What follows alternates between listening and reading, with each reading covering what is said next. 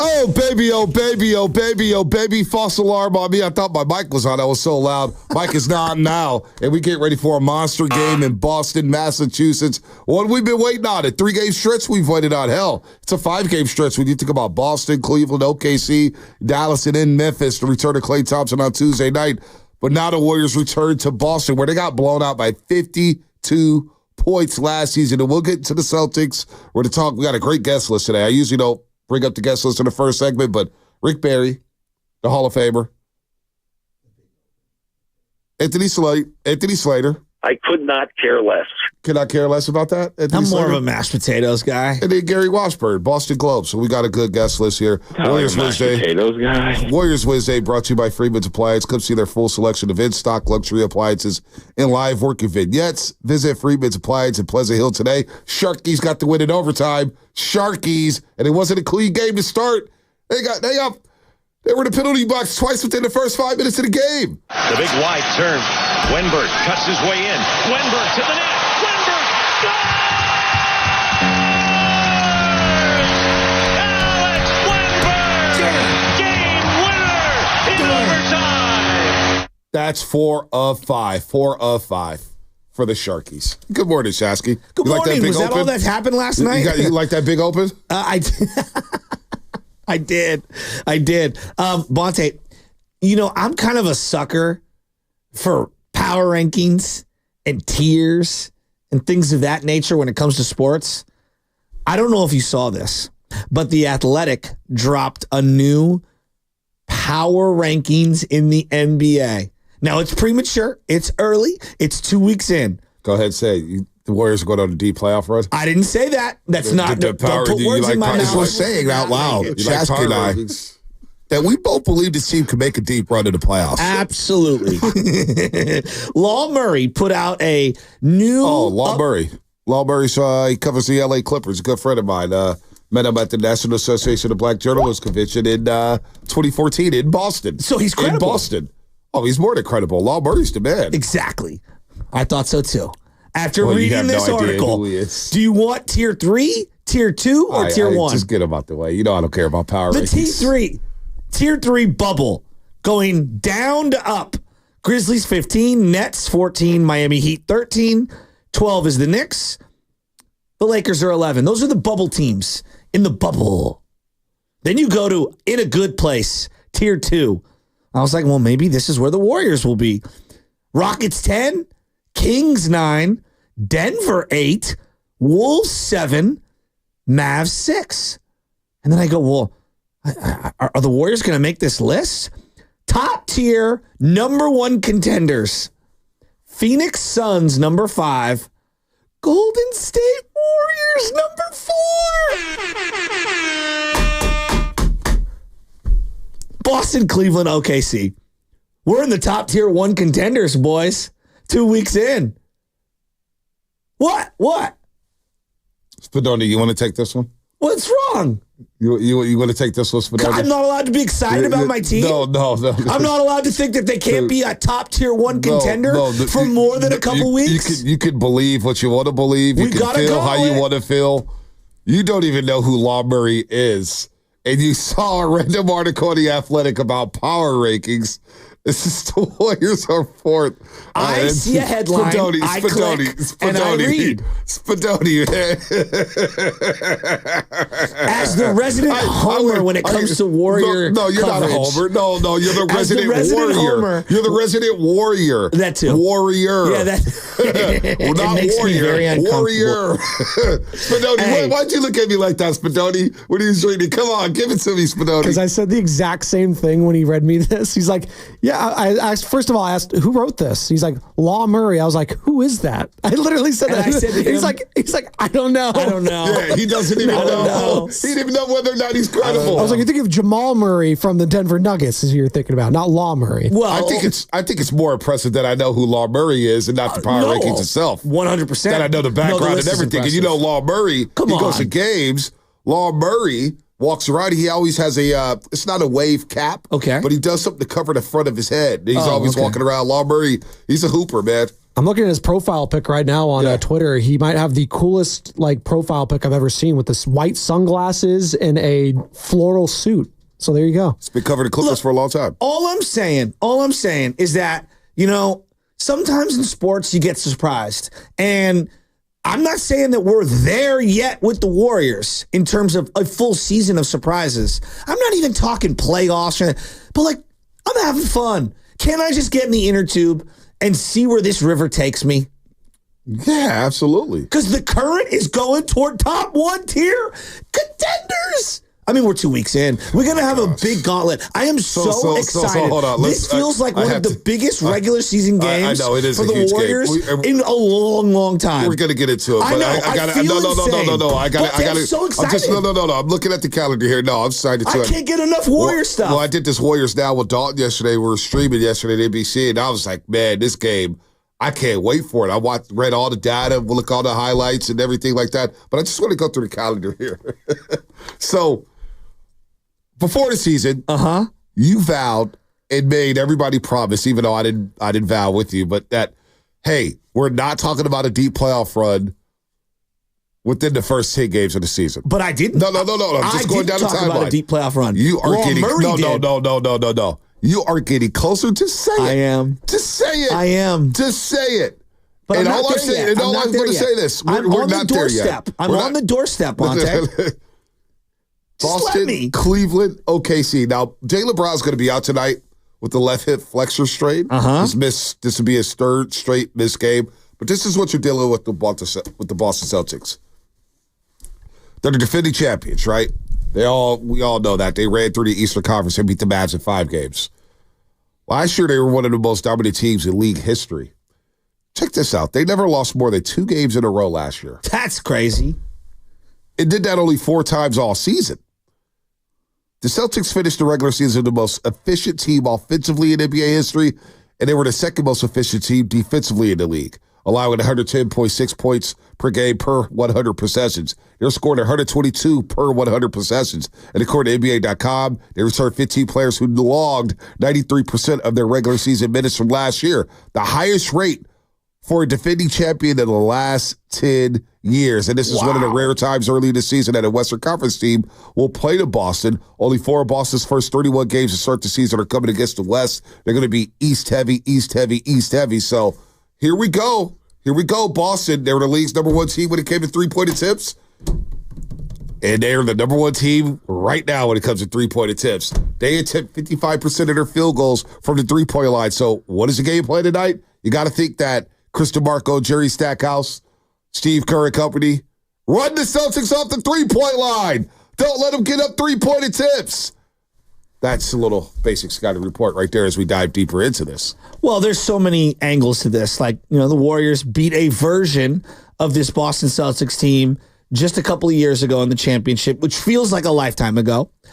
The Warriors have changed a lot since then. Boston's changed a lot since then. Those guys are in their prime. Some of the Warriors are maybe just slightly on the down click. Some guys are, trying to reclaim their careers and whatnot. This is a great litmus test for the Warriors. And obviously you got Cleveland after that. You got OKC after that. This 3-game stretch is as close to a playoff stretch. I looked at the schedule. This might be the toughest 3-game stretch of the season. But I'll listen to you if you've got another one that you wanted to identify. Well, no, it's a 5-game stretch for me. It's a 5-game stretch. It's Boston, Cleveland, OKC on the road. Yeah. And then you get Dallas, and then you get Memphis. And Dallas is going to be a factor in the Western Conference with Luka and Kyrie. And Luka's still not in shape yet. You can just tell. He's working himself back into shape. He uses the first couple months to get into shape. So he's missing a lot of shots that he normally hits just watching the Dallas Mavericks. And then you get Memphis with John Morant, who are trying to reclaim their stake in the Western Conference. So this 5-game stretch I'm looking at, maybe one of the toughest 5-game stretches, but we'll see later down the line how things play out. But for the meantime, for this team, look, they beat Portland, they beat Utah, they beat Washington, they beat the Pelicans twice. And of course, they beat the Rockets. These are true barometer games. We're going to see just how good or just where the Warriors are at tonight, Friday, and Sunday. That excites me because I don't know how good they are. I don't know whether they're a tier 1 or tier 2 or tier 3 team. I don't know that. I think it's a little premature to be doing power rankings in the NBA. At least wait a month. I mean, geez, Louise, we need content that bad. But I'll take it. And they're doing what they need to do. You control how you play, not who you play. You control how you play and who you play. Right now, the form is good with the Golden State Warriors. Here's kind of my setting on the whole thing, B. I don't know how good they are, but boy, it feels really good to have hope and optimism, right? And I think that's kind of like the number one thing that I've felt watching this team through, again, 7 games. I'm not here to say that it's the end all be all, but like it just feels different. And I'm hopeful that they put together a competitive, good game. And I want to see some back and forth between the Celtics and the Warriors, because I think there's a little bit of bitterness toward Boston fans and Draymond, Boston fans and Steph, Boston fans and Steve Kerr. So I think this is a great opportunity, and this is a team, Boston, that we all know is not just elite. They're deep. They're still hungry. They're in their primes. I don't know. This is going to be fun. I'm so pumped for the Warriors, man. I can't get enough of it. I wonder who out there is with me. Like, I'm not saying we're the best. I'm not saying, I don't even think, do I think we're the 4th best team in the league? Probably not. Like, I'm being real. Like, probably not. But you know what? Like, the fact we're even discussing that and that people are writing about it who are credible, who knows Bonte, like, that to me matters. That matters. Who's with me? That's the funniest thing, though. I'm driving the trolley. No, I drive the trolley. I got the cable car. I drive the trolley because all right, well, then I'm hanging off the back. No. You get in the back seat, you buckle up, because Lord knows if we go through a little bit of turbulence, our pets' heads are falling off. No, we're not going to do that. I was worried. Hey, it's Spinoni, man. Look, I'm fired up for this game. Excuse me for being excited about the Warriors. Sue me. We only have the franchise's greatest player of all time back. Excuse me. We only got Buddy Hield, who's the greatest fit ever. We only got Draymond Green having a career renaissance. Like, I don't know.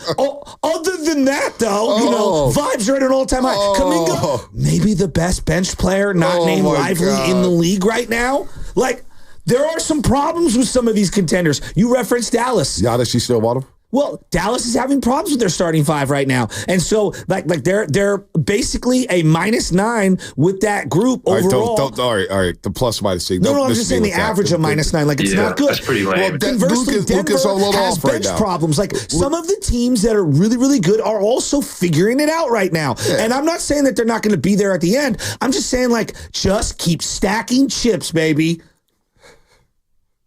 I can't get over the Top Law Murray tier 1 thing. contenders. I can't get over the Law Murray thing. Just win, baby. But he goes, I don't even know who Law Murray is. And Shasta goes, yeah, I don't either. I don't even. Don't let I us just beat saw Boston. power ranking. Don't let us beat Boston. Oh, my gosh. You let us beat Boston, and you watch the strut I got coming in tomorrow. Well, no Jaylen Brown definitely helps, right? 3rd straight game, he's going to miss with a left flexor strain. Like, Warrior fans don't know anything about injuries. But you know what, though? I mean, cry me a river. You know what, though? I'm not mad at it, because Draymond will still be talking that talk. Back in 2022, the NBA Finals. There's a lot of trash talk going. Huh? I love how excited you are. I am excited. I've been excited. I've been excited since training camp. I'm glad you're with me now. I'm glad you're riding with me now.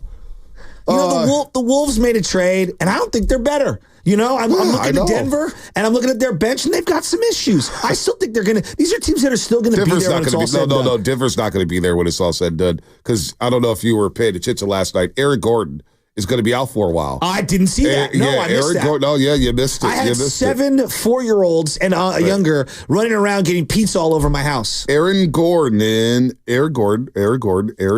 Where's it at? He's got a calf strain, and he's going to be out. Oh.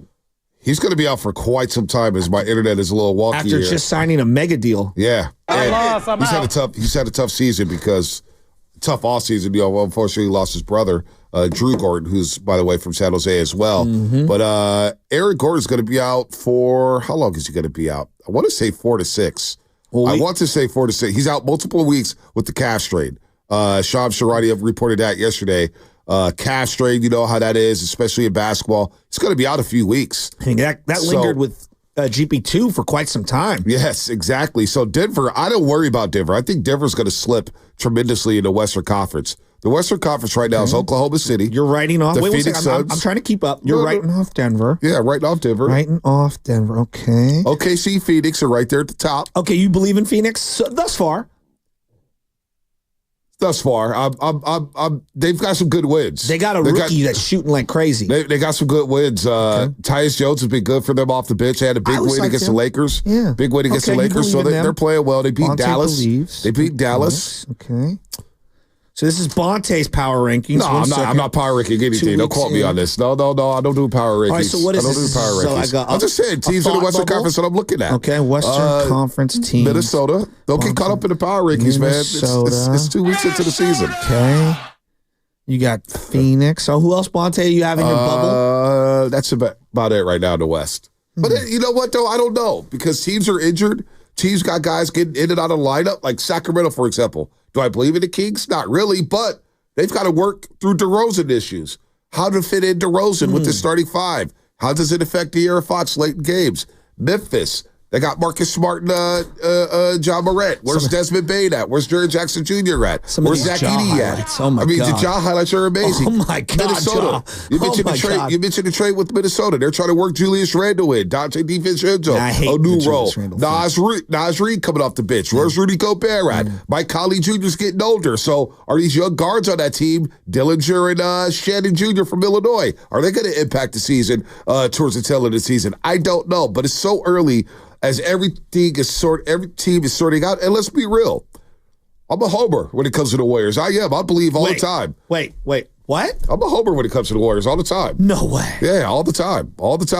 However, I'm going to sit here and recognize the fact that they haven't really beat anybody yet. I agree. They haven't beat anybody yet. That's why you don't want to let us beat Boston. Well, no, that's why I'm eager to see these next 3 games. Now, you can talk that talk and you want to. Dude, if they beat Boston, deep playoff run's coming, huh? Maybe. Yeah, it's coming. I might suspend my own rule. Well, look at this. The Rockets yesterday. They beat the Knicks. Hey. Or Monday night, they beat the Knicks. Fonte, Rockets are 10 on this list. Power rankings. So that might end up being a good win by the end of the week. I mean, they're a team that's quote-unquote in tier 2 in a good place. Now, this is a big game because I've actually thought about the pregame outfit more than I need to think about it. What are you wearing? I don't know. 650 is asking me, Comcast Business Sex Line. Is it a dress shoes or sneakers tonight? Yeah, I think it's dress shoes. Well, I haven't worn sneakers yet all season. So we'll see about that. Ain't nothing you can do about it. Maybe I'll look presidential. Warriors Wednesday brought to you by Freeman's Appliance. Come see their full selection of in-stock luxury appliances and live working vignettes. Visit Freeman's Appliance in Pleasant Hill today. Law Murray. Shout out to Law Murray. I'm going to DM him in a second. Be like, hey, man, your power rankings are making the rounds up here in the Bay Area. All right, more Warriors Celtics coming up. 888-957-9570. 888-957-9570 is the number. How are you feeling about this game tonight? Is this a game that will make you a believer in the 2024-25 Golden State Warriors? If they win. Plus, we'll get into the sound. There's a little bit of history between these two teams. All that coming up, brought to you by Safeway. Head to Safeway this week for this digital deal for members. Free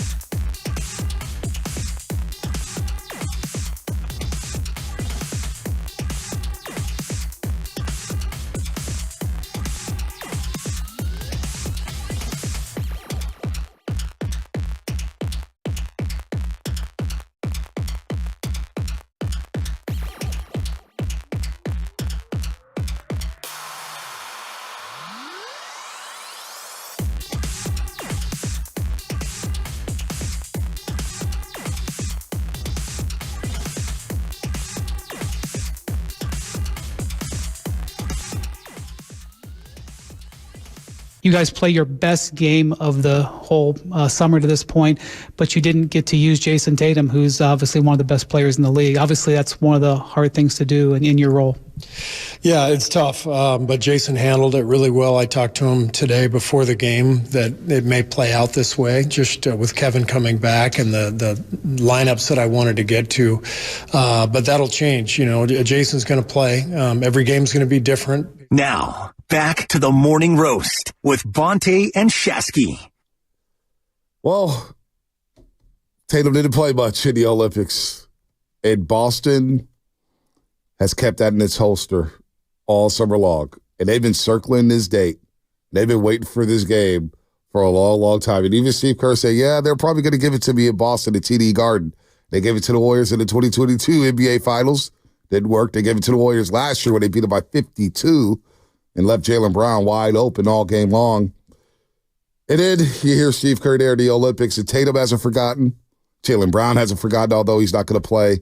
And the Boston fans have not forgotten, as long as they're media. We're going to talk to Gary Washburn, Boston Globe at 9:20, about that very thing, of what the environment will be like in Boston. Anthony Slater is going to join us at 8:30. Rick Barry, 8 o'clock here on the River Islands guest line. Isn't it time for you to discover the islands, River Islands, and Lathrop? And don't forget to tune in to Warriors Live today.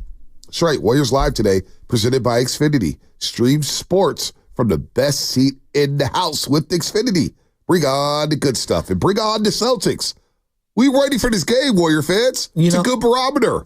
It's a huge barometer. You're referencing like Steve Kerr kind of getting it from the fans. I'm just going to give you my experience. Like you and I, we went to Philadelphia, and that is a whole, and for a football game, that is like just a different, it's a one-off. It's a different environment. Cream of the crop. What? Cream of the crop in terms of just nastiness. But in terms of like fan unison of like booing an opponent, there was nothing that I've ever seen in any sport like Game 3 and Game 4, the Boston Celtics crowd booing Draymond Green. And by booing, I mean chanting every time he touched the ball, screw you, Draymond. And I'm giving you the Cliff Notes version or the PG version of what they were saying. I was blessed and lucky enough to be able to go out there for Game 3 and Game 4, sit by myself up in that upper bowl with all Boston fans. You had a media credential. Why'd you do that? It was the experience. It was one of the greatest experiences ever. Like on the real, like both those games, some of the greatest experiences of my life. The second half of sports, second half of Steph Curry was just, oh my God.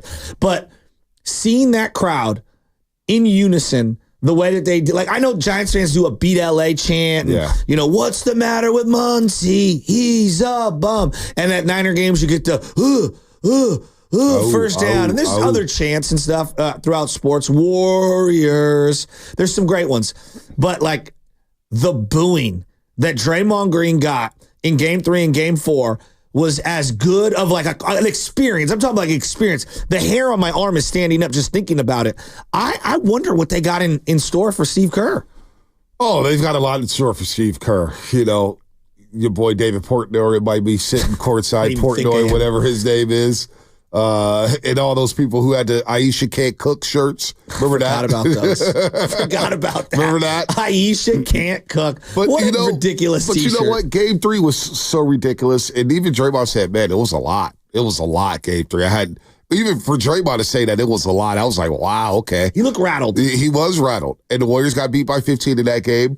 But then we get to Game 4, and obviously we made the Curry documentary say they're too fast, they're too quick, they're too athletic. We were doom and gloom. We were a mess during that final series. But then Mary Babers Green joined the show, Draymond's mother. It was like, I don't know what's going on with my son. He's talking to the rest, the back. You guys have no idea. But it was 25 minutes ago, and it was one of the best interviews that we've had on this show. And then Bully comes off Game 4, the morning of. Comes on 9 o'clock hour. And I didn't tell you anybody. I just said, hey, it was a special guest. Remember, you didn't even know. You was like, what? And the roasters went crazy on YouTube. And Bully just comes in. Good morning, roasters. Shasky, Bonte. The Warriors will win this game tonight. Oh. And we talked to Bully for about 20 minutes. He broke it all down. And we walked out that studio, WEEI. Well, I know I did. Shasky's walking with me. And, of course, I can't keep my big fat mouth shut. And I'm telling every Celtic fan, you're losing tonight. You're losing tonight. Where was that place we went to get King lobster? Crab spot, the crab spot. And remember, I was just telling everybody, you're not winning tonight. Now, incredible. I don't know if I believed it, but I convinced myself. I wore my Warriors stuff everywhere around that town, and it was an odd feeling. It felt like they thought they were going to celebrate the championship that night. Game 4 wasn't the same crowd as Game 3. No, but it was a Friday night, it was 9 a Friday o'clock, night. liquored up Boston crowd. It was, but they weren't as loud as Game 3. And no, there was an odd feeling in the air. I would agree Steph Curry, when he had that explosive first quarter, and he looked into the Boston crowd and yelled at them and pumped his fist and said, "I'm here." I said, damn, Steph is showing up tonight. And then you get down 97-90. And Andrew Wiggins hit some big shots. Klay Thompson hit some big shots. Klay was really good. Looney had a great offensive rebound. Day comes back in the last 4 minutes and has a big offensive rebound. And they survive and win that series. And then you get to Game 5. And that's when the Warriors just punked the Celtics mentally. I mean, listen to some of these highlights. Game 5, you got all this stuff going on, and they're talking trash left and right. Now, the scuffles happened in Game 2. Remember, because the Warriors blew Game 1. Oh, Game 1. Game 1, it lives in my head rent-free. Fourth quarter. So then Draymond Green in Game 2 said, I know where I need to go. I need to get inside of Jaylen Brown's head. Warriors up by a bucket. Brown had a notion now pulls, fouled. And that's going to be a foul against Draymond Green. Against Draymond Green, you got to be careful. You already have a technical foul. And if you're Jaylen Brown, you got to try to entice him. Absolutely. And in a normal course of a game, this would be a double team.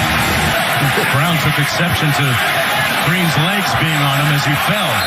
I would hate to see someone ejected right now, but the norm, Steve, but I think that's what separates. After the defensive foul on Green stands, there's no further penalties on this play. I think that's what separates outstanding officiating, knowing all the circumstances. So Draymond and Jaylen Brown getting into it. And radio doesn't do it quite the justice that we wanted to, but pardon me, Mike Breen wasn't on the call because he came up with COVID. So that was Mark Jones on ESPN alongside Van Gundy and Mark Jackson. But then after they won the championship, Draymond Green was in rare form talking that talk. When Jaylen Brown went in the media and said he trying to pull my shorts down, I knew I took his heart. I knew I took his heart. And not that I'll have it next year. I got to regain it next year and next time we play him. But I knew for the rest of that series I had him because you know you're standing over me and you're going to go to the media and say he was trying to pull my shorts down. Like, come on, bro, you standing over me. Like, own it. But another thing he said, and I sent it to our team, he said, we are not afraid of the Golden State Warriors. I sent it to our team in a group chat and said, we are afraid of the Golden State Warriors because nobody asked you, are y'all afraid of us? Why the are you talking about that? He's like, we are not afraid of them. We'll do this and we'll do that. I knew at that point, I'm like, yep, this is baby food and this is over and we're going to walk on out of here with a championship. That is elite. When he dropped the microphone on the floor. T.D. Gardner, the presser. Yes, it was just, I mean. And Cedric Perkins stand on it. He looks staring directly into the camera. I swear to God, there are times where he is a WWE character. And this is one of them.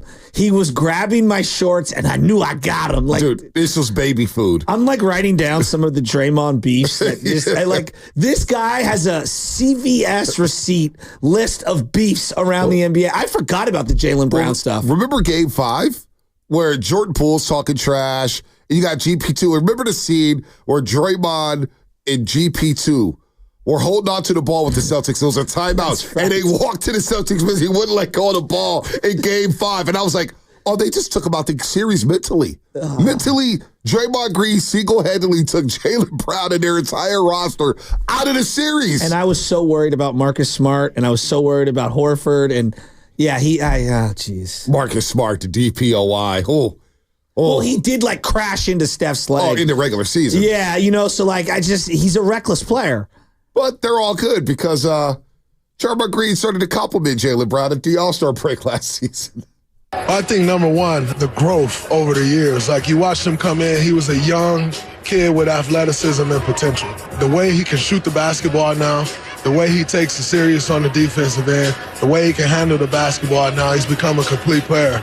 And you don't become that player without putting the work in, and I respect that. And then also, his competitive nature. I got a chance to play against him in the finals, and he's competitive, super, super competitive. Here's Jaylen Brown's response. Hey, man, I appreciate you, man. That's not bad. Not bad that he said a bunch of good stuff about you. He's supposed to. I know.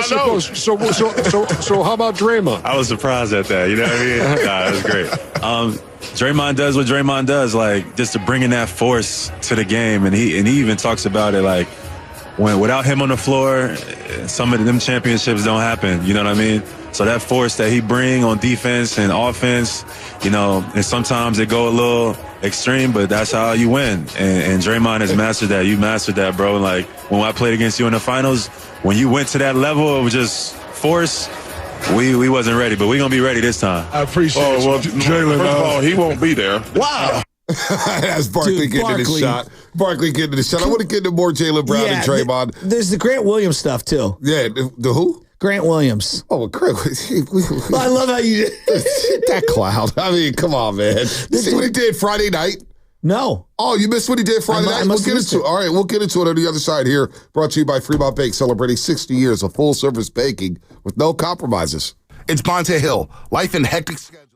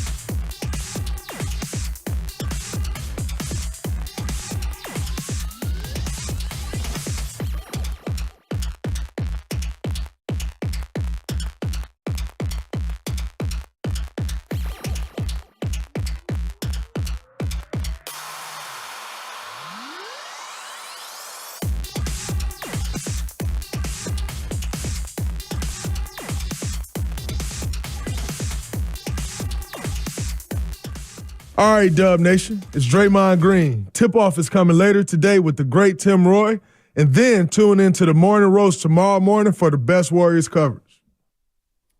Let's go. Warriors, Celtics. Yeah. Niners back on the practice field today. Sharks win 4 of 5. They're rolling. Boy, Warriors and Celtics back in Boston. Steve Kerr joined Willard and Dibs yesterday. We'll get to some of that sound. Buddy Hield joined the Jim Rome show, and it was really, really good. Let's get into Buddy Hield real quick. Let's do that.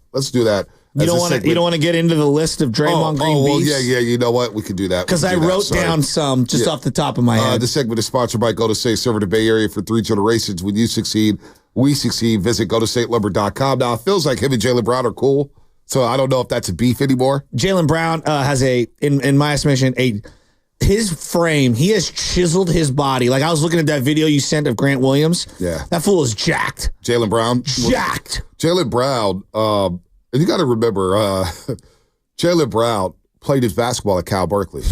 So he got to see up close and personal. When he was at Cal, he would go to Warrior games. And he would be on the court, he'd be talking to Iguodala, Curry, and whatnot.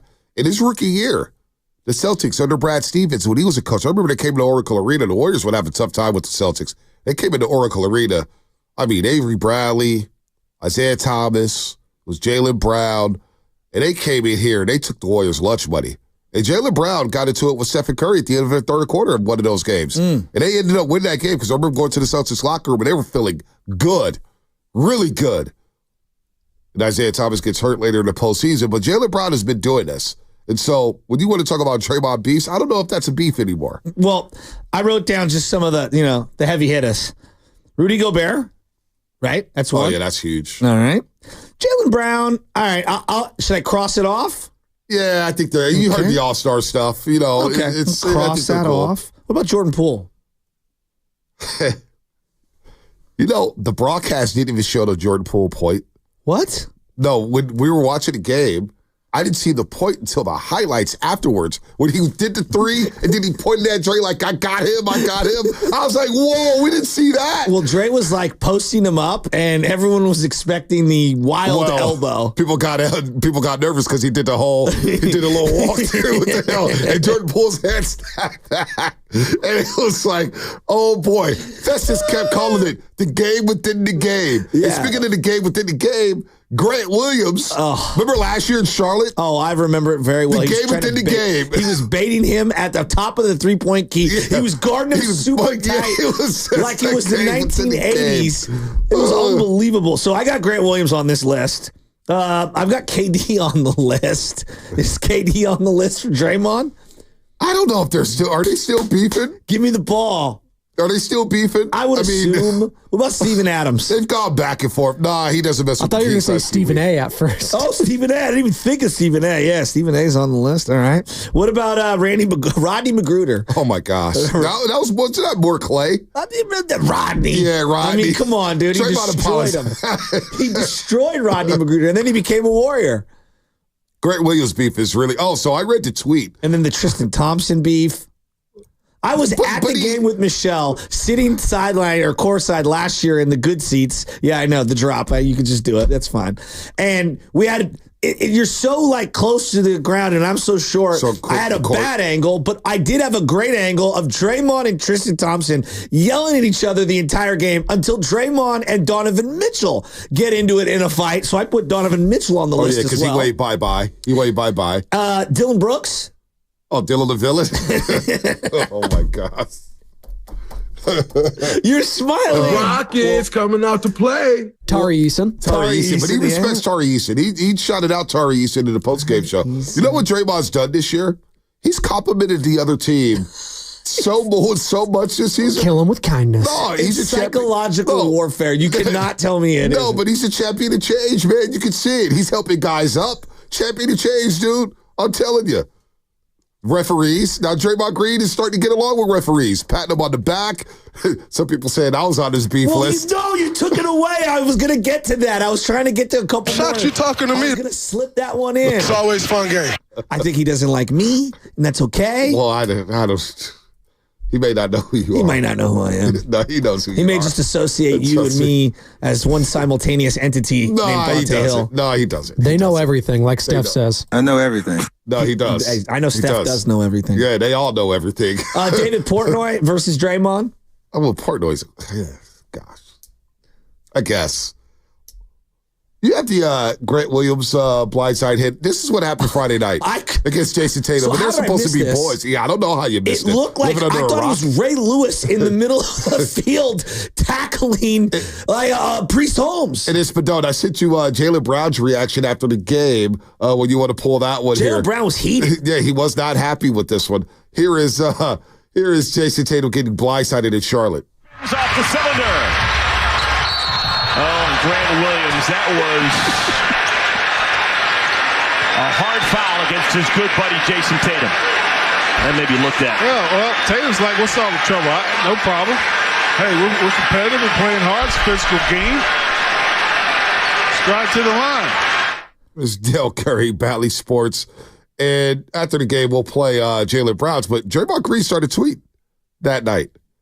And here he is. I'm going to read the 4 tweets. Grant Williams said it's not intentional fouling JT like that. It's mad wild. And he's smiling about it. Next tweet. Thinking a blindside hit on your mans is a smile-worthy offense means one of 2 things. You have zero awareness or you a goofy. And both make you a goofy. Goofy. Third tweet. He mad at JT about something? LOL. Ring. He was supposed to keep him in Boston. JT got a ring and dude let his frustrations out about it. 4th tweet. All right. Good night. That was in a row? That was in a row. I love the tweet. Festus like, man, you put some emphasis on that. I was like, hey, you have zero awareness or you a goofy. And both make you a goofy. Goofy. You know how we have certain people that are like fight experts, right? Like that Draymond is like, you know, when you, for example, Mike Pereira, like, oh, we have an officiating issue. Let's go to Mike Pereira. Right. Anytime there's a fight in the NBA, we should immediately zoom in Draymond Green. Draymond, what do you think of this little altercation that's going on right now? Probably not the best idea. We'll go to Tommy Pham out in Secaucus. Oh, gosh. What was the guy from Memphis, Clark, who he caught in Brandon midair? Clark. Yeah, and Brandon Clark. he hacked him so hard. And then he tried to catch him as he was falling down. Was it game 1? He got ejected. First off, the awareness to not only karate chop a guy midair, but then catch him and brace his fall to keep him from getting even more hurt was just incredible. I tell you one of the more impressive things when he's choking Rudy Gobert and Karl-Anthony Towns comes from behind him, the wherewithal to tuck his chin is next level awareness. I mean, he doesn't get enough credit for that. I swear to God. You watch it back. He tucked his chin when Karl-Anthony Towns tried to. It was unbelievable. Look, I'm guilty of this, but I do all the emotions, like the full circle, all 360 degrees of emotions. We know. When it comes to Draymond Green specifically. I thought he was just talking about sports in general. That's life. Like yesterday, right? Yesterday, my brother brought his boys over. My cousin brought his boys over. And little Teddy, God bless him, he's 2. He's having a lot. He's the middle child. He's got a lot of emotions. He cried yesterday. He screamed. He laughed. He hugged. He did every emotion you could possibly have in about 45 minutes. And that's how I feel when I'm like rooting for Draymond Green. Sounds like Inside Out 1 or 2. Yeah, 100%. Jaylen Brown on the Grant Williams situation Friday night. I don't know what that was about. I think that spoke for itself. I don't know if Grant missed JT or I don't know what that was, but that just wasn't a basketball play. Grant know better than that. Last year he ticked you off with a hard foul against you. Tonight he had a hard one against Jason. How much did it frustrate you seeing him do it again against you guys? Actions speak loud, so it is what it is. We got the win, we move on, but, there's no place in the game for that. I thought JT and Grant was friends. I guess not. I kind of like this, though. No, I think this is good for the NBA. So there was so much AAU, rah, rah, rah. Let me jump one team to go to another team. And I don't know, I think this is good. I do. Now, do I want guys to get hurt? No. Obviously, there's a fine line here. But having some beefs, for example, when the Warriors play the Kings, you're not thinking about what's going to happen with Sabonis. I am. I think it's good. No, I'll take basketball first. That's all the extracurricular stuff. But these are the undercards within the game within the game. Well, you don't think about that? You love the drama. I think about ball, man. The drama will play itself out. I hear you. And a lot of people feel like you. I feel like a lot of the consumer wants to know that, hey, if I'm a Celtic fan, I know my team can't stand, like, for example, the 76ers or the Knicks or whatever. Like, I think it's good to have these kind of, like, look, I don't want anyone to get hurt and all that stuff, but, like, a little physicality, a little pushing and shoving, I don't think it's the worst thing. No, it's not. Well, Joe Mazzulla says he just wants fighting back in the game. Said he thinks, you didn't see that? Joe Mazzulla, you saw that, right, Spinoni? Yeah, he thinks they should go back to hockey, like hockey rules, like goons and stuff like that, and just fight and get it over with. I'm actually not mad at that. Yeah, that's ridiculous. Well, no, the fighting is one thing, but like the pushing and shoving, I'm okay with that. Yeah, pushing and shoving, you're going to get that. Yeah, I'm okay with that. You get that all the time. I just want to know that they hate the opponent as much as we do the fans. And I know they're never gonna, because everybody's getting brotherhood crazy money and all that stuff. And they all grew up together playing. And I get all that. But like on some level, that's why I think Anthony Edwards is so beloved, because he clearly he don't really like anybody. Yeah, no, he's cocky. He's cocky. And I think he likes him. But, you're going to get pushing and shoving. You get that from time to time. Just all out fighting and hacking, that's not good for the game. No, that I agree with. That I agree. You got kids watching and stuff like that. These guys are role models. Well, and guys can't whether they get like hurt. it or not. So you don't want that happening. As you're listening to 95.7 The Game, KGMZ FM and HG1 San Francisco, and Odyssey Sports Station, always live on the free Odyssey app. It is a Warriors Wednesday, brought to you by Freedman's Appliance. Come see their full selection of in-stock luxury appliances in live working vignettes. Visit Freedman's Appliance in Pleasant Hill today. Go get you something out there. Where's Dre jersey got ripped off in half by Bradley Beal? That was wild. Oh, that was wild back in the day. But you know what? Forget about the beef stuff, because Draymond's been playing excellent basketball. Excellent basketball. The fit with Buddy Hield. And we were talking about fits and culture, because we were talking about quarterbacks yesterday. And, part of it, and I think we're all learning this as a society, it's not so much about your talent. You could be a superstar, but if you don't fit somewhere, you don't fit. And we've seen a lot of superstars not be able to fit in the NBA together. It's about fit and who's the right player at the right time, not the name on the back of the jersey, but who fits and who can contribute to what that team is trying to do. And right now, Buddy Hield fits with the Golden State Warriors. Now, King fans are trying to warn us all, and I hear D-Lo and KC and all the buddies down in NBC Sports Bay Area, Shasky saying, Buddy, do you just wait 20 games in? Well, I'm not. I'm going to ride the wave here with Buddy Hield. Now, he joined Jim Rome yesterday, and he discussed his fit with the Golden State Warriors. Fitting situation, and something I've been done for a long time, but also getting the recognition, but also playing to a team that wants to emphasize the three balls and complement my movement, and I watched these guys all my career. From in college, I go to the NBA games when they came in town to Oklahoma and watched them play. So it was just, I studied them. I always wanted to play in that type of system that they they applied to the game. And I always tell everybody, it wasn't with Steph Curry, I probably wouldn't have being drafted the 6th pick because of my shooting. But I'm just happy to be here, and I'm just glad to keep building. So he talked about that, watching the Warriors, and he always felt like he could play in the system. I want you to react to that. And then, if he put any pressure on himself to replace Klay Thompson.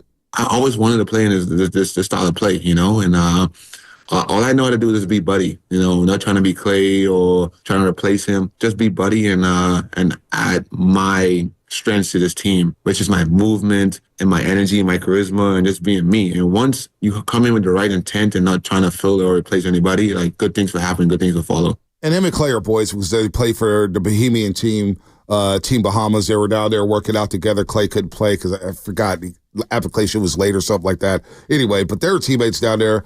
But Buddy has the perfect answer. Just be Buddy. Don't try to replace a legend. We see, whether it's football, baseball, soccer, whatever it is, Shasky, people try to replace somebody. Just be you. Same thing in radio, right? Just be you. Just be you. And that's what Buddy's being right now. And I didn't know he had this much charisma. Maybe Sacramento drained him from all that charisma. He bounces around the league, goes to Indiana, Philadelphia. He feels like he's in basketball heaven right now. Fit is something I'm really, really, really coming around on. We always kind of knew it was there. But the more and more that I study this stuff and I think about it, talent is going to override a lot of things for a lot of people. But you can have all the talent in the world, but you do have to fit in the situation. But I think the majority of these players don't have, for example, I'll give you an example. I believe Magic Johnson would have been special anywhere, but boy, did he fit LA perfectly. Did he fit that time in that team and that place and that community and that style of play to a T? Yep. Right? And it was just perfect. Same thing with Larry Bird, right? He fit that team and that community and everything. It was just like perfect. You could not script players for their communities and their style of plays any better. But then I think of guys that are like lesser talents, right? Pablo Sandoval. It didn't work out in Boston for a variety of reasons, but clearly the fit just didn't fit. And then when he comes back home and like, you guys we all knew like he just fits here. Like he just does, you know? And I think Buddy Hield is more in that Pablo zone where like the fit really, really matters. Not that he's not a good player. He's a good player, but like the fit really, really, really matters for them to be their optimal version of themselves. Think Johnny Damon with the Red Sox. Mm-hmm. The fit was perfect. Mm-hmm. The beard, the hair, everything about him, you know? Dustin Pedroia. I don't think Dustin Pedroia is Dustin Pedroia if he's playing for the Milwaukee Brewers, right? And I'm not trying to shortchange him. It's just my belief. And the more and more I think about this, I think like obviously Buddy Hield fits just absolutely perfectly for his situation. And I don't know, man. I think that as I look across the sports landscape and we talk about adding players to certain teams and things like that, Christian McCaffrey would be good in a lot of systems.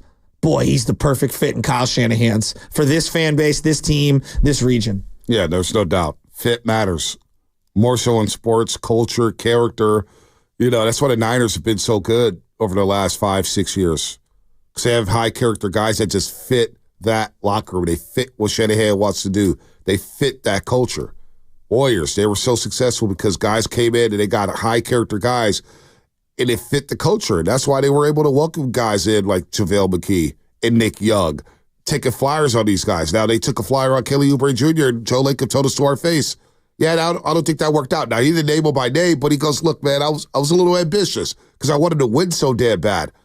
This fit of Buddy Hield, the shrewd move, and having the intel. I can't get over what Fitz said about Chris DeMarco and Ron Adams being out there with Team Bahamas and getting to know Buddy. So when it came around the event, you know, hey, what about Buddy Hield? Mike Dunleavy, you say, hey, what do you know about Buddy Hield? Yo, this guy, man, I think it might work. It may work here. And it has worked so far. He's averaging 21 points per game. And you see the movement. You see him driving to the basket. I didn't know he had that in his back. I didn't see that same player in Sacramento. I certainly didn't see it in Indiana. And we didn't see it in Philadelphia because he barely played. The fit has been perfect for him. And I also believe that he's I think he's matured to some degree. Now, obviously, you got to do it for longer than 8 games or 7 games or something like that. Let me throw another name at you, B. Like, Nick Saban's a pretty good coach, right? Yep. Yeah. Nick Saban obviously had great success at LSU, goes to the Miami Dolphins. He's just not a Miami guy. No. And he didn't really love the NFL at that particular point in time. Now, do I think he would have been successful? Probably eventually, because I do think he's that great of a coach. Well, they were like 9-7 that last year. I think they had won like 7 in a row in the season. They were trending in the right direction, but the Bama job was better. He fit Alabama like a glove. Okay? He was perfect in that situation. I think of what's going on with Lincoln Riley at USC right now. Lincoln's kind of a Southern guy. You know, I don't think he's a glitz and glamour LA guy. Pete Carroll fit USC perfectly. He understood what it was like. He's the goofy old guy. He leaned into the superstars. Like, he fit perfectly. And so, like, I don't know if Buddy is, Nick Saban or whatever, but it does, you've been talking about this for weeks on end, and I'm now coming all the way over to your side of the church, if you will, O'Neal. And fit is maybe more important than overall talent. Yeah, it does. Team chemistry. Fit. You think about that first Warriors championship, Clay wasn't a superstar yet. No. Draymond wasn't a superstar yet. It was Steph Curry, and it was strength in numbers. But all those guys fit. Livingston fit. Mo Buckets fit. Barbosa fit. And they're starting to, it's very early. We got to see what happens on this road trip. But this team is reminiscent of that, where on any given night you're going to have a number 2 scorer. I don't really care about a designated number 2 scorer. We know Steph's the guy. How does it revolve around him? They're playing great team defense. They're playing great half-court defense. They're hustling. They're grabbing loose balls. They're winning the 50-50 balls. They're deflecting things in the half-court. They're scrappy as hell. They're getting great shots, and they're starting to take care of the basketball. That's That's a good basketball team right here. So if they can keep that up over these next 3 games, we're going to look back at Mike Dunleavy's offenses all season and say, damn, aren't we thankful they didn't trade for Paul George? Wow. They didn't trade for Larry Marketing. You have all this depth. Steve Kerr's playing 13 guys. It fits, and that's why there was a quiet confidence within an organization. Going into media day, before media day, Shasky, when they went out to Hawaii, there's this quiet confidence amongst Mike Dunleavy, Joe Lacob, players, coaches. All right, Bonte, I think we're going to be pretty good. We don't know how good, but I think we're cooking with something here. And I think we're a little bit better than last year. And I'm thinking, well, last year you won 46 games and Draymond missed 27.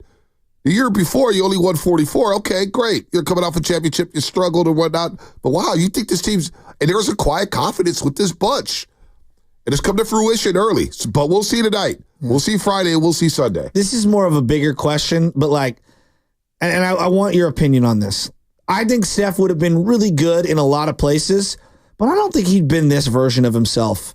Like, I always go back to the Mark Jackson stuff and, like, the empowerment and playing for Don Nelson for a short period of time. And, like, I do believe that Steph Curry, for whatever reason, reached his maximum potential in this location. And I don't think, I'm not saying he wouldn't have been good. That's not what I'm saying. I think he would have been good in a lot of places. Steve Kerr maximized his talents with the system. Right? The fit was perfect. And so I look at the trickle-down effect across the whole roster. I don't know if Pods works in a lot of places, but I know he works here. He's a winning player. I don't know if Kevon Looney works in a lot of other places. I know he works here. Draymond Green's like the ultimate of this to me. Like, he was a tweener and, you know, coming out, no one really knew what position he was or whatever. And as a point forward, playing alongside that guy, Steph Curry, it's like one of the greatest fits of all time. Man.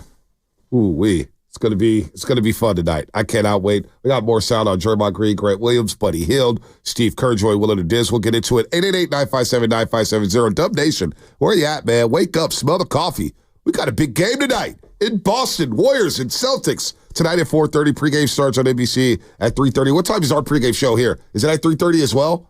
3:30 p.m. Who will it be? Willard and Dibbs? All right, there it is. That's all coming up. All coming up. Brought to you by. Man, I need to go here. I need to fly somewhere. San Francisco International Airport. Whether you're flying for business or pleasure this holiday season,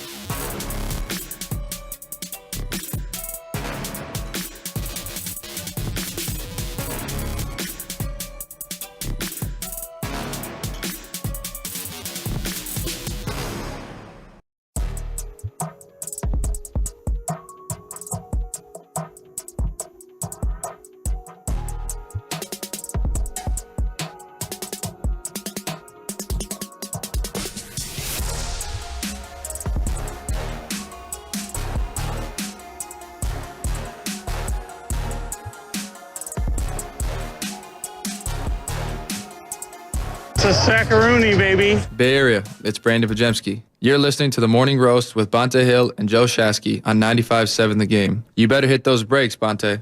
I'm trying, Pods. I'm trying. You keep taking charges and moving that basketball around the floor and diving on the floor and getting big buckets in crunch time. I do my job, Pods. I know you're going to do yours at a high level, man. I'm excited for tonight. Excited for this game tonight. 888-957-9570. These are 3 barometer games coming up. Celtics, Cavs, OKC. Just how good are the 2024-25 Golden State Warriors? We're having some fun diving into it. Rick Barry, 8 o'clock. Anthony Slater, 8:30. Gary Washburn, 9:20 from the Boston Globe. Going to be a lot of fun here on the Morning Roast. By the way, download the Odyssey app, 95.7 The Game. Thousands of other stations, a million podcasts are free on the Odyssey app. Sports talk, music, news, great podcasts like Garlic Fries and Baseball Guys are all available. Follow your favorite teams like the Niners, Warriors, stations and radio shows like The Morning Roast. And catch amazing interviews you missed too, like with Steve Kerr, Joyd, Willard, and Dibs. 262, Comcast Business Sex Line. Surprise no wings JK mentions in terms about player fit. Well, that was the big thing with the trade with Andrew Wiggins we're talking about on the show call. They made that trade for Andrew Wiggins. And I didn't think highly of Andrew Wiggins at the time in Minnesota. I was like, this guy, I've watched him in Kansas. Like, he's good. But the fit here was like, he no longer has to be the number one option. He no longer has to carry a franchise. He could chill and play off of Steph and Clay and Draymond Green and be straight. And we saw that come to fruition in the 2022 NBA Finals and that whole postseason run where Andrew Wiggins was like, I'm the best player out here, best two-way player. I'm locking you down and I'm dunking on your head. Now, he's back this year. He had an off game against the Wizards as he deals with his lower back strain. But he's going to be key tonight defending Jason Tatum and at times Derek White. Andrew Wiggins and JK. JK fits off the bench, which Steve Kerr talked about. Shasky will play that in a second. But Andrew Wiggins fits alongside Stephen Curry and Draymond Green. Yeah, and they've got to monitor whatever's going on with the back. That is extremely important. Obviously, the backs are so tricky, but they need this guy in the worst way. You know, we joking about the whole deep run and all that stuff, but like we all can acknowledge Wiggins looks really good early on this season, and the way this team is built, they can offset him being gone for a week or two, but they're really probably, capped out if they're not going to get him back to full strength. So they're going to need him all the way. I have a question for you, Bonte. The game tonight, Boston, even with Jaylen Brown out, what are you hoping we learn about this team? That this start is not fool's gold. I don't want to see them just not be competitive, turn the ball over, and not execute. Now, a loss may happen. This is the NBA's 82 games. You're not going to go 81-1. 73-9 is hard. We've seen it here, but they're not going to do that. Can they execute at a high level against a team that is locked in defensively like the Boston Celtics? Again, you look at the Boston Celtics and their numbers over the last couple years here. They've been excellent. Last year they won a championship. Their defensive ranking was second. Their offensive ranking was first. They have two guys in Derek White and Drew Holiday at the point of attack can lock you down, take your lunch money, take the ball out of your hands and go the other way and set up a wide open three-point shot for Jason Tatum. So what I want to learn is this real? Is this sustainable playing 12 to 13 guys? Were the first 6 wins fool's gold or not? That's what I want to learn, Shasky. And we're going to learn it over the next 3, not just tonight. We're going to learn it over the next 3 against Cleveland and OKC and, of course, Boston tonight. What about yourself? Well, I think tonight is one test, and you're going up against a team that likes to switch a lot on defense because they have so many versatile defenders, to your point. And so, what's Kuminga look like off the bench? Can he continue to just put his mark on games, given the role that he's at? Can Steph Curry start to increase some of his minutes? And then I look at Trayce Jackson-Davis and Kevon Looney. Can they continue to be an effective combination in the limited amount of time that they're out there? And given the different lineups that they've been kind of incorporating alongside them, can they continue to kind of get away with that, right? Like, I think having that GP2, Draymond, Trayce Jackson-Davis lineup, it brings a lot to the table defensively. Where it can get a little tricky is if Draymond's not scoring, well, now you got 3 non-scorers. And so I guess where I'm going at is, can Draymond continue to offensively impact games with his 10 to 14 points? Because I think that's been crucial to unlocking various lineups for this team. Now, you look at the season average, it's just 9 points and 6 rebounds from Draymond Green, but you look at the last few games here, 14, 14, 18. 14, 14, 18. The three ball. I mean, the three ball is rolling for right now, shooting 52% from the three-point line. So, to your point, you're right about that. You brought up J.K. coming off the bench here. Steve Kerr touched on this with Willard and Dibbs on how good J.K. has been coming off the bench. It's a huge factor for J.K. to give us what he's giving. And again, everything is about the puzzle fitting. Everything is about putting together 5-man combinations, and we need JK's force and power, and frankly we need it more off the bench than we do in the starting lineup. So I love what I'm seeing. He's handling it great. He obviously wants to start. Everybody wants to start, but that hasn't impacted his effort and his energy at all. In fact, I think he's looked even better since we've brought him off the bench. I think it suits him well with this team. And so until things change, we'll keep going with this. But I love what we're seeing from JK. That's well said by Steve Kerr. His force and power coming off the bench. He's going to be able to be a number 1 or number 2 option coming off that bench. And doesn't mean that he doesn't get to play with Steph Curry and Draymond Green at various times. He's going to be able to finish quarters, finish halves, finish games maybe. That's another element we haven't touched on. Let's see them in a clutch game and see who plays in the last 5 minutes now that Stephen Curry is back. I'm very eager to see the lineup combinations there by Steve Kerr. Will he go with the hot hands? Will he go offense for defense, defense for offense? I really want to know what Steve Kerr does there in the last 5 minutes of a close basketball game. But one thing for JK tonight, in these big games, sometimes he comes out like a bull in the China shop, right? He's just going 100 miles an hour. He's in fifth gear. It's like, we got to slow down just a little bit here. Can he play under control early in this basketball game and then get himself acclimated to it? And how does he do that? Going to the rim, getting easy buckets. Then if you want to take some threes, sure, why not? Take a couple threes. But getting to the basket, crashing the glass, and just kind of slowing down just a little bit to start because he's going to be hyped up tonight in Boston. JK's going to be fired up for this one. This is a team, Boston, that's going to be shooting a lot of threes like the Warriors. What do you think? 80 threes today by the two teams? Boston, yeah, probably 80. Oh, no doubt. 80 right? threes. I mean, this is like two teams that want to shoot. Look, highest percentage of field goal attempts from threes. Yeah. Boston, 55% of their field goal attempts are from the three-point line. How many are they averaging a game? I get the mix in just a second. Highest percentage of total points from threes, 46% of their points come from the three-point line, which is insane. Now, three-point makes per game, they're number 1 in the league. 19 made threes a game.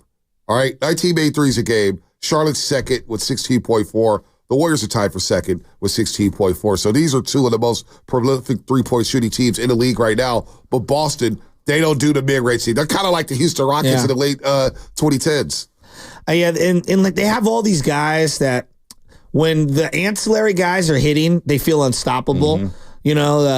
Pritchard and Hauser and all those random dudes that are just draining buckets. I'm very interested to see with the Warriors tonight, like, can Buddy Hield sustain what he's been doing, against this team? Obviously, Boston, they've got a little bit of familiarity with him.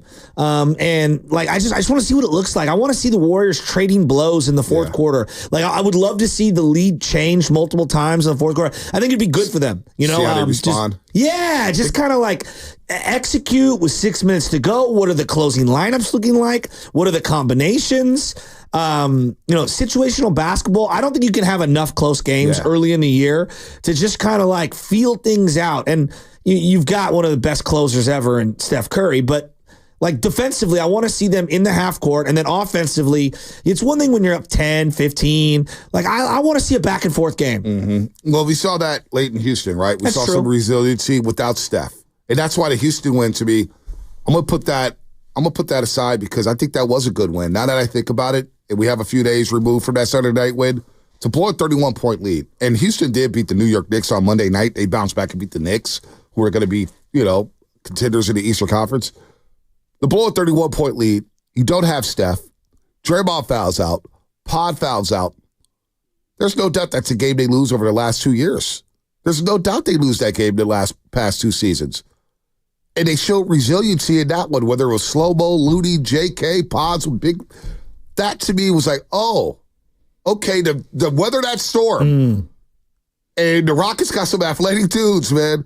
and to weather that storm and survive and win that game in overtime on the road to start the road trip without Steph, Draymond, and Pods later on the bench in overtime, I think so far, like we saw them in that tight game, it was like, oh, wow, okay, there may be something here. And it was J.K. who brought it home in overtime along with the defense of Kyle Anderson. But to your point, I do want to see a closer game. When was the last time the Warriors won a game that we call a circle game, meaning you circle it on the calendar and you go, all right, this is one of the best teams in the league, and like I'd like to see you win this game. Like, when was the last time they won one of those games?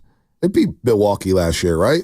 And they beat Milwaukee last year. It's hard for me to remember regular season circle games because we haven't had many of them around here.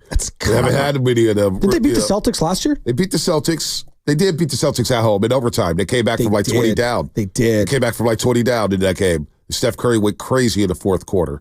That was a TNT game. I'm looking here. I'm going to look at the schedule.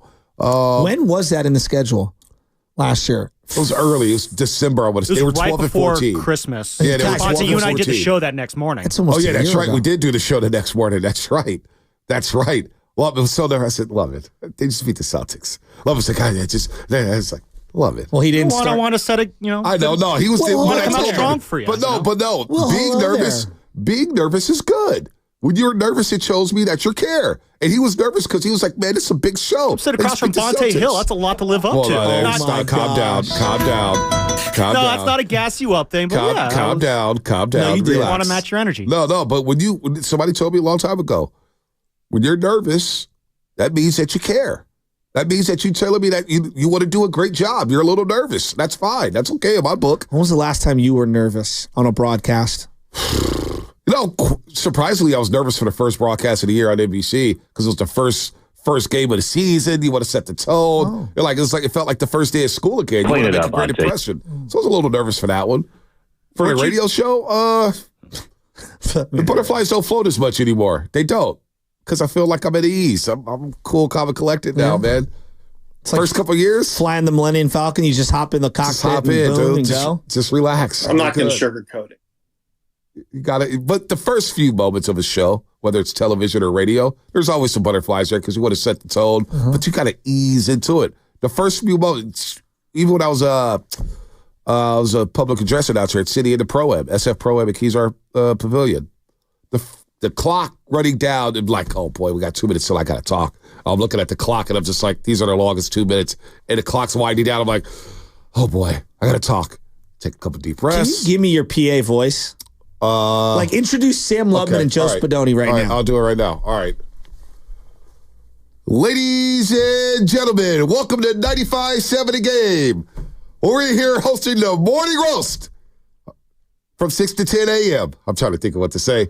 Now introducing producer extraordinaire out of Concord, California, Sam Lubman. Out of Pacific Grove, he hosts the pregame show. He's a father of two, Benny and Nora. Joe Spadoni. Hey, Spadoni, shut up. That's not bad. I'm actually impressed. Oh, I did it for 6 years. Pro-Am too. My favorite one was Kiwi Gardner. He's coaching over in China now. Kiwi. I had one, and he was feeling it. He looked back at me and like pointed at me. You know, and Travis, remember Yari's finest? He had the camera. Yeah. So I was like, Kiwi's back. It was packed. I go, and I held the Kiwi so long. It was Kiwi. And Kiwi scored through the lines, shaking everybody's heads. Yeah. I made sure to get them all through. Kiwi Gardner. And he was like, he looked back and was like, my man. My favorite, nicknames like that, like Kiwi, this is a great name. Circus King. So if you say Circus Kiwi King, Gardner, I go Circus King. Cal Berkeley. Yeah, Circus King. I love you. He was a Pro-Am legend. He was a Pro-Am legend. So for the audience that's just arriving right now, I got a little giddy this morning. I opened up my phone, and Bonte came in. He was frustrated. His headphones were missing, and I said, I'm going to make Bonte smile. 1 second. 1 second. I was frustrated because your helmet went missing here at the studio. Yeah. I had somebody drink a smoothie that was mine out the refrigerator, just put their nasty lips on it and drunk it. It wasn't theirs, had my name on it. Oh, my God. And then I leave my headphones and my mic screen every day for Sam Lubman to put in his locker. Every day. Nobody touches it, and for some reason somebody wanted to touch it. So for people to go out there and touch things that are not theirs, and it's going on a lot at the studio, it's embarrassing. Grown-ass people touching things that aren't theirs. All right, I'm done. I was a little frustrated. It's like, you got to take my headphones soon? And we got nothing but broken headphones in the studio because nobody knows how to take care of things around here? Look at all these broken-ass headphones. One ear works, one ear flat works. It's hanging off my dear life. There's no quarter-inch jacks. I mean, come on, people. Clean it up around here. Did you just turn into Rick Barry, who's going to be joining us in 28 minutes? All right, come on, people. Right over. I could not care less. So I open up my phone this morning, and I'm just, I'm a well-read individual, and so I try to as a journalist, you gotta see what other people are saying. And I open up The Athletic, and I go, one of my favorite journalists is Law Murray, who covers the Clippers for The Athletic and also the NBA as a whole. And so I was looking, and he wrote down power ranking lists in the NBA, and I said to myself, I love a good power ranking list. So tier 3 in the bubble, the Grizzlies, the Nets, the Heat, the Knicks, and the Lakers. From bottom to top.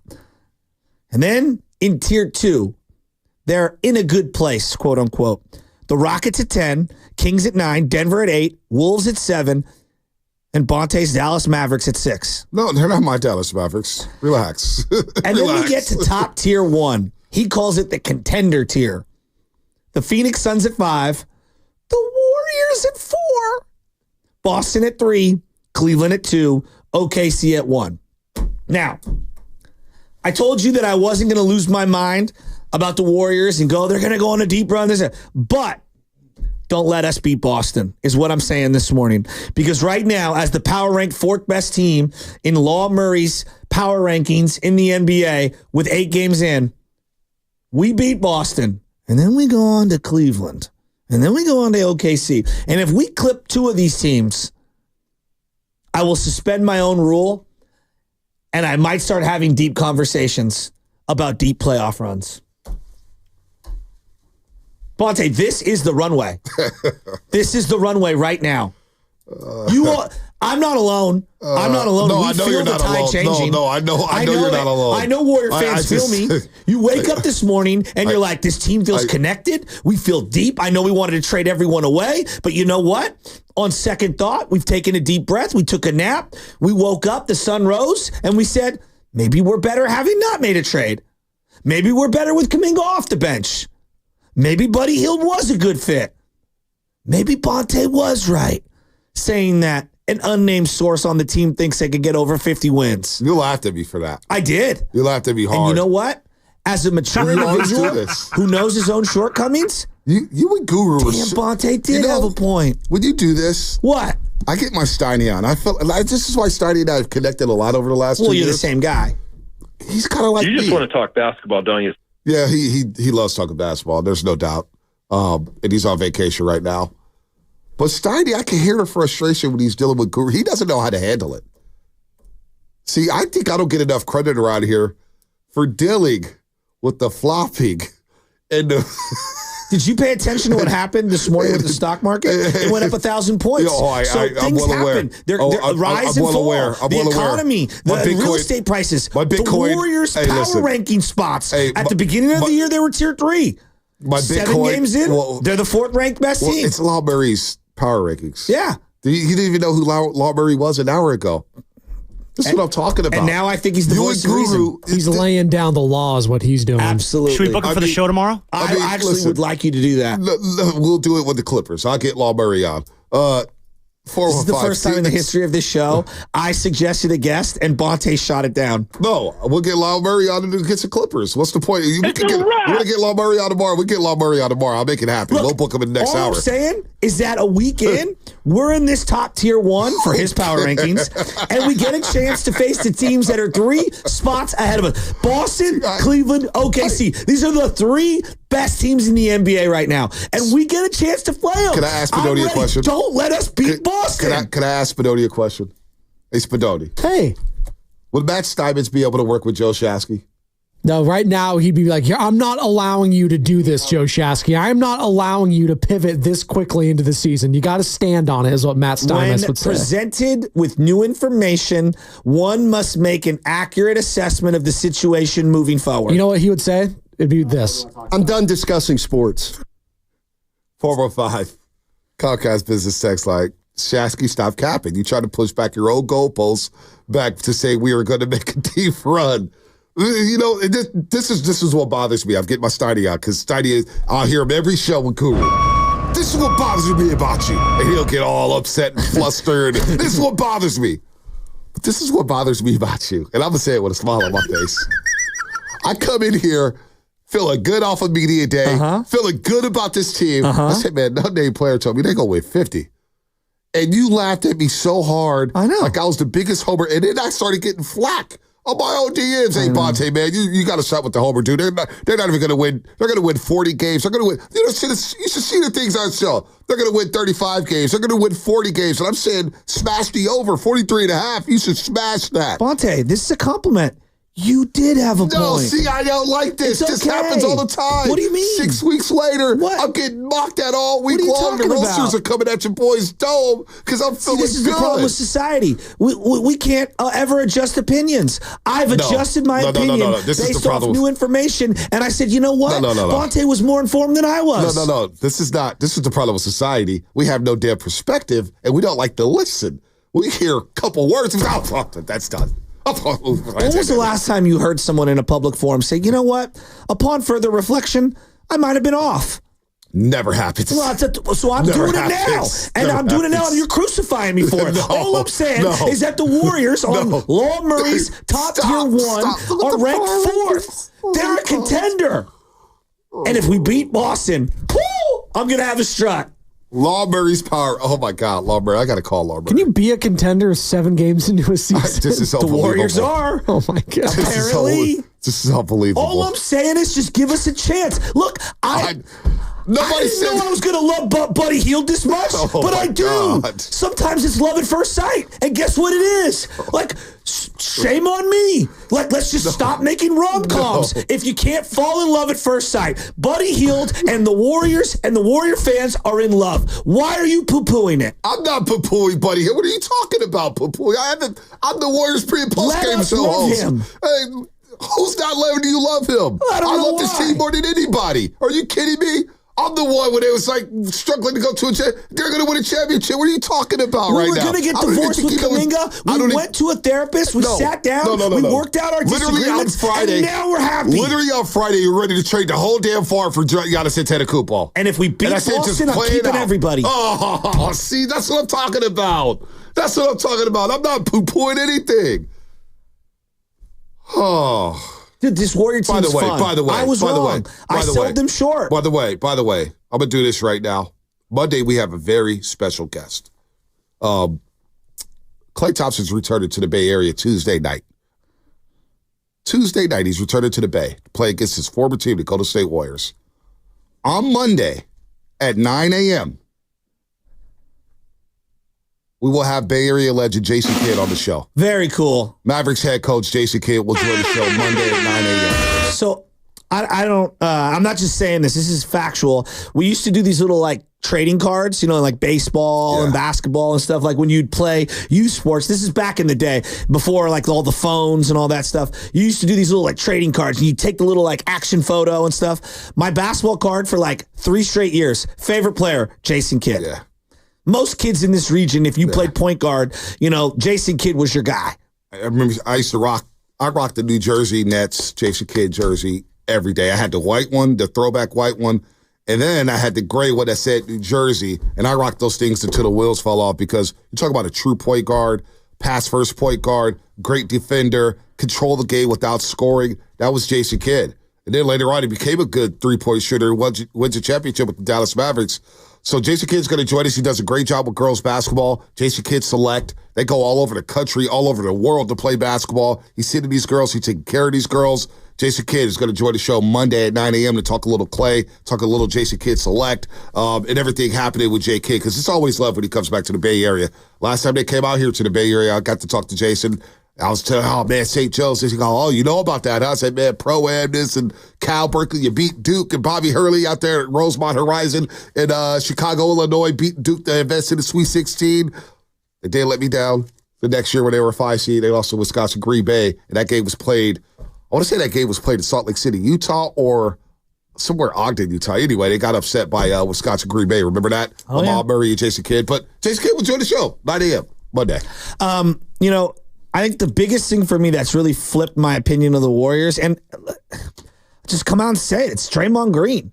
Like, I didn't expect this version of Draymond Green offensively. I also didn't expect a more happy-go-lovey, Draymond Green when it came to the youngsters and the empowerment and the things that he's saying.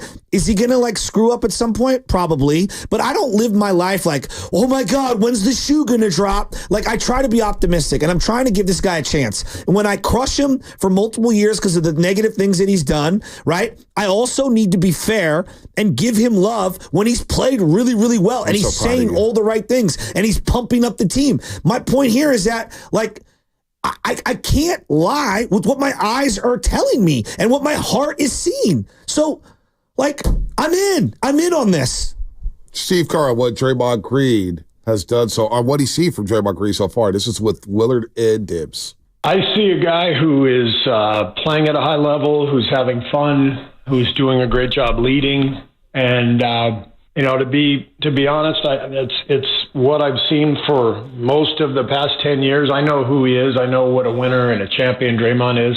I think he clearly got off kilter, last year and the year before several times, and it hurt us, and he knows that. And I think he's really committed to getting the best out of this team and to helping his teammates and being the best version of himself. And honestly, I'm not surprised because I believe in him so much. I know what a winner he is, but he's so emotional and so passionate that it can get the best of him sometimes, and it's our job to help him through that. Well, what about his hot stretch offensively? Before we go to the lines here, his hot stretch offensively, this is something that I've wanted for a couple years now, and he's doing it. He's letting it fly from the three-point line, and he's being aggressive offensively, man. 3 straight double-digit nights for Draymond Green. Here's what Kerr had to say about his hot stretch offensively.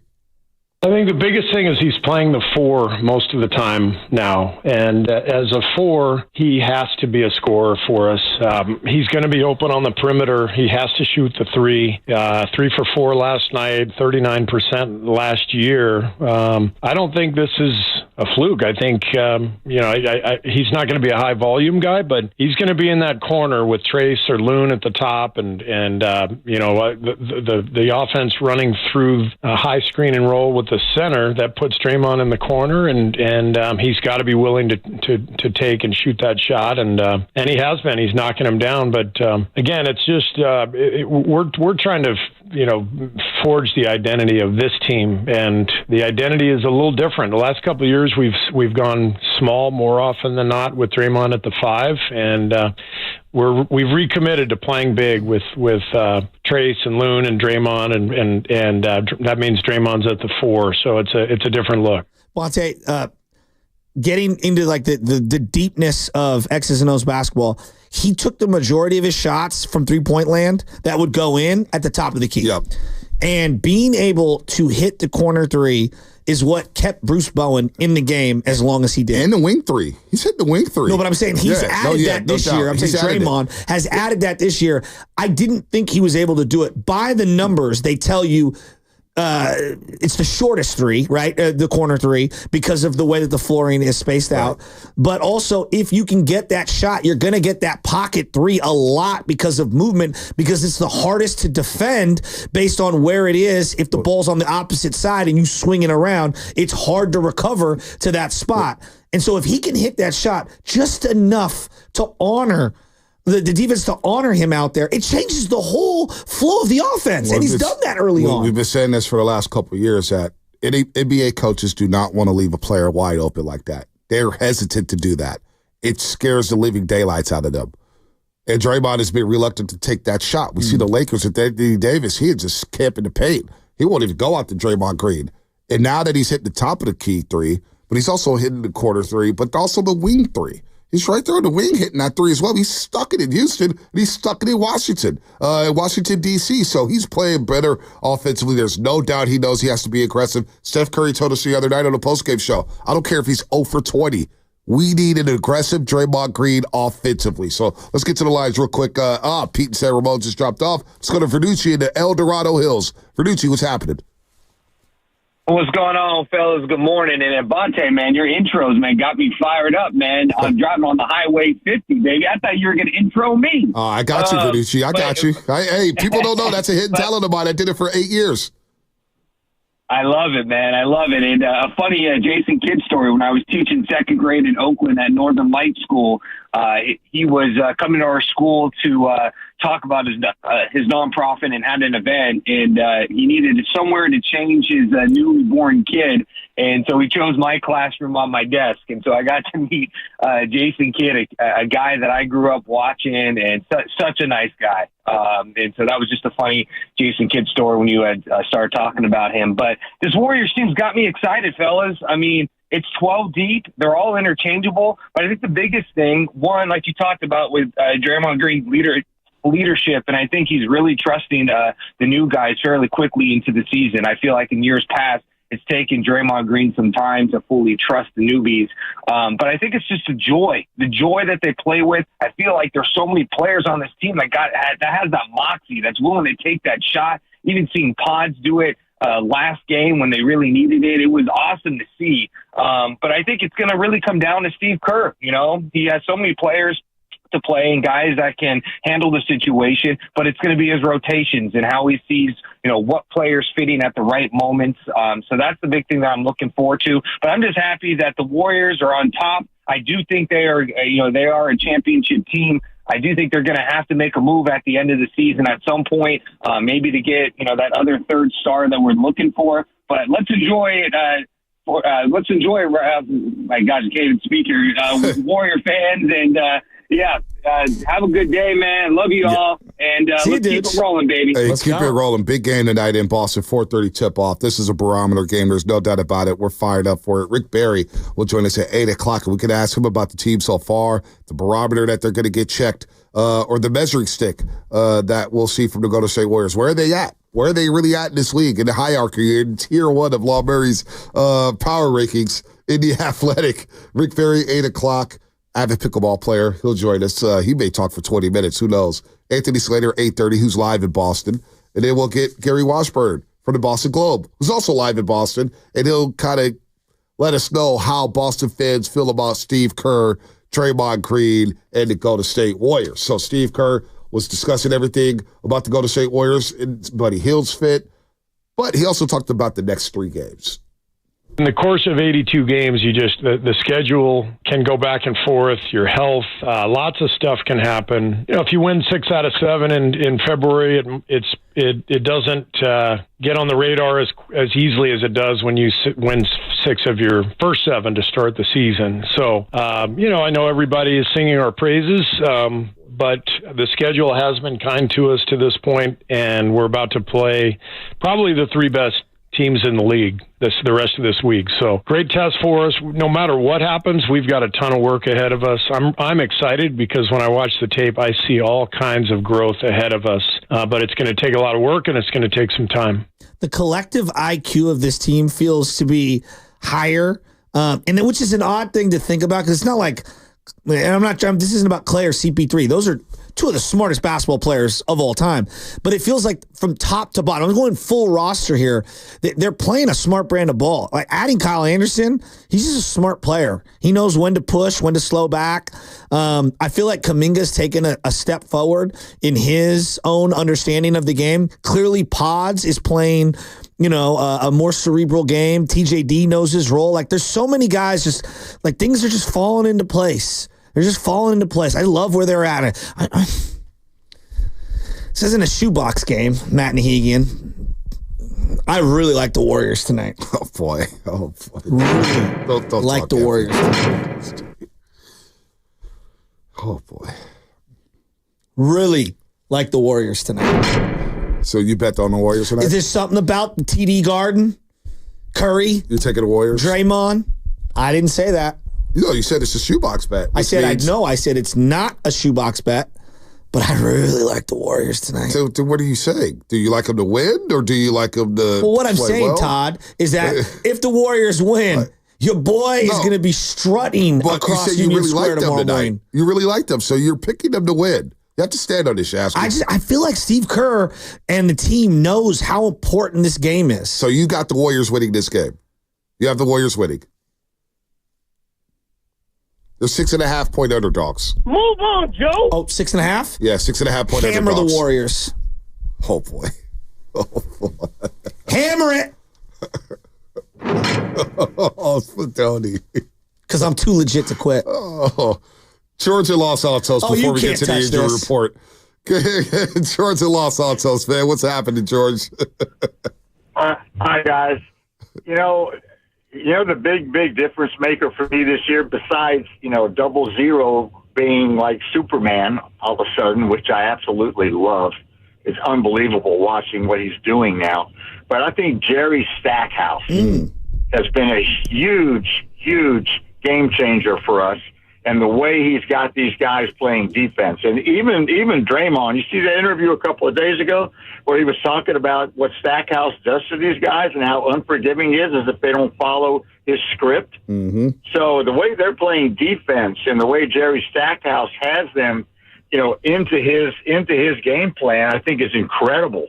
I think it's going to go a long way for us. As long as we can continue to play D, we got a really good chance to go all the way with this thing. I really believe that. Well, I do too. And look, at some point later on in the season, they're going to pare down the rotation.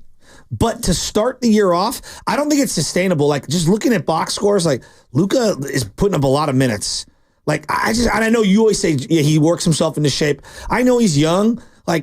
These seasons are so long. And the one benefit to having the 12, 13-man rotation that the Warriors have had is that you really aren't trying to put too much stress on any one individual or a combination of individuals. Now, again, it'll work itself out and they'll pare it down and it won't be as big later on in the year because it's unsustainable to go that deep. But some of these other teams, right now, Denver's figuring out their bench. They don't really even know what they're doing with their bench right now. Denver's taking a step back. You're really down on them. I'm surprised. No, I've been down. No KCP. Yeah, no that's Bruce true. Brown.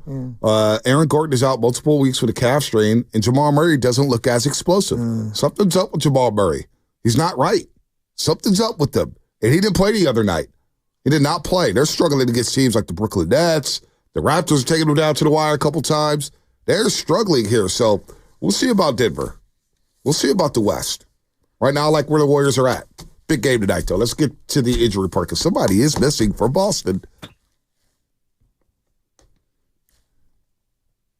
Ow!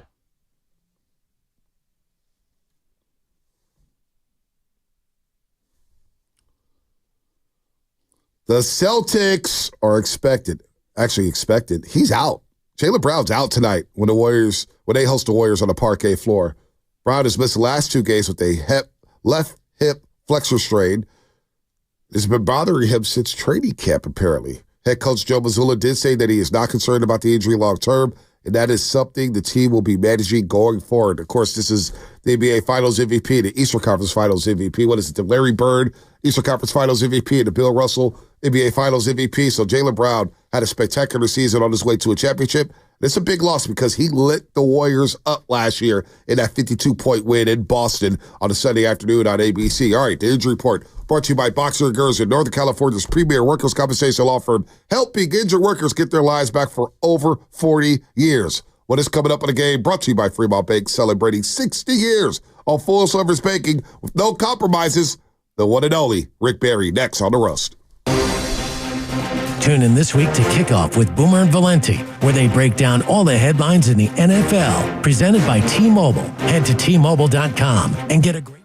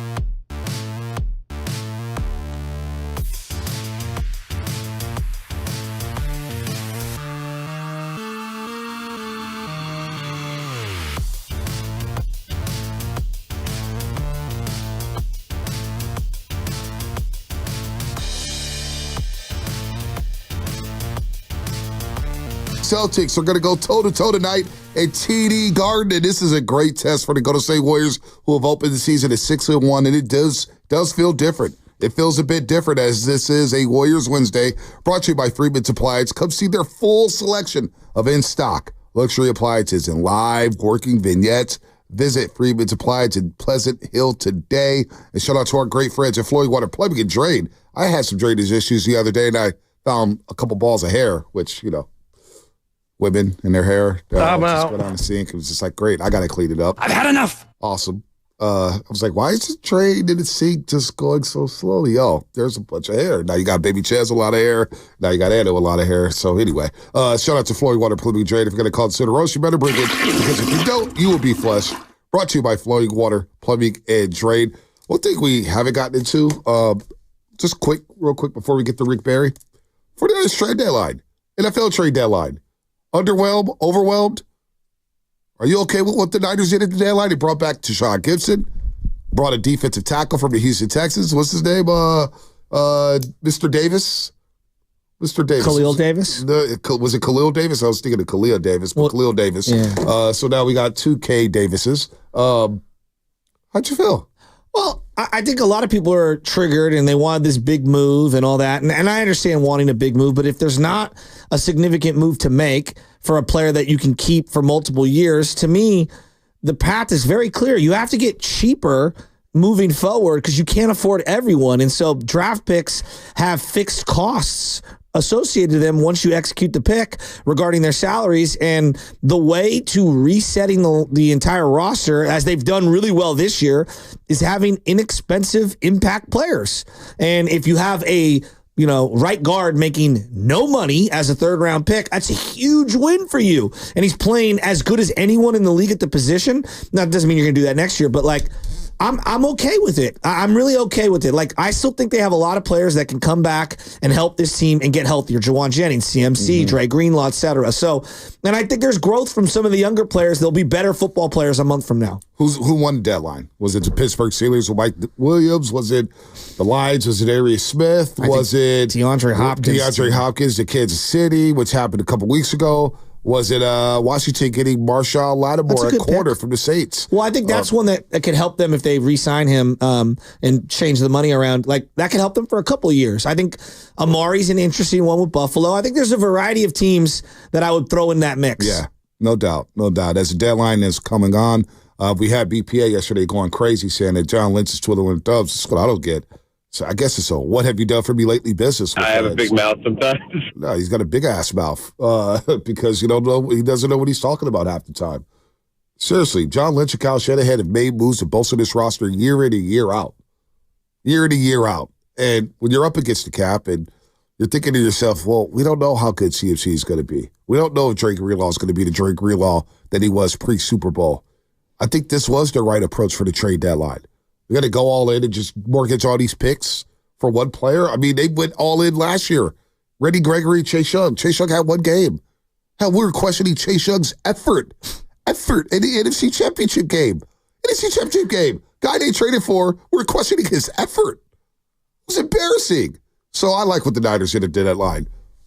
Low-key moves. Oh, they brought back Tashawn Gibson, who was waived by the Jacksonville Jaguars. He was serving a PED suspension, correct, at the beginning of the year. So he signed to the practice squad. I'm not mad at that. I mean, something's going on with the Talanoa Hufanga stuff. There's been conflicting reports regarding his status, and I just don't. I think Mustafa is the guy I want to see play moving forward. Him and Tig? Him and Tig Brown. And it's not a knock on Talanoa. I just notice how I keep saying his first name and not his last name because I keep messing that up. But I want to see Malik Mustafa play. Yep, no doubt. CMC is the big one. I think CMC is huge, and I think Juwan Jennings is one that's kind of flying under the radar. They need a healthy Juwan Jennings. Pearsall, Jennings, Debo. Now we got a little something. Well, Baldy brought up yesterday, as we effort Rick Barry here, and probably sleep. We're playing pickleball right now. Who knows? He probably didn't put it in his calendar. Baldy said that one thing that needs to be improved is this. I'd like to see the passing game pick up. They've thrown 10 touchdown passes in 8 games. I think that has to improve.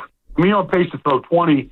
They need, but I think if they're really going to make a run in the playoffs, they got to finish the season after 17 games at 30 touchdown passes. Like their passing game has to pick up, especially the way the run game has been and their play action passes offense.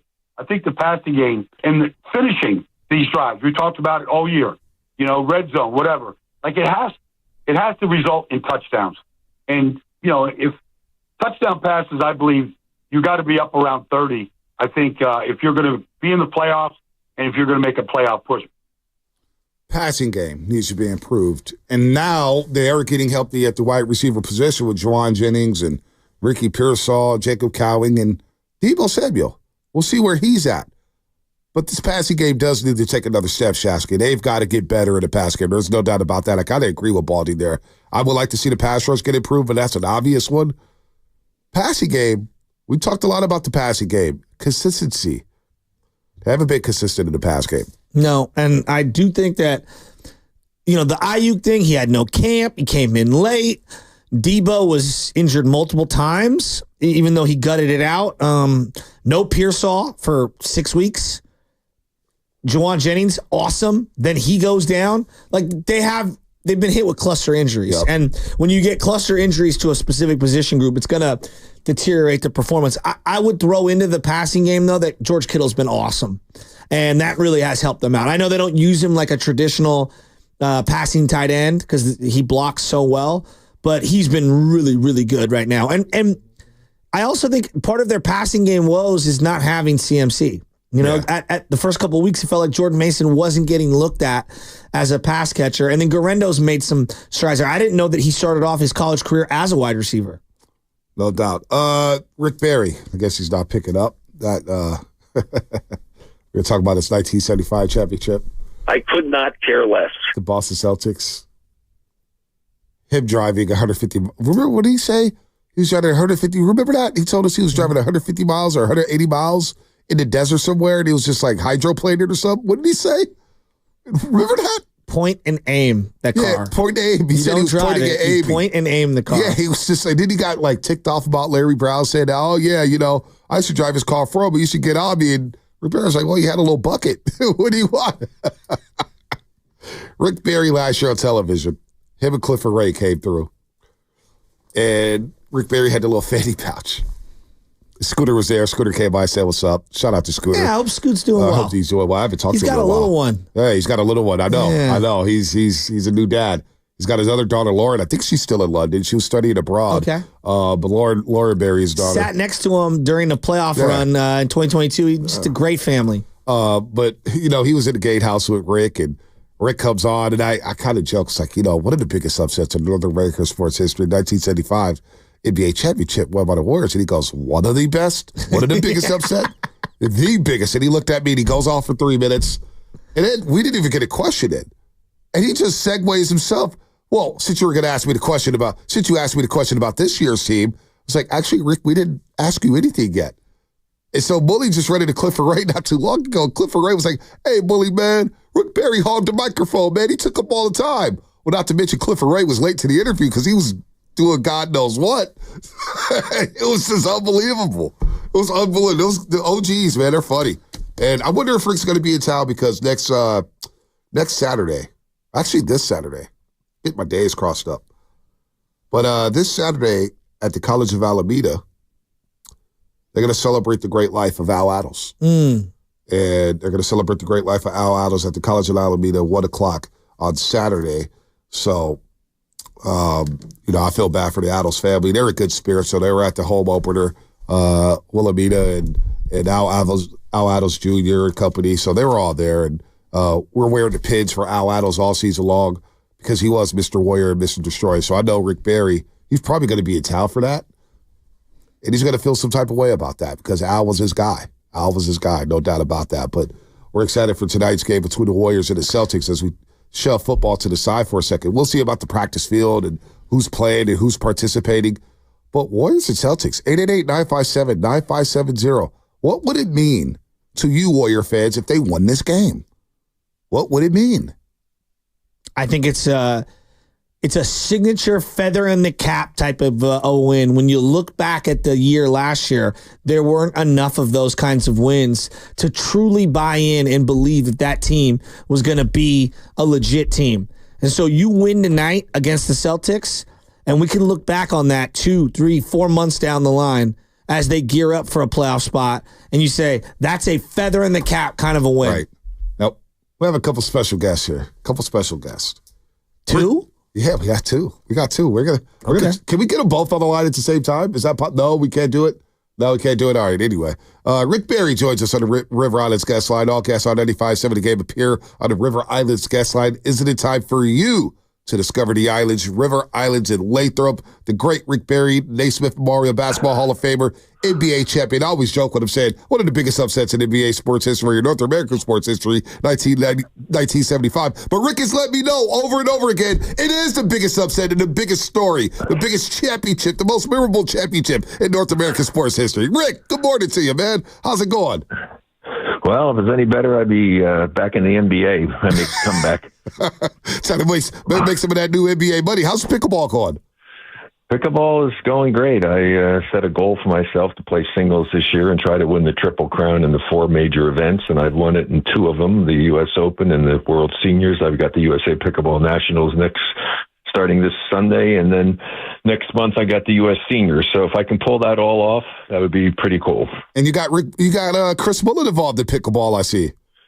Well, I've talked to Chris about it. He said his wife was fanatical about it, and he's gotten into it, and so that's cool. I keep talking to all the athletes and all my friends. I say, you got to get into this. This is really a really fun sport.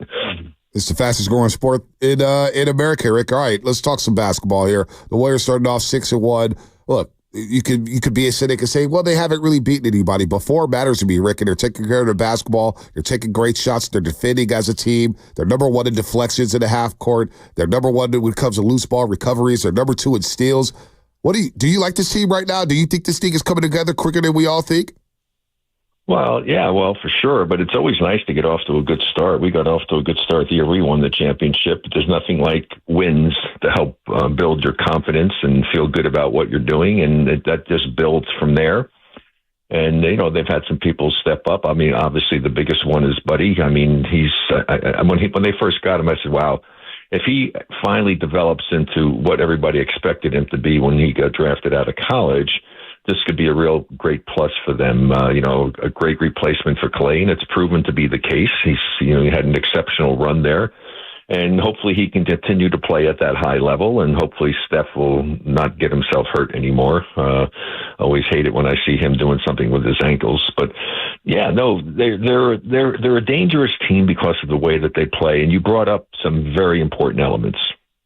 Deflections, playing together, moving the ball, all that stuff is all hustle plays, smart plays, the kind of thing that you need to do on a consistent basis, because it's the one part of the game that can be a constant. Your defense can be a constant for you. It helps keep you in games when the offense is struggling, and you can wind up getting some victories because your defense keeps you around, and then if you just get hot in a certain part of the game offensively, you can pull out a victory.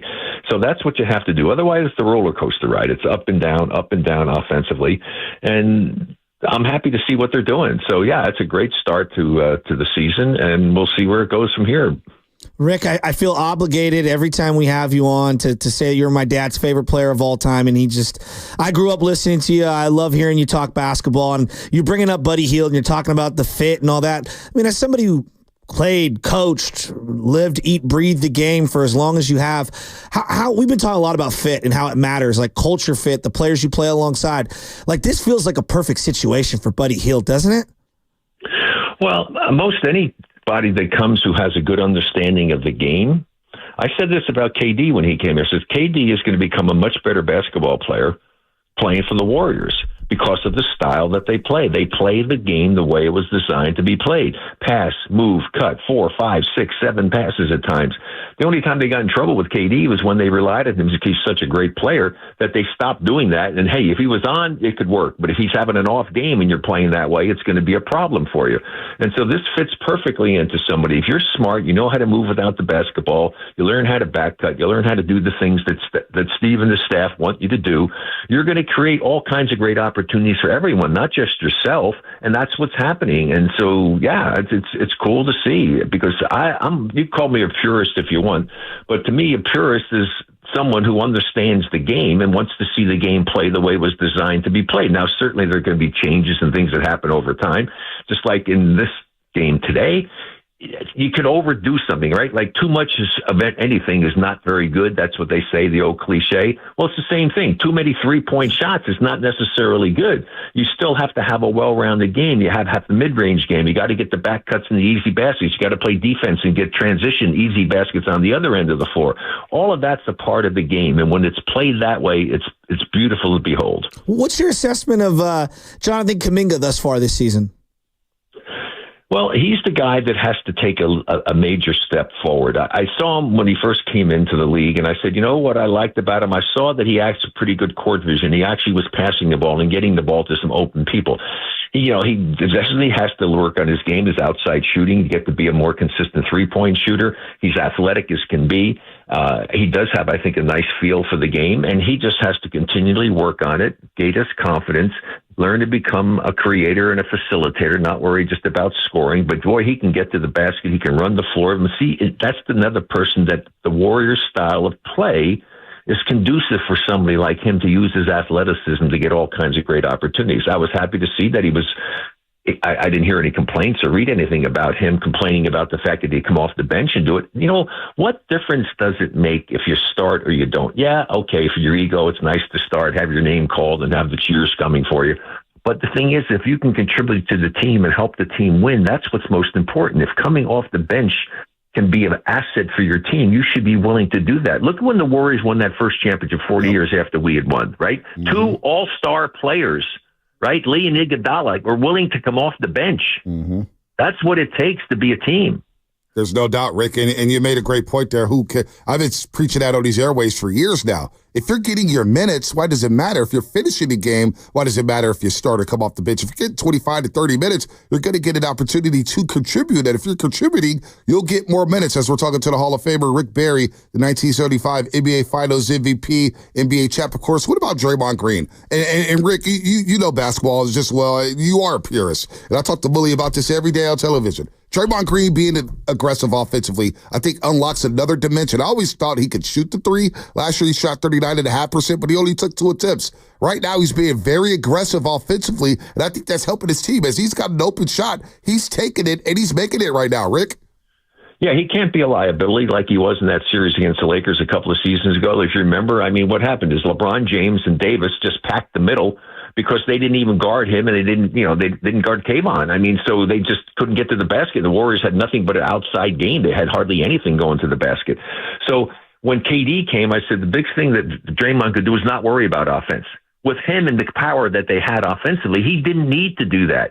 With this team and not having a KD on your team and not having a Clay, he has to step up some and be able to get double digits for him at times. So, yeah, you're absolutely right. You can't just be a liability on offense because it makes it so much easier for the other team to defend you. When you don't have to guard 2 of the 5 guys that are on the court, that makes your job a hell of a lot easier. You know, Rick, I'm watching Podziemski play every single night. And I know he got sick the other day, so he came out a little early. But there's so many little plays that happen throughout a game. You know, pass here, cut, get in front, deflection, etc. He does so many little winning elements that just don't show up in the box score. What do you see from Podziemski that you like? Well, I just like that he understands the game. And you're absolutely right. He does the little things. He does the stuff that doesn't get the recognition. And in fact, it was so weird because I remember talking to somebody after one of the earlier games in the season where he didn't score a point and they won. I mean, I don't know if you'll ever see that happen again with the type of game that he plays, but see the Warriors style of play, playing the game the intelligent way, the move, pass, cut. He thrives in that, and that's why this is a perfect system for him. If he were to go to another team that didn't play the system, he probably would never be anywhere near as effective as he is with the Warriors. Rick Barry here on the Morning Roast, courtesy of the River Islands guest line, and all guests on 95.7 The Game appear on the River Islands guest line. Isn't it time for you to discover the islands, River Islands, and Lathrop? How about the additions of Terry Stotts and Jerry Stackhouse to the bench? I think they've done a great job next to Steve Kerr. As Steve Kerr, look, a lot of people are questioning whether or not he could go 12 deep. Well, Rick, when you won that championship back in 1975 with the Golden State Warriors, you guys were too deep at every single position. So you can win with depth, right? Yeah, you can if it's a perfect mix, because what happened is that Al had the luxury. We basically had 7 guys. And the rest of the guys, it really didn't matter. It's just a matter of if somebody wasn't going good, you could put somebody else in. And, well, Steve has the luxury of doing that. It's not like you've got guys sitting on the bench who are far better than the other guys. They're pretty similar in skill and talents, and it's just a matter of what talents they have to offer and who the opponent is and whether those talents are going to be conducive to have them in the game that particular night. And so it's a beautiful situation. As a player, you love that, because otherwise you're not sitting there, getting splinters up your butt sitting on the bench all the time. Of course, it's not a wooden bench anymore. But so it's great. I mean, it really is. It's really conducive to having a fun, enjoyable time when you're playing together as a team. I always say what you need to do when you start a season in any team sport, every player needs to take his ego and put it in the freaking closet until the season's over. It's no longer about you. This is a team situation. What can I do to help this team win?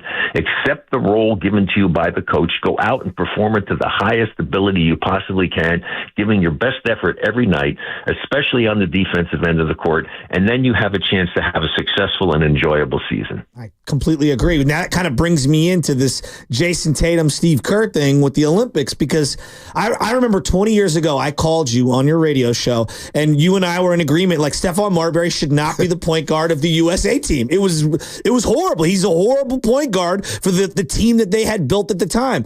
And I'm looking at the USA team, and someone's got to sit. And I kind of defended Steve Kerr that, like, Tatum's a great player, but Derek White was more important for that team given how they were wanting to play. So it made sense why Tatum was kind of the odd man out. What's your assessment of Celtics fans losing their mind on Steve Kerr because Tatum didn't play a lot in the Olympics? Well, you gave the answer. They're Celtic fans. What the hell? I mean, of course they're going to be rooting for their player and they want their player to play. But again, it is a team game. I had that approach. I actually saw Steve at I was there with the Olympics when my son was playing 3-on-3, which is a great experience. It was so awesome to see him do that. Unfortunately, Jimmer Fredette got hurt and everybody was downplaying them, but they really were one of the better teams in the world. It's such a shame that happened. But so that situation happened with Tatum. So I got on the call, and the guys are bringing up this same shit. And I said, excuse me. I said, if I'm not mistaken, the USA team did win by 20-something points, didn't they? And I said, so what difference does it make who played? This is not about Jason Tatum. This is about the USA men's Olympic basketball team playing and trying to win a gold medal. So if you're winning and you're winning convincingly, now, if it had been a close game or something, yeah, you might have something to bring up. They won by 20-something.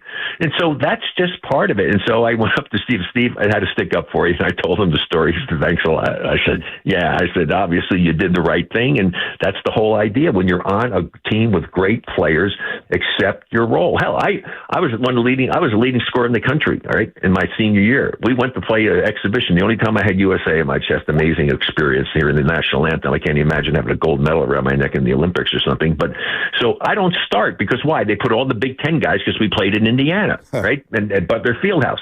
And so I accepted that. Why? I'm wearing USA. I'm part of the team. I understand what they were doing. Give the other guys a chance. I knew I was going to get to play. And so I got to play, and so that's all it's really about. You have to be willing to accept that. Again, it's no longer about you. So that was making the proverbial mountain out of a molehill. Can Boston sustain this? Before we let you go, Rick, 55% of their shots come from the three-point line. They live and die by the three. They haven't really shot it well since the opening night against the New York Knicks. I don't like their brand of basketball. I think it has set basketball back by the way they played. I think it's a disservice that Jason Tatum's jacking up threes left and right and whatnot. Do you like their style of play? Well, here's the thing, right? Live by the sword, die by the sword. Okay, so it's a dangerous game they're playing there, but the reality of it is in today's game, the majority of victories by teams in the NBA now are the team that usually makes the most three-point shots. Statistically, I'm sure somebody has a stat out there, but it's probably some ridiculously high percentage of victories come when you outscore the team from three-point range.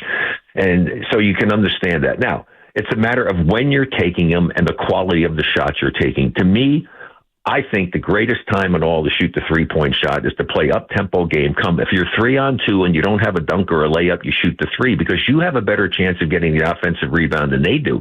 You got two guys backtracking with their back to the basket. You have three guys running full speed forward.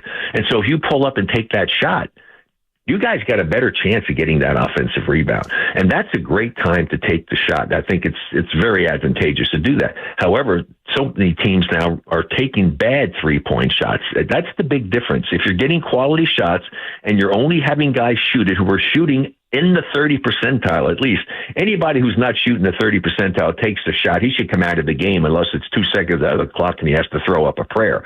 I mean, but it is part of the game. It's gotten to be a little bit too much at times, and the Celtics are liable to have it burn them sometimes. Now, if you're shooting it well, you're liable to blow a team out, but they're playing exceptionally well. They're the defending champions. They feel good. And I think they're approaching it, the right way as far as coming out, realizing that every night that they put their uniform on and go to play, that's the most important game of the season for the team they're playing against because you're playing the defending champions. And it actually should help you as a player to get ready mentally for every game because you're going to be challenged. I mean, I knew I'd always have the toughest defender guarding me every night. That made me have to stay focused, have to get myself ready because I didn't want to go out and have somebody out there making me look bad. So I had to be ready. Same thing now. As a team, you have to be ready because every game you play is a critical game for the opposition because they're trying to beat the defending champions. No doubt. Rick, well said there.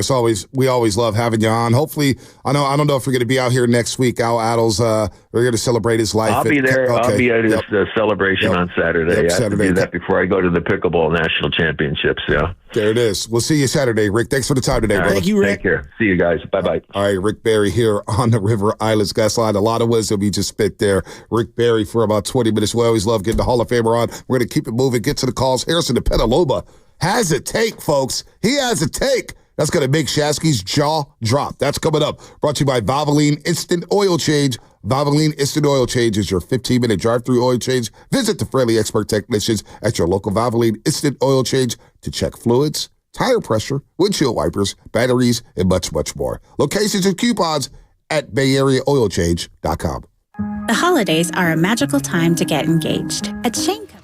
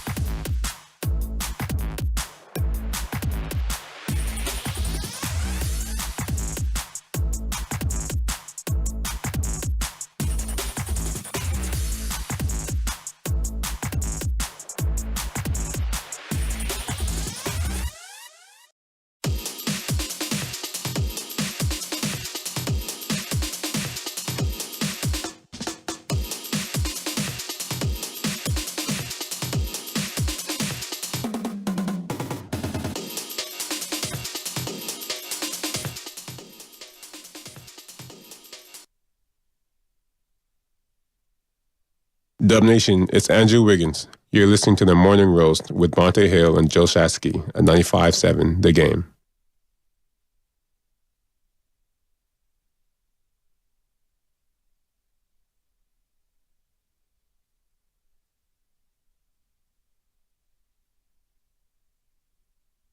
Oh, we're on. We're on. Panic, panic, panic. Panic, panic, panic.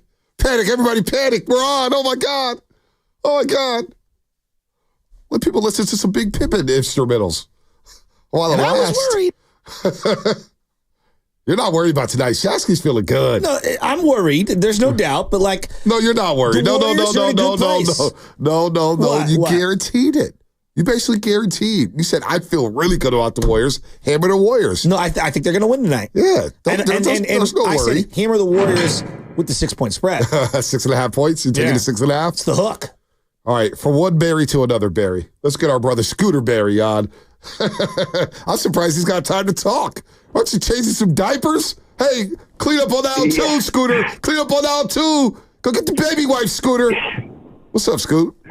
Yeah. Good to hear you guys. I appreciate the shout out, and Joe understands. You both understand what it's like being a new dad. So that's been keeping me busy, but it's the best job. It is. You're not lying. You're not lying. How you feeling about these dubs? You hear your father, man. He's feeling good right now. He's breaking the game down left and right. I'm sure he could have talked more about pickleball, but how are you feeling about the dubs right now?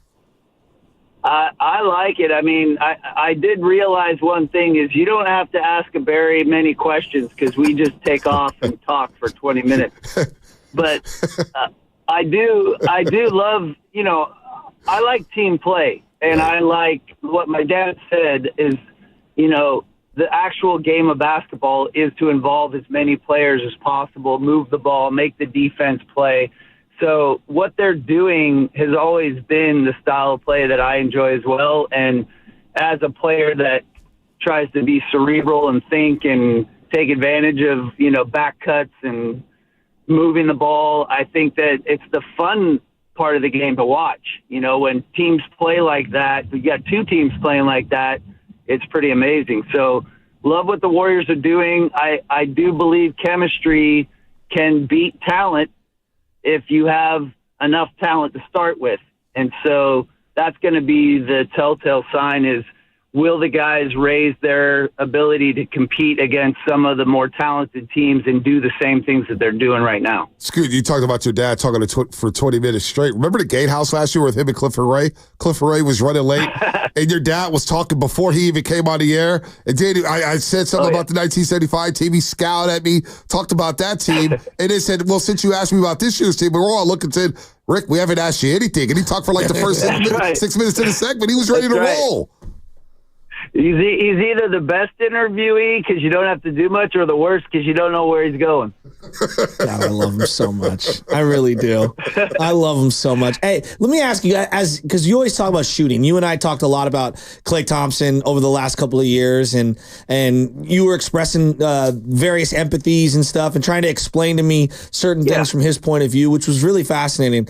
Buddy Hield. We were talking so much about fit. What are you seeing from Buddy Hield, and what's kind of your feel for why it's working so well?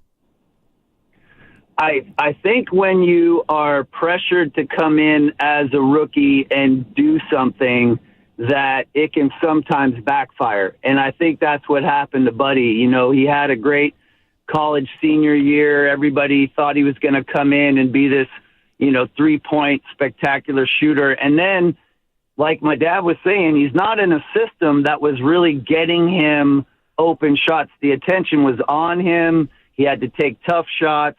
Now he's in a situation where he's not the first option, and anybody that comes in as a shooter and gets to be the second or third option and moves well without the ball is going to get open shots. And, these guys are so good that if you give NBA players that can shoot open shots, they're going to make them. Yeah. And so that's where I think the difference is you're talking about, I agree. I think he fits into this system. He fits into this personnel. If he steps up his defense, which is what they have been talking about, he's done and has impressed them that he's playing hard on the defensive end, then he's going to find himself a nice little niche here. Yeah, I'm totally with you. All right, last one here. JK, Jonathan Kuminga. What are you seeing? What do you like? What do you not like? What's going on with JK in your eyes?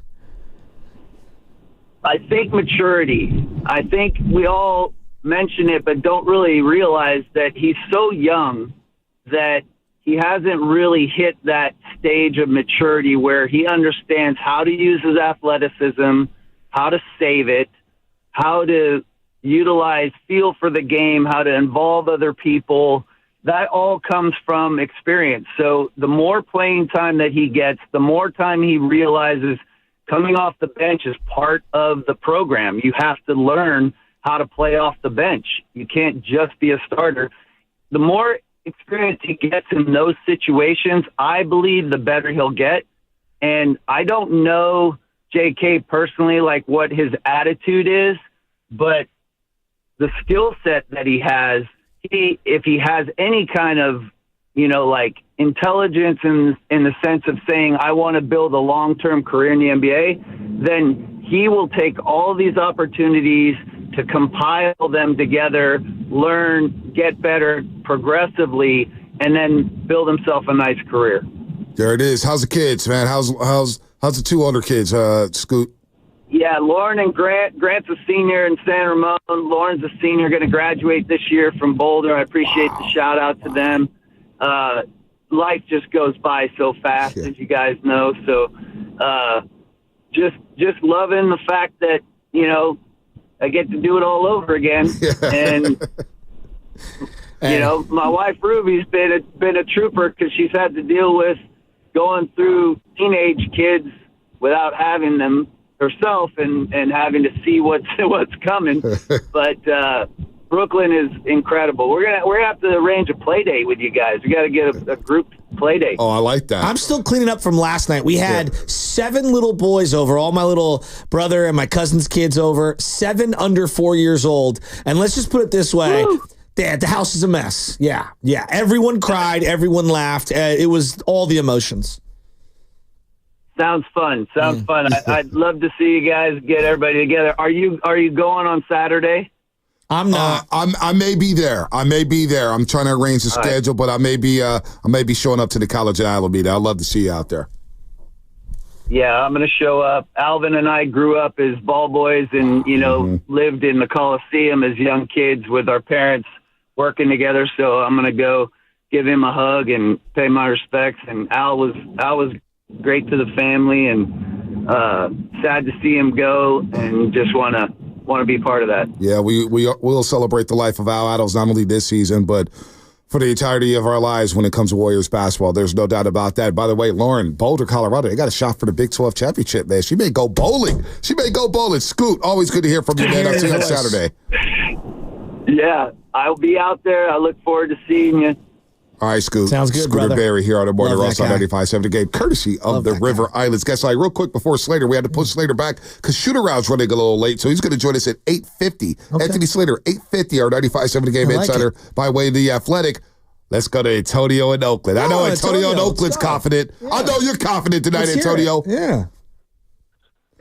Oh, man, I can't wait for this game. It's a championship preview. I don't care what nobody say. These are the two best teams, in my opinion. We're going to win by 10 points. Steph Curry 2022 finals performance tonight. And I can't wait, man. Like everybody, Andrew Wiggins, you got to be ready, man, because Jason Tatum's going to be mad. He's still mad at Steve Kerr, so you got to be locked in. And Buddy Hield, you're going to be making about 5 threes. Pozinski, you got to show Pritchard who's the real white boy in this game. Let's go, Warriors. Oh, boy. There's a lot to unpack there. Peyton Pritchard has been playing well off the bench, the young man from Oregon. He's do like him as a player. He's okay. Remember there was rumors the Warriors were going to trade for him? I love the little backup point guard white boys. Come on. Come on. Don't admit that out TJ loud, McConnells. Don't admit that out I hated Dellavedova, though. Hated that guy's guts. I do. St. Mary's own. From Australia. Pump the brakes. I do. Yeah, he is St. Mary's. Yeah, I don't know why you hate on the Bay guy, man. He's not from the Bay. Well, most people that go to college aren't from that place. Steph Curry from the Bay? Yeah, what? No, but I'm saying like I'm just not. I just Dellavedova I'm cool off of. No, he's the one. Like I'm not hating on Corey Kispert or those guys. He's the one. All right, He's your one thing. That's where I draw the line. That's my one thing. But that's where I draw the line. Dellavedova. I mean, the guy almost assaulted Steph Curry on the court numerous times. That's the Curry stopper. Who assaults people on the court? He punched him in the groin. Well, like this isn't the WWE. But then Steph Curry sent them to the hospital. Literally sent them to the hospital. Because he couldn't keep up with Steph Curry, running miles around him. I just can't and it didn't work out for Dellavedova. Now, he got his one ring. Good for him. Good for him. No, not good for him. That came at our expense. Not good for him. Would you trade that ring for Kevin Durant? I don't know. I'm not going to go down that way. You got Kevin Durant. You got 2 more championships. I think we're fine. I think we're fine. No, we're not. I'll never get over that loss regardless. I got over it 2 weeks later. Regardless of those other championships. I got over it 2 weeks later. Kevin Durant's coming. Oh, we got more Might have been the easiest championship loss to ever get over. I transitioned. Now, I will listen to that part of it, but my point being is Tom Brady and I have the same mindset when it comes to, I love the wins, don't get me wrong. You don't have the same mindset as Tom Brady. Oh, no, I dwell on the losses. No, stop it. Stop it. You and Tom Brady the same TB12, mindset. JS1. You know why you don't have the same mindset as Tom Brady? Tom Brady's never worried about losing. What are you talking about? He always thinks about winning. No, they're both gym rats, though. They're both at the gym at 3 a.m. getting after it. You know what? I actually I'm coming around on this now. Exactly. Both great broadcasters, too. 100%. Joe might become part owner of a team one day. Yep. We'll see. Never know. He'll be the one sugarcoating things. Well, the players better not go to Joe, Steve, because they will not get paid. One thing I won't do. He looks for cheap labor. One thing I won't do is ever draft a Carr brother if I owned a team. There's a stat that's going across the internet today, Monte. Have you seen it? No, I have not. All right. I've leave load off the internet. So, probably smart. After X amount of seasons, how many losses do you have as a starting quarterback? So I'm going to read this to you. Okay. In the history of the NFL, after 4 seasons, David Carr has the most losses ever. After 5 seasons, David Carr has the most losses ever. After 6 seasons, David Carr has the most losses ever. After 7, it's Derek Carr. After 8, it's Derek Carr. After 9, it's Derek Carr. After 10, it's Derek Carr. And with a loss last Sunday, he tied Archie Manning for the most losses during 11 seasons ever. Through the first 11 seasons? Yeah. In the history of the NFL. Damn. Archie Manning and Derek Carr, 91. So with one more loss, Derek puts himself in the history He's books. also the only quarterback in NFL history to lose to 31 different teams, and he can have the sole record of losing to all 32 because the one team he has not lost to yet in the NFL is his former team, the Las Vegas Raiders, who the Saints will play this year. Oh, my goodness. Oh, wait, where's that game at? I think it's in New Orleans. Ooh, what's the date? Let's see. Hold on. You going to go to that one?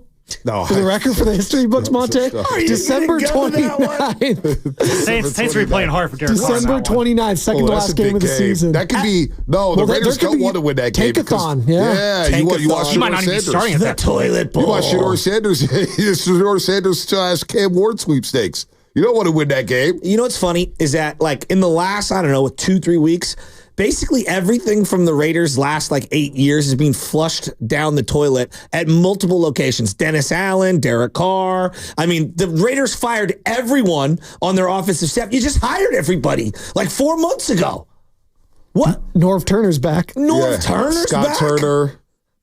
Joe Philbin's coaching too. He's part of the staff as well. Remember Joe Philbin? Oh yeah, from Hard Knocks on Miami. He looked like somebody said he looked like the guy who wakes up in the middle of the night, has the candle with the sleeping cap, and walks down the stairs. Because the old Ebenezer Scrooge. Yeah, he's Ebenezer. It's such a great visual. It's such a great visual. They call him Sleepy Joe. That's what they call him. Sleepy. Yeah, that's not a Somewhere good Joe Biden's fist pumping. Oh man, we don't want to bring that up right now. I don't think he's fist pumping this morning. There ain't no fist pumping going on. Don't say that again. There ain't no fist pumping going on in this country when it comes to the Democrats. There's no doubt. They got swept yesterday. Dear Lord. That's the definition of a 4-game sweep. Shut out Rick Perry in 1975. Golden State Warriors. All right, tonight's game. You know what? I want to make myself feel good. I want to make myself feel good. Do you want me to read you more David Carr, Derek Carr stats? No, I thought you were going to say power rankings. Just remember this, Snyder fans. We could always be the Saints or the Raiders. Well, Saints have won a Super Bowl more recently than I'm just talking about 49ers. currently. All right. They had to. And the Golden State Warriors have recaptured home court in the NBA Finals with a stirring 107-97 win here at TD Garden. 43 points for Stephen Curry. And the Golden State Warriors go back to Chase Center for Game 5 after closing this one out on a 21-11 run. And a stunned Boston crowd. They were here to celebrate 3-1, but now have to wonder what's going to happen when they come back for Game 6. And when they came back, they had to walk the plank. And Bob Myers was walking around TD Garden with no socks and shoes on. And JK had a cigar. He didn't know what the hell was going on. Damian Lee was chilling. Hey, Bonte, man, I'm a champ. I said, damn right you're a champ. Joe Lacob looked at me. How many championships did he have? He knew damn well how many championships he had. I was like, he's got 5, Joe. Oh, good to know. Good to know. Good to know. It's one of my favorite lines. He's unbelievable. Good to know. It's like you already kind of knew that. Yeah, he knew that. He knew that. And they're going for number 5. God, Joe Lacob be out there. I'd love to hear if they win tonight. I'll interview Joe Lacob at half court, right on the Celtic logo. Joe's chilling right now. He's got the beard growing. He's chilling. He's laying low. Look at you. He's laying low. He's laying low. Let this play out. The Bonte exclusive interview. No, because as Bonte unveils his own YouTube page. Because Joe told us eye to eye. I see what's going on Twitter. I hear what people are saying. And all these people saying that he doesn't want to win. They sabotage things. Remember that terrible article in SF Gate? Who wrote that damn? I don't know. It was just hot garbage. One of the worst articles I've ever read in my life. And he's talking about how Joe Lacob doesn't want to win. He sabotages the Steph Curry era and this and that and this and that. I was like, okay. You don't think Joe's keeping receipts right now? What if Brian in Palo Alto was Joe Lacob's alter ego and he uses a voice changer and he controls his Twitter account? That would be something else. That would be something else. And all the years of you disrespecting Brian in Palo Alto. It was actually, really me disrespecting Joe Lacob. Yeah, don't give me false equivalencies. Is that a badge of honor to disrespect a billionaire? Well, no, it would immediately become the greatest pivot in the history of this show as you presented with new information, changed your opinions on Brian and Palo Alto's point of view. Shasky, I'm just a man. Just a man. I'm not a GM, though I wish I was one. He's right about everything, right? I'm not a GM, even though I'd love to be one. So I don't know if he's right about everything. We got Slater on the line. Speaking of the Lakers, we'll get to that in a second. Slater likes to hear this. Slater on hold for 4 minutes last week. Just hung a championship. A-League, Olympic Club League this year, fall championship, front and center. Good for him. Is that in the new magazine? Yeah. I didn't read the new magazine yet. Well, I was looking, that guy looks familiar. By the way, I just got a reminder from Anna. Yeah. Did you sign up for father-daughter dance this Saturday? Did you? Not yet. We're doing the Santa thing on the 14th. That'll be fun. Yeah, Anna wants me to do the father-daughter dance. For me, that's why I'm there. All right, let's get to Slater. All you can eat buffet. Yeah, let's get to Slater. Slater here on the River Islands Guest Line. All guests on 95.7 The Game appear on the River Islands Guest Line. Is it time for you to discover the islands, River Islands, and Latham? We give Slater a little tease of the show. We keep him on hold for so long. Slate, so disrespectful to our 95.7 The Game insider. Good morning, Slater. Just pulled me out of like Gary Payton II about to do an interview. Look at this. I'm skipping it to talk to you guys as I overlook. Well, just bring GP2 over to you. Yeah, we can all have a conversation. Maybe. I mean, theoretically, I could, like a reporter, put the phone right up to as he's talking, and you guys could hit. Let's hear a little bit of it. Sure, why not? Still shooting threes. It might be in like 2 minutes. That's fine. Supposed to come up. Yeah, if he does, hey Slater, seriously. If he comes over and the scrub gets over there, just put your phone there and just tell him, hey, I'm on the radio with Bonte and Shasky. Mm-hmm. He knows who we are from the Olympic Club. From doing MC. I'm going to only say, I'm going to be honest with you, it's a little bit more of a subdued shoot around. I don't know if it has to do with something that potentially happened last night, but it's not the rosiest. Draymond just gave maybe definitely his least gregarious interview of the season. He was pretty subdued. Like I said, it's not the lightest vibe here right now. Interesting. So to me, this stretch, obviously tonight is a big one, but I'm just looking at it from the sense of these are the 3 best teams in the NBA that they're going to face in the next 3 games. Well, hold on, Chad. Do you think that impacts tonight? Because there's been moments under Steve Kerr where things have happened in this country. And, it kind of, like you said, the mood is subdued, and they go out there and they lay a clunker or whatnot. You think their heads are in the game tonight after what happened last night? Good point. Well, yeah, we'll see. We'll see tonight. I'm not saying it's not. I mean, in some ways, like, it's a distraction. I'm curious, how much Steve does or doesn't talk about it tonight. But obviously, him and Steph really kind of put themselves out there in this election cycle, you'd say, and it'll be a topic. I think it's on everybody's mind. I mean, you guys are doing your job today, and you're doing it well. You're bringing the juice, but I'm sure you're thinking about stuff that is going on beyond sports, obviously. No doubt. I mean, do you feel like it's impacting the way you're doing your job tonight? I don't know the answer, and I think we'll see tonight. And obviously, by the way, it's not like the Celtics players are just immune to this either. So I don't know, but it's that you could definitely feel it a little bit today. I'll give you guys something else right now. I'm watching DeAnthony Melton dribble and cut and kind of go against Guy Santos right now. So he's kind of testing his back a little bit. I'm giving you guys some live reporting. There you go. How does he look? How does DeAnthony Melton look? Oh, Rick Celebrini's watching, and I should ask him because he would have the more important opinion. But he's like cranking up the activity level. He looks fine. I mean, he looks like himself. They're going to reevaluate him tomorrow. He's obviously out tonight, so he's getting back towards playing. It looks like to me, as long as the back responds. What's up with Wiggins' back? It was just like minor soreness. I remember seeing him in the locker room after those two games where he was questionable on both, almost played. He was wearing a little pad. I saw him on the bench the other night wearing a heating pad, when he was off the floor. So it was bothering him a little bit, but that's Draymond too. I think Draymond was doing back stretches during the Wizards game and really kind of trying to loosen it up. So I guess, that's just playing basketball, especially this is an older team, right? They're relying on a lot of guys that are into their 30s. No doubt. Anthony Slater here on the River Islands guest line on 95.7 The Games as we ramp up for Boston and the Warriors. Now, obviously, this is going to be a big game in Boston. Last season, they beat the Warriors by 52 on that floor on the last game of a road trip, and Kerr pulled the starters, and they left Jaylen Brown wide open. Now, Jaylen Brown's not going to play. He's going to miss his third straight game tonight with the left hip flexor strain. It doesn't change Boston much. They shoot 55% of the shot. I'm looking at these stats here.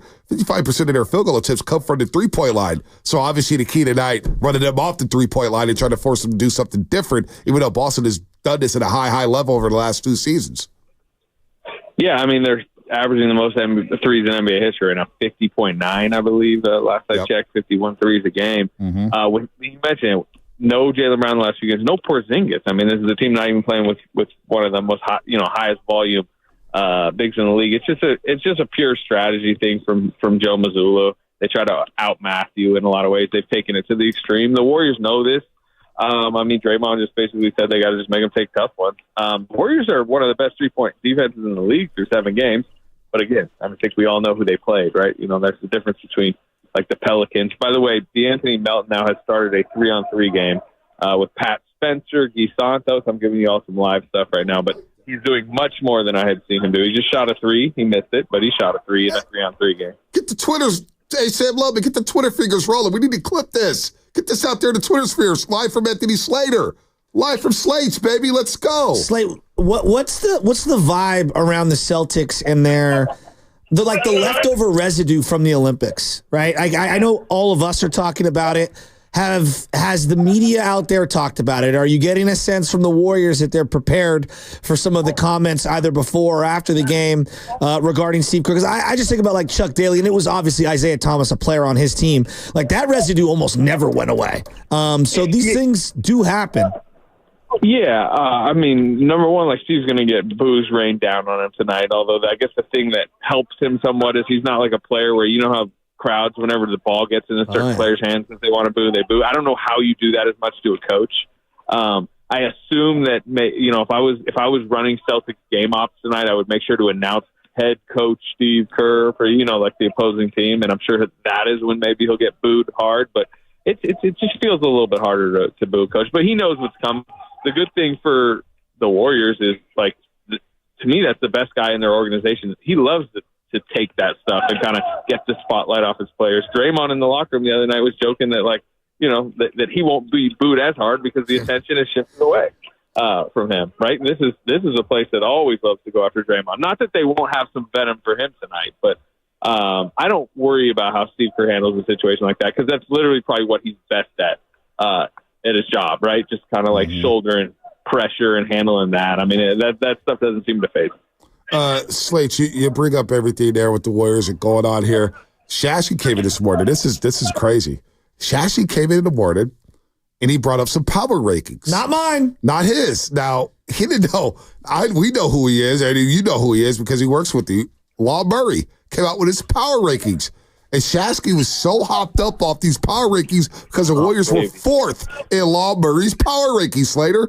Now, what's the last time have you ever done power rankings for The Athletic or the Mercury News or your newspaper out in Oklahoma City? I used to back in the day do it myself. I think when I was at the Mercury News, and then I was part of, I remember early in The Athletic, it was more like a group one where 20 people would give their rankings and it would average out, which is probably like a fair, more democratic process to do. But the reality is the reason why people love to do power rankings is because y'all are on the radio talking about it, right? It kind of generates conversation. The one thing I would say to Shasky is I believe I saw those power rankings and 1, 2, and 3 on the list were Thunder, Cavaliers, Celtics. Yeah. Yep. Well, that is the next 3 games on the schedule. So if you want to be number 1 on the power rankings next week, you've got a chance here. That's You're Slate. singing to the choir right now. All right. Hold on real quick. But he brought it up because some guy named Law Murray. And I was like, oh, I know Law Murray. Known him for a decade. I said a journalist. A journalist who named clearly Law is Murray. credible. And then he goes, oh, you know him? Oh, he must be credible now. Exactly. More credible.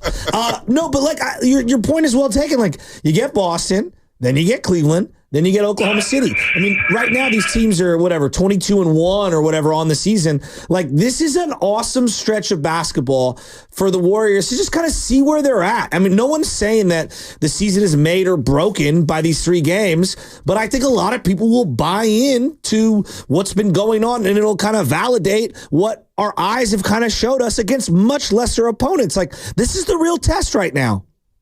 Yeah, and I will say this. It isn't just the fans or pundits like us that are interested. There's some internal curiosity, about what they've been doing, the depth they've been showing, the defensive, game planning and that they've, that's been working, their 3-point defense, as we mentioned earlier, their offensive execution, which they feel like is still kind of the weakness so far through the 6-1 start. There's some curiosity internally about how that will play on this bigger stage, better competition. I think they want these tests. I think they want to know what's real and what isn't.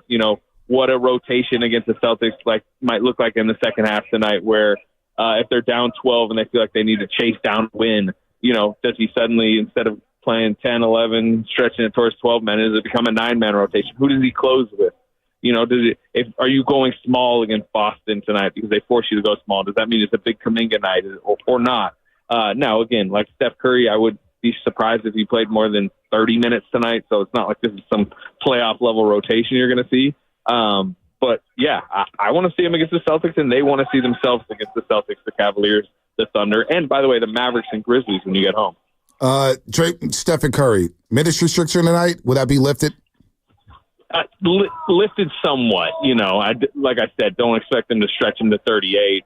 As I look at Rick Celebrini peering at this 3-on-3 D'Anthony Melton game, he's not going to greenlight some big usage night. But as Steph said the other night, part of coming back against the Wizards was getting that initial 24-minute, scripted lower usage rotation out of the way so he could maybe bump it. I'd probably predict around 30 tonight. They really, in the regular season, Steve's saying he doesn't really want to get him over 32 on any given night. Now, there obviously is going to be games, overtimes, that stuff where he'll go further, but I wouldn't expect that to be tonight. All right, here's the most pressing question. Lobster roll or clam chowder, New England clam chowder? You have to pick one. Yeah, lobster roll. Dressing or no dressing? So I want the hot butter, the way the hot butter one over there's the cold mayo one. No, I like the hot butter. Yeah, that's a waste. Yeah. You got to go hot. So I'm probably walking from TD Garden over to Neptune when I get off the phone with y'all, and when this D'Anthony Melton 3-on-3 game ends. That's probably where I'm heading. By the way, Gary Payton II is talking, but I don't really feel like walking over to the scrum. I apologize. Oh, man. All right. That's fine. Tell GP2 we said hi. Probably make for awkward radio, especially in the middle. Gary, quickly over here. Bay Area has a question. We're an awkward show, Anthony. Gary, on behalf of Bonte Hill, 95.7 The Game, and Warrior Pre and Post, I'm Anthony Slater asking a question as his proxy. They're asking you lobster roll or clam chowder. All right. I'm not actually doing it. Oh, damn. Hey, we shut the hell up. I was like, I want to know that answer. TP2. Chowder or lobster? Anthony, you're a good man. That's great on-the-spot journalism. Thanks, buddy. Great interview stuff. Okay, we'll see you when you get back to the Bay Area, which should be a fun game Tuesday night. Something special planned for Klay Thompson when he returns to the Bay Area. Anthony, have fun tonight in Boston. Yes, sir. I'll be writing something on Clay's return come Monday, so look out for it Monday. Ooh, we like that. We like that. Yep, talk to y'all next week. All right, Anthony. Anthony Slater here on the River Islands Guest Live. We love Slates. Real quick, we're going to get to 60 seconds of Celebrini in just a second. Speaking of Dr. Rick Celebrini, Macklin made his return yesterday, and right away he was in a penalty box. It was a double penalty, so they were playing some 4-on-4 in the first 5 minutes of the game last night. I was on the Sharks hockey. Wasn't a lot going on. Yeah. There was plenty of seats available at the SAP Center. I missed my boat. I should have went to go see the Columbus Blue Jackets down in San Jose. Well, Lubman, are you ready for this? 60 seconds of Celebrini. Hello there. It's your time. It's your time to shine, buddy. It's time for 60 seconds of Celebrini. Celebrini exchanges. Shoot.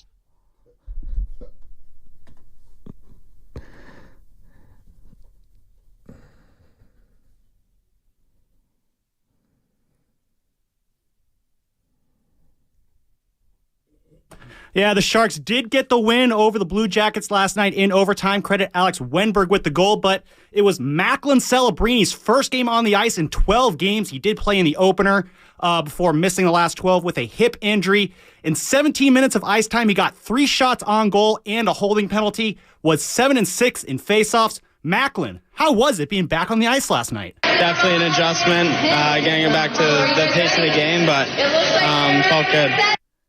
There you go, man. A few words there. He doesn't nearly need to say much. Coach Ryan Warsofsky, I butchered that name there. What was it like having Macklin back on the ice? Was there any rust there that you saw? Yeah, I thought you could see the rust in his game and what we expected. Obviously impacted the game in some other ways, in a positive side. But, I think to get the first one under his belt, kind of push forward and obviously had some chances. But obviously he's got to get working and, get the rust off, really. So he'll have plenty of time throughout his career to get that rust off. But, hey, Macklin Celebrini, your first win in the NHL. I love that. 60 seconds of Celebrini. He beat the buzzer there, actually. He did beat the buzzer. He's no Shasky. You are listening to 95.7 The Game, KGMZ FM and AC1, San Francisco and Odyssey Sports Station, always live on the free Odyssey app. It is a Warriors Wednesday, brought to you by Freeman's Appliance.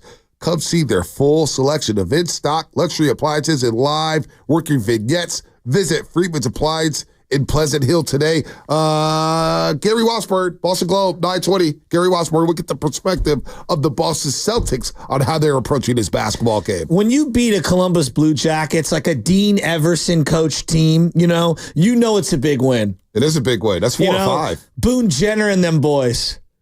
Dude. Boone Jenner, now that's the name. Dude. It is. Sean Corrali and them guys. By the way, Shasky, I really love how into the Sharks are getting this year. I say this genuinely. Like, I really do enjoy it. It's about time he's brought his horizons. Is we it bleed Tololi? teal and black. What's the guy? Tololi? I don't even pronounce it properly. Oh, Tyler Toffoli? Toffoli. And Will Smith. They've got players. They do. Will Smith, players. Got his first assist last night. He's coming along. Him and Macklin Celebrini, man. It's going to be a great one-two punch. Don't sleep on Mike Greer. We talk about Dunleavy. Talk about John Lynch. We're talking about Posey. Are you angling? Mike Greer, GM of the Sharks, doing a hell of a job. He'll be a great guest on the roast. He would be. They'll come on a roast. The Sharkies, I rock with the Sharkies. They love us. The future's teal, baby.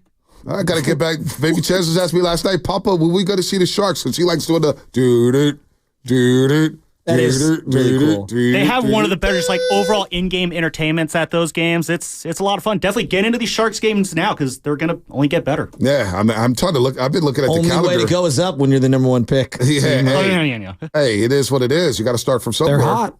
I had a guy pull me aside. This was at the fights a couple weeks back at the Irish Center. He goes, "Hey, man. Hey, I have a take that you need to unload on air. I'm like, all right. He's like, I actually want Celebrini to miss a lot of time this year.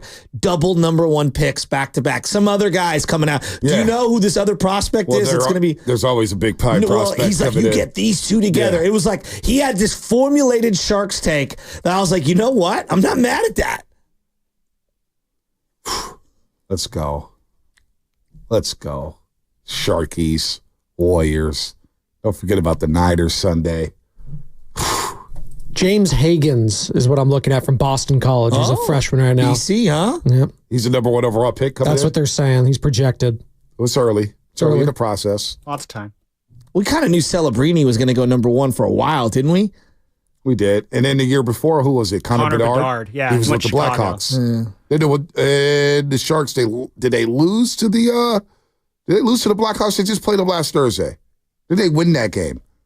They won 4 or 5. I'm wondering if that's the one they lost. No, they lost to the Canucks. They beat the Blackhawks. They beat the Blackhawks. So they beat Utah, then L.A., then the Blackhawks. Yeah, beat Connor Bedard. Canucks on Saturday, then the Blue Jackets They beat Connor Bedard in that game. Took 3 shots, was a -1 and a +-. -1. How about that, Connor Bedard? Should have been a Shark anyway. Sharks got too hot at the end of that year and lost out on that. They did. Well, they're getting a little too hot right now because they're tied with the Blackhawks. Blackhawks have 5 wins. Sharkies have 4. Yeah. Sharks are 30th in the NHL in points right now. Not in the basement. Not bad. You know who's in the basement? Baby. You never want to be in the basement. You know who's in the basement where they belong? The Philadelphia Flyers. Oh, what a shame. And the Nashville Predators. Come on, Sharkies. You're not into the Sharks. They got one of the coolest uniforms, too, the all teal. I tried to get a Sharks jersey last time I was at the team store 2 seasons ago. A sweater? A little sweater, yeah. We call them jersey sweaters. Their starter jackets are still all-time. All-time. They're so sick. Oh, they're so sick. Yeah, they're so sick. The black jersey with like the lace at the top. Oh, that one. You know what I was thinking I'm about? going to go get me a Celebrini jersey. I was thinking about we make morning roast jerseys. What do you guys think? I got a guy who's got to connect. No, we don't need morning roast jerseys. No? No, guys, no. Little 0 for Bonte? No. I'm going to back off. Come on, what would our color scheme be? Red, white, and blue. Ugh. That's right. Ugh. Terrible America. colors. Honestly, it's the worst sports colors. Red, white, and blues. Well, if it's the roast, you got to have like a flame, right? Like the Calgary Flames. That's kind of cool. Black that's and more red? Chiefs, though. I think of the Chiefs with those colors. Black and red. Well, for morning roast and we're coffee, don't we need to be like coffee colored? Like look Padres? Little brown and black. Okay. Brown and yellow, Padres like that. Shasky would like that. I wouldn't be opposed to it. We could do a pinstripe jersey. I mean, we're going baseball, basketball, football. What's the most? All of them. Well, one of each. Let's go soccer. Now you're talking. The kits, as they call them. Kits. I do like me. You can get some golf club heads too. By the way, Real Madrid. What is going on with them? AC Milan, Christian Pulisic, the American, with 2 assists at Bernabeu yesterday at Real Madrid, 3-1 AC Milan. The American getting it done on election day. And I was old enough to remember that people called him overrated. Mm-hmm. He's literally been a top 10 player in the world. I mean, something's going on with Real Madrid, man. They brought Mbappe over, and everything's fallen off, man. I don't know what's going on. That was a special win for them. Big time win. All right. Back to the Warriors. What's that job? I like my Warriors. Who said that? Who's playing on the ESPN game before the Warriors? I like my Warriors. It's the Warriors playing on ESPN. It's a 4:30 game. Oh, they're 4:30. So who's after them? Sixers, Clippers. Sixers, Clippers. Oh, the return of Paul George. The return of Paul George. And Embiid out for 3 games due to suspension. Can't shove columnists. Apparently. And columnists can write about your family, unfortunately. Wow. And it's the new Intuit Dome. That place is special. Go to a game down there. I've heard mixed reviews. Can it be special if it's the first 2 weeks of the stadium? Yeah, no, probably not. Doesn't it take a second to kind of create those memories? And they got the wall, apparently. All right, got to go. Gary Washburn next. Boston Globe, right here on the Roast. Brought to you by O'Reilly Auto Parts.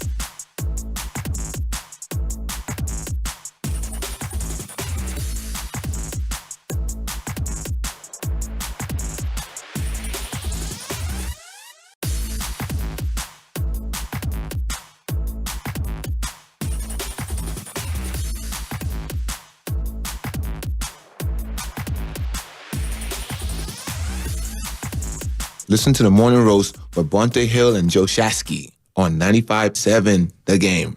You better hit those break, Bonte. Give me some 3 balls tonight, Buddy Hield. Buddy Buckets averaging 21 a game.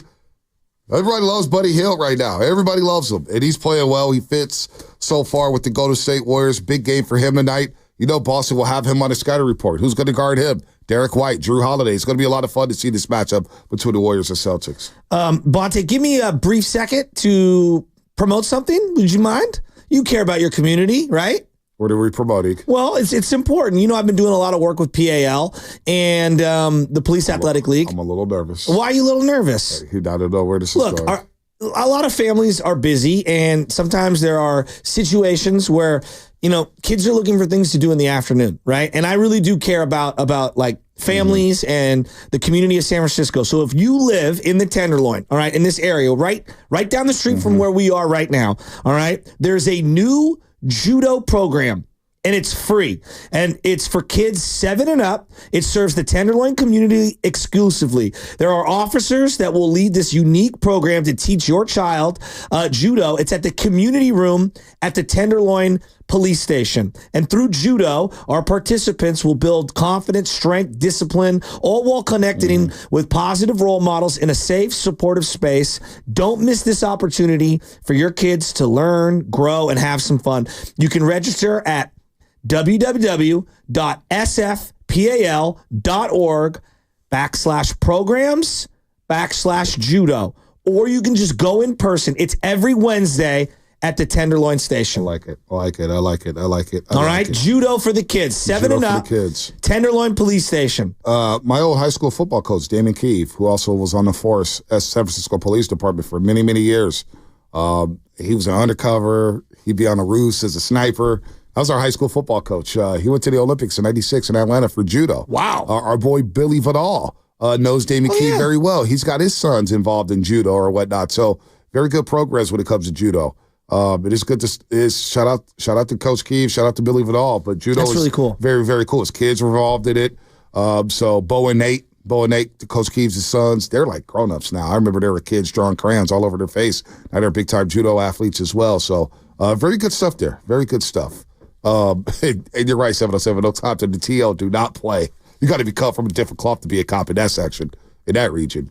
Boy, oh boy, oh boy. Well, look, I mean, like, if you do care about the community, we can argue and cry online, or we can go out and participate in the good, right? And be a part of the change. Now, I am disappointed in the community because it looked like Gray Highway is going to be closed for a park, and I cannot stand that. Oh, well, you and I are in agreement there. Yeah, we're not, because it's No, I'm in agreement. I'm frustrated too. Oh, you frustrated with the Gray Highway after doing thing? my research and reading more up on it, you know, like I didn't realize some of the...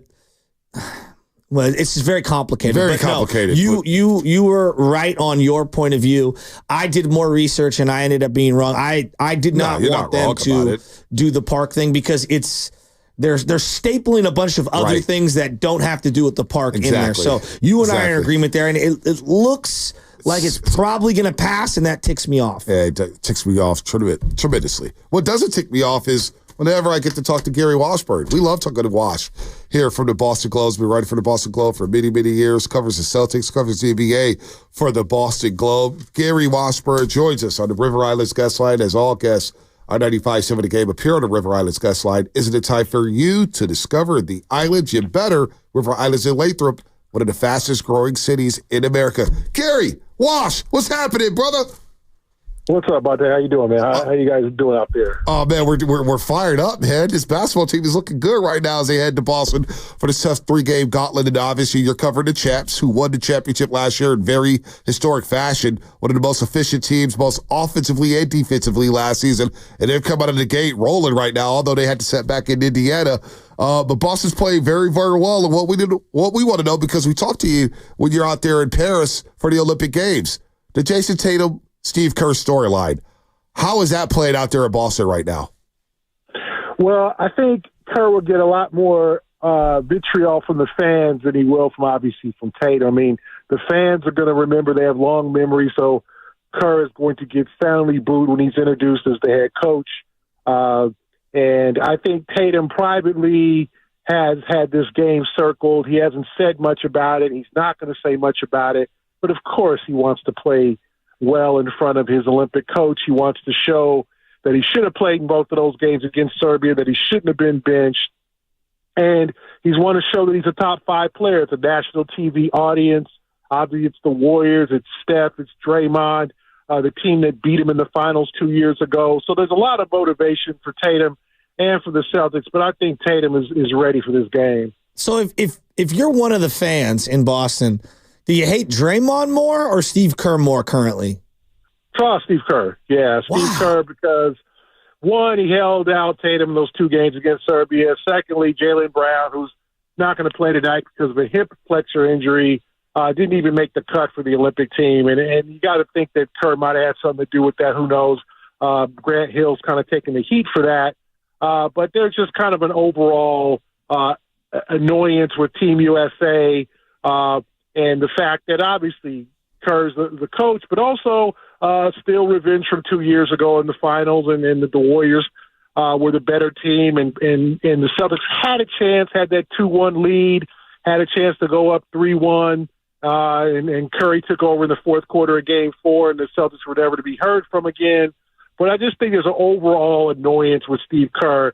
I mean, obviously Draymond will get booze or whatever, but the focus has shifted to Kerr.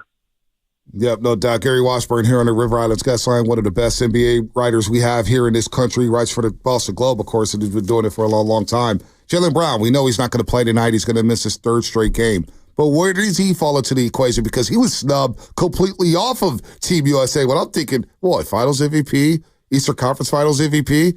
Why wasn't he on the team? And we kind of know why. We understand it. But where's Jaylen Brown fall into the equation, man? Does he have something against Kerr in the whole Team USA process? I think it's more the process, because I think he felt like he should have gotten an opportunity, especially, when Kawhi got hurt. And, I mean, they brought on Derek White, and I think he was happy for Derek White. Derek's a good guy, one of the good guys in the league, and is one of the most probably improved players in the league over the last 3 or 4 years. I think people were happy for him, but Jaylen's like, wait a minute, like you said, Bonte, I'm the NBA Finals MVP, was the best player on the floor during the finals, Eastern Conference Finals MVP, and I can't even get a text message to say, come out to practice or come take a look. We want to take a look at you, or we want to see if you're interested. Nothing. And he thinks it's corporate. He thinks it's the fact that he has spoken out against Nike in the past, and Nike controls the roster. And it was a lot of political stuff. And Jaylen obviously is kind of can be divisive at times, can speak his mind. He is not, fall in with a lot of other NBA players who kind of always try to say the right thing. Jaylen will speak what he believes, and he truly believes that affected his impact on Team USA. And if I'm Team USA, the question is, did you want Jaylen to go out to Paris and speak about world issues, speak about the war in Israel, speak about the things that were on his mind? And the answer, I'm sure, was no, because Jaylen's going to speak his mind on those things. He's a free thinker, and obviously, from his Berkeley days. Mm-hmm. And that's something that they wanted no part of. So I think he believes it was all political. It had nothing to do with basketball. So he definitely had a gripe. How is that 2022 championship viewed now? Because as a Warrior fan, I look back at the one that they lost in 2016 to LeBron, and I see all the LeBron highlights, and it's his high water mark, and it just still doesn't sit well with me, even though they got Durant and they won more, and it just doesn't sit well with me. But I do believe it fueled them to obviously acquire Durant and to lead where they are now. How do you guys view the 2022 loss to the Warriors now that you've won a championship?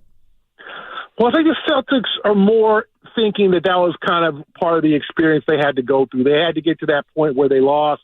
They were, they weren't the more experienced team. They weren't the more talented team, although people thought they were. They just didn't play well in the last 3 games of that series. Andrew Wiggins shut down Tatum. There was just a lot of guys who stepped up. Obviously, if you guys remember, Jordan Poole stepped up and hit some big shots. Otto Porter had some good minutes. Belika, whatever the guy's name was. Oh, Bielitsa, yeah. We didn't even know how to say his name when he first came. Well, Bielitsa, what is his name? Yeah, he played productive minutes. Like the Warriors beat up the Celtics with their depth, and the Celtics had to take that beating and learn from it. And it took 2 years for them to get back, because if they win that title, things are probably different now. Do they win 2 years later? Are they in the position they're in? So I think they look at it like it was an experience that they had to go through, although it was regrettable, although they were upset, although they felt like, hey, if they finish off Game 4, they probably win the series. But they knew that the Warriors had the experience and the know-how, and they didn't. Hey, I want to get back to Tatum in just a second, but now I've thought about it here. Joe Mazzulla, he's an interesting cat. I see some back and forth between you and Coach out there in Boston, and he's an interesting cat. He said earlier, hey, man, fighting may be good for the league, and some players push back like, no, we don't need to fight. We need to play with passion, but we don't need to physically fight. What's up with Joe Mazzulla, man? He seems like an odd cat, man. He gets the most out of his team. He looks like he's locked in. It looks like basketball is his life, but he seems like a very interesting cat, a guy to cover on a day-to-day basis, man. It must be interesting for you, G-Watch. Yeah, you could say that, Bonte. He's the most interesting coach and most interesting person you'll ever meet because he just thinks against the grain. He walks to the beat of his own drummer. He does not mind awkward moments. Most coaches don't want to be awkward. They don't want to make sound bites. Joe doesn't care. If he feels what he says, he's going to say it. There's plenty of sound bites, not only with me, but with other reporters asking questions, and he'll just tell you what he thinks. And if there's a silence, oh well. And, he has a different way of thinking. And like you said, he said, fighting should be potentially legalized, or like there should be an accountability like baseball where, if you beam somebody with a pitch, darn well that pitcher on the other team is going to beam one of your best guys. So there should be accountability. When someone's flagrantly fouled, you should be able to carry that out. There should be a penalty box, things like that. I mean, that's a fun thing to think about. It's hilarious and it's interesting, but that's kind of the way he thinks. He thinks against the grain, but one thing he has done is these new thoughts and concepts have touched and have basically captured his players. So he's very close to his players. He's only 36 years old, so he's close to it's like a big brother, little brother kind of situation as opposed to most coaches like, let's say a Kerr situation where it's more of a father-son situation. So the players have bought in, and everyone knows that there's an unusual aspect of Mazzulla, but so far it's been successful. Who's the guy on this year's Celtics that isn't getting talked about enough for how good they've been? Peyton Pritchard is the guy. You guys remember him from the Pac-12 days playing those years at Oregon. Mm-hmm. He has turned into kind of a six-man of the year candidate because he comes off the bench and he just fires. He would love that old Warrior system. He comes out and he just takes threes, and he's been hitting most of them. And that's the thing. In previous years, he's been a little bit inconsistent with his shot. This year, he's come off the bench, has no fear, and they tell him, shoot the ball, Peyton. And he just comes off the bench and will give you 5 threes in a quarter. He'll give you a 17-point quarter. He is a guy, and he looks like an everyday guy. He's 6'1", not the greatest athlete, but plays hard, gets to his spots, plays tough, plays good defense. So there's a lot of things to like about him, obviously, if you look at him. But he's a guy who hasn't gotten a lot of attention, but has had a really, really good year so far. Last one for you, Washington. We appreciate the time this morning. I know it's going to be a lot of fun out there in Boston tonight at TD Garden here. Jason Tatum, back to him for a second. He looks like he's got an improved jumper. 26 of his 28 points, I guess, the other night against Atlanta when they blew him out by 30, 123-93. What is different about Tatum's game? Is his release quicker? Is he moving better? Is he go? What's the difference between Tatum this season as opposed to last season? Yeah, he had kind of a hitch in his shot that he was taking the ball below his waist and then lifting it back up. And he's tried to eliminate that. Now he's shooting 35% from three, so it's not working effectively as much yet. He had 8 threes in that opener against the Knicks and was okay. Then he went to a cold streak, and then he came back against the Hawks and had 6 of 14. But he's just kind of tried to eliminate some of the movement in his shot and just take a straight jumper. And I think that that's been the key. And also, he's become a better playmaker, a better passer out of the double teams because he's seen all types of defenses. So he's become that player. Now, if he was this same player in 22, they probably win the finals. But he has learned from his experiences, learned from being defended certain ways, and has become a better all-around player. Yeah, that's a good point there, Wash. We always appreciate the time. This would be a fun one. Sucks that, though, Jalen Tatum's going to play this one. We know he's got a little history with Draymond Green, although they're cool now, but we all remember that 2022 NBA Finals. And heck, we remember last season when the Celtics blew the doors off the Warriors by 52 points in that same building. Should be a great night. We'll be watching. We'll be reading your stuff at the Boston Globe as well. Wash, always good to catch up with you, brother. Hey, guys, thanks a lot. Anytime. Gary Washburn, Boston Globe, covers the Celtics for the Globe. One of the best NBA writers out there, has been doing it for a long time. He's a Cal grad. He's a Cal grad, so he went to Cal Berkeley by way of L.A. As we get ready for this game, I'm getting excited for this one. We don't, the Warriors for so long, Shasky, the regular season was just like, whatever. But every game matters now. Stacking wins, seeing how well this team is coming together. This is a fun one. I'm jacked up for this one. I'm a little too hyped right now. Not hyped over the power rankings. I'm hyped about the game. Law Murray's a cool dude, though. He's from Philadelphia, by the way. Forgot to mention that. Law Murray. Should we get Law Murray on tomorrow? Should we just do it? Who do we have on tomorrow? Should we go get the law firm? Just talking to TJ Reeves tomorrow about Niners Bucks. Yeah, TJ Reeves and Niners Bucks. Reporter, he's good. Yeah, he's very good. We had him on last season. Yeah. Behind enemy lines, which we never played the intro for. Can we play the intro that you have for the Warriors thing? Yeah, because I want to hear it now. He was really excited about it. So, dude, when you need to.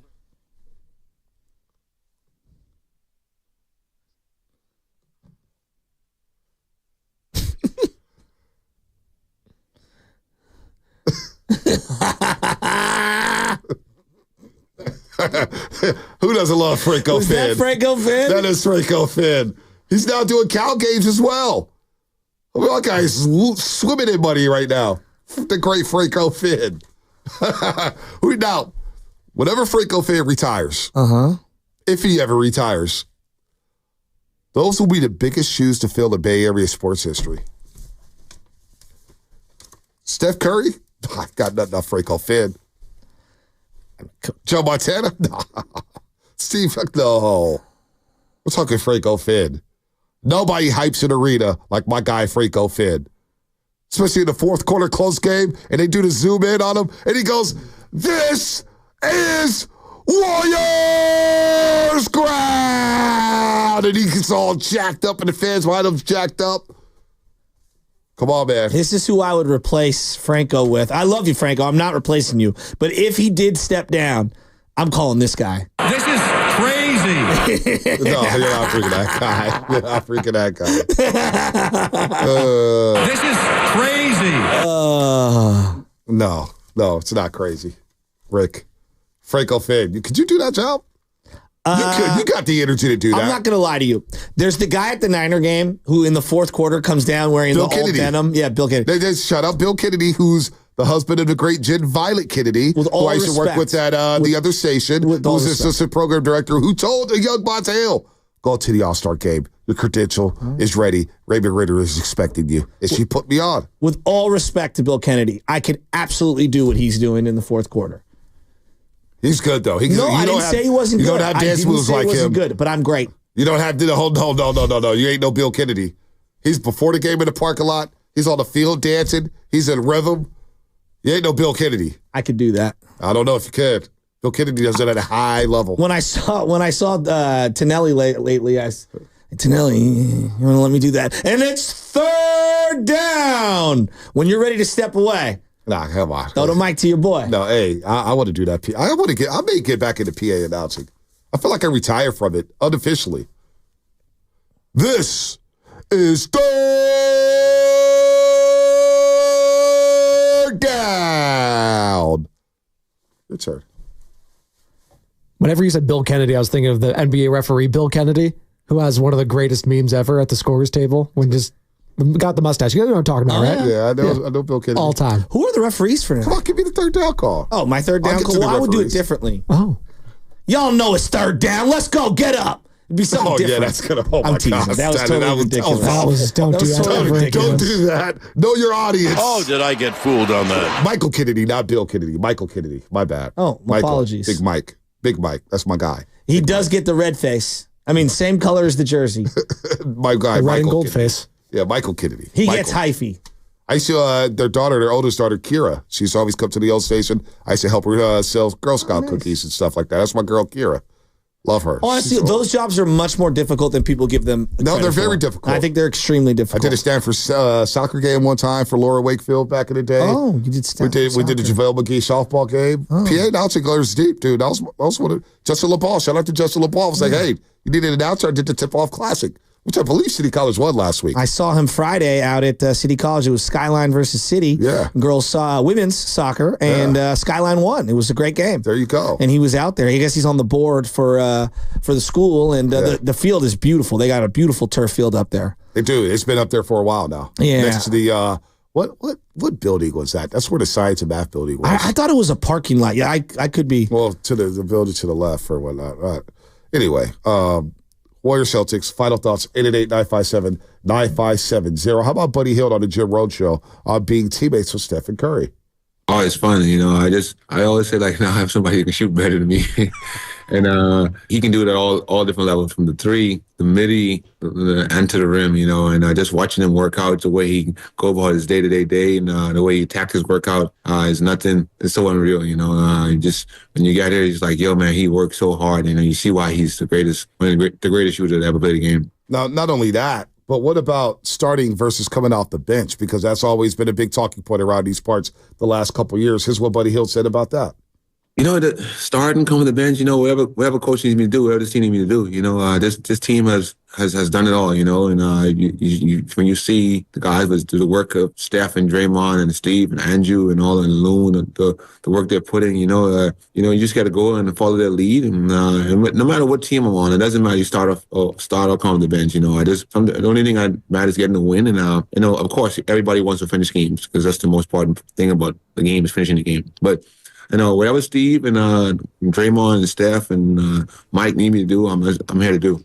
I think it's something we take for granted, but the younger players, that they want to start. There's a social status to it, a equity within the league, if you will, a currency that they attach to it. They want to start, and I think it takes a very mature individual to understand that maybe the best for my career long term and the team and all these things is to have those. And I think that different players at different points in their careers have different points of view. Like Kelly Oubre at one point, he was looking for a big contract. Yeah. He wanted to start games. Yep. He wanted to put up big numbers. He wanted to be able to, cash in. And I get that. He wasn't at the point in his career where he was ready to accept it.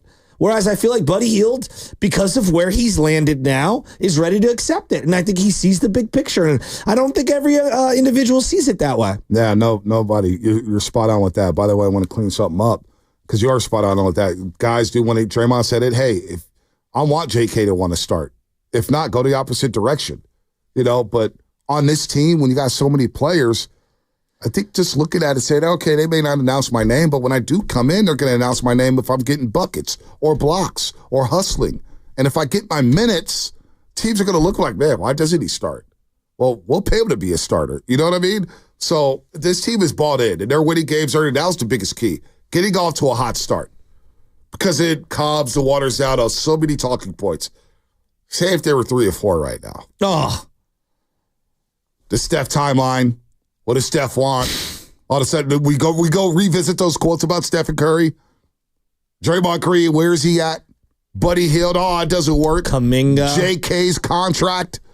I mean, there's a lot going on here. So the start has been great. By the way, City did win the tip-off classic, beat Santa Rosa College Marin. Yeah, Marin was Friday night, I believe. Yep, and my little nephew was playing on Marin. I need to go see a play. 6'11". Akil. But City's now going down to San Bernardino Valley. Oh. I always talk about San Bernardino Valley. Who's our boy? Who's our boy who calls us for San Bernardino? I forget. He calls us all the time. Know. But the San Clearly Bernardino, not our boy that much. No, he always calls us. Remember, it's funny. I always bring it up. I always bring up the JUCO down there. That's a big tournament down there in San Bernardino, the Alvin Hunter Classic. So let's go Rams.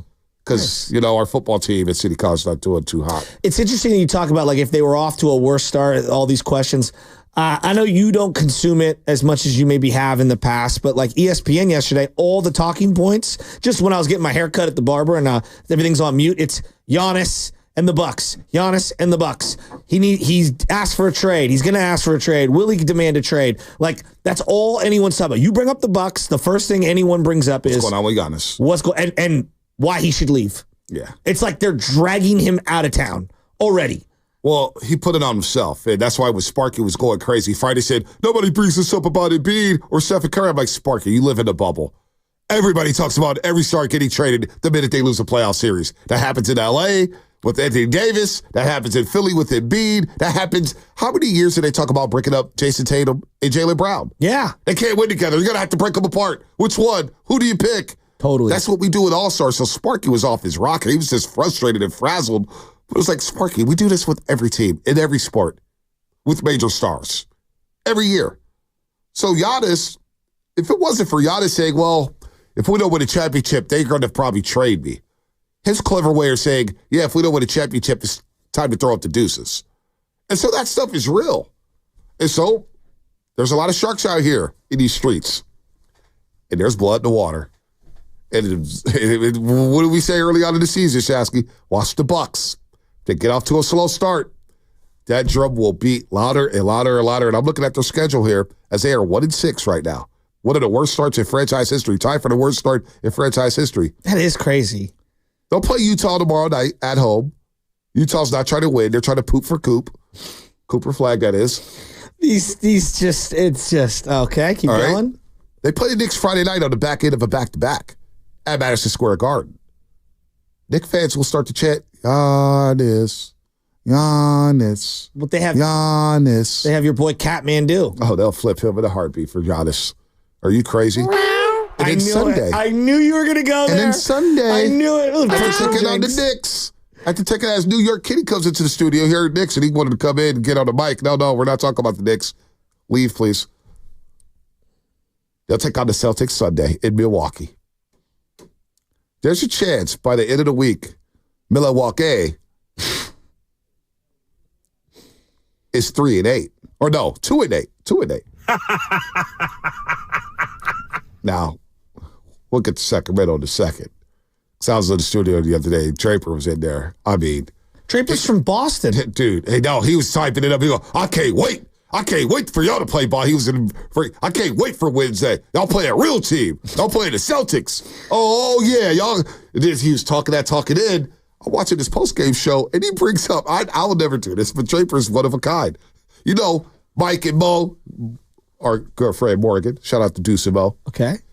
We had an epic pregame show. It was epic. Oh, and I was like, what? And he's talking about Mike Bibby soon. He was like, we had an epic pregame. He was feeling himself. Couldn't even get the break. Mike Bibby's a part of their pregame? Yeah, he was part of it last year, pre and post. How does he get those guns through the metal detector? I was going to say in the suit. I mean, that guy's got to get everything tailored. He does have, well, that's what they do. The NBA has a problem right now, ladies and gentlemen. Draper, dude.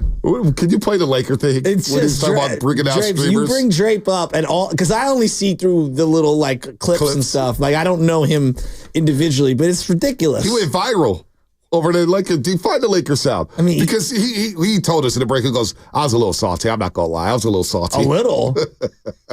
A little. Epson thought that he should be the pitch man for Salt. You talking about Morgan? No, I mean Morton Salt, not Morgan. Morton's. Oh, I think you meant Morgan Deucin. No, Morton's son. Yeah, I'm so. I botched out. You messed it up. I busted up. Epson's a salt company. Yeah, I know Epson's a salt company. Epson Salt, but also Morton's. Yes, it is. With the girl with the umbrella and it's rated salt. And it's I think a dark blue with a little white on the tin can. Yeah, a little black. Depending on which particular one that you get. There you go. All right. Oh, this brings me to something. Oh my gosh. And they got the streamers coming down like what the is Dodgers this, Game 7? just won the pennant. You gotta understand, this Anthony Davis' first win against Domantas Sabonis. It is. So they're gonna celebrate out here at 1:30. I mean, that was Draper's unbelievable. All right, He's unbelievable. I want to end this on a high note. I was in Berkeley. I had some recommendations from my boy Joe Spadoni. And last week we went over to Berkeley. Live Oak, I believe is the name of the park, correct? Beautiful, little, cute little park, right? The little right over off Shattuck. Yeah, right near the Safeway over there. Absolutely. There's a little Pete's Coffee that I went to. But then I went to an old school deli and I don't know how long it's been there, but I'm going to shout them out. Okay. Saul's Deli right there is freaking incredible. Oh, I love Saul's. Oh, you do too? Okay. Yeah, no, I've been there. It's a great place. Oh my gosh, it's so good. It is unbelievable. I had pastrami on the old school rye and a little slice of whatever it was, Swiss or whatever with the coleslaw.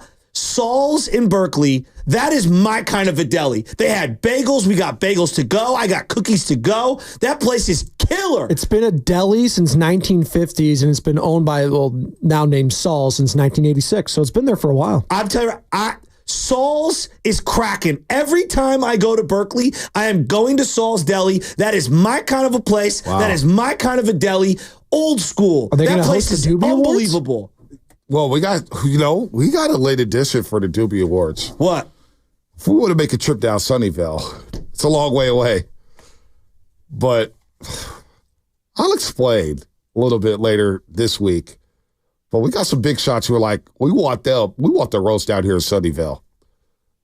I was told from Little Birdie yesterday, high rollers want us down in Sunnyvale to do the morning roast. What's in Sunnyvale? This great brewery.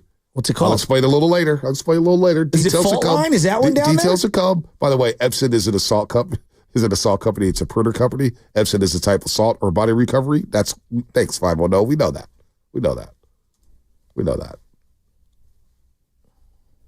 There's the Xfinity Fast Five.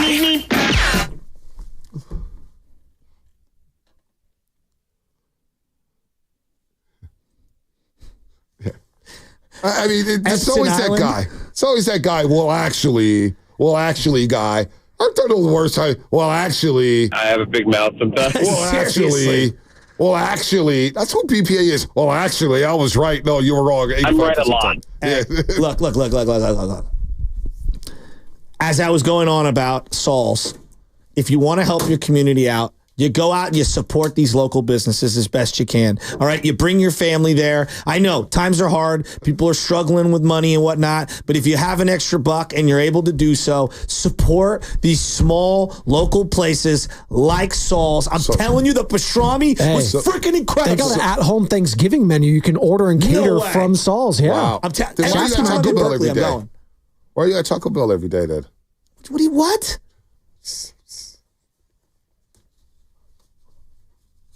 If I look at, I'm a La Taqueria. I'm a La Corneta. You're a La Murray guy. I'm a. That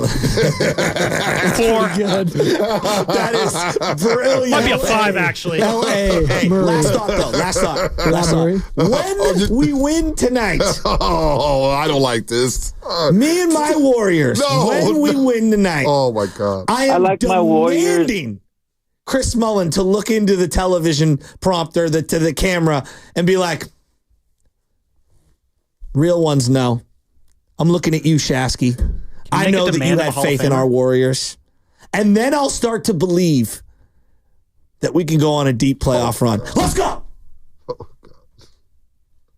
I don't like when you guarantee things. They never go our way. I didn't guarantee. Well, now we know why things go south tonight. You pick us to win. I said when we win.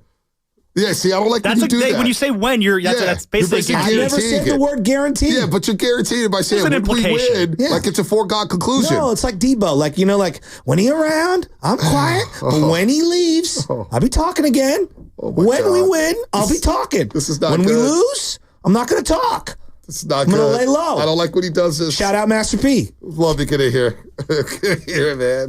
Guys, how about them Canes, huh? Number 4 in the first college football playoff ranking. Probably the most pointless ranking of the year. But hey, I'll take it now. I'll enjoy the good times. Cam Ward, man, keep it going. Keep putting points up on the board because, man, with that defense, yikes. Hey, look out. Number 4. Look out for the Colorado Buffaloes. They got a shot at the Big 12 championship. That's about it. Spadoni, what you got? I'm very curious to see what the Warriors do tonight. Like, this is a very fascinating. It kind of sucks that Jaylen Brown is out and Porzingis because I like to see both teams at their full strength and DeAnthony Melton obviously out for the Warriors.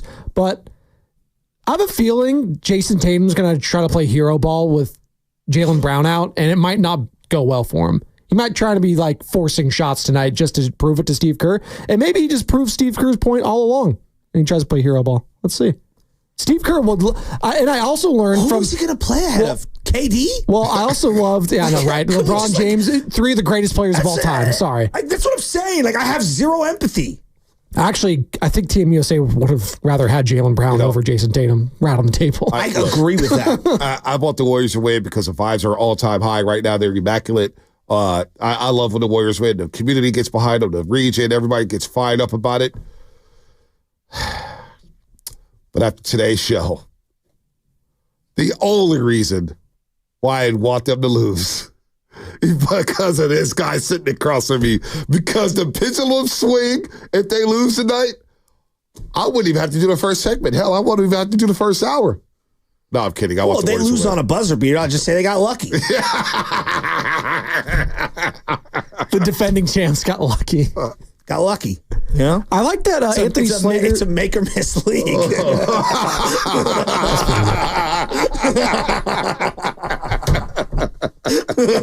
Sorry, Joe. My bad. No. You guys are good.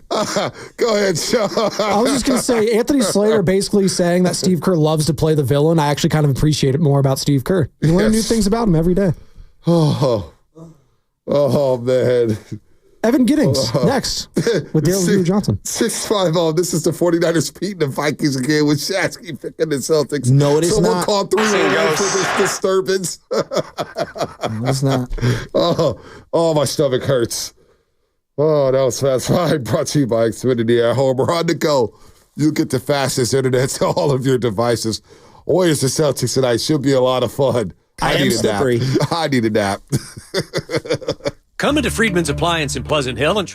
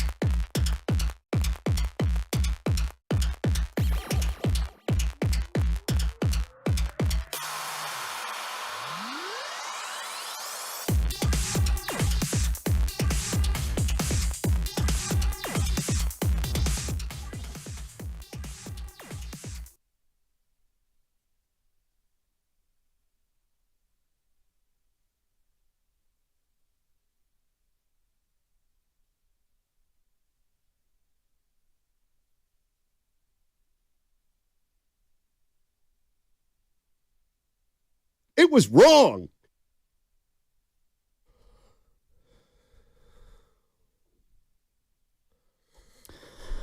Today is a day, Goo, that we're going to be tested. Yeah. All of us are going to be tested. And I'm not talking about what you think I'm talking about. Or maybe I am, because the Golden State Warriors are about to get tested. And I'm super juiced for the test. And we are about to see if they're up to the test. If they're up to the test, that is the Boston Celtics. On Friday, that is the Cleveland Cavaliers. And on Sunday, that is the Oklahoma City Thunder. This is where the season gets fun. Yeah, they call that Murder's Row. Oh, boy. Yeah, was it the 27 Yankees? My God, because you got Ruth, you got Gehrig. I think there was one guy in there. Straight crickets in my mind right now.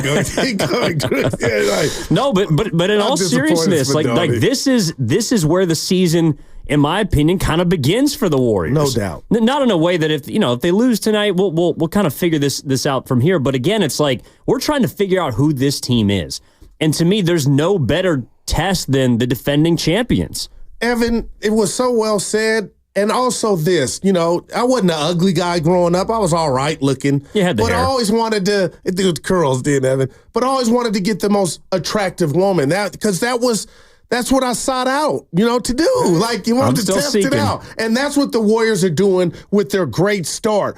What other team would you want to play than the champs early on after you've gotten off to a good start? And the rat on the table, brought to you by Atco Early, is Jason Tatum. Is he really mad about how Kerr treated him or how he felt like his Olympic experience was? So all that's on the table. Oh, watch out. I'm thinking of the LeBron meme when he goes, whoa, like he's really scared, but he's not, Evan. So all that's in play. And I just want to see this Warrior team, as deep as we think it is, how they match up against the champs.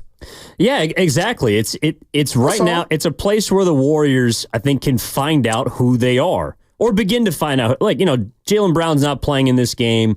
Porzingis isn't playing in this game, but I don't really care about that. To me, this game tonight is a win-win for the Warriors, because if you lose, you get to measure how far you are from what I believe to be the best team in basketball. If you win, then I do think we can have a conversation tomorrow about how far this Warriors team can go, how they're constructed. Mm-hmm. Does this have staying power and the sustainability that we've been wondering and questioning through 7 games, which so far has led to a 6-1 start and a fantastic start for the Warriors? That question will begin to reveal itself. So that's why I am pumped about this game tonight.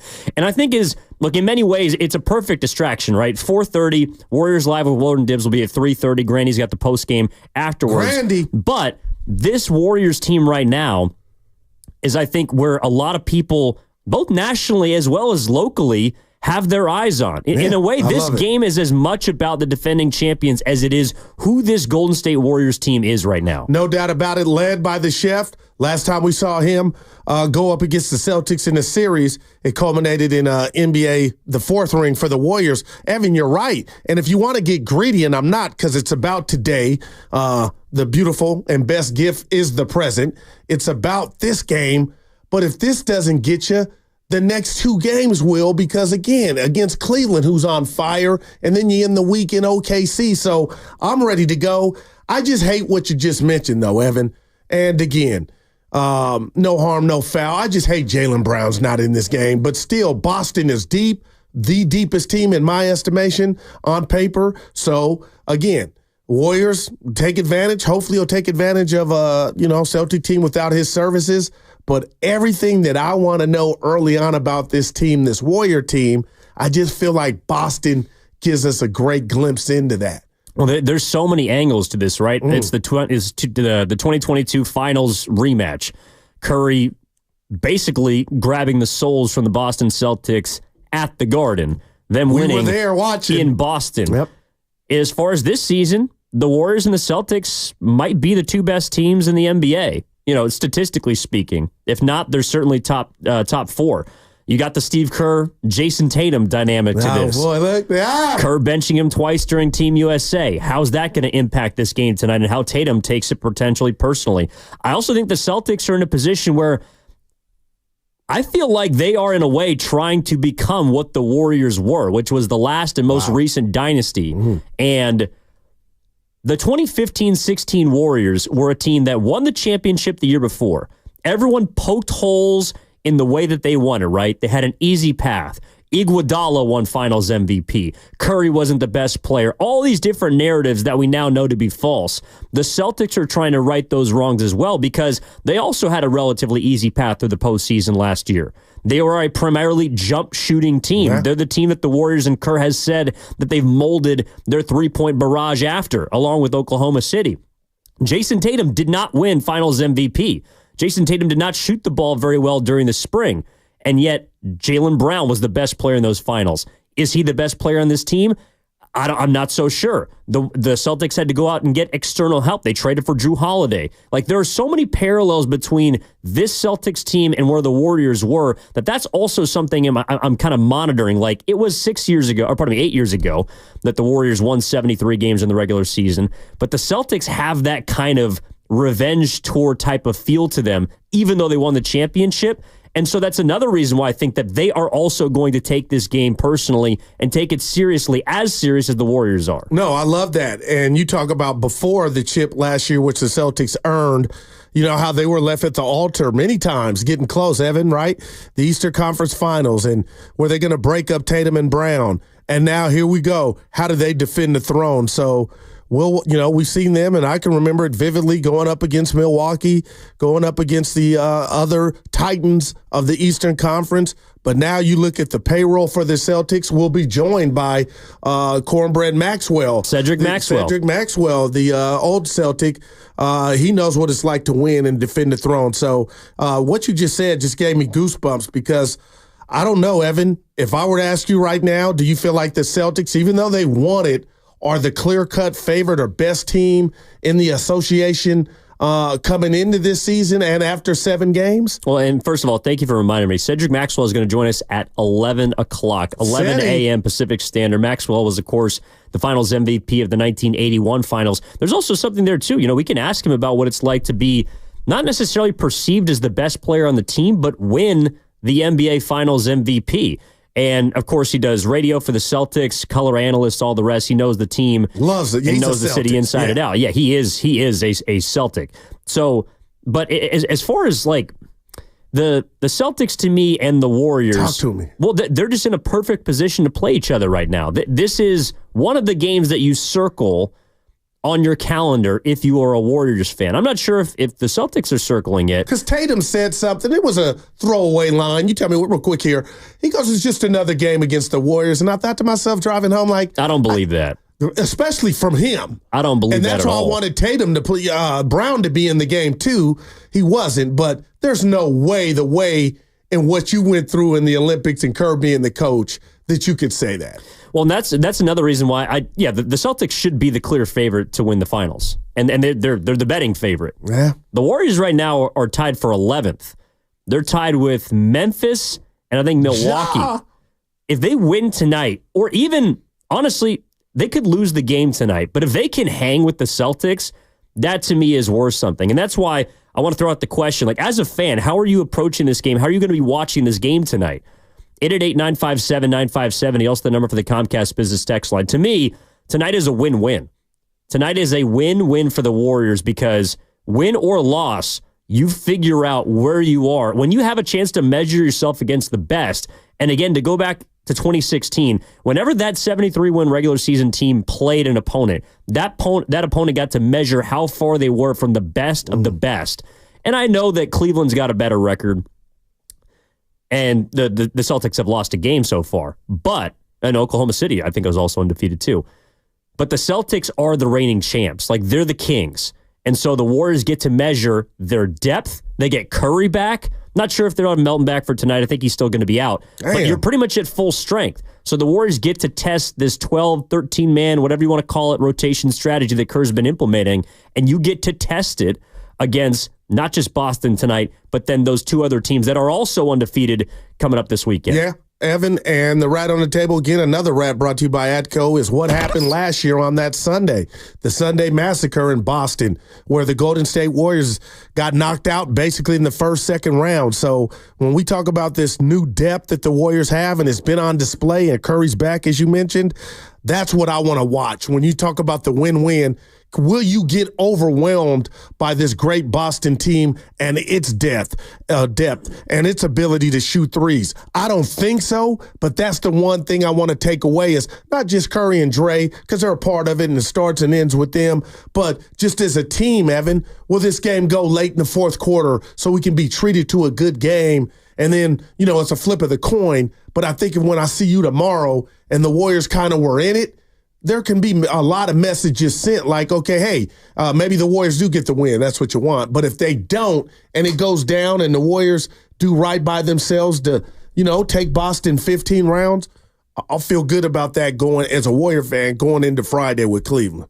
Oh, absolutely. And going into Sunday with OKC. But again, this game is massive to me. And it's not win or loss so much as it is all the different storylines that surround these two teams. The Celtics, who have won the NBA championship most recently, and the Warriors, who are the most recent dynasty. To me, there are multiple parallels that you can draw between these two sides that I'm looking forward to seeing how they play out on the court tonight. And I also, on the other side, I do want to get into this.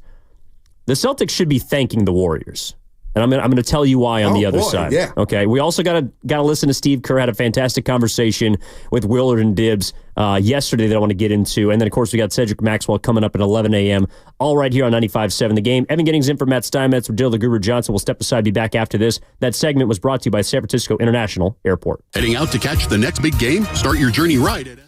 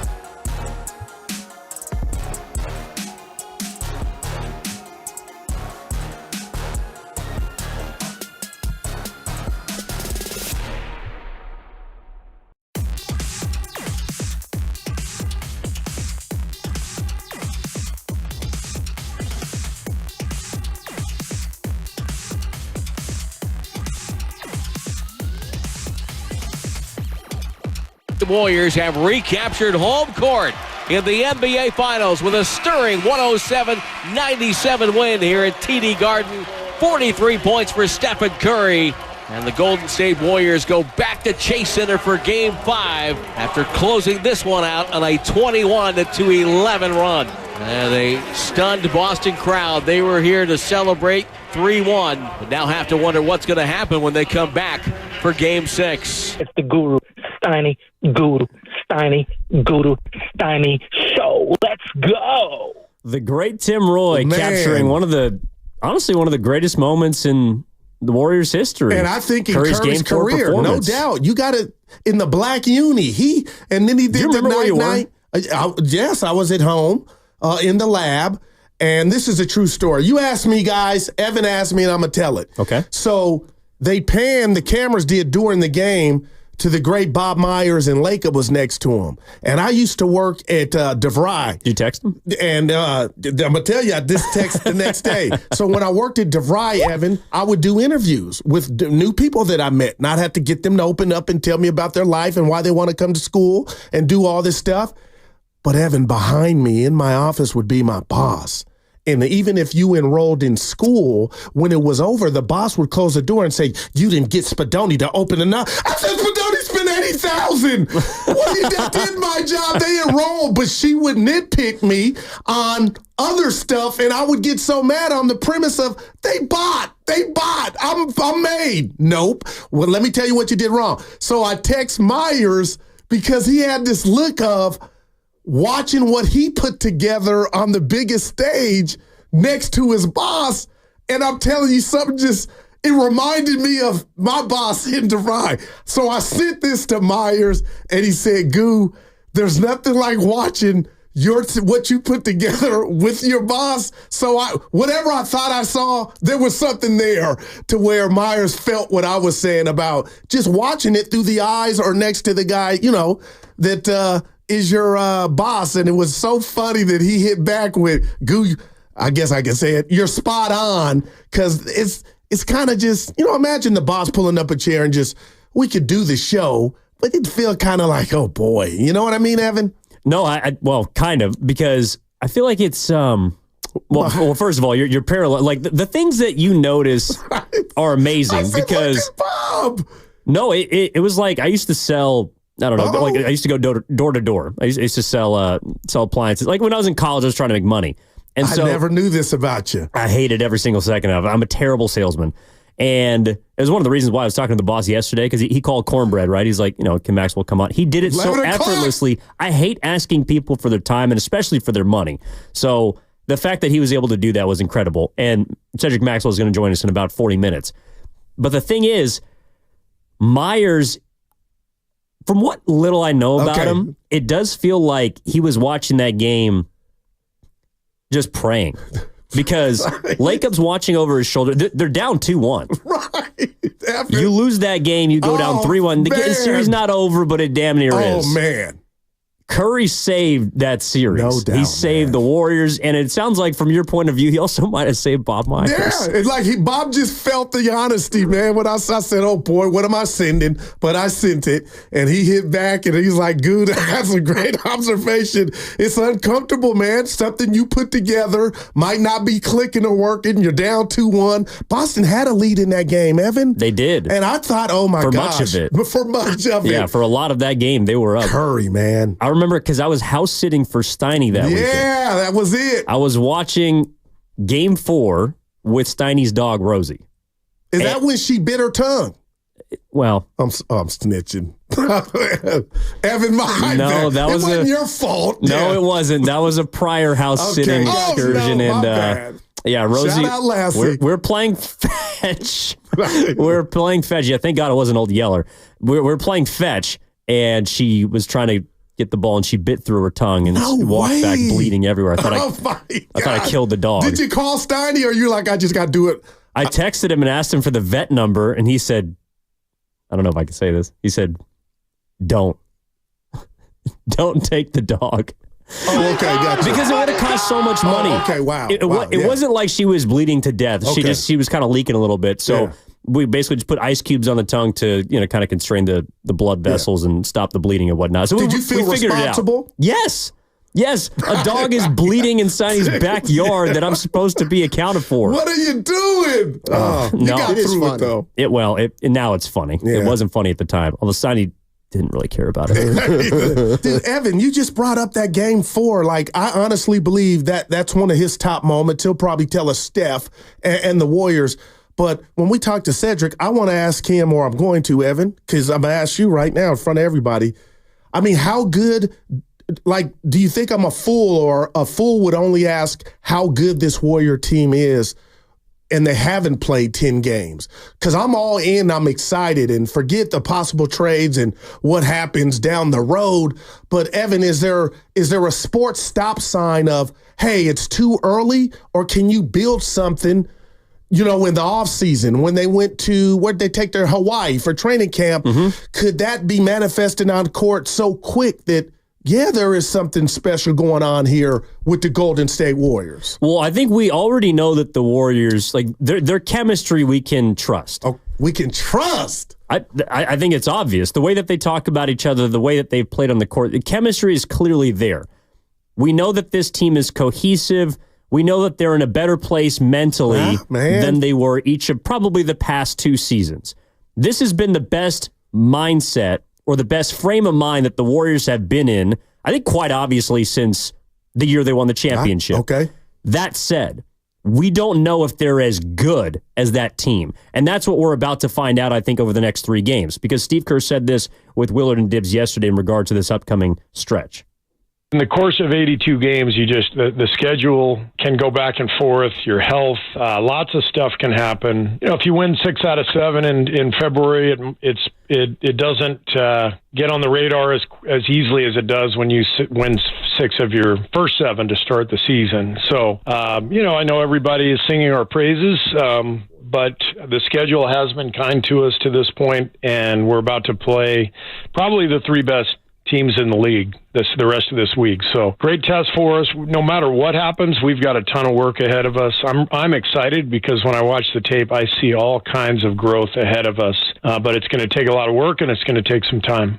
Wow. See, I hear excitement. I hear buy-in. I hear everything that the Warriors fans are, and yourself included, are into about this team. I'm into this team because we're continuing to learn about them. But I also hear some hesitation. No doubt. Because even I think he's talking about the schedule. It has been very favorable. But they've done their part, though, Evan. They've handled the cupcakes. They have handled the cupcakes, and that's what you got to do. You got to stack victories. But now you're beginning to get through what is the real NBA, the gauntlet. You get to see the 3 best teams in basketball beginning tonight at 4:30 in Boston. Warriors live at 3:30 here on 95.7 The Game. And you get to test everything that you have basically built around this offseason, your depth, your 3-point shooting, your commitment to defense, getting younger, getting longer, all of those things that you kind of built the foundation of this season on. Well, now we get to see how they measure up against the big boys. No doubt. And the Warriors are 6-1, as you said, Evan, 4-0 on the road. And the beautiful thing about life and sports is you can do with any situation what you want to do with it.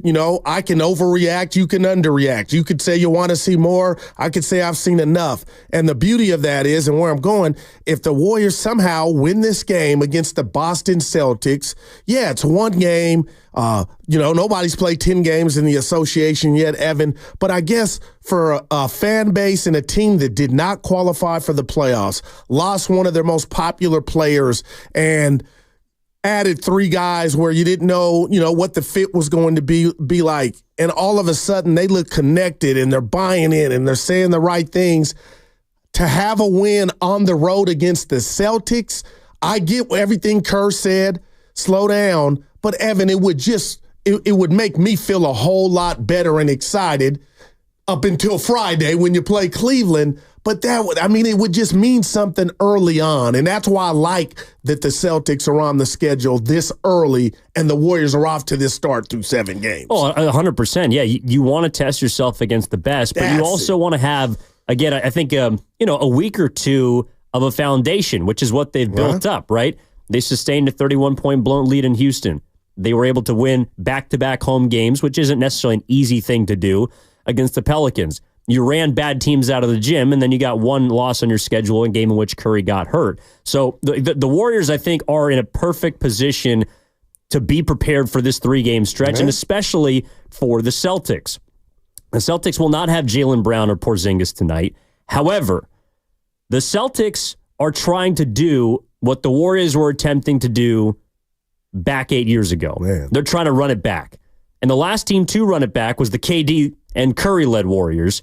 But should have been a three-peat. Yeah, should have been a three-peat. Yeah, go ahead, Evan. My bad. Well, they also should have won. You could say they should have won back-to-back championships in 15 and 16. I was Fact of the matter is they didn't. Right. So the Celtics are trying to do what the Warriors have already done, but could not succeed in, which was winning an organic, kind of out of nowhere, homegrown-led back-to-back championship run. Like the Celtics, I think, are as invigorated to run it back this year as the Warriors were in 2015-16. No, I love that, Evan. And, we talked about Giannis and what's going on or what's not going on in Milwaukee.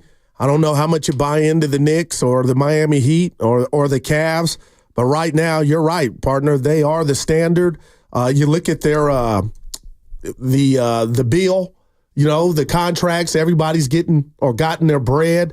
So it is what it is. And you just wonder where this thing is going and if they can repeat. But OKC, who you play Sunday, the Warriors, that is going to have something to say about it. But, man, could you imagine, I don't know where this 6-1 start is going, but if it stays pretty and steady, I mean, the last time the Warriors won in 2022, Evan, again, different cast of characters, but the mainstays are mostly the mainstays. That 18-2, there was a message sent. And even when they were 18-2, I was like, it's still maybe kind of early. But my point is, that's just an indication that things are headed in the right direction. And in that magical season, so much so that it was one of the most unconventional or unexpected titles in sports. You mean in 2022? Yeah, when they got off to the 18-2 start. Yeah, I mean, look, the Warriors have delivered a lot of, I think, moments that we didn't expect. 2015, I didn't expect them to win 67 games and win a championship. Certainly didn't expect them to win the championship in 2022. They did it, and credit to them. And that's why, again, there's kind of that feeling of, you weren't expecting them to be in title contention at the beginning of the year. But now and I don't even think it'd take a win. Like, let's say the Warriors play the Celtics down to the wire tonight and they lose. That, to me, is a sign that this thing is for real.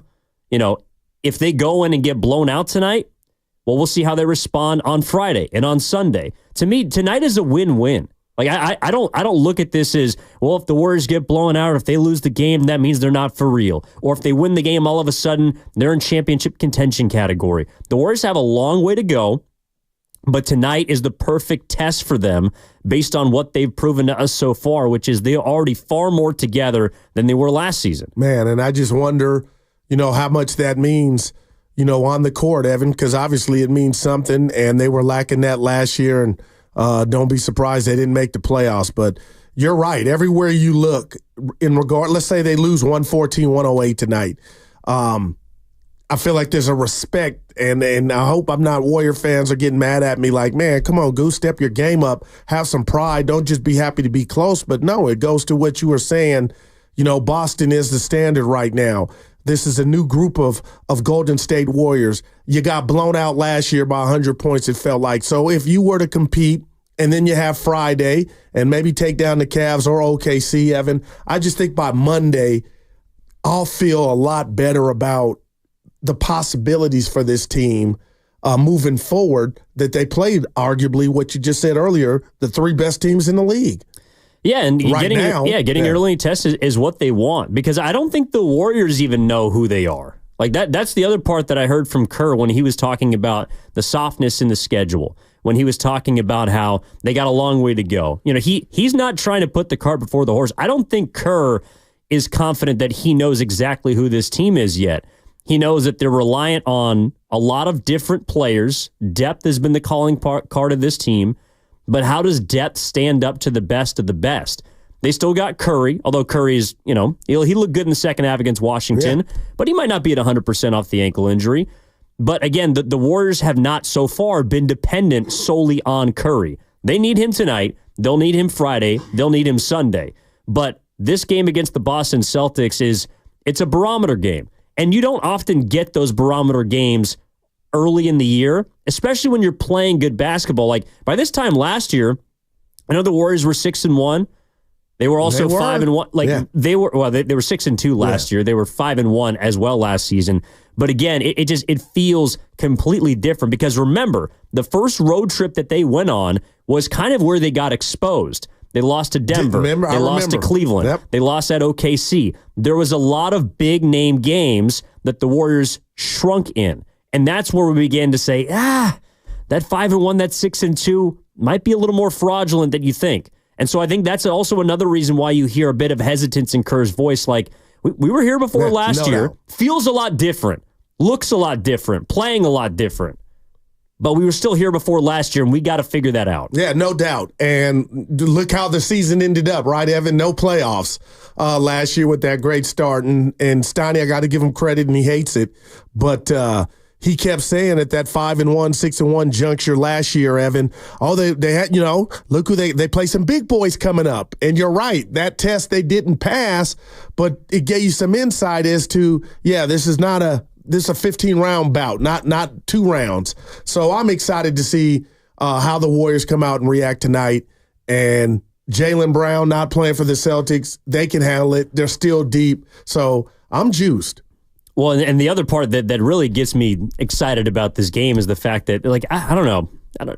My mind's weird. No, please. But when I was thinking about this game and thinking about where the Celtics are, when the Warriors are, I can't help but just think that the Celtics should be thanking the Warriors. Well, here we go. Yeah, I forgot. The Boston Celtics should be thanking the Golden State Warriors for the blueprint and for the motivation.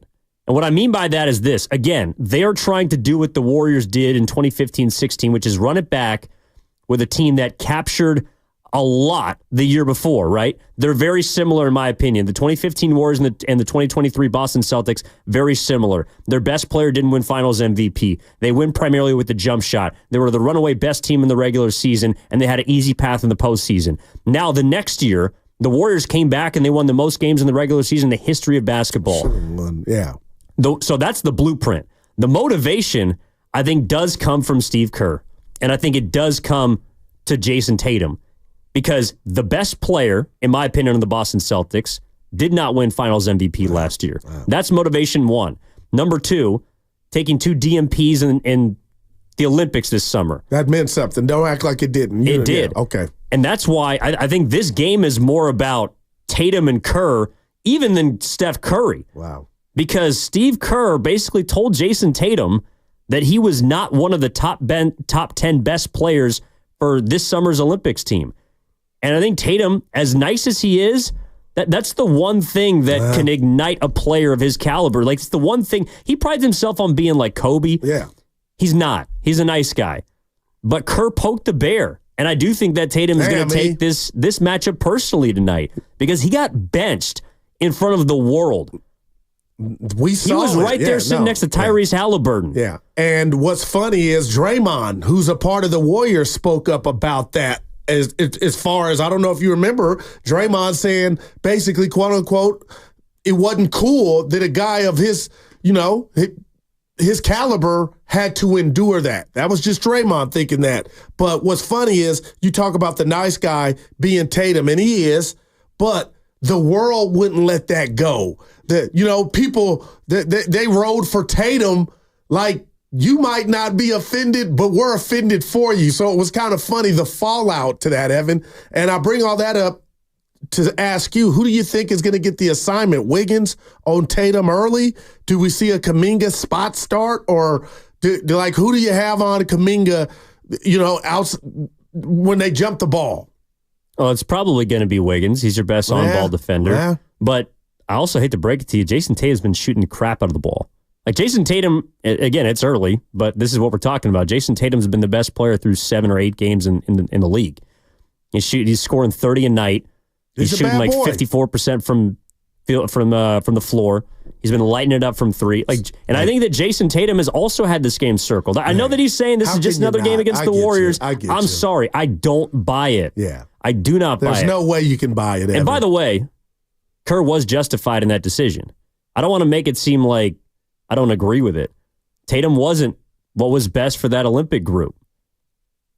And that's, they proved it by winning it all. So Jason Tatum over KD, over LeBron, over all the players that he had to compete against on that roster, he might have been one of the best NBA players, but he was not one of the best Olympic players. So Kerr gave him the motivation that was justified in my opinion, and it might not be a popular one, but that's also a reason why I think Tatum's going to try and light up the Warriors tonight. Yeah, and they're going to have to handle that. Yeah, Evan, and we could also watch, and we've seen it, a million times in sports and in life where a person or persons try to do too much. So I want to see how he lets the game come to him and how it'll play out. And if we sit here and talk about the game tomorrow, the recap, where we watch Tatum, kind of just do too much or play outside of himself. Well, I don't think he's going to play outside of himself. I think he's just going to try and tear the Warriors apart. Yeah, but I'm saying you can try too much sometimes. And if he's really got ill will towards Kerr and how he was felt, we might see him shoot the ball, hoist up 45 shots. I don't expect that, but it would be one of those things that we'd be able to tell he's in a zone or he's fighting himself or trying to do too much. Yeah, potentially. I also think, too, it's like, Tatum versus Kerr is something that it can't manifest itself on the court. Yeah, right. But that's also why this game is interesting to me, because I think we are going to get the best of the Celtics. I think we are going to get the best of Tatum as early as it is. And so the Warriors have got to be prepared for that. They're also got to be prepared to be on the road in a hostile environment. Like, that's not an easy place to go in and win, though they proved it a few times in 2022. And another part that has me excited, Evan, is you mentioned it earlier, the metrics, the defensive numbers. I know it's early from the Warriors, so I'm like, this is an ultimate test, and the rest of the road trip will be. But, man, I just want to see how, if they can suffocate and do something to Boston where, like you said, maybe you don't get the win, it's close, but you cannot ignore that the Warriors were nasty just from 1 to 13. Playing the defense that we've seen thus far against lesser teams. Yeah, that's what I'm defending really Boston's not going to be easy. That's all. And I know no Jaylen Brown helps you. Well, that's true. In about 20 minutes, we are going to talk to Cedric Maxwell. He's a radio color analyst for the Celtics, obviously longtime Boston Celtic, 1981 Finals MVP. He's going to join us at 11 a.m. here on Steiny and Guru. Evan in for Steiny. The other part about it, too, is, I think, like, Curry snatched the souls of the Celtics a couple years ago, right? That he did. But because of what Kerr did to their favorite son, Steve Kerr's public enemy number one in Boston. Like, he's got to know it. Whenever he gets announced or he comes out to the court, like, they're going to boo Kerr more than they boo Curry. There's no doubt. Maybe more than they boo Draymond. Get me excited, right? Dude, I know it sounds strange, but I got a couple friends here in the city that are Celtics fans. Like, they hate Steve Kerr. Yeah. They do not like him for benching their boy. Yeah. And I'll say this about the benching or, the DMPs. My sources tell me Kerr didn't just ignore Tatum. Like, he kind of told him what was coming. And still, some could be like, okay, it still doesn't matter. Tatum, a guy that caliber, should never not play. But, Evan, we know who Kerr is at heart. I like the guy. I love his coaching. And I know if I'm Jason Tatum and I have a competitive bone in my body and a little bit of an ego, this one's circled, and I'm trying to give you that work tonight. I'm trying to give your team that work tonight. Yeah, we're going to see if that competitive bone, that competitive fire. Work. Yeah, exactly. Read. All right, again, Cedric Maxwell coming up in about 20 minutes here on Steiny and Guru. Evan in for Steiny with Daryl the Guru Johnson, as always. This is a Warriors Wednesday brought to you by Freedman's Appliance. Come see their full selection of in-stock luxury appliances in live working vignettes. Visit Freedman's Appliance in Pleasant Hill today. Warriors Celtics 4:30. Warriors live at 3:30 with Willard and Dibbs. We're back after this. That segment was brought to you by Safeway. Head to Safeway this week for this digital deal for members. Free Signature Farms turkey with a purchase of $150 or more, excluding the price of the turkey, or just pay 87 cents per pound. Limit one.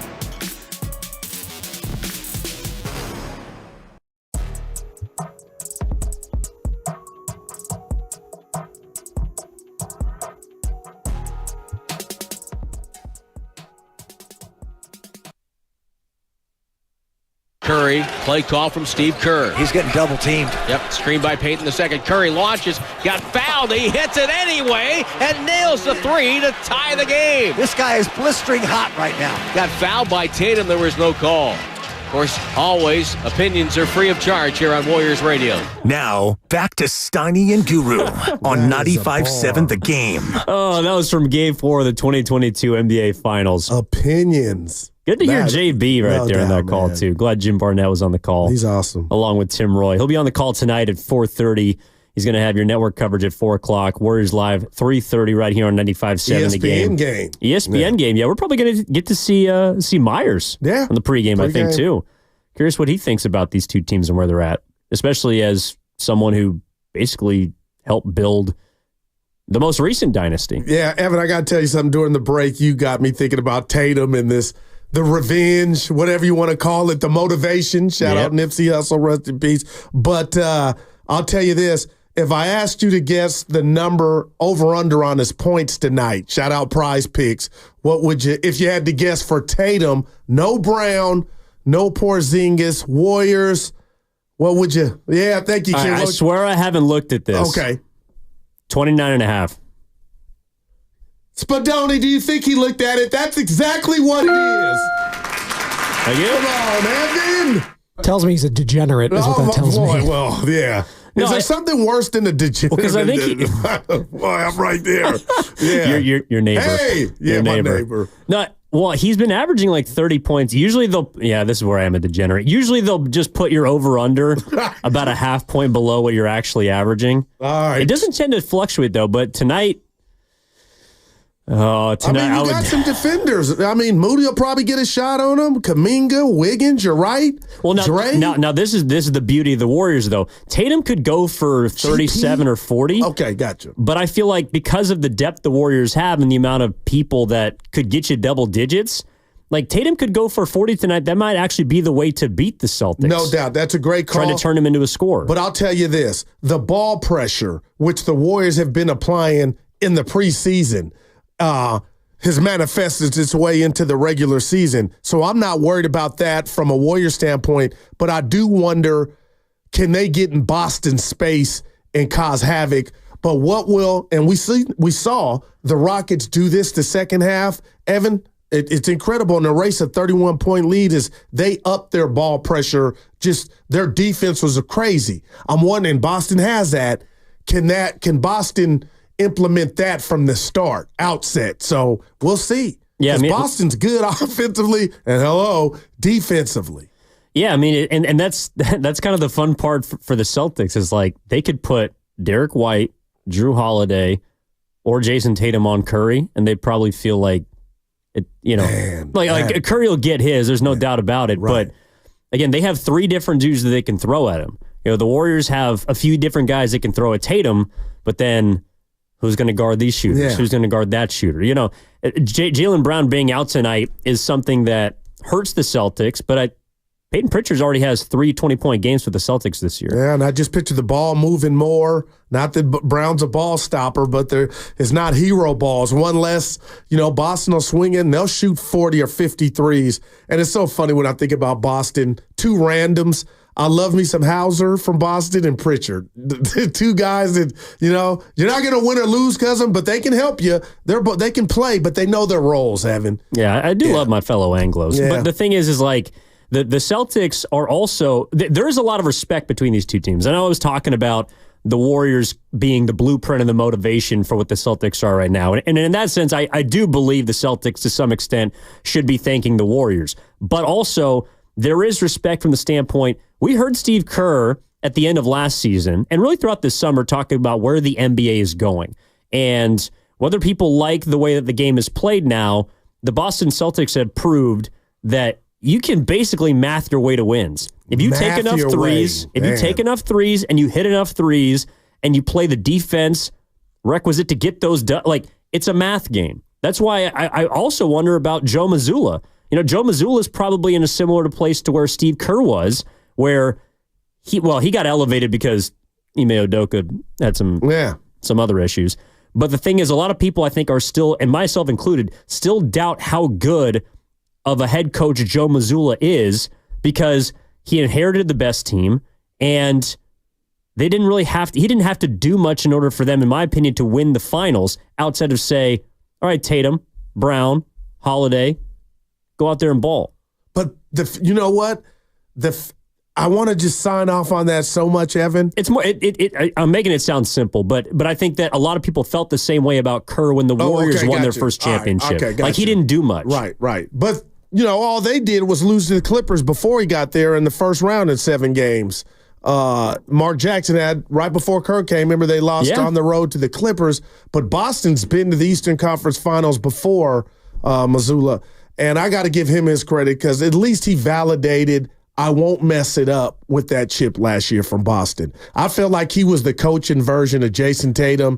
A little soft. You're gonna blow it, and he didn't blow it, and they went and won. So, no matter what we think of him, Evan, nobody can take away that he's a NBA championship head coach. No, that's true. But also, he was the head coach for the team that lost to a 7 seed in the Heat the year prior. Yeah. So. They did kind of blow that series in a lot of people's minds. And I think that's what made the championship. And Tatum got hurt, too, in Game 7.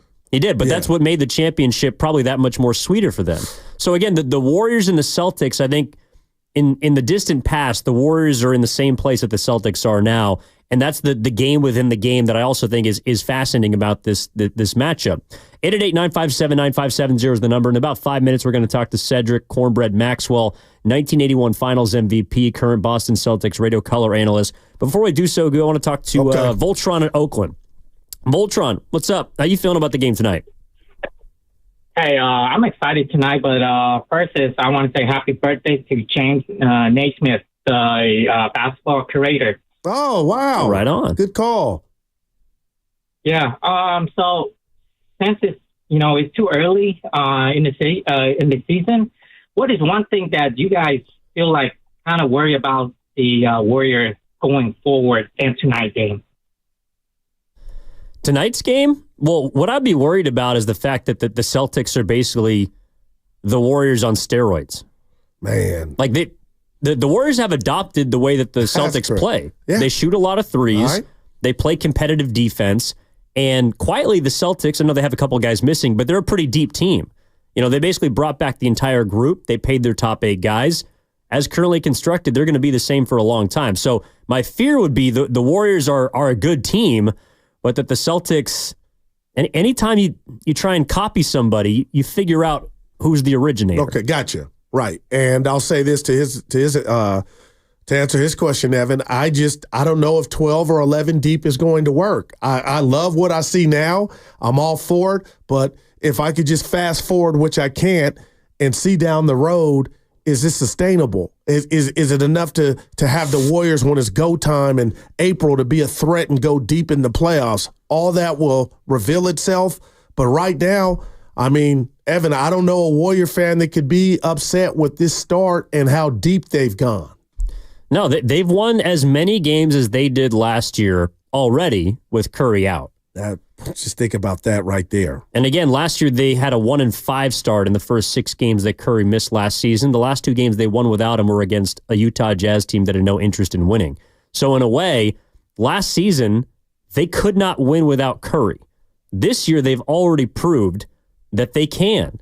And so that itself is something different. That doesn't mean that Curry's not important, by the way, but it just means that this depth is for real. And so this depth is going to be tested by maybe the deepest team in basketball, because you're going to see how good they are, the Celtics, without 2 of their top 5 players. Yeah, but they got, like you said, guys that could get into Steph, your best player, Holiday, and just make it difficult. Derek White. But I want to ask you this real quick before Cedric comes on. And I've said it to Steiny, but you talked about Boston trying to emulate the Warriors and be a dynasty. And I think if they win one, my goodness, okay, I think I got the answer to my question. But as far as the Warriors being removed from their dynasty days, Evan, is that already come and gone? Has that ship left the dock, the fact that you did make the playoffs after going to the conference semis the year before?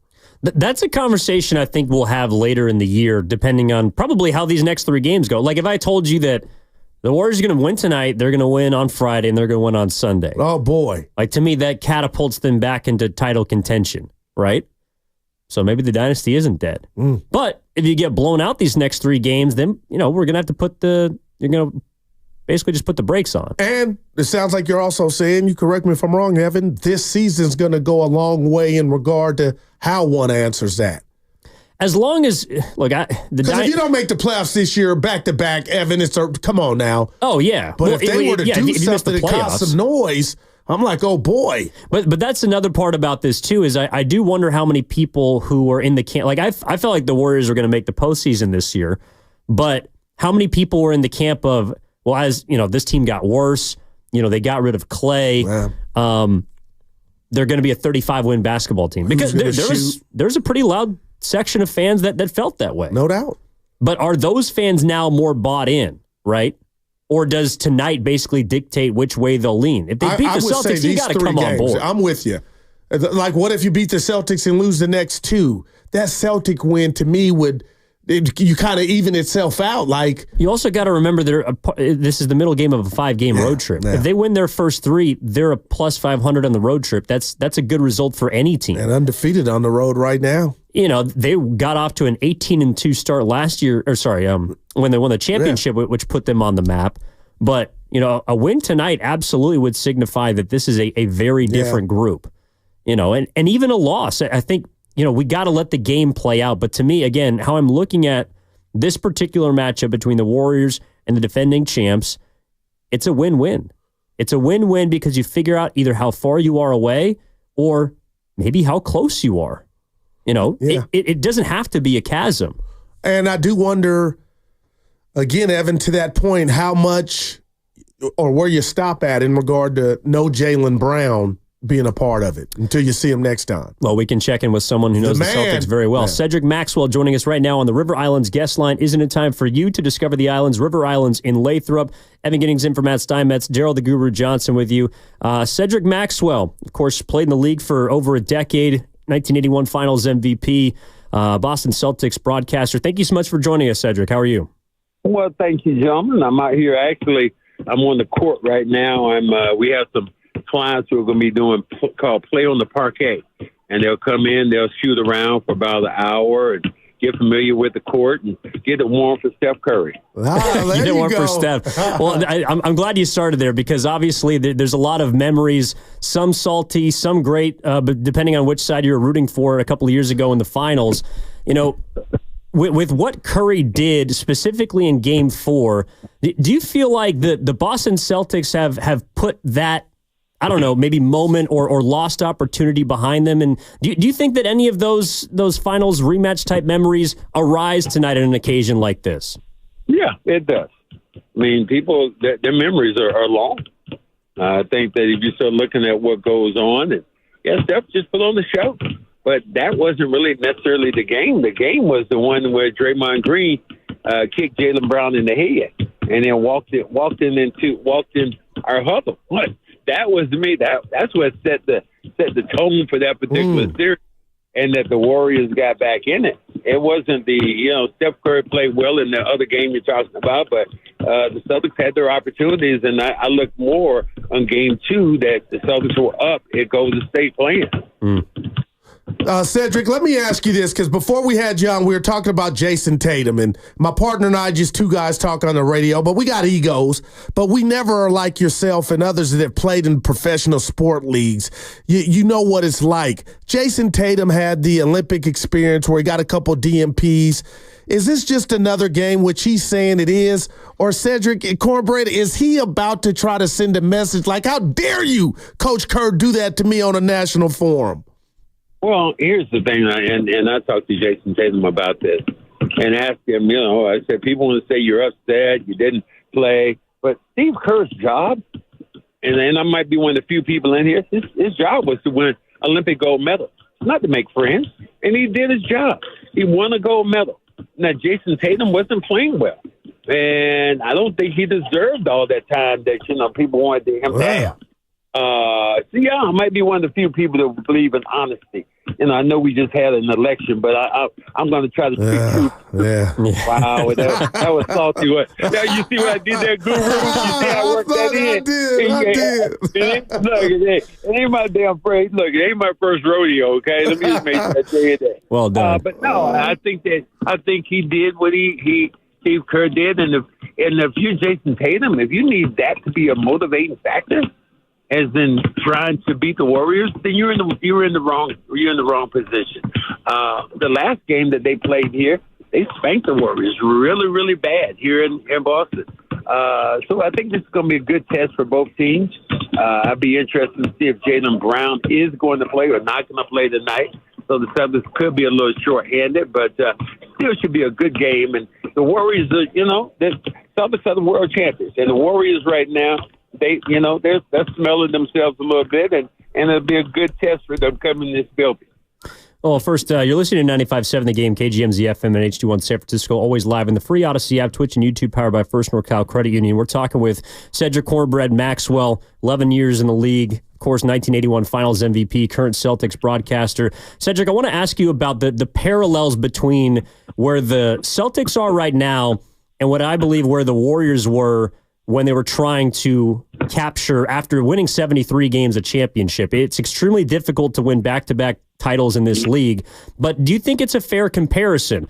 The Celtics, I think a lot of people might have felt like the path to the championship last year was a bit easy, like the Warriors back in 2015. Steve Kerr was a first-time coach who inherited a great roster, a la Joe Mazzulla. Do you think the comparison between the 2024 Celtics and the 2016 Warriors, is that a fair comparison? Well, I think you're sort of looking at it. You say an easy road to travel. Well, you look at the Celtics regular season record, and look at the Warriors regular season record that year. Celtics were clearly the best team in the league. The Warriors when they won 70-plus games, they were clearly the best team. It didn't matter who they were going to play. They were good enough to beat those teams and beat them handily. The Warriors are an example of a franchise that has been, has played well. I talked to Dale Curry the other day. I said, your son destroyed the NBA, as far as I'm concerned. I mean, and he said, yep, there's a lot of shot takers, but not a lot of shot makers. And Steph Curry has done something that, I think only a couple of people in the NBA have ever done. Changed the way the game is played. I can think of Chamberlain. I can think of, people like that changed the game. But Steph Curry is the other guy who changed the game. Man, you're spot on, Cedric. Let me ask you about the Warriors right now. Coming off a year where they didn't make the playoffs, we're not used to that out here, and they're 6-1 early. Klay Thompson was beloved, but he's in another locale. And Cedric, we're finding out that maybe behind closed doors there were some ego things going on. How early in a season does it take for a team and that connectivity to kind of just be on blast to where it sets the tone that, the Warriors got something here and the mojo is different? Well, I think that what you do, you get rid of bad baggage. And I don't know, I hate to think that way because, I think that I look at him as the other Splash brother, and I think that, man, he was great at what he did. Council was great at what he did. And then there becomes sometimes with a team, it just needs you need to just change gears. You still have one of the best players right now in the world is Steph Curry. What he did in the Olympics, he was unworldly. He was godlike with some of the things he did. So I don't feel bad at all for the Warriors. I think that, they still have some growing pains. But the Celtics at the same time, they're world champions. And they have to come back, and they're trying to do one thing. They're trying to defend the championship. I said this, and, I say this to your listeners. I said, this might be the last NBA team or the last professional sports team that might be going to be in the Rose Garden. The Celtics are going here for 4 years now. You think about that. You got that in your mind, Guru? You hear that? I heard it loud and clear. That might be the last team for the next 4 years to go into the Rose Garden. I know it's not going to be – the Celtics are going in November. They're going to see the president. But do you think there's going to be another WNBA team, baseball team, in the next 4 years that's going to be going to the White House? Wow, that's good. That's a good question. I do want to focus in on Curry, Cedric, because you mentioned how he played godlike during the summer, and Curry's almost 36 years of age. You played obviously with Larry Bird, Kevin McHale, and for various reasons and injuries, their careers. Well, hold up, my friend. They played with me. Look at Cornbread. That's how that goes. I was actually here before Larry Bird got in this league and in this building. I was averaging 20 points a game before he even stepped on the floor. So let me just straighten you out there. I got you. So Larry Bird and Kevin McHale played with you. Also, Robert Parrish played with you. The Chief. Yeah. Robert Parrish played into his 40s. Larry Bird and Kevin McHale didn't get there. Is it crazy what you're seeing now from Steph Curry and really from all these athletes that are playing and maintaining such a high level into their late 30s, or even someone like LeBron into their 40s who's kind of an outlier? But will it surprise you if Curry plays that well? Look, you guys are actually here with me right now. I'm talking to some Play on the Parquet fans here, and just cheering me right now as I'm doing the interview to San Francisco. Can you guys say hi to San Francisco? Damn, Guru, you all up in it right now. All up in it. Oh man, Seti is the man. No, I was just wondering how much you think that someone like Steph Curry has left, because you've seen players that have played longer than him. You've seen players that have played shorter than him. How difficult it is to maintain that level when you get to that age. Dude, this is scary thinking about how long he played. I mean, when I got to be about 30-something years old, all right, hold on one second, we do this. All right, go say Celtics on 3. 1, 2, 3. That's something. Let's try it one more time, okay? 1, 2, 3. Good job. Okay. So you talking about at the age of 40? I didn't think it was even possible. When I see LeBron, what he's doing right now, this is crazy. And Steph Curry, 3-4 more years, the last thing that ever goes on you is your shooting. How long can he do this? Man. I mean, he doesn't. He's not a guy who's jumping out of the gym. He doesn't beat you that way, but he beats you mentally and he beats you physically because he can still shoot the basketball better than anybody who's ever shot it in their life. Man, Sid, I can't let you go without asking about one Derek White. We always ask about the Stephs, the Tatums, the Browns, the Kobes, but Derek White, I mean, do you watch him on a nightly basis, Cornbread, and say, damn, I didn't know he had this? What makes him special? Well, one of the best defenders, around. And then, see, you top that off. So you're talking about him, and then you say Drew Holiday. Two of the best defensive players, I think, guard-wise, maybe let's say it, maybe to ever be in the NBA, ever. That combination, you give me two other guards who have played that well defensively. Okay, I'm waiting. Man. Hold on. See, I'm waiting. I'm waiting for you to come around with something. I got nothing for you. We'll give you the dub on that, yeah. Yeah. So you think about those two guys, what they're able to do is absolutely crazy.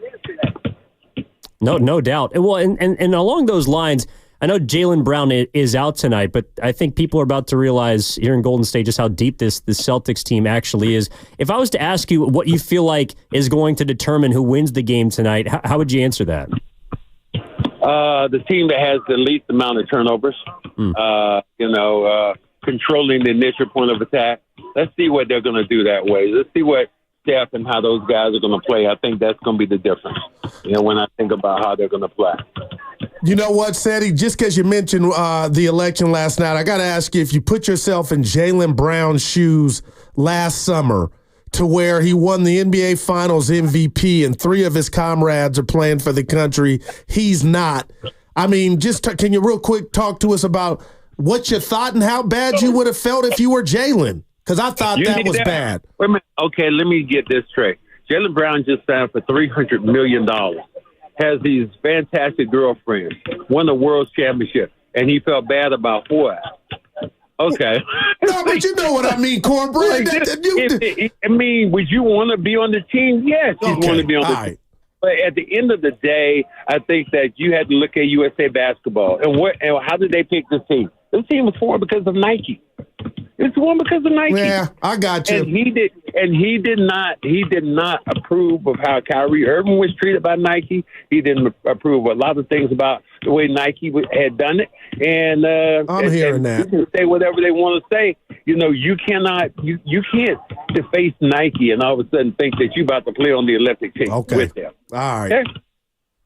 Well, on that note, Cedric, we really appreciate your time. Also, thank you for bringing some of the fans in. And glad to know there's a little bit of love back east. Yeah, they gave you love, man. So you guys are all over this. Guys, have a good one, and we'll see how it goes tonight. Yes, right sir. On. Enjoy the game. That's Cedric Maxwell joining us in the River Islands guest line. I think he's got a little personality, Evan. Oh, he's got a big personality. Told him to say Celtics again. That one sucked. Yeah, that was funny. He also had some love for you. And look, I know I'm younger, so I apologize. I got to get put in my place sometimes. Dude, but what about his thing on Tatum? He wasn't feeling, but on Tatum, Tatum and Kerr. He felt like he wasn't playing good, and it was kind of almost justified. Well, and that's how you know he's not biased. And I agree with him. Steve Kerr was justified in doing what he did because his job is to win the gold. Wow. If they didn't win the gold, we could have a different conversation. Right. They were down, I think, 18 or 16 points in the semifinals of Serbia. But Jason Tatum wasn't the best player for that team. Yeah. I mean, I think it's as simple as that. But in doing that, I think Kerr also might have unlocked a different side of Tatum because Tatum doesn't strike me as a killer. Like Curry, take that wristband off then. Curry's a nice guy. 24 with the Kobe wristband. Curry's a nice guy too, but Curry is a killer, no doubt, and he's always been a killer. So Steve Kerr might have extracted or unlocked the one last piece of Tatum's game that's holding him back from being the all-world player that everyone believes he can be, and give him some edge to himself, no doubt. We'll see. We'll see if he plays in the Nets tonight. 29.5, they say. That's the over/under on point-wise for Tatum. Yeah, but it also sounded like in regards to the game tonight, that Cedric Maxwell is thinking about the defensive end. Like that's where this game is going to dictate the winner because whoever turns the ball over least, he was saying like that's going to basically swing the tide. And I think it points to how, again, deep both of these teams are, but how committed to defense they are. Yeah. I don't think we've really thought about the Warriors as being a strong defensive team the last two seasons. No doubt. And in 2022, that was their staple. They did it with the splash in, but they D'd up. But, Evan, he has me thinking cornbread about Derek White and Drew. Now, Drew is special, all-time defender, and White can defend. But,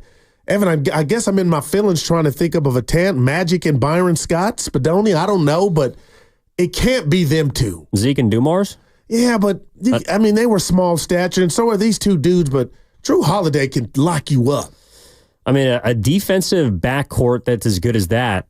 I was like, come on. I mean, there's better backcourts. Okay, got you on that. Sure. Yeah, and the Warriors had a better backcourt. Yeah, but Curry and Clay. Yeah, but defensively. Because Drew is a beast. It's hard to come by. Well, I don't know if there's again, and it's made for the modern game. Like back in the day, I don't know if you needed as versatile of a defensive backcourt as you did a great front court. Right. You know, it's definitely changed. Well, when Cornbread played, it's like, you know, you didn't have to worry about both guards or three guards potentially being on the court that could just kill you from distance. Or if you did, it was a rarity. Yeah. And that's the one thing, Evan, on that point I'm taking from the Houston game. They sat Şengün down, went small, and I'm wondering if Boston is, you know, looking at that film or like, okay, we can do our version of that from the outset, and let's see if they can keep up with us. Well, Boston's the model right now. The model. They're the model as far as how they play, how they're built, and it all, I think, was confirmed by the championship they won. But they've been competitive for a long time, just the way the Warriors were the model. Now, I think it's interesting, like the Warriors, when they won the championship in 2022, they did shoot a lot of threes, but the league didn't really take after, like if you look at 2022, the total threes taken by the league, it actually went down the year after in 2023. Damn, okay. But now, this is a boom. Everyone has just adopted this basically run and gun. Shot taker, but not enough shot makers, like he said. Like, I hate it. True. Like, the Pistons think they can shoot or hoist up 40 or 50 a game. No, MJ and Ron Harper. I think that's a great call. That's a good one for the 916. That's a great call. We'd have to go back to that era. I didn't have one off the top of my head. To his era. But you know what I mean? In a non-hand-checking era, I don't know if there's a better one. Yeah, no, that's good stuff. It's probably easier to play on-ball defense back then.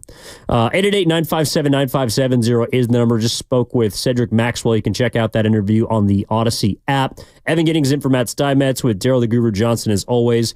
Can we go to Murillo and Petaluma? One second. Okay.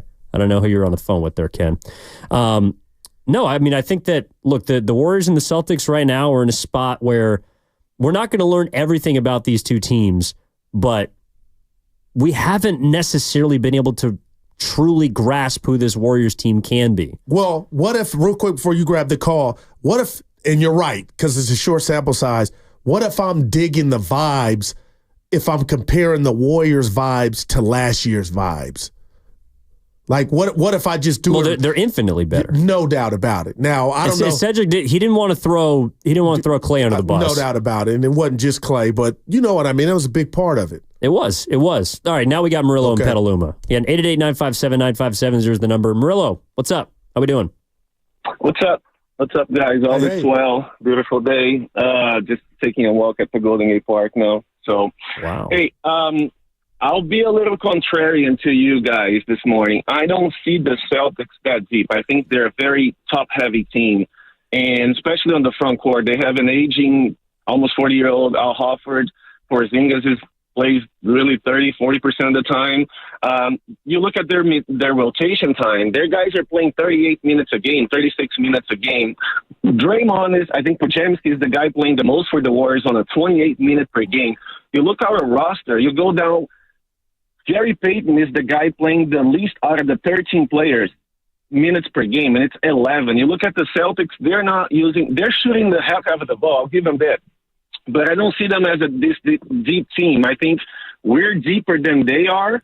Now, I'm still looking forward to this game. I think it's going to be, down the trenches on the defensive end and the turnovers. And one last thing before I go, I think Tatum spoke on that, guys, about the corporate side of the Team USA. I don't think he takes it personal on Steve Kerr. Now, he's going to try the ball today because Brown is not there, and I think it's mostly related to the 2022 finals than this Olympics. I think he sees the big picture. He seems a little more mature than people might give the credit to.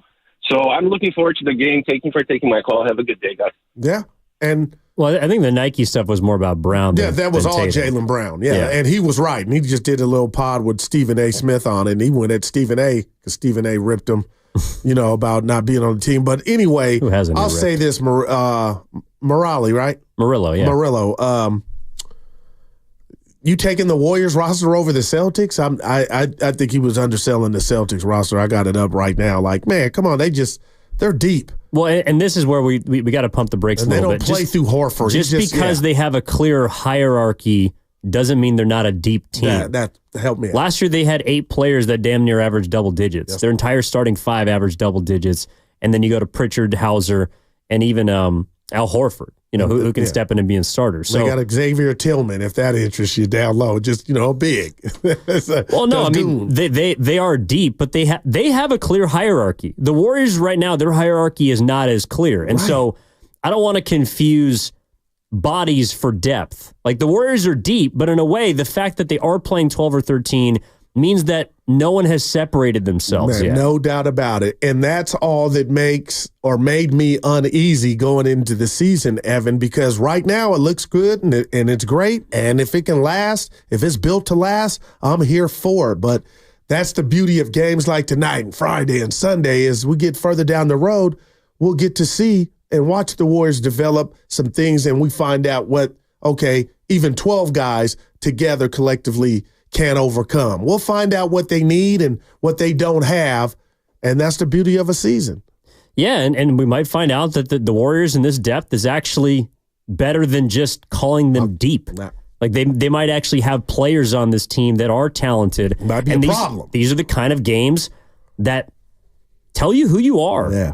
That's another reason why I'm excited about this game. This is an identity matchup for the Warriors. How good are you when you got to play the best of the best? Yeah, I love it. It's like when the Niners played the Chiefs a couple weeks ago. You saw the best team in the league. you realize you were pretty far away. Well, I'll say 8 months ago, you just played that same team and you had them in overtime in February. You know what I mean?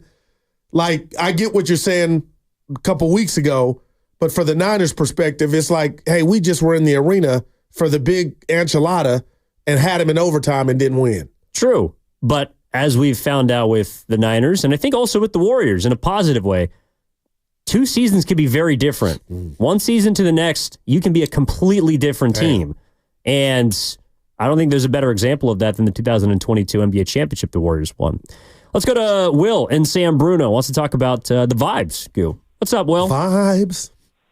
Hey, what's going on, fellas? How we doing? Look, all I want to say is go Dubs, all right? I'm not going to mention nothing from the election last night. No Trump stuff, no Kamal stuff. Who cares, all right? Go Dubs.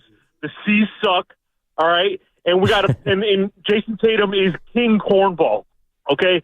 Bro has no personality. He has to download a personality, okay? And go Dubs. And if they compete well, right, and they play good defense, we got a shot with these guys, all right? Look, this guy, I trust Steve Kerr over your boy Lyle Shanahan. You understand what I'm saying? Because he's Lyle because of the L for taking losses. You know what I'm saying? So I just want to raise my vibes. Go Dubs, and we're going to get it. Let's go. Oh, man. Thanks, Will. I love people that say, I'm not hating, but they continue to hate. And Lyle says, I don't want to talk about, but he mentioned everything he wanted to not talk about. You do want to go there. There's already an L in Kyle. Oh, dude. He doesn't need the second one. Although he's lost twice in the Super Bowl. Possibly. Yeah. Evan, you need to download a personality. Damn. That's great. Is that available? Man. Maybe on LimeWire. Yeah, there you go. Mac OS X. Yeah. I don't know. But his initial point I thought was going to be about how the vibes are different with the Warriors. That is true. That is true. Yeah. That is true. I mean, the Warriors right now are, again, they feel like a different team. And that's why tonight is a perfect opportunity to prove that those vibes can manifest themselves into a win against a quality opponent. Like they showed heart to me against Houston. Now they got to show that they are a damn good basketball team to beat Boston. Right, no doubt about it. And I know this is as random as it comes, Evan, but we talked about this, and we talked about I know you're like, where are you going, Goo? The acquisition of DeAnthony Melton. And Evan, I love what I saw from him, but, he's missing a lot of time early, 3 games, and the back injury is what made him available, and what kind of messed up his season last year. But to come here and look like he was, no pun intended, back, and now to be out because of the back early I don't like that. I'll say this, though. When a player is out for the Warriors, it makes Kerr's job easier. Because you remove a piece of the 12 or 13 men that deserve to play. Because it's hard to play as many guys as they do. That's a slippery slope, but I can't say anything to you because they just won without Steph. No, and who knows? Melton might end up being their starting 2-guard later. I don't know, but that's the other part. We don't know as much about this team as we're hoping to find out, of course, tonight, but also the next 3 games. Again, they take on the Boston Celtics, 4:30 live here on 95.7 The Game. Warriors Live will be at 3:30 with Willard and Dibbs. All right, download the free Odyssey app and check us out on YouTube and Twitch, powered by First World Cal Credit Union. You can go check out great interviews like the one we just had with Cedric Maxwell back in the beginning of the 11 o'clock hour. Also, Warriors Wednesday is brought to you by Freedman's Appliance. Come to see their full selection of in-stock luxury appliances and live working vignettes. Visit Freedman's Appliance in Pleasant Hill today. Evan Giddings in for Matt Steinmetz. Gerald the Goober Johnson, back after this. All right, go say Celtics on 3. 1, 2, 3. That sucks. Let's try it one more time. Golden State Racing at the Alameda County Fairgrounds. Place your bets every Friday through Sunday through December 15th. See horse racing the way it was meant to be seen, live and up close.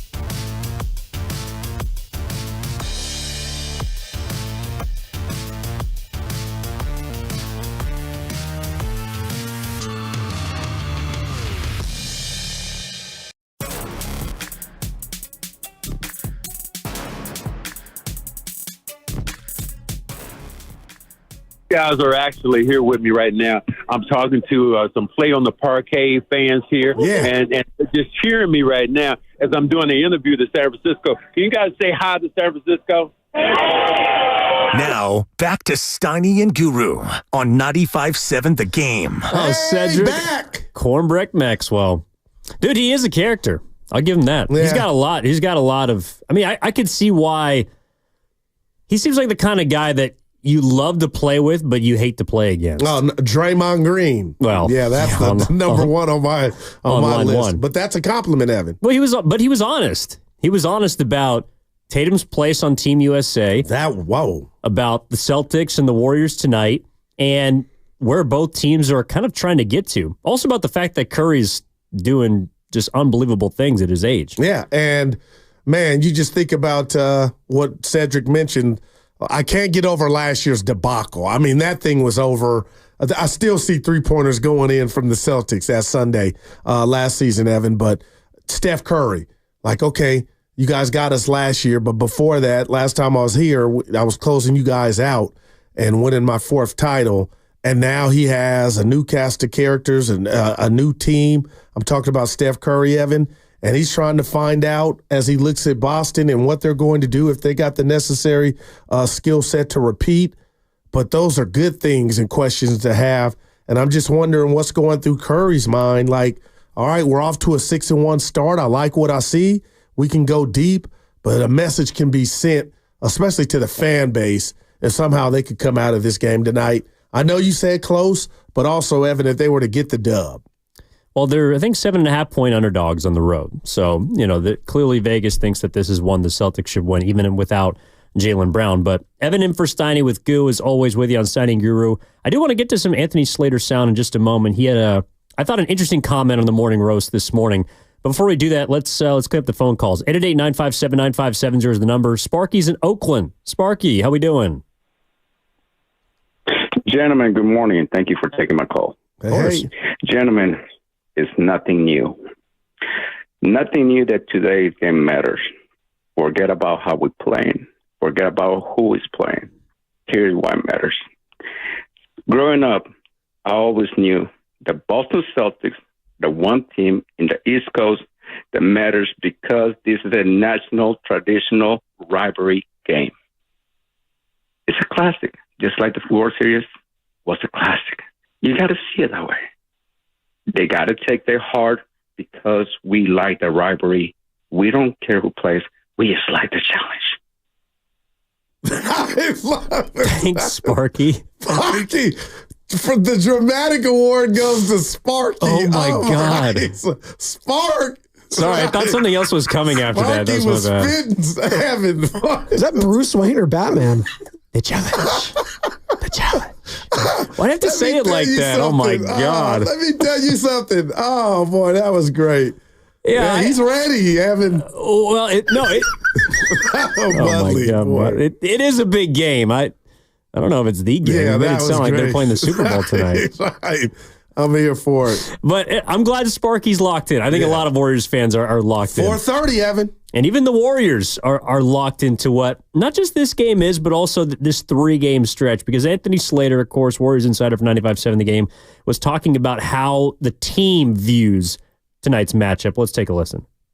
Yeah, and I will say this. It isn't just the fans or pundits like us that are interested. There's some internal curiosity, about how what they've been doing, the depth they've been showing, the defensive, game planning and that they've, that's been working, their 3-point defense, as we mentioned earlier, their offensive execution, which they feel like is still like kind of the weakness so far through the 6-1 start. There's some curiosity internally about how that will play on this bigger stage, better competition. Like, I think they want these tests. I think they want to know what's real and what isn't. What a rotation against the Celtics might look like in the second half tonight, where if they're down 12 and they feel like they need to chase down a win, does he suddenly, instead of playing 10, 11, stretching it towards 12 men, does it become a 9-man rotation? Who does he close with? What I hear from that, Goo, is that the Warriors are not yet, they don't know how good they are. Like, they're still in discovery mode. And they've been playing well, but they've been playing like top 3 level NBA well. If you just look at the numbers. Gotcha. You know, they're number 2 in net rating. They're number 2 in defense. They're number 4 in offense. Is that for real? I don't think even the Warriors are convinced of that yet, because when I hear them and Slater saying internal curiosity about tonight's matchup, this is a discovery game, and that's why it's a litmus test. It's a barometer matchup, but the Warriors still, I think as much as they're trying to prove to the league that they're as good as they've been, Evan, they're also trying to prove it to themselves. And no doubt about it, but tell me if I'm wrong here, winners want to know. Winners want to keep it real. And that's what it sounds like Slater was talking about with the Warriors when they talk about internal. I get it. Like, holy hell, nobody saw us getting off to this great start, but what a great, well, like you just mentioned, litmus test against the Celtics. Like, all you can do is play who's on your schedule, right? Yeah. But they're out playing even early expectations, quote unquote, and no shade, but I love that the Warriors would even the brass, take a step back, not apologizing, because it's a good thing, but no, okay, now we're stepping into the octagon against some good teams, and now we can see what we've made or what we've built thus far is sustainable, and these 3 next games will give us that starting tonight and being down. Well, I like to hear that. Is it just the schedule that's preventing people from talking about them like, you know, contenders? I'm not sure exactly when during the championship run a couple of years ago people started to believe that they were that good, because I'm sure it was before they just went 18-2. Yeah. Like, that's 20 games. And that's a quarter of the season. Evan, I was kind of like, Yeah, but 18-2 is 18-2. No, right. 6-1 is 6-1. You beat Boston tonight.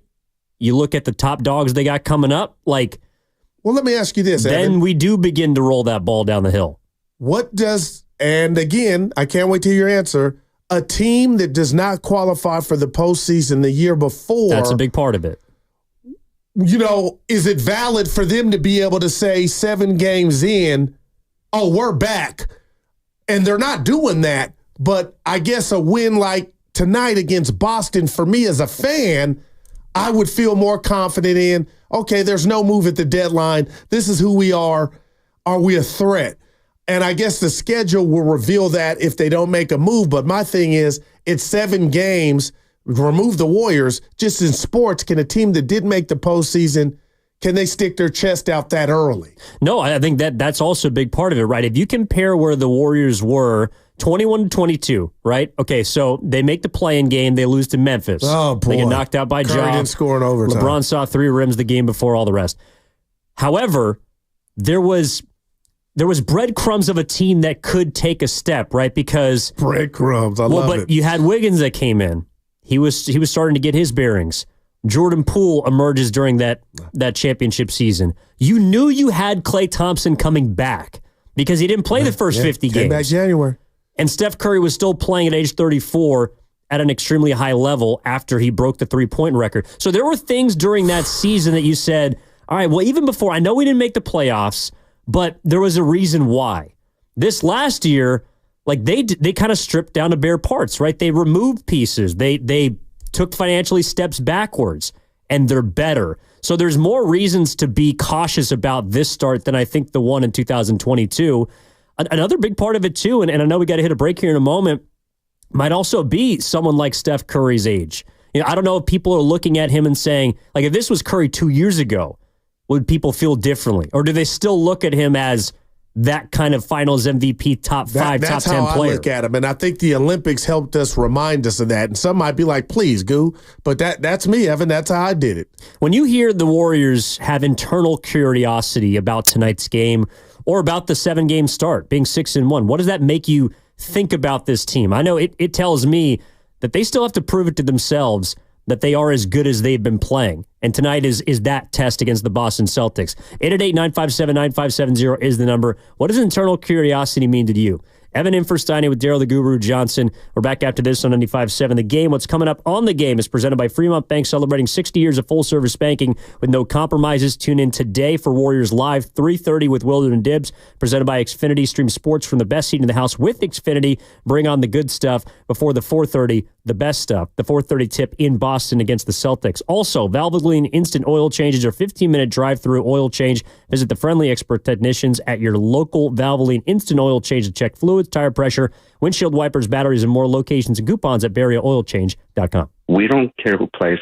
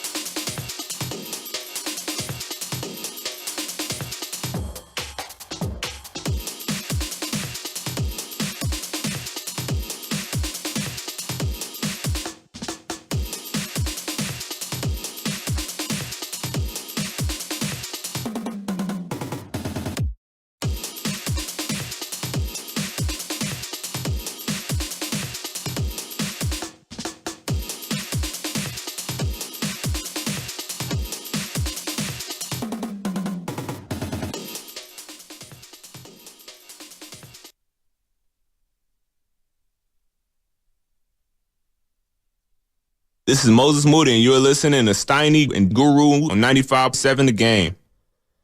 The NBA is a league that hasn't recently been super kind to its fans, but in the category of drama, Goo, I don't know if there's any other league in sports that does it better. Oh, no doubt.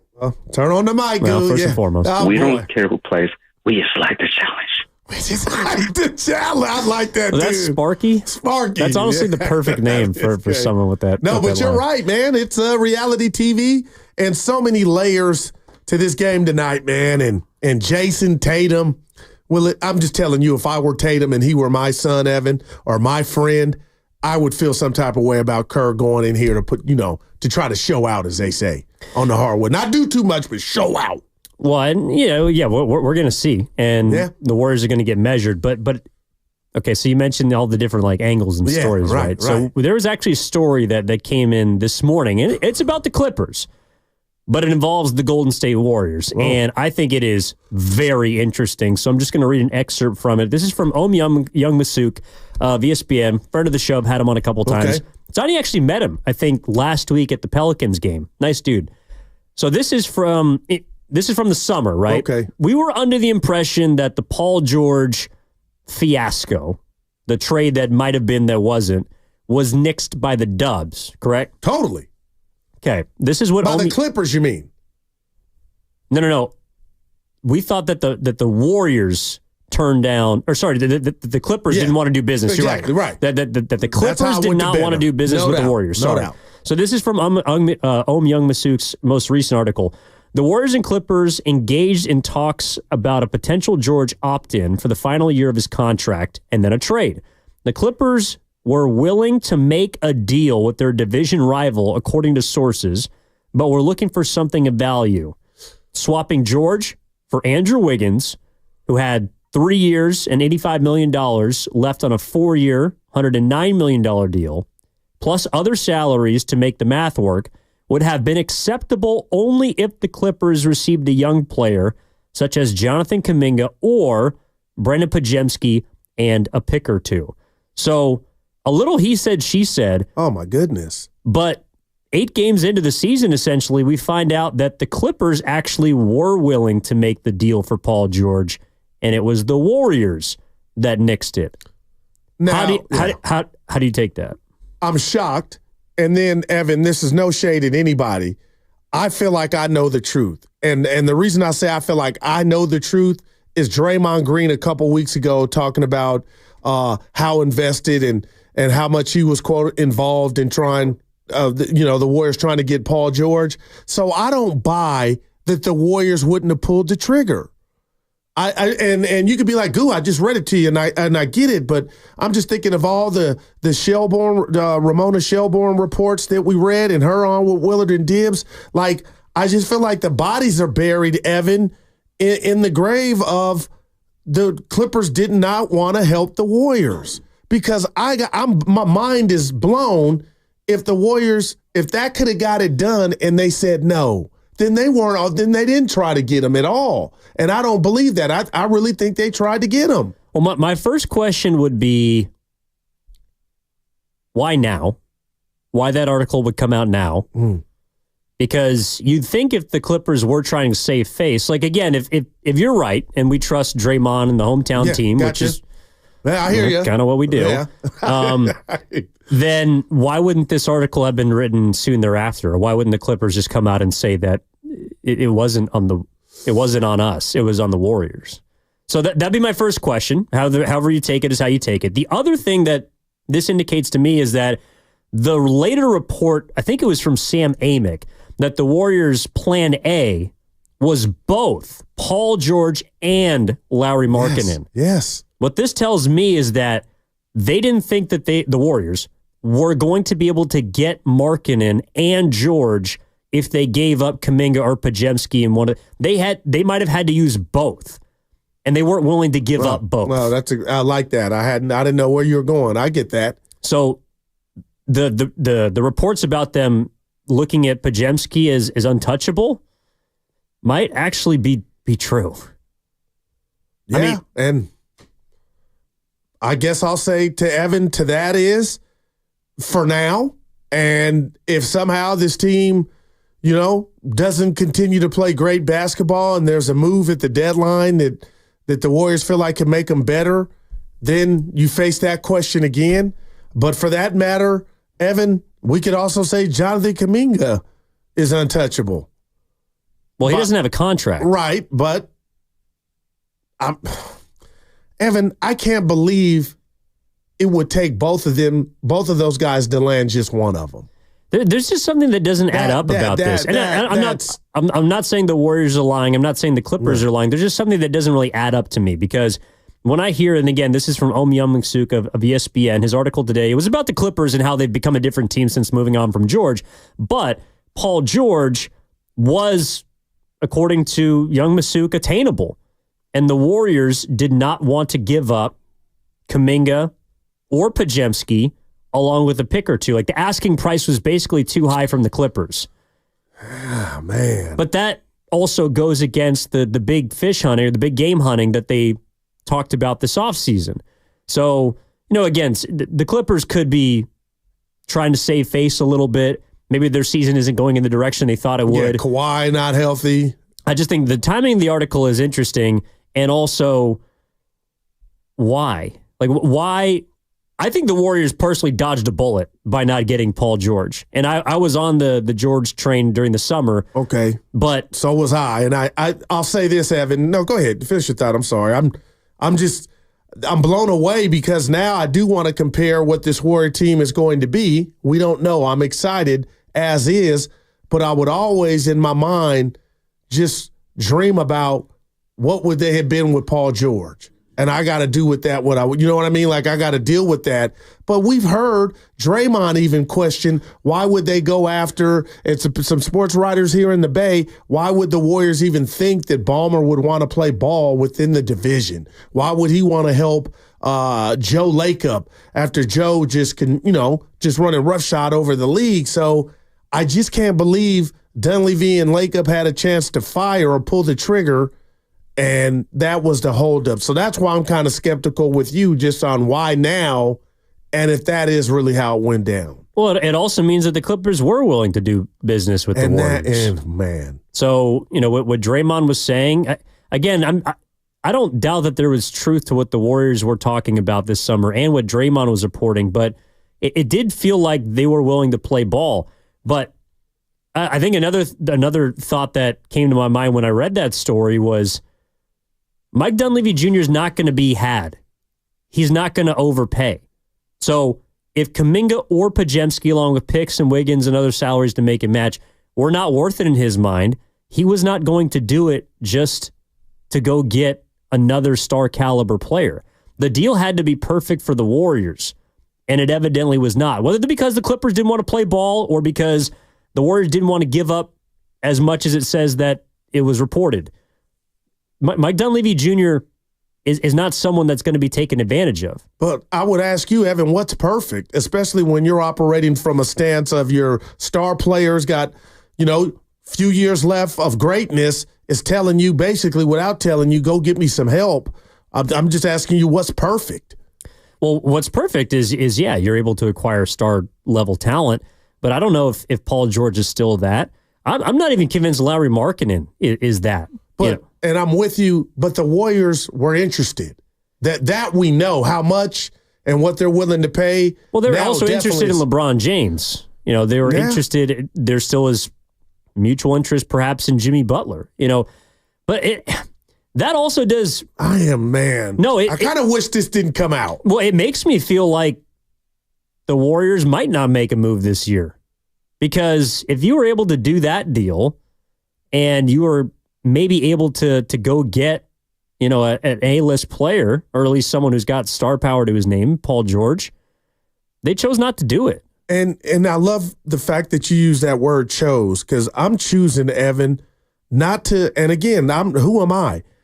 I'm not saying anybody's lying, but if this is really how it went down, and while the furnace was hot and the NBA world was focused in on every day was something going to be done, don't you think we would have heard something about this get out as opposed to now, this is going just totally against the grain of what we thought and how it went down. That's just, and again, you don't have those answers, but that's what's making me curious as to, okay, so all that was not right, all the reporting that we heard, and what made sense of why the Clippers wouldn't want to help or send George within their division to the Warriors. You're listening to 95.7 The Game, KGMZ FM and H2 San Francisco, always live in the free Odyssey app, Twitch and YouTube, powered by First NorCal Credit Union. I think that, whether someone lied or someone didn't, doesn't matter. I think the Warriors wanted to see, they want options.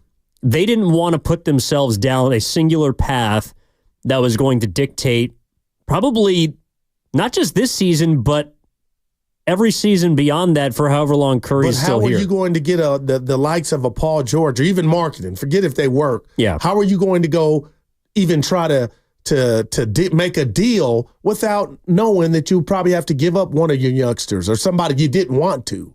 Maybe they don't want to. But then I would have said you could have stayed at home. How are you going to pull off a deal not including one of those guys? And I think the message was Moses from Moody. The Warrior. Well, I mean, that's the guy. And that was also reportedly who they tried to build the marketing deal around. But understandably, Danny Ainge didn't have much interest in it. If I'm another team, I want Kuminga or Potts. Oh, no doubt. Those are the two players that I want. Don't even call me. Yeah, don't call me if those guys aren't in the deal. Both of them, one of them, either of them. Yeah, so maybe the Warriors also decided that both of those guys were that giving up the future was not worth the present possibility of Paul George or Larry Markkinen or both. And I would say to that, Evan, what is your future? Because it's still kind of up in the air. As much as we like what we're seeing from the youngsters, for you to dub them the future, there's some risk involved in that. What would you say is the biggest reason the Warriors are 6-1? If I pose that question. Depth, yeah. Right? Yeah. Curry hasn't played much. Yeah. I'm not saying Curry's not important to this team, but so far they've proven that their strategy this summer of getting younger, getting more athletic, and maybe more importantly to Joe Lacob, also getting cheaper, you can still win that way. You can still, with this system and this culture that they have in place, be a successful team. Now, we're going to find out again tonight against the Celtics, Friday against the Cavaliers, and Sunday against the Thunder, how that measures up against the big boys. And that's eventually the goal, right? You want to win. Because you are sitting with Steph Curry still in his prime. Yeah, and this is from the 415. It's Mike from the 415. Sorry, guys, Paul George is not the answer. He's not a superstar, has not won a ring. I'm not even talking about that. Like the idea of the Warriors, whether it was Paul George or Markkinen or Butler or KD or LeBron, whoever we threw out, whatever name we threw out this summer. Why the point is the Warriors, I think that you and I have assumed that they're a team that is trying to go big game hunting. And did so, I thought. We thought. This story from Youngmisuk, and that's why it turns that on its head. What would you say this story is missing to you? Not because I'm not dare saying it's wrong, but what is it missing? There's an ingredient missing to where, Evan, what I'm doing is comparing it to everything that we've heard from the writers and the articles and even the teams on what went down in this courtship of Paul George. So I can't believe the Warriors would even think, or the noise, the scuttlebutt would get out there that, hey, they're trying to land Paul George, not knowing that you're going into that wanting to hang on to Pods and JK. And that could be it, but I think we would have heard that already. Well, I also think you have to appear like you're trying to maximize what's left of Curry. Not to say that they do want to, but I don't think that they are. And again, this has kind of been something that fans have been mad about with the Warriors for the last couple of years, but it's like, the whole trades are hard thing. Right. We want optionality. Gotcha. We need future flexibility. We need to get younger. We need to get cheaper. Those all aren't things that are built towards Steph. Man.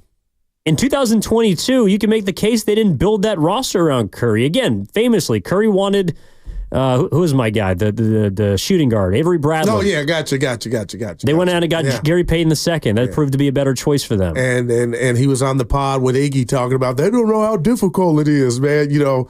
without veterans in the league trying to win chips. But man, Evan, I'll say this: Steiny and I and yourself had the conversation not too long ago about Goo. I think you might have been right. I think the Warriors, they're doing everything to maximize the Curry window. Does this report? Do you think any different now of what we got from this, or what?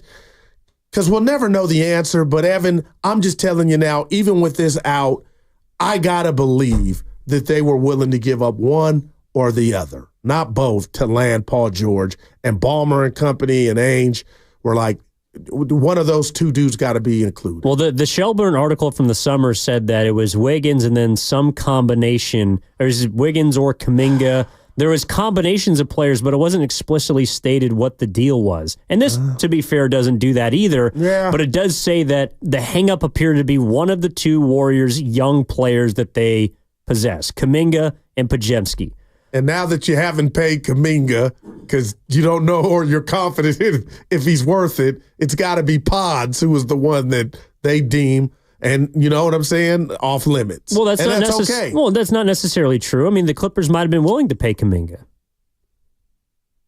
I think the Warriors, again, Why the entire wouldn't you, time. though, if you're LA, like the Kuminga would be perfect for where you're at. Well, not necessarily if you don't think he can play alongside Kawhi. I mean, they were still expecting to contend. Kawhi's done. I believe Kawhi's done. No, I know, but at the time during the summer, you didn't know his knee was going to explode. Gotcha. Or that he wasn't going to be able to come back. I mean, they've been dependent on injury-prone superstars for a long time. When I hear this, it again, I think the Warriors are trying to quote-unquote maximize Curry by maximizing their window. And that includes Steph, but it's not all about 30. Oof. Like, seriously, it's not. If it was, I think they would have traded one or both of those players to upgrade a particular position. And I'm with you, and that's why I'm nobody, Evan, but that's why I'm not taking this to the bank. Well, you're the guru. But. Yeah, but I'm not taking this to the bank. I believe the way we thought it went down is the way it went down, E. So the Clippers and Danny Ainge didn't want to play ball. So this report just is... No, I'm not. See, and that's what I don't want to... It is odd. Like, why are we in week 2 of the season and this comes out? And again, there is no super clarity or it's definitive, but I guess somebody can ask the Warriors, hey, is that how it went down? I don't know, but it just, in my mind, made all the sense in the world that the Clippers didn't want to do... Ballmer didn't want to help Lacob. Is it because you don't think that the Warriors would have passed on the opportunity to get Paul George? Exactly. And I'm of the belief that I absolutely think that the Warriors passed on the chance to get Paul George. Wow. Now, it is, and again, it's because they didn't want to give up everything. Yeah. And I think they've been proven so far to be correct for that. The reason why they're 6-1 as much as anything is because their young players are emerging. They're getting better.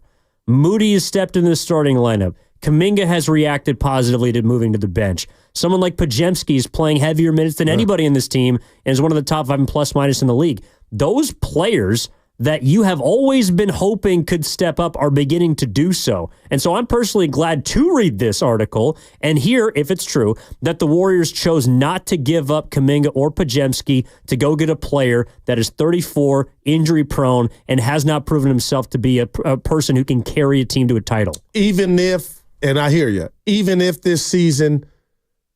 You know, we find out, Evan, that they're 10 under by Christmas or 5 under, and it's not going as great as it obviously this start. Would you still feel that way, predicated just on the age of Paul George and the miles? You are not giving up what you deem as your future. Well, okay.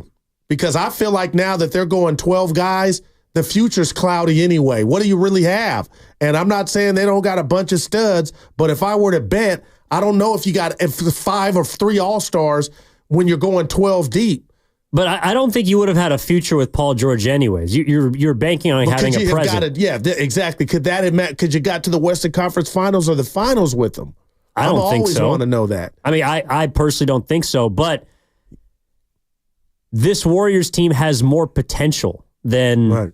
I don't know. I mean, maybe I'm wrong. No. 888-957-9570. When you hear that the Warriors...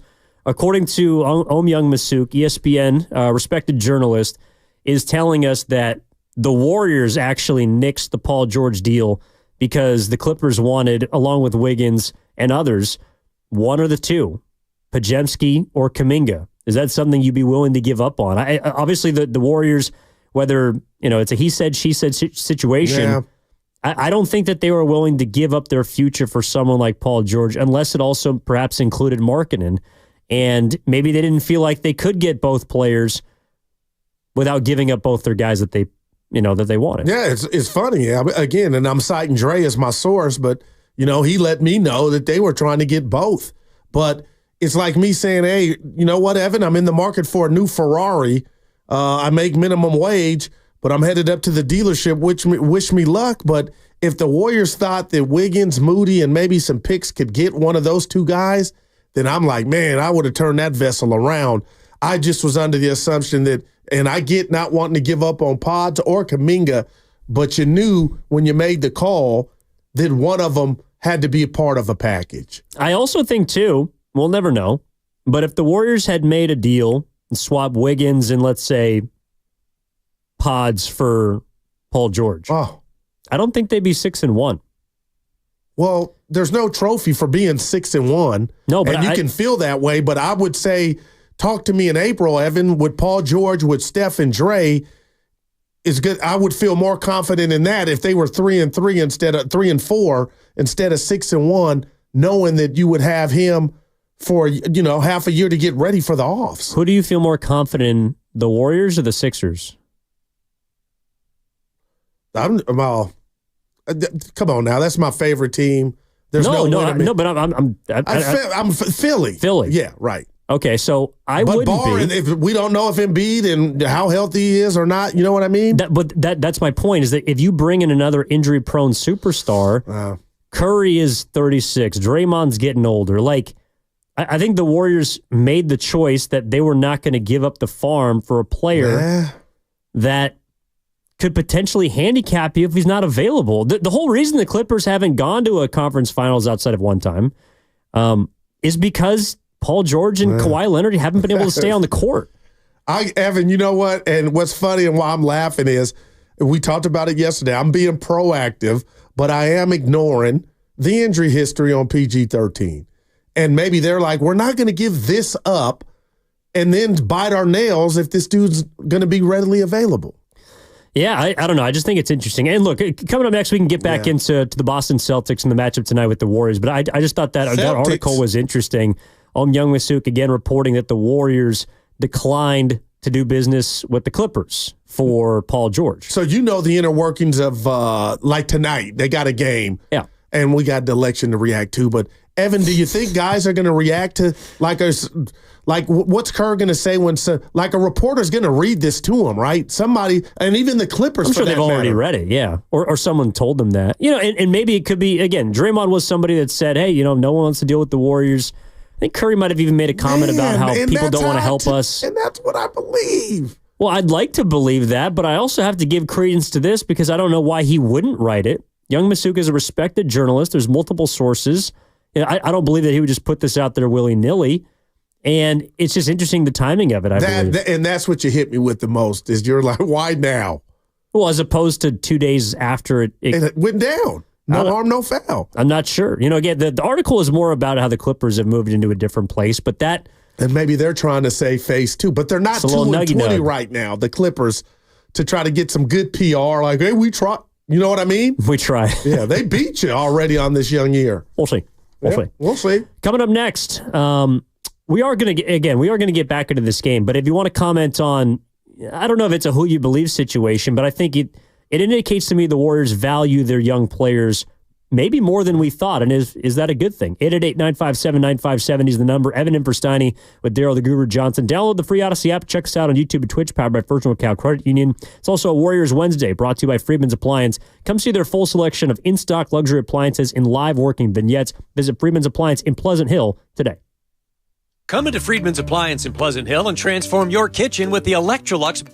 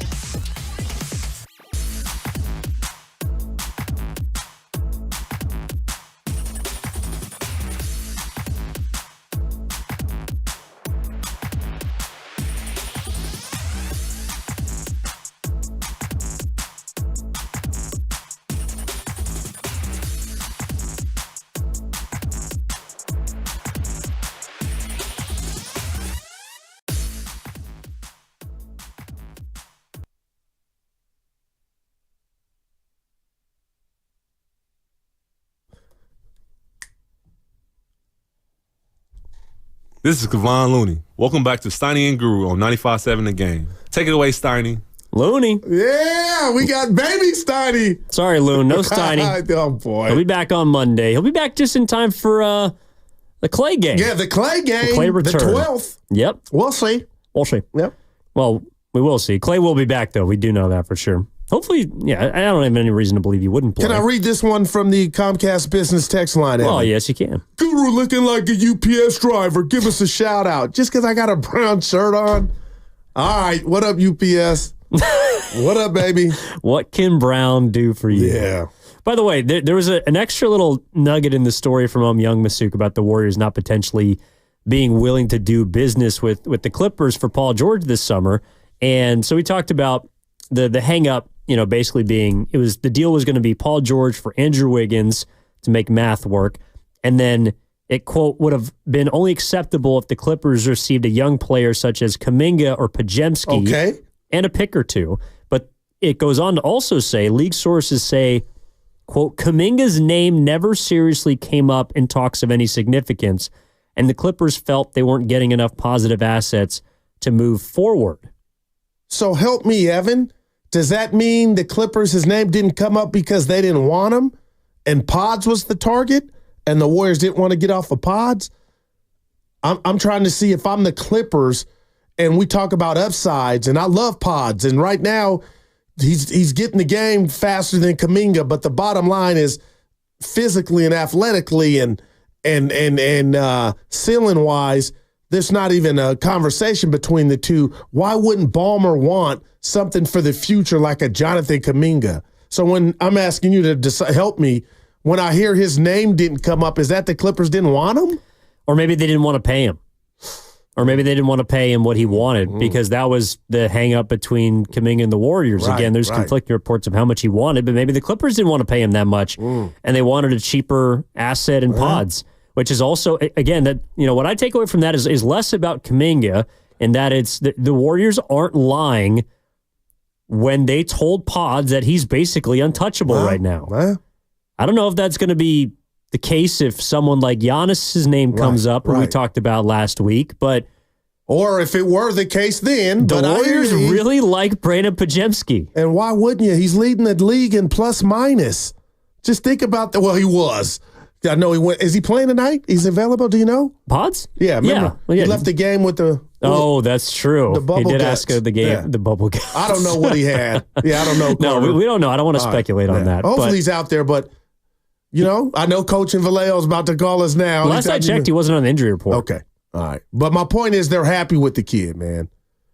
To a point. Very happy. Giannis is different. A 30-year-old Giannis is different than a 34-year-old Paul George. I wonder. And marketing. I wonder. Well, let's go to be interesting to see how this plays out and if people speak on it. That's true. Let's go to Big Smooth in Oakland. Wants to talk about the big game tonight. Again, Evan Inverstein with Goo. What's up, Big Smooth? How you doing? My guys. Hey, listen, man. Who cares?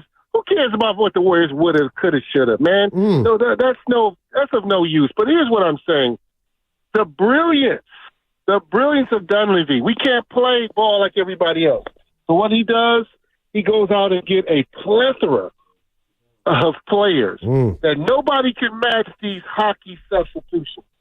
Here's a great way to stack up a bunch of wins. And if we need to trim it down during the playoffs, so be it. If we need to go out and get a Jakob Perno at the end just to match these bigger teams, so be it. We're in a position to do that. But you know what I love to see from Podziemski? Play ball, man. Stop putting up your two hands, man. Like you're not Luka. I love Podziemski, but you don't have that status, man. You're not going to get a call every time. I love it when Steve Kerr told him, man, get your butt back in there and stop crying. Just play ball. You don't have that kind of status yet. And guys, I don't know what it is about telling people who tried to call this person. I don't get it. Like the Steelers tried to. They called DK Metcalf, but you didn't get him. So why is that a story? I don't really get why it's a story when they called checking on this person. I don't get it. Warriors fans, stay focused, man. We got something great going here. Here's what I'm saying, guys. A lot of teams may have better athletes or better superstars. Who's the best second player? We don't care anymore. We just gonna overload you with folks that gonna play some defense, and folks you can't stop the shooting if they get hot. Nobody else has that. Yeah, they're bigger than us, but we're shutting down number ones and number twos. I love what I'm seeing. I called it early. I'm not trying to get a drip drop, but I did call this deafness early. But now let's see these. Make next sure you three call games. Monday too. Exactly. That's all I was going to say. Listen, but here's my philosophy. We just need one of these next three. That's all we need. 3-2 road trip. I can live with that. Right. But listen, we're gonna get greedy and get 2 out of these 3. Come on, man. Let's go. Look at him. I mean, I would look at getting greedy as just getting one of the 3. Again, that means you're 3-2 on the road trip. Like you guys were throwing out predictions before last week, and I think most people would probably say 2-3, right? You beat Houston, you beat Washington, and you lose the next 3 games. If you win one of these 3, I think you should be happy about that. Now, you can get greedy if you win tonight, and the Warriors got greedy against the Pelicans last week by winning the first of the back-to-back. But asking this Warriors team to go through Boston, Cleveland, OKC, that's a tall task. No, it is. And I'll tell you what, Evan, good teams can complete those tasks. Great teams. Great. I love it. Help me out. Great teams can complete that task. My young fella. No, I like that. But I'll say this to that. Then what about the fraction of people that are right now kind of nitpicking at the Warriors? And I get it, record, because of who they haven't played.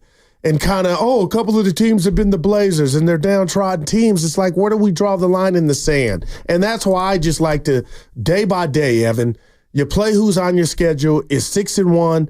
Those 6 are going to count. Nobody can take them away from you.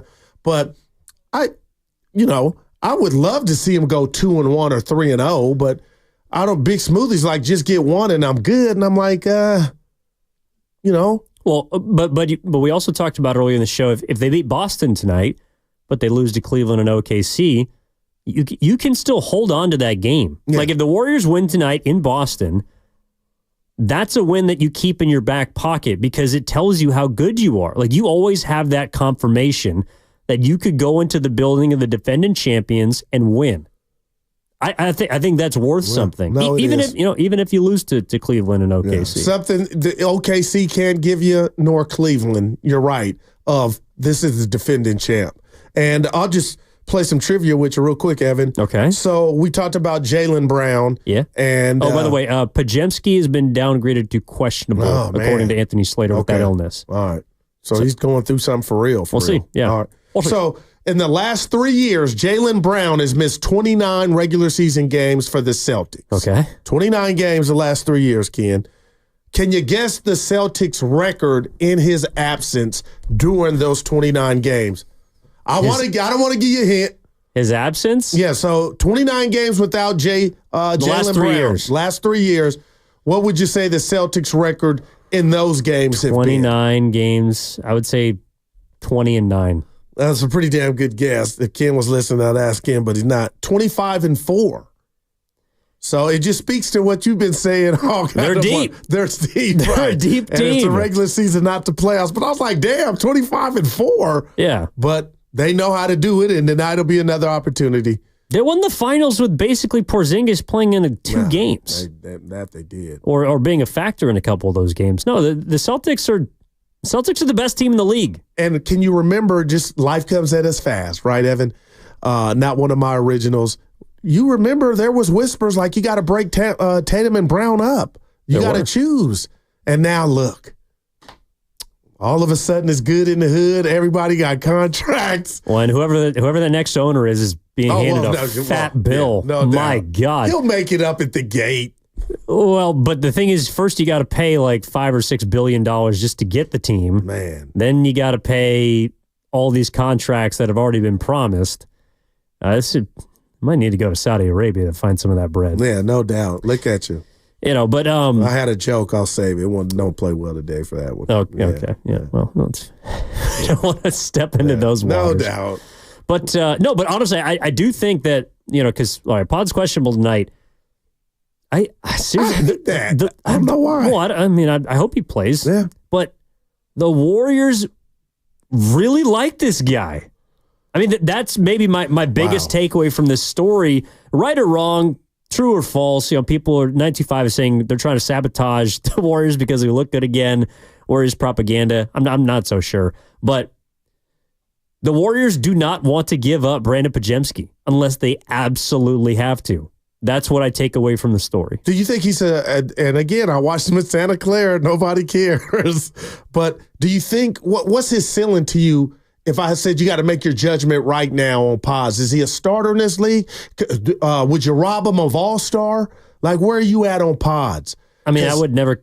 Well, I don't think he can be an all-star. But then again, a lot of people didn't think he could probably get to this point in his life. And damn, Evan, I think you just hit that out. The bases loaded. You just hit a granny with that one. I think Pods has been proving people wrong his whole life. So the fact that I don't think he could be an all-star probably doesn't mean bleep to him. And who was the Manu comp that I asked last week? That was Monty Poole. Monty Poole. And then I'm sitting there real quick. He's left-handed. But the footwork and I'm playing on my time reminds me of Nash. I just the footwork, Evan. Like, how did you get from here?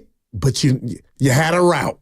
You knew what and he's killing dudes. I'll make you jump 2 times before I do my thing. So, Evan, you're right. We doubted him. I'm sure he's been doubted, but man, for them to be in love with him, and again, we don't know to what degree, because if Giannis is available, there's even no shade if he were in some package, because it'd be like, hey, man, they really did love you, but Giannis is something else. But, Evan, I can't scoff it. If they love him now, why they wouldn't? Well, this is... No, you got my brain working now. The reason why I think Podziemski is so valuable to this team is... And the Manu comp, I think their games are different. Yeah. I think Nash is obviously a different game than Pods too. But the Manu comp makes sense to me from this standpoint.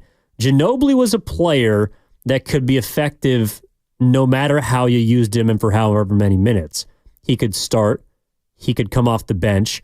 Now, he did different things than Pods does, but Pods impacts the game in a lot of different ways. And so if we are to take the 2022 season, this is how I see Podziemski. If the Warriors are going to be a team that challenges... We're in 2022 right here. What's your example? Podziemski is to this team what Jordan Poole was to that team. Oh, man. And not as a scorer, but as a player that could start and help you win, that could come off the bench and help you win. And Pods does it in different ways. He passes, he rebounds better than Poole did. Scored 3 buckets against Houston. He can score if you need. But Podziemski, if the Warriors are to realize their potential this year, has to be to this year's team what Jordan Poole was in 2022. Wow. The difference is people might tell you he's less confident in himself, should I say. Okay. Well, the way that he plays is a bit more cerebral than Poole played. Well, I'll tell you this. Saturday's game against Houston, from a Pod standpoint, has to be fertilizer in regard to your confidence. Had you imagined had he went 0 for 3 on those shots or 1 for 2, and the audacity, the gall that he had to take those shots in those moments. And again, Evan, I'm looking at you, and there was no Curry, but Curry's on the bench watching like, young fella, you doing too much. Those aren't your shots. He blocked all that out. Nobody was telling him he couldn't shoot the ball. So I say to that, Evan, going Dr. Phil on the basketball hardwood, his confidence his head has to be as big as Jack in a Box on. Not I can do that all day during a 48-minute game, but I proved to myself, if I had to, and even my team and teammates, that I could get a shot off, because I saw a lot of lemon booty in blue and gold that was fumbling and dumbling the ball, and I had the wherewithal to create, slow down, up and under, head fake, all that, and make 3 big buckets. So I say that to say, Evan, his confidence has to be growing game by game. I don't think confidence is something that he needs. Personally. What you think? But you're right, because he's already got on 1,000. Remember, he went to the podium after a game last year. We lost because of me. I'm like, no, young fella, I love that you think that. Exactly. But not yet. But, Evan, those 3 shots and Kuminga in overtime sealed the game.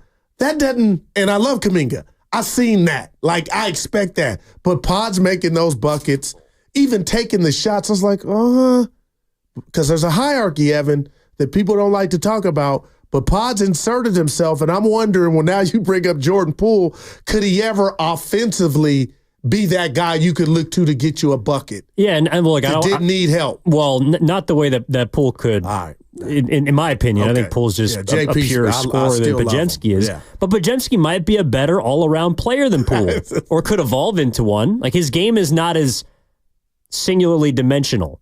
He's not as one-dimensional as plus minus a couple games. Like, you could say, Gouets are like, that's not a mistake, Evan. There's something to that. And I know a lot of people don't like that stat, but when you watch how he plays and takes charges and gives you everything, and he's not built like Kevin Durant or Kobe, I want to go to dinner with John Stockton. I want to go with Steve Nash, Allen Iverson. Well, maybe not today. Well, I did. Oh my God, maybe not today.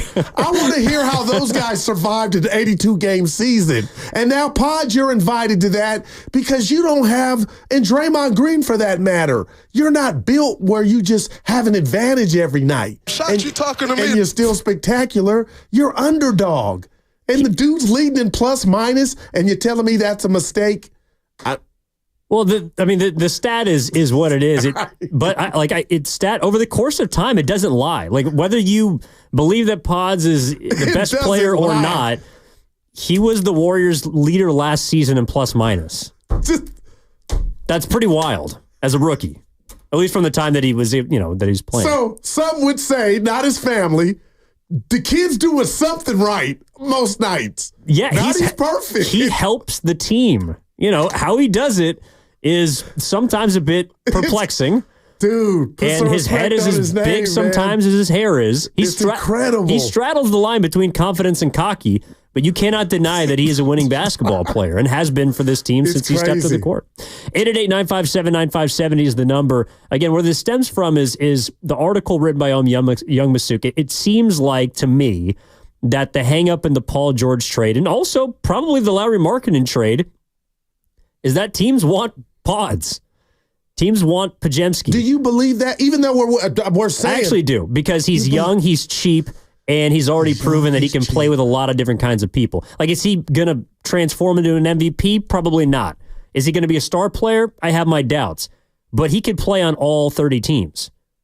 I don't know if you could say that about Kuminga. So you would hold on or covet that so much to where you wouldn't take a flyer on a future Hall of Famer, even though he's 34, to maybe enhance your immediate chances of trying to get back in the Western Conference Finals or championship. Paul George is probably a Hall of Famer, but is he playing like a Hall of Famer right now? And would he be playing like a Hall of Famer for the next 3 years that you would have him under contract? Man, this is you, Bonte. A lot of guys don't want him, man. Dude's good when he's healthy, man. And I just envision, what if he were to get with Dre and Clay and Steph?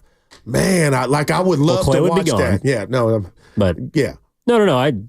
Look, I hear what you're saying, and I think that's because PG. That's the conversation we're going to have as this season moves along, and I think as the Warriors continue to win, because there appears to be some sustainability about this. But I do want to open up the phone lines, 888-957-9570. Evan and Versteini with Goo. Let's talk to Filmo Mike. Mike, what's up, man? How we doing? Y'all having an interesting conversation. In a weird way, like, Kuminga is like something that I would like not give up on, and Pods, but they're like the trajectory is two different ways. Like Kuminga is the young project I wouldn't give up on, and then Pods is kind of like the wily veteran. Even though he's just a ball player though, man. Like you can't deny the fact that he's just a hooper. He just want to hoop. Yep. And Pods. Hey, Filmo Mike, sorry, you're kind of breaking up there. Please call back, though. Yeah, no doubt. Yeah, his point about Kuminga. Yeah, Kuminga is the unknown. But I got to say this to that, and I was going to jump in like I always do, Evan. Push came to shove with Kuminga. They're on the clock. It wasn't a cute little story. It was, are we going to pay this dude 200 M's or $40 million a year if that's what he's requesting? Are we going to do the Wagner, the Barnes deal? You know what I'm saying? So now it's like, I think we got our answer. The Warriors didn't feel comfortable yet paying Kuminga that type of money, still thinking he's a project. Who do you think they'd rather pay right now, Podziemski or Kuminga? Pods. And it's different things, but... Yeah, because Pods right now fits better. Now, by the end of the year, that might be a very different conversation. But to this point, it's because of timing, it's because of opportunity, and it's because of fit.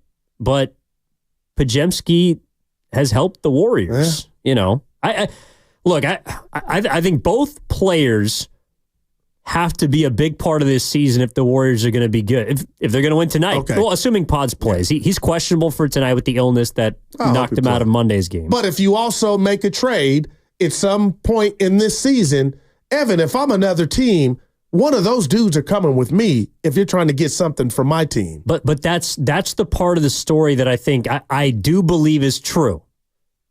Around the league, people value Brandon Podziemski more than Jonathan Kuminga. Yeah, I guess, because people don't know what Kuminga is. And having a known commodity is better than having a stock that you think might be worth something, but Kuminga is a volatile stock right now. Oh, man. Brandon Podziemski is a known commodity. Yeah. More so than Kuminga is. That doesn't mean that he can't, again, it doesn't mean JK can't be great. It doesn't mean that Pods can't also get better and, be great as well.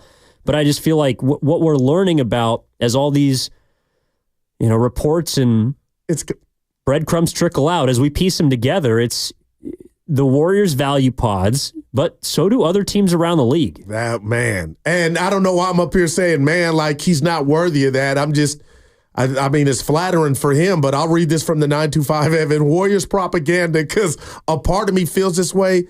They're trying to sabotage us because we look good again. But there was nothing about this story to me, and you tell me what you think, outside of the timing that puts anybody in a bad light. Like, it's just curious that it came out. We'll never get to the bottom of it.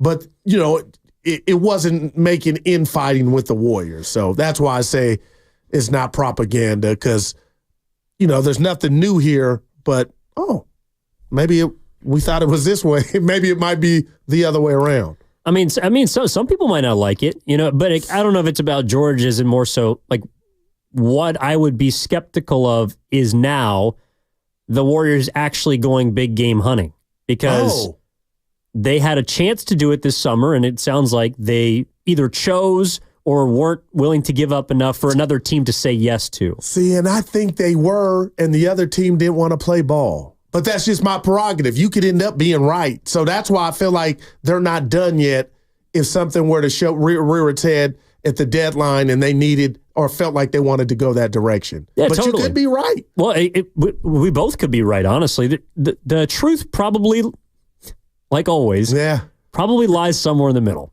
And we're trying to figure out, again, with the Warriors taking on the Boston Celtics tonight at 4:30. Warriors Live here at 3:30 on Will and Dibs 95.7 The Game. We're trying to figure out, again, just how the Warriors view themselves, because Slater was talking about internal curiosity in these games. That is great. The Warriors and Steve Kerr still, you could hear hesitance in his voice, so we can get into more sound on the other side, because he also had something to say about the other piece of that article, which is Jonathan Kuminga. And I think a discussion is merited by his comments. But coming up next on the other side, we're also taking your phone calls, 888-957-9570. Evan and for Steiny, along with Daryl the Guru Johnson, as always.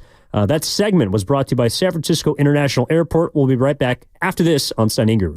Whether you're flying for business or pleasure this holiday season, choose SFO. With the most nonstop flights from the Bay Area, easy parking, and local...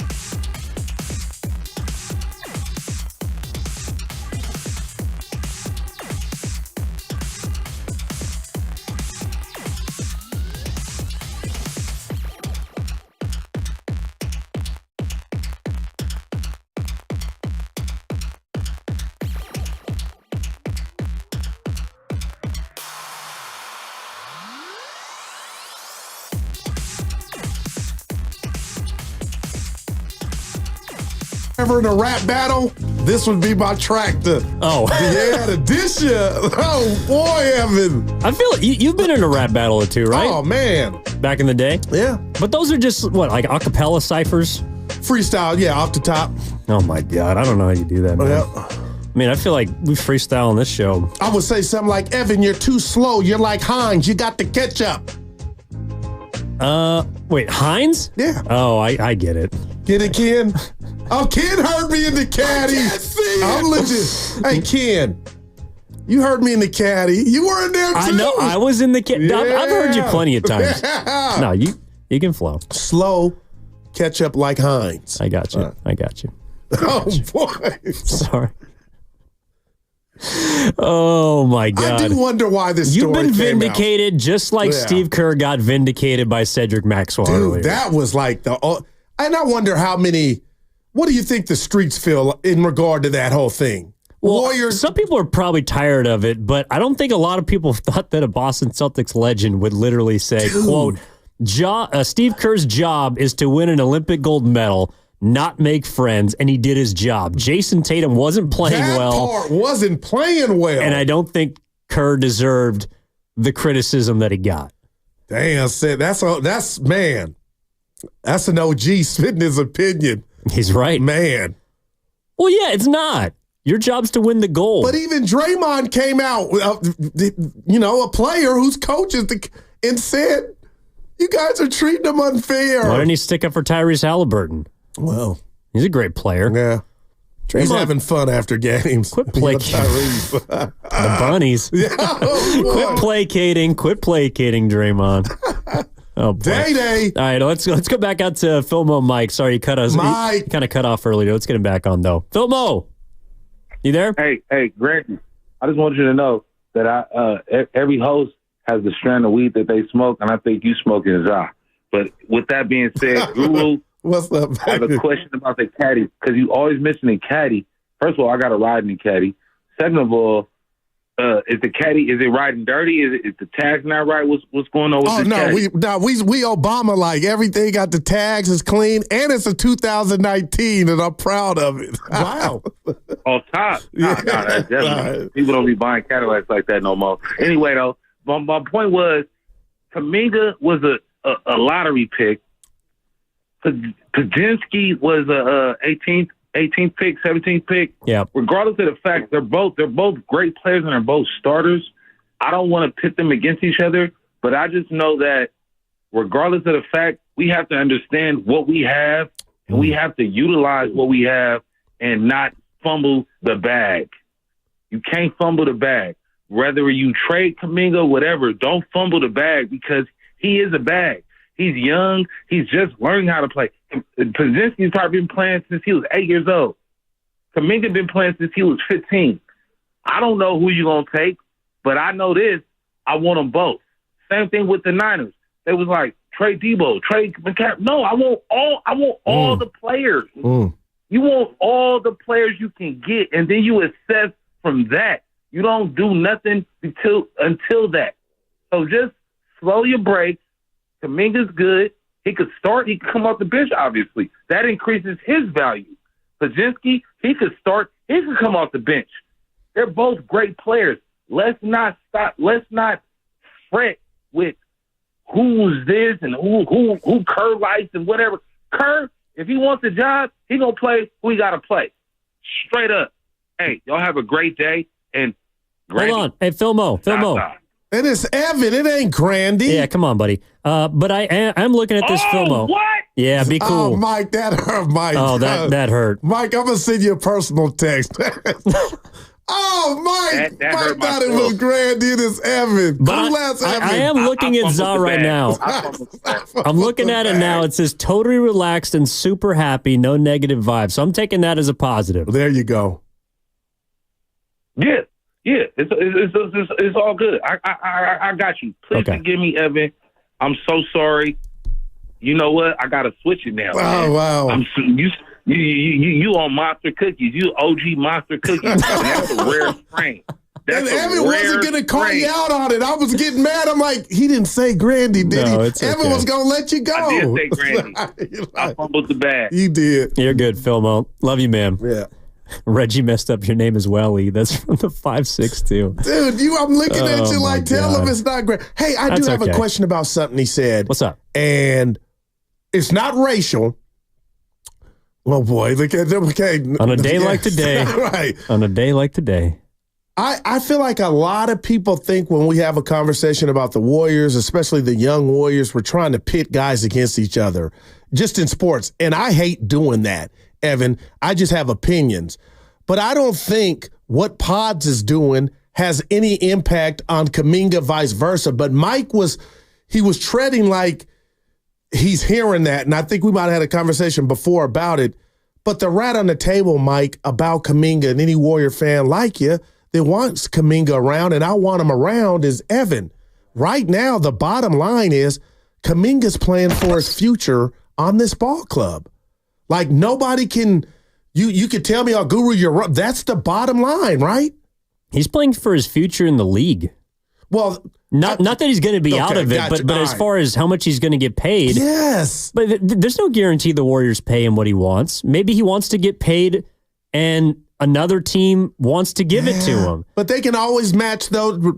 I hear you, because the Warriors can match no matter who comes after him. But my point is why he is being what we deem a good soldier in regard to his role change. I don't think he was benched. That was a myth, but his role change. And I feel like I got to give him credit for being so mentally strong early on, because he don't have time for that. All he has time for is, okay, y'all said no to paying me. I can make you change your mind. Well, paying me what I want. The Warriors were willing to pay him. It wasn't in fact, it was only like a $5 million per year difference. But there's some internal pressure on Kuminga to perform. 100%. And that's why I've been really impressed with what I saw after his perceived demotion. And in fact, I think Steve Kerr was as well, because he said so on Willard and Dibbs yesterday. Here it is. It's a huge factor for J.K. to give us what he's giving. And again, everything is about the puzzle fitting. Everything is about putting together 5-man combinations. And we need J.K.'s force and power. And frankly, we need it more off the bench than we do in the starting lineup. So I love what I'm seeing. He's handling it great. He obviously wants to start. Everybody wants to start, but that hasn't impacted his effort and his energy at all. In fact, I think he's looked even better since we've brought him off the bench. I think it suits him well with this team. And so until things change, we'll keep going with this, but I love what we're seeing from JK. Yeah, so a couple of things. Well, number one, I don't think he's going to be going back into the starting lineup. I don't know why. You know what? You're right, but things happen. I don't know why I feel like he is going to get back there, but you could totally be right. If they keep winning, I should say. If they need to make some adjustments, then he might come back. But Curry's going to start tonight. I don't think Kuminga is going to be in the starting lineup. Yeah, you know what, Evan? You threw so much at me. Now you got me thinking about something in regard to Kuminga. Just because he plays well doesn't necessarily mean when it's all said and done and this season is over that they're going to meet his number. So it's bigger than just him playing well, too. It comes down to what he's asking for, Evan, and what they're willing to give him. And if you want to get in on the conversation, 888-957-9570 is the number. Also a reminder that you're listening to 95.7 The Game, KGMZ FM, and HD1 San Francisco, always live on the free Odyssey app, Twitch and YouTube, powered by First North Credit Union. What I'll say is this for Kuminga. I could be wrong, but I think Kuminga is more likely to remain with the Warriors and get paid if he succeeds as a bench player than if he just puts up numbers as a starter. Him helping the Warriors as a bench player, I think actually improves his value. I would just say, I don't know why you would think that when maybe a team like Portland or Toronto look at him as maybe he could give us 23 and 8 a night. Yeah, well, no, that's true. I mean, and we had to build around him or with him. But Evan, if he were to go up and down, I know Stotty's like, he don't rebound, But he's not saying he can't. Sometimes he does. I can see him 25-point scorer in the league. Like, he's got that capability this raw. Yeah, sometimes he can score 25. Sometimes he can get 6 rebounds. Sometimes he can even get you 5 assists. Sometimes he can get you a couple blocks. Sometimes he can defend man on man. But he doesn't do it all the time. And so if he proves that he can do that enough as a bench player, I don't know, maybe Kerr will reward him by putting him back in the starting lineup. I just feel like right now, that's the spot for him, and more importantly, for helping the Warriors win until proven otherwise. Okay. It isn't like he's not playing big minutes. You know, no, he is. Remember last year, like the last time the Warriors beat the Celtics was, I think, in December. It was Saturday night game here at Chase Center. Yeah. Draymond didn't play that game. Remember, Kuminga had a huge play in overtime where either he stripped Derek White or he got a pick and run, but he went coast to coast for a flush and then set the tone for that overtime. He was a big reason why they helped win that game. So just because Kuminga is or isn't out of the starting lineup doesn't mean that he still can't take over games, also like he did in overtime in Houston. Yeah, great points. I just have so many random questions and thoughts. But Evan, about that big lineup that they were starting, and, you know, they're off to a 6-1 record. So outside of the Clippers a couple Sundays ago, where you lost at home, did that 5 ever go bad to where Kerr thought about Kuminga not starting? If that, like, the only reason I believe Kuminga got out of the starting lineup was Curry got hurt. But Curry's back now. Right. So we don't know the starting lineup tonight, but if you were to bet, and I'm with you, you don't think Kuminga he'll go back to that with Wiggins, Draymond, TJD, Steph?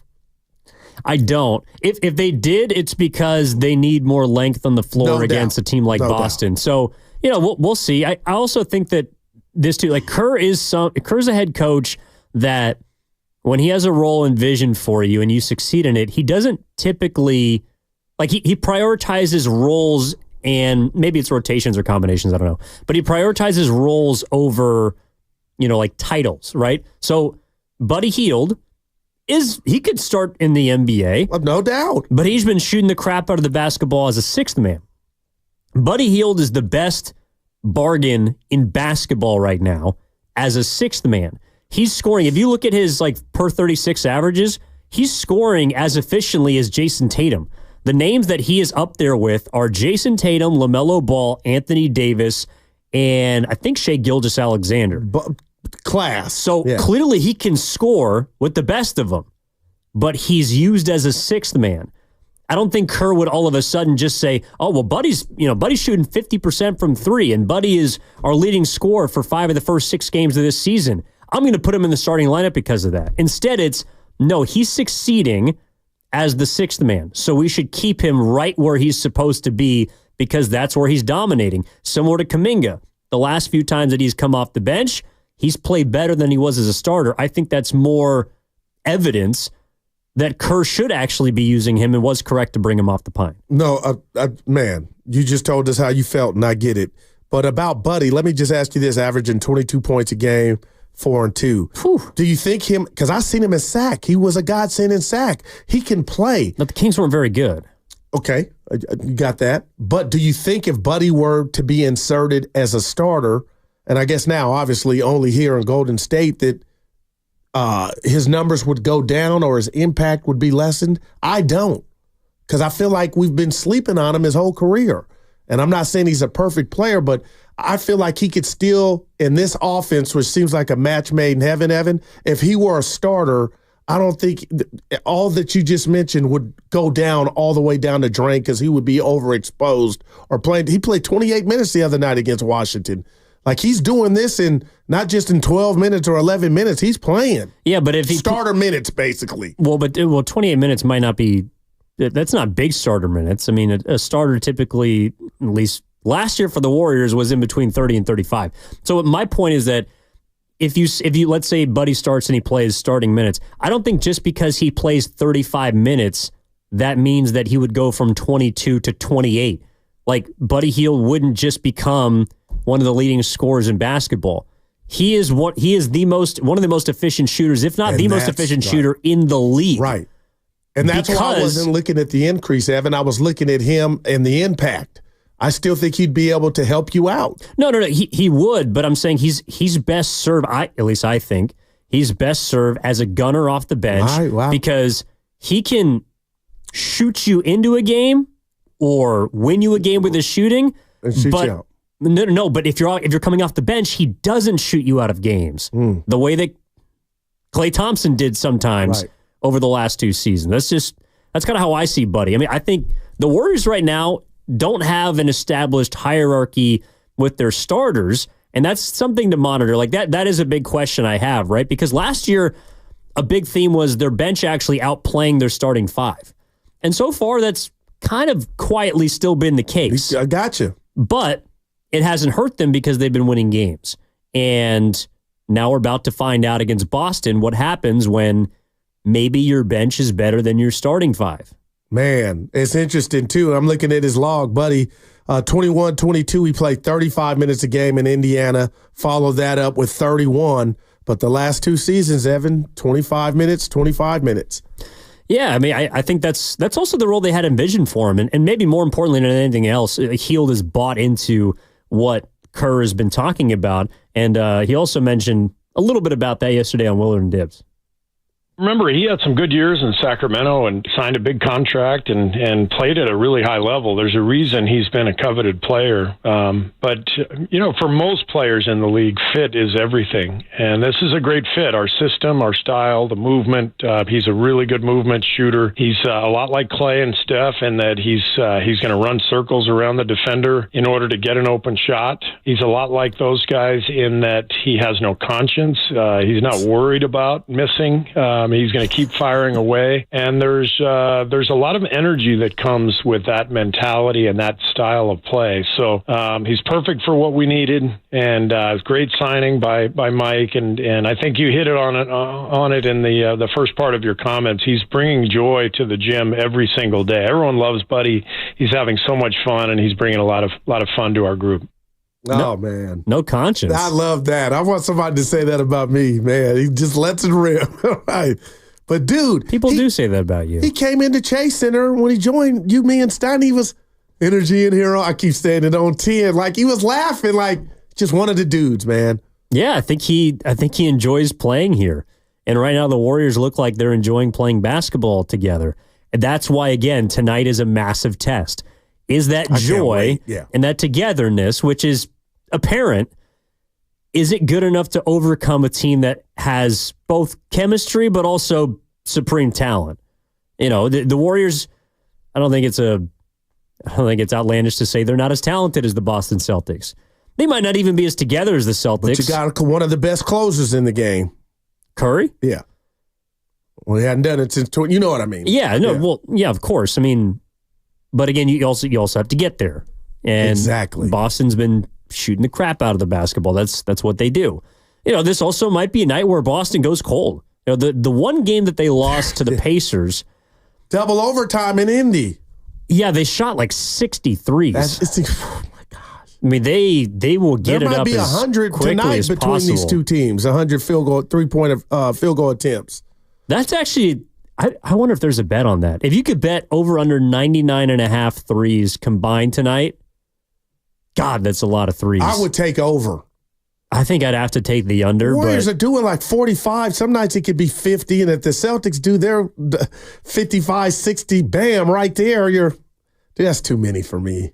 Well, the other part of this game, too, is, okay, the Celtics and also other good defensive units, right? They know the Warriors are going to try and bomb. Yeah.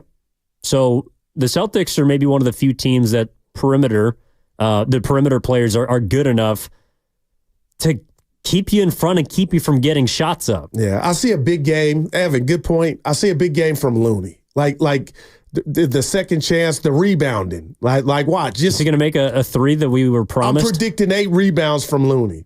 But what I hate about that, my dad was like, this ain't the same NBA. You got 8 rebounds 10 years ago. And now you can just be in the wrong place and still get 8. But no, 8 is 8. Rebound is a rebound. I'm not going to sit here and say why you got them because they shooting threes. But I just could see Looney in there. I don't know what unis they're wearing. I'll find out during the break. But just getting some key rebounds. I mean, that's just what he's been and who he is. Yeah, I mean, him and Trace Jackson-Davis have been a nice tandem for the Warriors. Speaking of which, man, he's shooting 80% from the field, TJD. I like his hands. Shooting it still counts. We've had some centers here that it took a little while to get up, but you get the ball and he'll flush it on you. And him and Dre, I like that little rapport they got going. Save Dre. They do. Well, they're defensively the best two-man unit that they have. Man. That's what's important. But also for a Boston Celtics team that pretty much spreads you out. Yep. And we'll put 4 or 5 shooters on the floor at the same time. Maybe the Warriors might have to go a bit smaller tonight. They might have to lean into but also this is where, this would be a game last season that I think that Kerr would be tempted to try and run 3 or 4 guard rotations because he didn't have much size. That's not the case this year, where the Warriors, they might be able to go smaller, but they're still long. Yeah. You could still have a Waters on the floor, and Kyle Anderson is slow-mo is long, but they don't have, and Melton's also out, but they're not going to have 4 guards on the floor at the same time. There was a lot of times last year where you'd see Kerr try and you'd be like, counteract size, and it'd be like 4 guys that are 6'4" and below. Yeah. On a good day. And the optics were you just didn't have confidence in man, we are just too small. Yes. And not so much this year. No, they're not as small. They're not as old. They're more athletic. And I think they're more bought in than they were last year. And that's a big part of this. Is the buy-in going to be good enough to hang with the defending champs and then hang with 2 undefeated teams in successive days? This might be the toughest 3-game stretch that the Warriors have their entire season. Yeah. And it's following kind of the cupcake schedule that they've had to play. And to their credit, they've won 6 of 7 so far. Yeah, no doubt. And we can't say it enough, Evan, how excited we are about the game. I'm excited about the start time of the game, because it's right after pretty much we get off in Willard and Dibbs. But, we're here in the Bay, right? So we're spoiled when it comes to three-point shooting. We had Durant. He came in. But, Evan, I just feel bad because Kerr mentioned Buddy and Sack. In 3 consecutive years, from 2017, 18, and 19, he shot 43%, 43%, and 42% from 3. That's a marksman. Yeah, and he's not shy about it either. Right. I think that's what Kerr meant by... So he's letting and he's 50%. It's early, but to have a conscious. Shoot or shoot. Yeah, shoot or shoot, Evan. The Warriors have been shooting. Look, I also wonder, too, how much of the Warriors' success, whether it's tonight or in the future, it is still dependent on Curry. That's also something we don't necessarily have an answer to because he's been hurt. And I'm not saying that them winning 3 games against 3 beatable teams, although Houston was a tough matchup. But what if I said all of it? Would you scoff at that answer? It starts and ends with Steph. If we're talking about down the road, Evan, and just. And you're right, they won those games, but there's no scenario, right? Or could I be wrong? It starts and ends with 30. I want to get into that on the other side. It does start and end with Steph, but probably less than it ever has. And I think being 3-0 without him is a big reason to feel good about this team. But also, I wonder how it makes you feel about Curry and where he's at as he ages and now is 36 years old. All right, 888-957-9570 is the number. Evan in for Steiny with Daryl the Guru Johnson. What's coming up in the game is presented by Fremont Bank, celebrating 60 years of full-service bank with no compromises. Warriors Wednesday, that it is brought to you by Freedman's Appliance. Come see their full selection of in-stock luxury appliances in live working vignettes. Visit Freedman's Appliance in Pleasant Hill today. Is your water heater on the fritz? Upgrade your...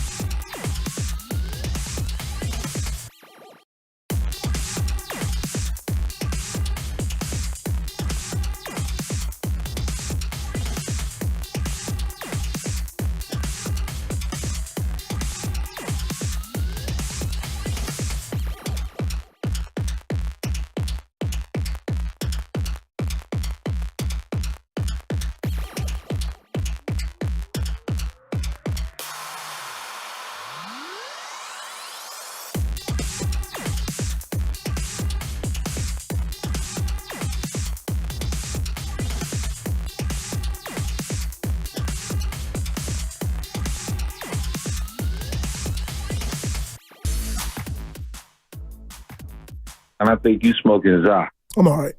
Now, back to Steiny and Guru on 95.7 The Game. Well, before we dig back into the Warriors, I do want to report some good Niners news, Goo. Got a lot of guys back at practice, kind of, today. All right. McCaffrey, limited. Juwan Jennings, limited. Deebo Samuel, limited. It's a Wednesday. How do you take the McCaffrey one? Limited. How does that process on the e-computer? Well, it's better than not practicing at all. Limited. I mean, he's still got Thursday, Friday. The Friday injury status is always the most important. That's the one. Yeah, if you don't practice Friday, if you're questionable, there's no probable designation anymore. So it's just questionable. Debo's always game time. Yeah. I mean, basically Debo is. Although it wasn't because of the pneumonia, though. No, he actually had an injury designation, which I apologized on, people. It's a rib injury. Yeah. And an oblique injury. Also, Jake Moody, limited to practice today. It's go time, Evan. I know. Feliciano, Gross Matos. What's up with possibly. them? Well, Mitch Wishnowsky. A lot of guys back in a limited fashion to practice today for the Niners. All right, so Friday's the one. That's the report you. Yeah, generally that'll tell you. But it's a good sign that those players are on the field, on the practice field today, because you're trying to get ready for Tampa Bay on Sunday. Who saw McCaffrey not playing the first 8 games? Just think about that, Evan. Well, I don't think anybody did. Yeah. We know who's not winning MVP. McCaffrey, because he won't have games played. I thought you were going to go somewhere else. Well, he's a running back. He doesn't even qualify for that award. Oh, and if you allow me, Filmer or Mike, we love you. You're part of the family. Reggie Jackson can call Eric, but you cannot call Evan Grandy. And he did it twice, and I love myself for catching him. Did you hear it the first time? Yes, I did. God love Grandy, but Am I talking to Matt or Eric? That made me light up. No, dude, that is Eric. Give it to me one more time, kid. Am I talking to Matt or Eric? That one made me light up. Calling me Grandy made me want to light one. Oh, boy. Yeah. I love it. But there you go. I'll take the OG cookies. Now, Evan in for Steiny. Good with here as always. We're going to talk to the boys in the crossover in about 20 minutes. Before we do go, before the break, we haven't really brought Steph Curry up a whole lot this season, and it's because of his absence. Rolled the ankle against the Clippers, missed the next 3 games. Warriors won all 3 of them, but he is going to be back tonight. And Anthony Slater said this on the morning show in regards to Curry and his minute restriction. Lifted somewhat, like I said, don't expect them to stretch him to 38. As I look at Rick Celebrini peering at this 3-on-3 Anthony Melton game, he's not going to greenlight some big usage night. But as Steph said the other night, part of coming back against the Wizards was, getting that initial 24-minute, scripted lower usage rotation out of the way so he could maybe bump it. I'd probably predict around 30 tonight. They really, in the regular season, Steve's saying he doesn't really want to get him over 32 on any given night. Now, there obviously is going to be games, overtimes, that stuff where he'll go further, but I wouldn't expect that to be tonight. Damn. Not tonight. Yeah. But, all right, so 32. Not just tonight. The next 3 games, we've heard the Warriors describe them as, kind of like measuring stick games, right? I think it's also fair to say that we still have to measure where Curry's at over these 3 games too. No doubt. And I think tonight, Evan, not going against what Slater said, would you be shocked if we saw Curry play 35 minutes? I would not. No. This has just been crazy. The last few years, you look at the minute logs, Curry is playing and Kerr's playing them. But I hear what he's saying in regard that he would like to keep it at 32 minutes a game.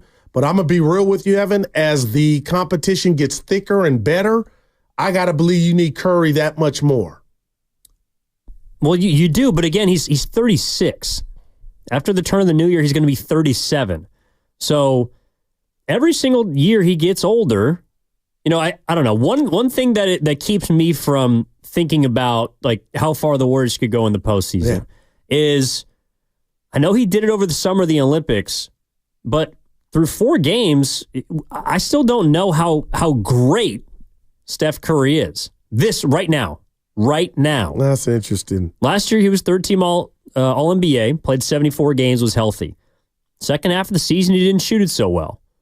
The Warriors were able to overcome that, not against the Kings in the play-in, but they had a good record the second half of the year.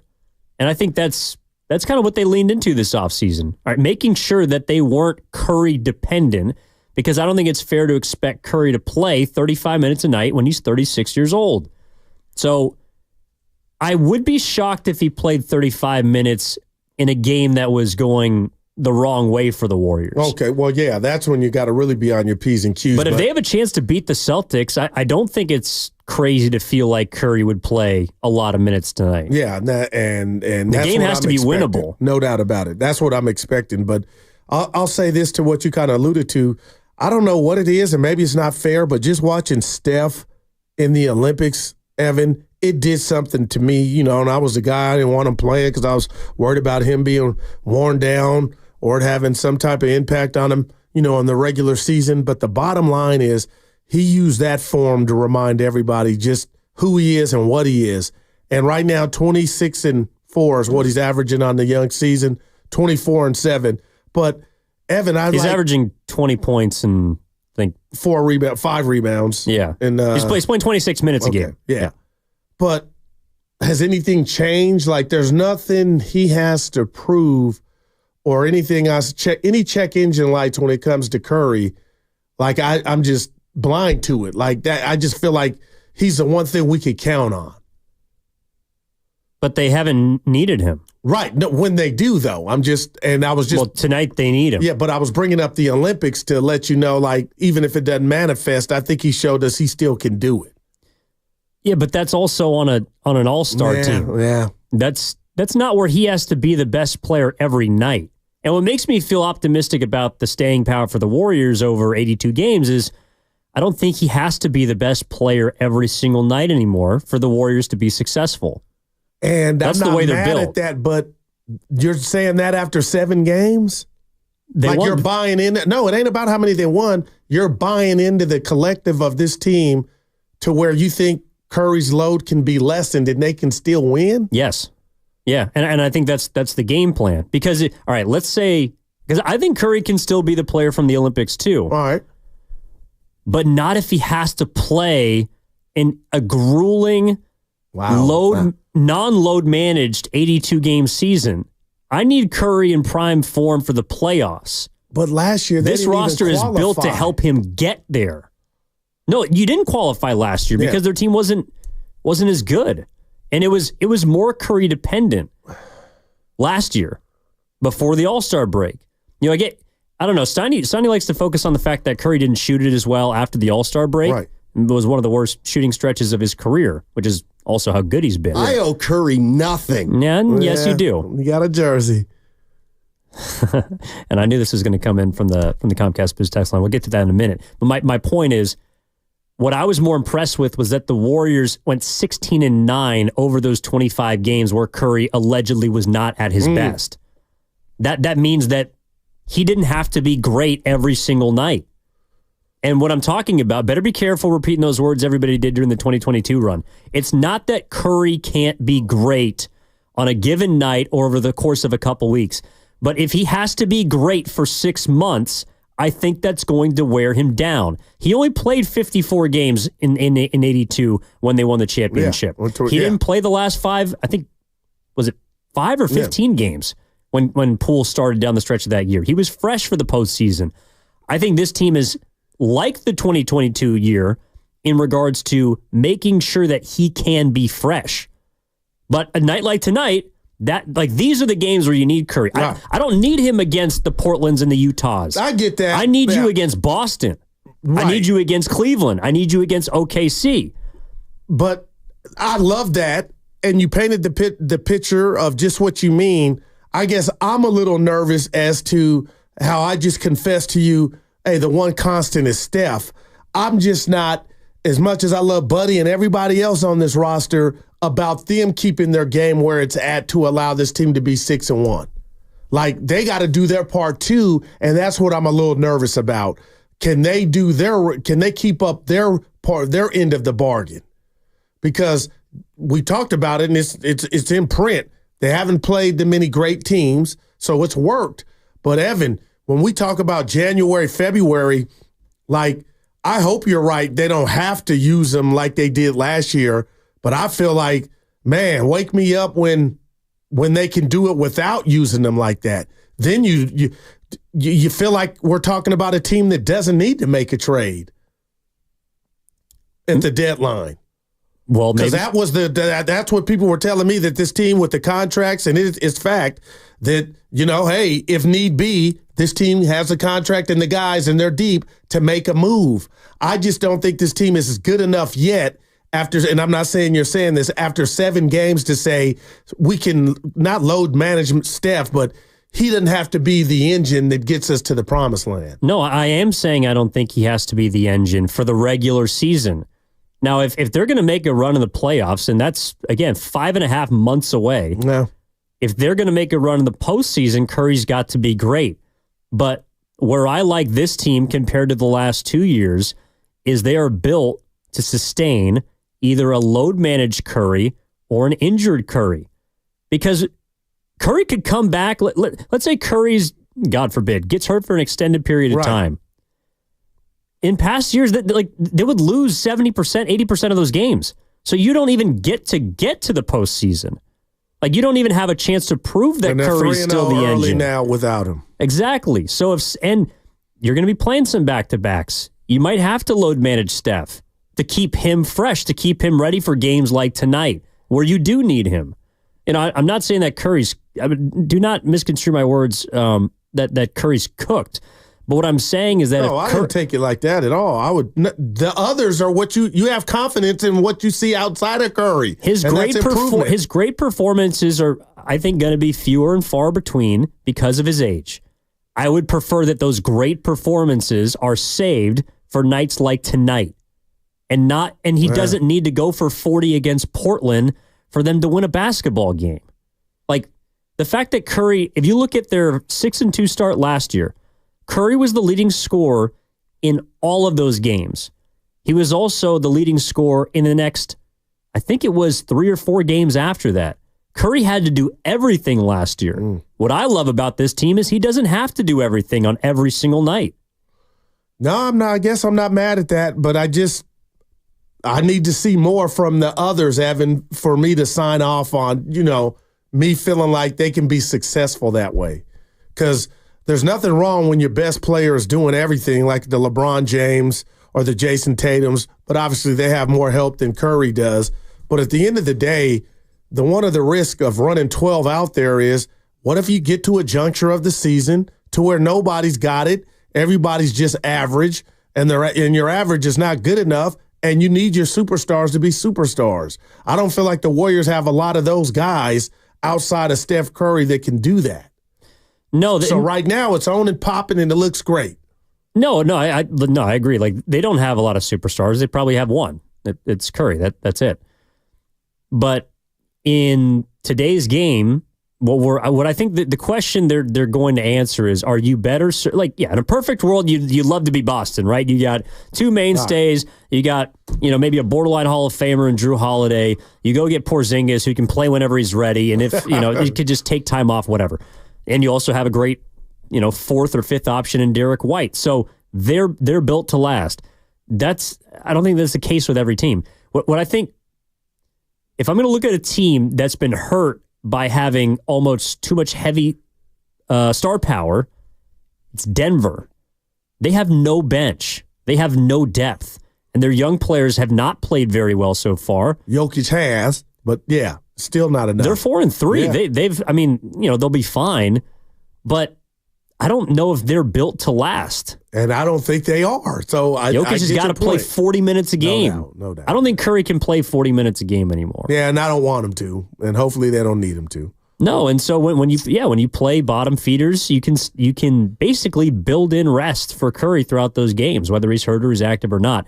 So, but again, to bring it back to tonight, and they play at 4:30 in 3 hours. Gosh, and in 2 hours, Warriors Live starts with Willard and Dibbs. Tonight is a measuring game for it's Curry's first test too, I think, because he didn't play 3 of them. It's and the last Warriors' one he first played, big they test. lost to the Clippers at home. I know a lot of people get mad. I mean, it's fact. Yeah. He got hurt late in that game. It did. They didn't look great. So, it's not, I don't want to say like Curry still has to prove it. What are you saying? Curry's too old? I think he's too old to be the player that everybody assumed. He's too old to be the player from the Olympics in those last 2 games every night, I think. And the reality is you're not going to need him every night to do that. But if you had, let's say they made the trade for Paul George, you'd be down Kuminga, Podziemski, and Wiggins. You would need him to be that every single night. You'd need Paul George to be that. Well, and that's what's attractive to me is I'm taking the superstar every time, and I think Paul George is super. But you know what I mean? Like, oh, Paul George, you can handle it a week. You can handle it 2. You might even be able to handle it a month. And then, okay, you go out, we got Steph as opposed to the community. And the community may be able to do it, strength in numbers. But, Evan, I just think you're shortchanging the superstar component of Paul George if Curry was out. I mean, how far you could ride him if you just needed a couple weeks or a month of him just being the superstar as opposed to what they have now. But I think we're finding out that in order to compete with the best teams in the conferences, you got to have more than just one guy to carry you. Like all right, Boston's missing a big piece tonight. They still got like 3 dudes. Right. They're the example. But if OKC's missing their starting center, they still got like 3 dudes. Cleveland has a bunch of different score. Even if Donovan Mitchell missed a game, still have Darius Garland who can give you 20. Still have Evan Mobley can get you 15 to 20. They're missing their starting. I know Strus isn't to that level, but like those teams are built as much as they have star power or budding star power. Yeah. They're also like 7 or 8 deep, and the Warriors. I think that's their calling card right now is depth, and so it's going to help. Thinking of Buddy Wiggins, who could pick up the Kuminga. I think it's going to help prop up Curry. I think it'll help Steph. That doesn't mean he's not great. But it means, God forbid, at age 36, you might need a little more help than ever. Right. I get that. This is from the 408. I'm kind of with you. Curry should cook only in marquee games. Well, he also has to prove that he can. Again, he's got 3 tough games coming up, and I'm very curious to see what he does in these games. Even if Curry doesn't play well tonight against Boston, that doesn't mean he's not going to shred Cleveland. Boston's probably a tough matchup for him. They got 3 guys that they can throw at him that are long and that are great defenders. The man. Cleveland doesn't have that. OKC might have that. But again, we're going to figure out where Curry's at and where the Warriors at by the end of this weekend, which is exciting to me. Up to all of us. I can't wait. Yeah, and I'm curious to hear what Willard and Dibbs have to say on the other side as well on the crossover. But here's kind of where I want to end this off. Kerr was talking about the tests, right? The tests about the next 3 games, and this is where he started the show. I think this cut is hopefully going to, I don't know, give us an idea of where the Warriors are at with this team. In the course of 82 games, the schedule can go back and forth. Your health, lots of stuff can happen. If you win 6 out of 7 in February, it doesn't get on the radar as easily as it does when you win 6 of your first 7 to start the season. So, I know everybody is singing our praises, but the schedule has been kind to us to this point, and we're about to play probably the 3 best teams in the league the rest of this week. So great test for us. No matter what happens, we've got a ton of work ahead of us. I'm excited because when I watch the tape, I see all kinds of growth ahead of us, but it's going to take a lot of work and it's going to take some time. Real quickly before the boys get in, do you feel like he's saying pump the brakes? But I think he's talking to himself, too. Like, he can understand how this has gotten off to the greatest of starts. And he's just like, I've been around, I played, let's just slow down. And I kind of appreciate that from him. Kim was like, do you think he sounds a little worried? No, I think he's being so real that this is new, that as fast as they got off to this start, Evan, it could go the other way. Yeah, I think he's... And then what? They lose 3 or 4, and then what are we talking about? Buddy can't put it in the side of an ocean. You know what I mean? I just think he's preparing for that. Hopefully they don't cross that bridge, but 82-game season, I think he's being open. He's being open to the possibility and they're surprised at how great they've gotten off to, right? There's got to be that. I think they are. Right. Now, he's saying that the schedule is what the schedule is, but they've been blowing teams out. No doubt. And I know they blew the 31-point lead to Houston, but they also were up by 31 points against Houston, who's not bad. Just imagine had they lost that Houston game, what we would be saying about this game just from a psychological standpoint. Oh, they got to win it. You know what I mean? Like they blew it. They came back, won it. Now you can breathe, Evan, and you want to win this one or keep it close.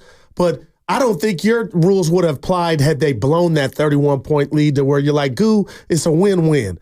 I'd be, me, overreactor, I'd be like, oh, man, they got to come back and get some good juju and win a game after blowing that 31-point lead. Well, they did. It would have been Washington.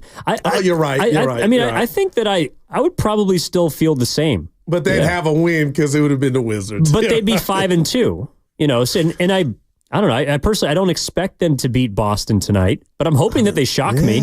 Yeah, I think they can beat Boston. This would solidify and send a bunch of, I don't even know what the messages would read. Not we're back, but almost that, Evan. And without the Warriors even having to say it, they're leading by example. Let my actions speak for me.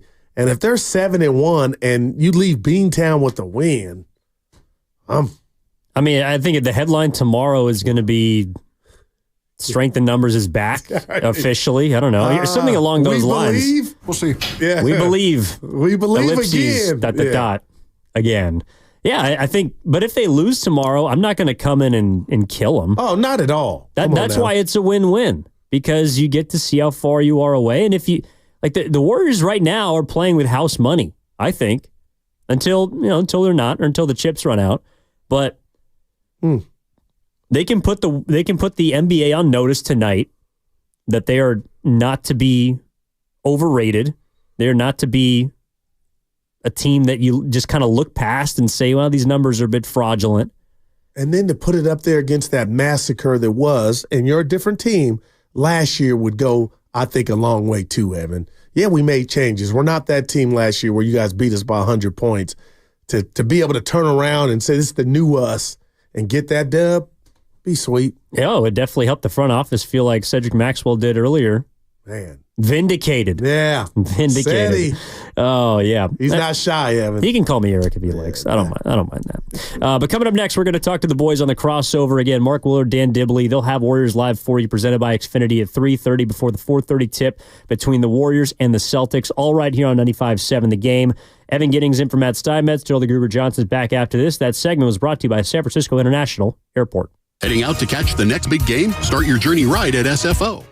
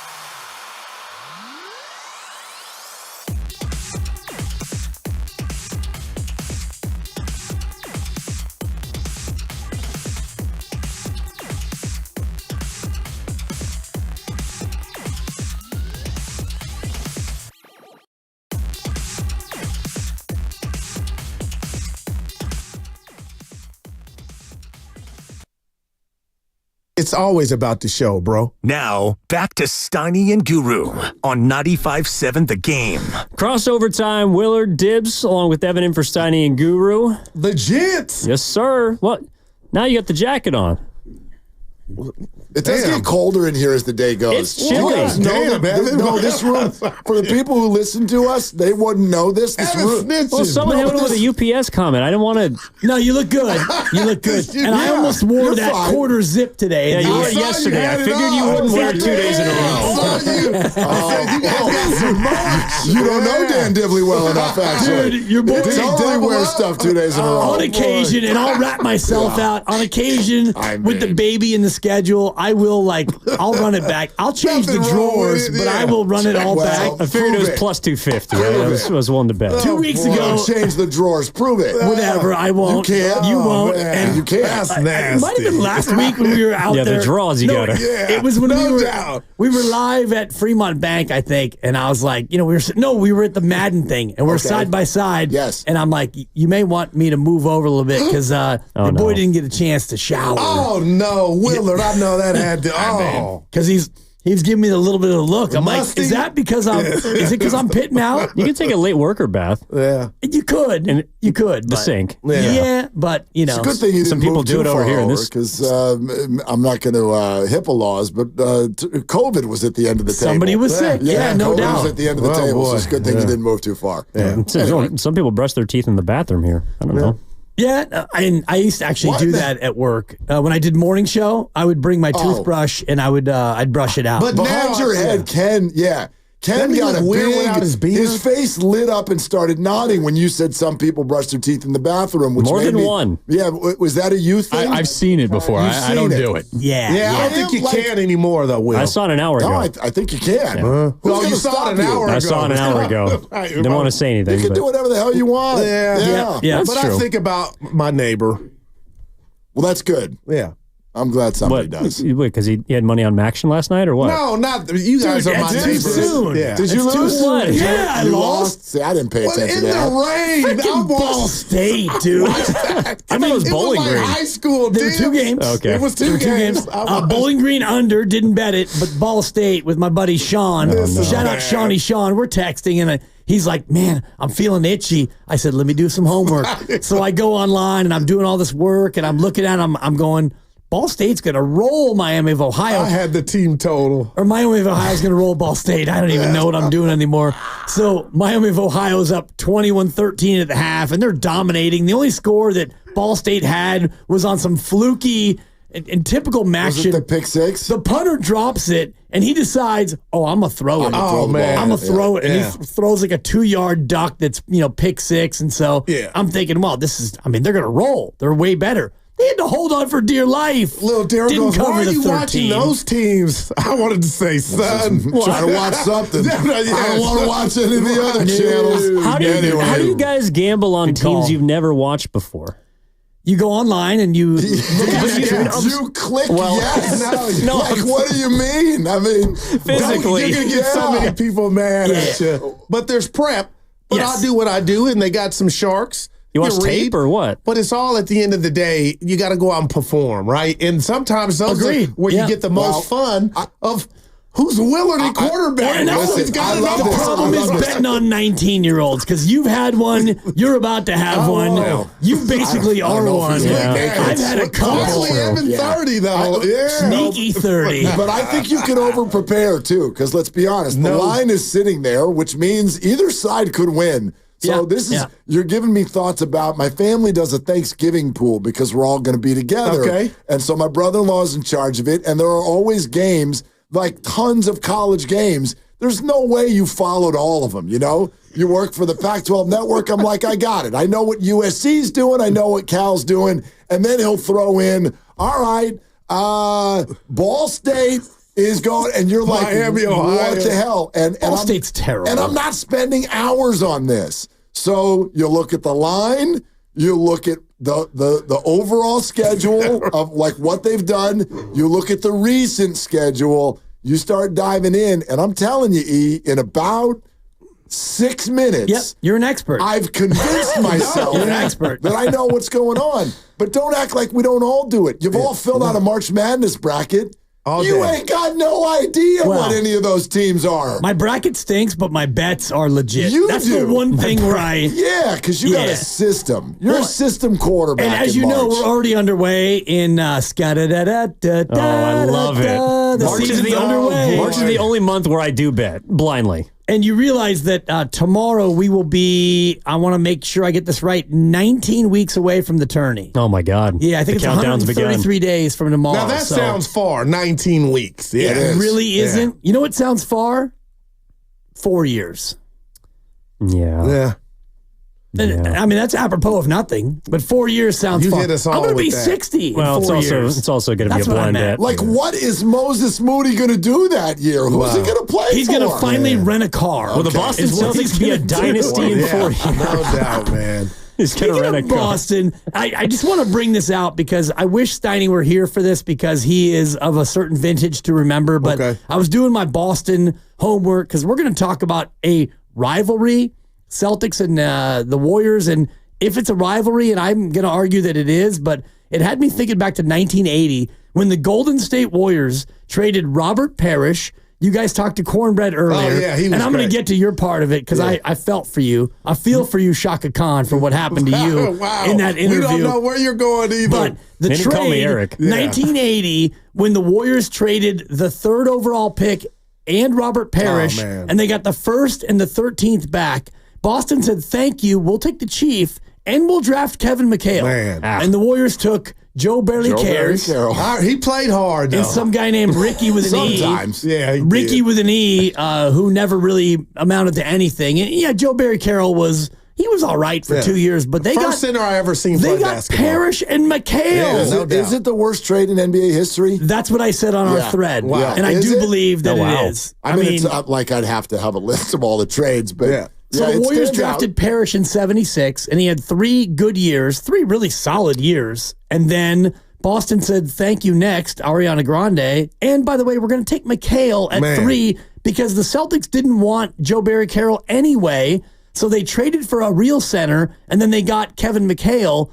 Thank you very much. That's amazing. Hall of Famer. And then they already had Larry Bird. Yeah. Larry Bird in a draft and stash. Who played with Cornbread Maxwell, not the other way around. And that's what I want to talk to you about because not only did he check you with that, because he's asking Cornbread, he's like, yeah, you had a chance to play with Larry Bird and Kevin Not McHale. a chance. I said you played with Larry Bird, and I was about to say Parrish. He goes, said, whoa, young fella. Hold on, young fella. And then they played with me. Yeah, that's what he said. And you played it off great. And then, after the little back and forth, it was hilarious. And then you got back to your question, and you're halfway through your question, which was a good one. He was asking about Steph Curry and longevity because the Chief played to 40. And by the time you got halfway through, he's like, hold on a minute. There's some fans here. Make some noise. I'm on in San Francisco. Yeah, twice. And so he couldn't even get through his second effort at the question. And I thought, you know what, E? This is a bad beat. It's a good question. And Cornbread's like, yeah, Guru, they're loving you out here. Guru, they're loving you. Dude, he was and poor crazy. Evan's trying to do journalism, and this guy is getting checked and then discount double checked. I felt for you. Usually you get 6 fouls. I feel like I used 7 during that interview, but it was a road game because he loves the goo. Yeah. No, it was fun, though. I tried to get some Very juice fun. about Tatum and how he was dealt with or how he deemed he was dealt with by Kerr. And I'm thinking the guy that wears the green and the leprechaun to sleep is going to say, yeah, Tatum's coming for the Warriors. Willard Dibbs, you heard.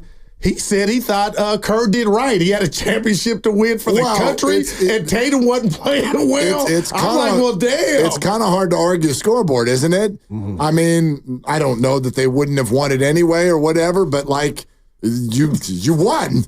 So, you know what I mean? Like, remember the Giants titles when Pablo they took him out of the lineup. Yeah. Well, you won. And Timmy too, right? Tim Lincecum. Yep. So nothing to see here. Now Washburn, though, who covers the Celtics, said on the morning show he does think Tatum's got a little bit of an axe to grind tonight. Yeah. And I would argue advantage Warriors. Because he'll try to do too much. Well, go take a look at what happens when Jason Tatum decides tonight's a big night. He sucks. Okay. I'm sorry. Man. Jason Tatum every year in the playoffs is like, I'm channeling Kobe tonight. And then goes 2 for 15. No, it happens. It happens. Like, you're not Kobe.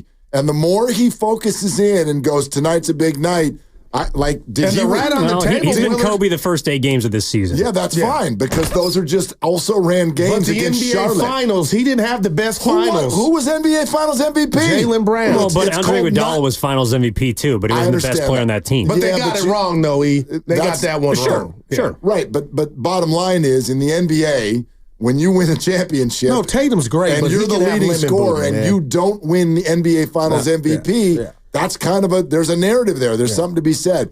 I would argue that the numbers do bear out that Jason Tatum has been a better regular season player than he's been in the playoffs in his career. But to E's point real quick here, I think there is something to be made that experience, if JT takes it as it was bad, has lit a fire under him to where we don't see that Tatum anymore. And he's ultra aggressive like he's been early on. He's still like 26 or 27 years old. No, he's a great player. Nobody's taking a shot at the player he is, but if he gets jacked up and he's like circles tonight, I don't think that's necessarily a bad thing for the Warriors. And I'm regretting that we didn't ask Steve yesterday about his 12-man rotation with Golden State that he didn't think that he could have in the Olympics. When you had 12 better players in the Olympics and you wouldn't play 12 then, but you'll play 12 now? 8 less minutes. It's a good question, but it's about 21 hours late.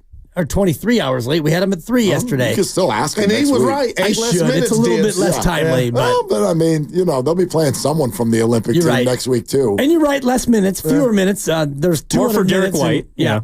Derek White and, Halliburton in sweats. He didn't play either. They're playing Luka next week. He just wasn't on the American team. True that. Yeah. Yeah. And eventually they're going to play Richache, and they'll play Wembanyama and various other Frenchies as well. So the question still, I guess, can live as we go further into the season. But tonight, Goo, as we give you parting words, I am super, super excited because I do think that this is a rivalry. I'll have the radio on as I go to the dentist, but I don't know if it has that meat on the bone to where I'd love to hear why, because I don't know what you think, Evan, and what you think, Willard. Lakers Celtics, I get it. Pistons Celtics, Warriors Lakers. I got Boston. Guru with a cavity at -140. General cleaning at +160. I'll do the general cleaning. No cavity. No, root canal is -300. He's got a family thing. I just had a licorice, and they're going to be mad, but I had some licorice. But the bottom line is I'm going to get the other piece of a cap put on. So, okay. Yeah. Put it in the cap. It's already done. It's already done. It's post-root canal. I love that we always try to impress the dentist. I love that we do that, although not you. You just had licorice. But that was such a thing when I was a kid. Like, my mom would not let you know you can't eat that. We're going to the dentist today. Well, they're going to brush my teeth. That's the whole point. I think you should do the opposite when you're going to the dentist, especially in early November. Go find your kids' Halloween candy and lose your mind for an hour before you go to the dentist, and they'll clean it for you. Well, but before I join Goo, I do want to remind everyone that you're listening to 95.7 The Game, KGMZ FM, and HD1 San Francisco, always live in the free Odyssey app, Twitch, and YouTube, powered by First NorCal Credit Union. And you stay as long as you want, by the way. You don't have a dentist appointment. Well, no, I don't, but I do have somewhere to be. I was wondering... No, you don't. No, you don't. Yeah, I bet he does at 30. Well, I am looking forward to why you guys, specifically Dibs, I'm not sure if you co-signed, but why I never co-signed with Dibs. A rivalry. Ever. It's a rule. Well, for me, it goes back to the NBA Finals where, Boston, they probably, I won't say that they were the better team, but they probably had a better regular season. And they definitely did. And they thought that they were the better team, and then the Warriors came in and they snatched it. And Steph Curry did what he did in Game 4, and they did what they did to Draymond Green, and it didn't matter. They maybe shook him in that one game, but the Warriors eventually won that series. And Boston came back and won their own last year, but I look at these two teams and the rivalry, and I do go back to 1980 and that trade where Boston got over on the Warriors, and the Warriors have been a laughingstock for so long, but now if you look at franchises over the last, 10 years since the Warriors started their little run, you would talk about Cleveland and the Warriors and Boston and maybe the Lakers. I doubt it, but Yeah. Boston's been one of the preeminent franchises over the last 10 years. The Warriors have been number one. Cleveland maybe number two, or Boston or whatever. But I think because of that and the Joe Lacob connection, I think it's a rivalry. Well, one of the worst trades I would like to say was 2017 draft day when the Sixers traded the 3rd overall pick for the 1st overall pick for the right to draft Markelle Fultz. And the 3rd overall pick became the guy who's going to shrink tonight, Jason Tatum. Yeah, so wow. That was a pretty bad trade too. I think it was also involved, that pick might have been involved in the KG and Paul Pierce deal to Brooklyn for 4 future firsts, which did not bode well for the billionaire McHale, whatever his name was, that bought that team. But I'm also looking forward to Warriors Live tonight at 3:30, right before the 4:30 tip. And you can catch it all right here on your home for Golden State Warriors basketball, 95.7 The Game. Are they the smartest show in the Bay Area? You guys are an intellectual feast for the smart sports fan in the Bay Area. Wow. You're pretty much the smartest guys on the radio. I agree. Good Lord, how big is your ego? Are they the funniest show in the Bay Area? Give it a laugh. Come on. You're a funny guy. Come on. Give me a laugh. You are funny, dude. Hit that S again. Are they the coolest show in the Bay Area? And no white boys. They're cool. That's what people are saying. You guys are phenomenal. This is one of the most perfect ways that I could end my day, getting a chance to talk to Mr. Mark and Dan, you know? We'll let you be the judge. Oh. All I know is it's a couple of Bay Area boys talking sports. I know nothing. Thanks. It's Willard and Dibs on 95.7 The Game. Hey, let's go. That's right. The Warriors and the Celtics are going to be playing here in just a couple of hours, right here on 95.7 The Game. You need to expand on what you just said. So start with define rivalry.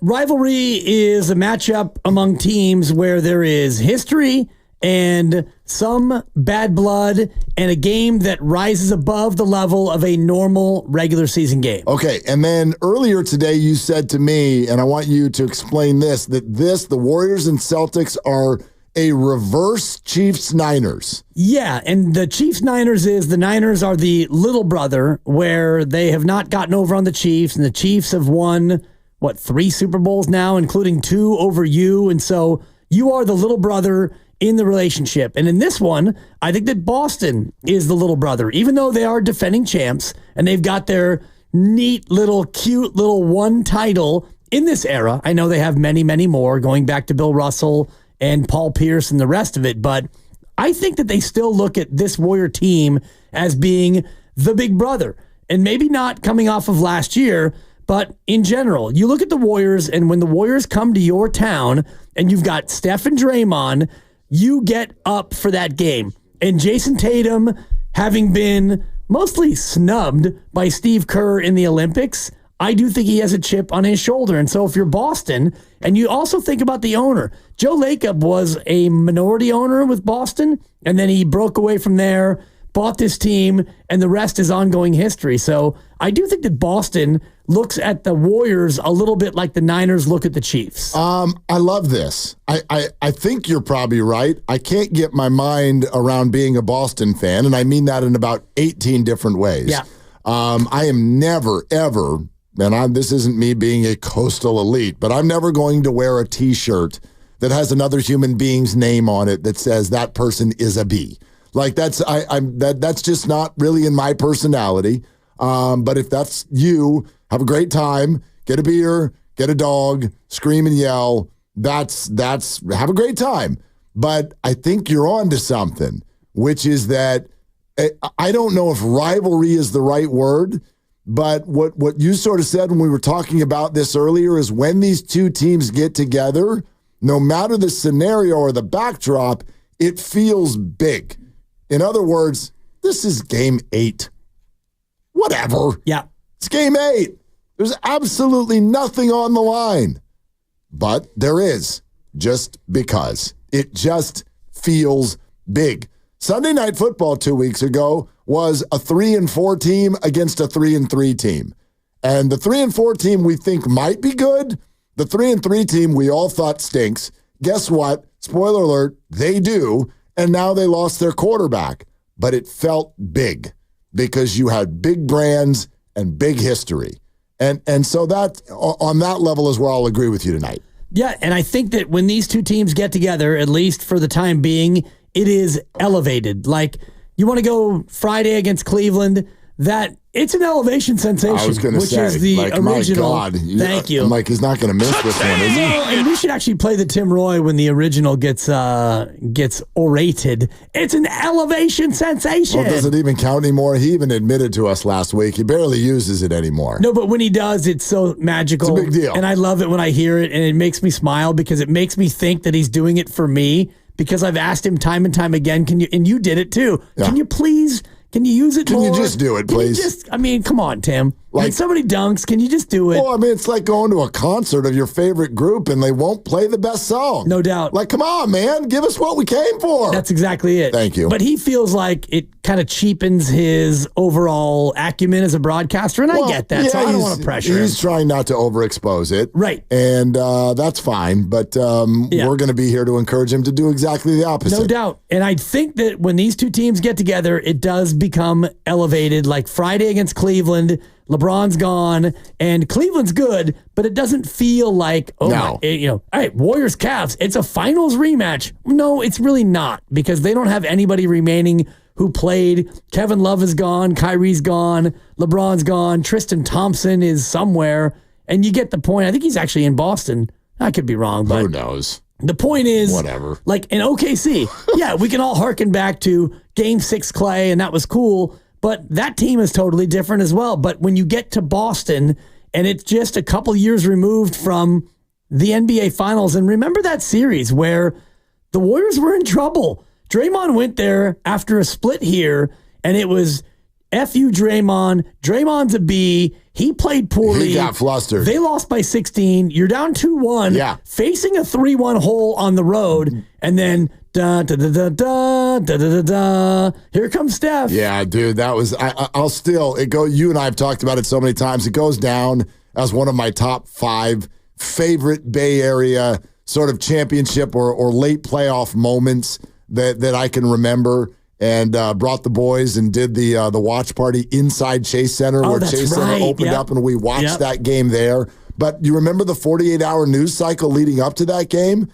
Dude, it was a death march. Yep. The Warriors were done, and Boston was the better team, and they were going to clearly do this, that, and the other. They never won another game. No. They never won another game. Steph went 14 of 26, 7 of 14 from 3. He had 43.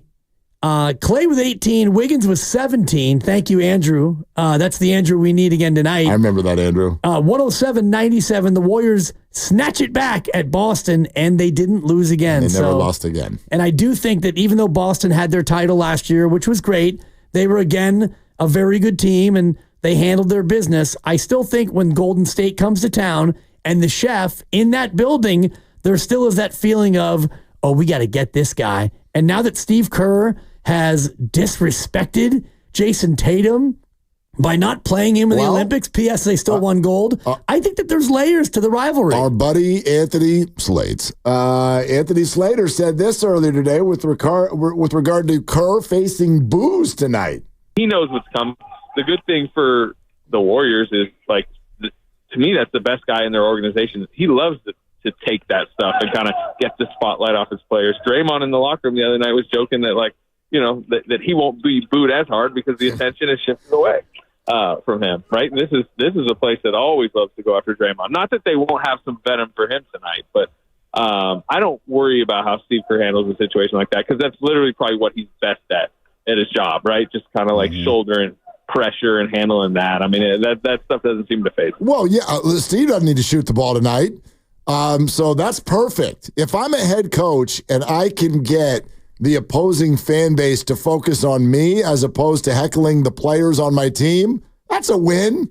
Perfect. Yep. What the hell is that going to do to Steve? He's just going to smile and sit in a chair. Yeah, and maybe call a play or two and argue a call and challenge another and clap and basically hang out. Steve's not going to be too deterred, I think, with his 4 titles. And Joe Mazzulla, great coach. His winning percentage is bananas since he took over. And he's got the 1 title. And he might have the best team in basketball again. But this is just 1 game. And so if they want to boo Steve Kerr, I think he's going to pull through. Well, yes, he will. But listen now to the differing takes that have come earlier today from Boston with regard to what this means to the little brothers of the Warriors, the Boston Celtics. So you guys were talking about in the crossover, the visit with Cornbread Maxwell. This is with Steiny and Goo, but it's with Goo and Evan.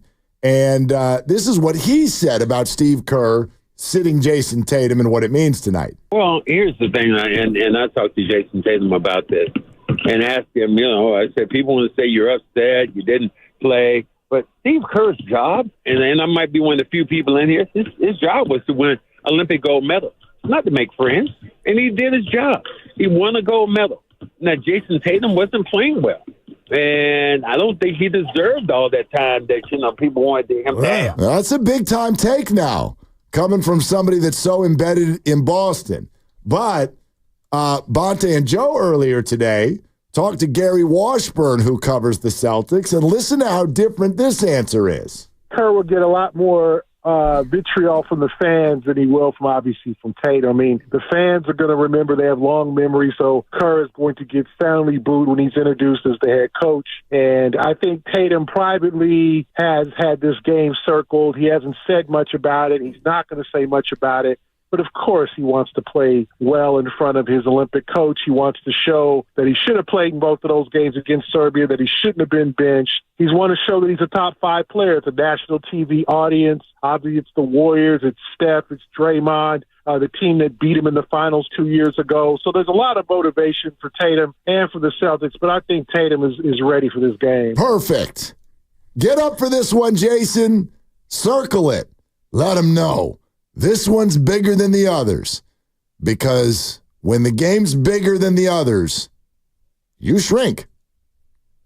That's been his history. I'm not calling him a choke artist. The guy's had a lot of games played in the playoffs. He's had some good ones, but he's a lesser player in the playoffs, as evidenced by the hardware on Jaylen Brown's shelf. No doubt.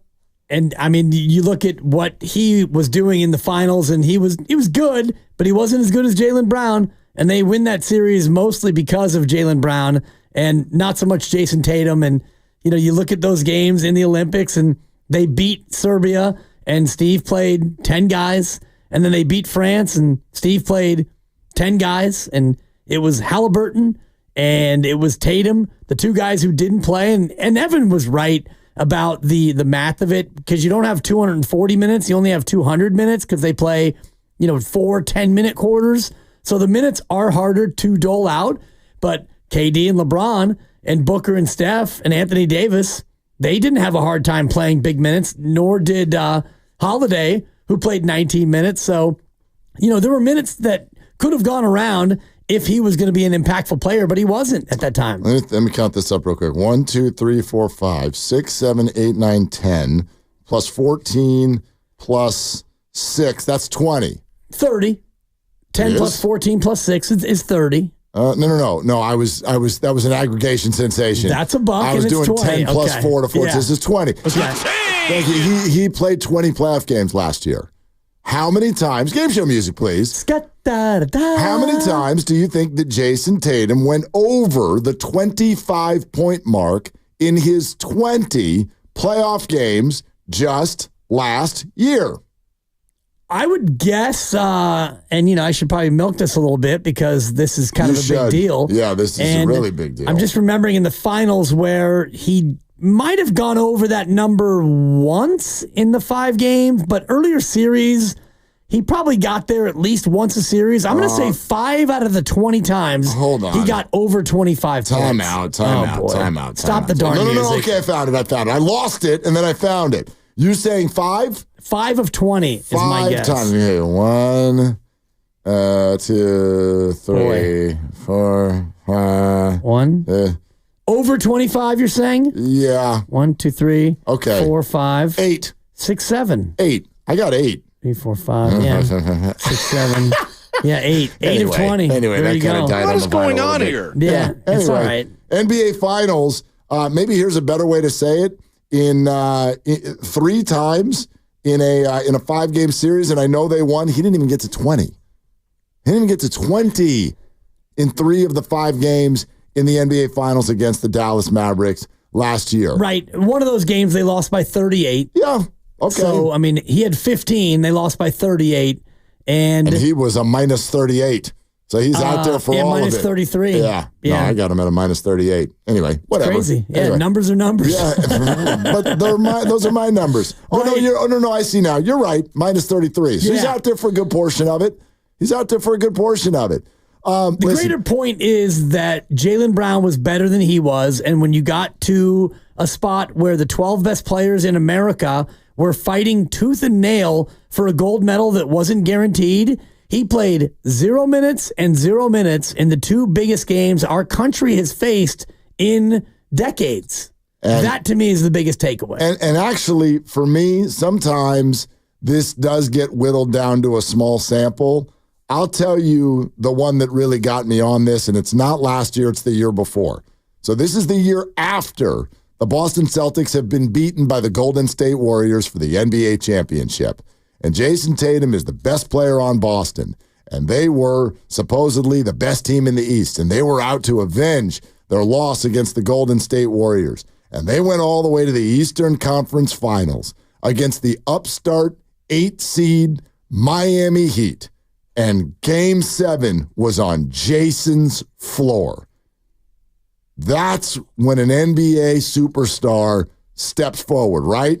Game 7, your floor, you're favored, you're avenging a loss in the NBA Finals the year before.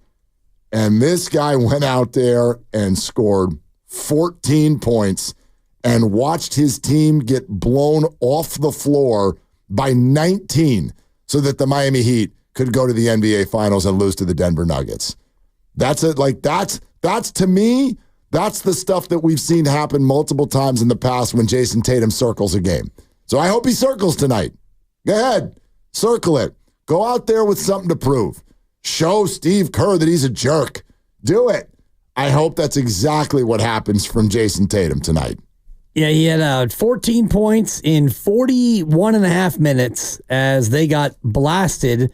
But to his, not to his credit, but to his case, they all were bad. They shot 39% as a team, and Miami took it to him. There wasn't a one Celtic outside of maybe Marcus Smart who was even halfway decent in that game. I feel you. But that was a home game. And Miami came in, and Jimmy Buckets took your soul with 28 points in a pretty lopsided, comfortable win. Yep. So I look at Jason Tatum as a really, really good player who still has a couple of things to prove. Look at this. FS1 right now is tonight. This is their question. You know how the debate shows do? Yep. Let's put a silly question on the board and then yell at each other about it. Here's the question. Is tonight a Tatum revenge game against Steve Kerr? And below that is my favorite. Kerr benched Tatum twice in the 2024 Olympics. Did he? I didn't know he put him in the first place. That's my point. The whole word benched, he was not benched. He just was the 11th man, and they were playing 10. Yeah. So was Kuminga benched because Steve chose to play him more, He's played but more not minutes. At the start of the game? No, of course not. Now, was Tatum benched, or was he just the 11th best player in a rotation where you're not even playing 10? I'd argue Kuminga was more benched than Tatum because he was a starter and got moved to the bench. Tatum was never in there in the first place. No, he played group play minutes when he was playing everyone knowing that you were going to beat South Sudan. 888-957-957 is the number. Here's the other thing we really want to get to on this, and that is, what are you, the Warrior fan, looking for tonight? Because we thought this was one of the more interesting things that Steve Kerr said to us yesterday. And if you want to listen to the whole thing in full, because Steve is also and always fantastic, you can go to the Odyssey app. You can find it on YouTube, the full interview with Steve Kerr from yesterday right here on Willard and Dibbs. But I threw out to him this next 3-game stretch. You're 6-1. That's fancy. That's fun. But people will look at it and go, yeah, but you haven't played anybody. So a lot of fans are thinking, hey, this next 3-game stretch, I'm waiting for that before I assess this team.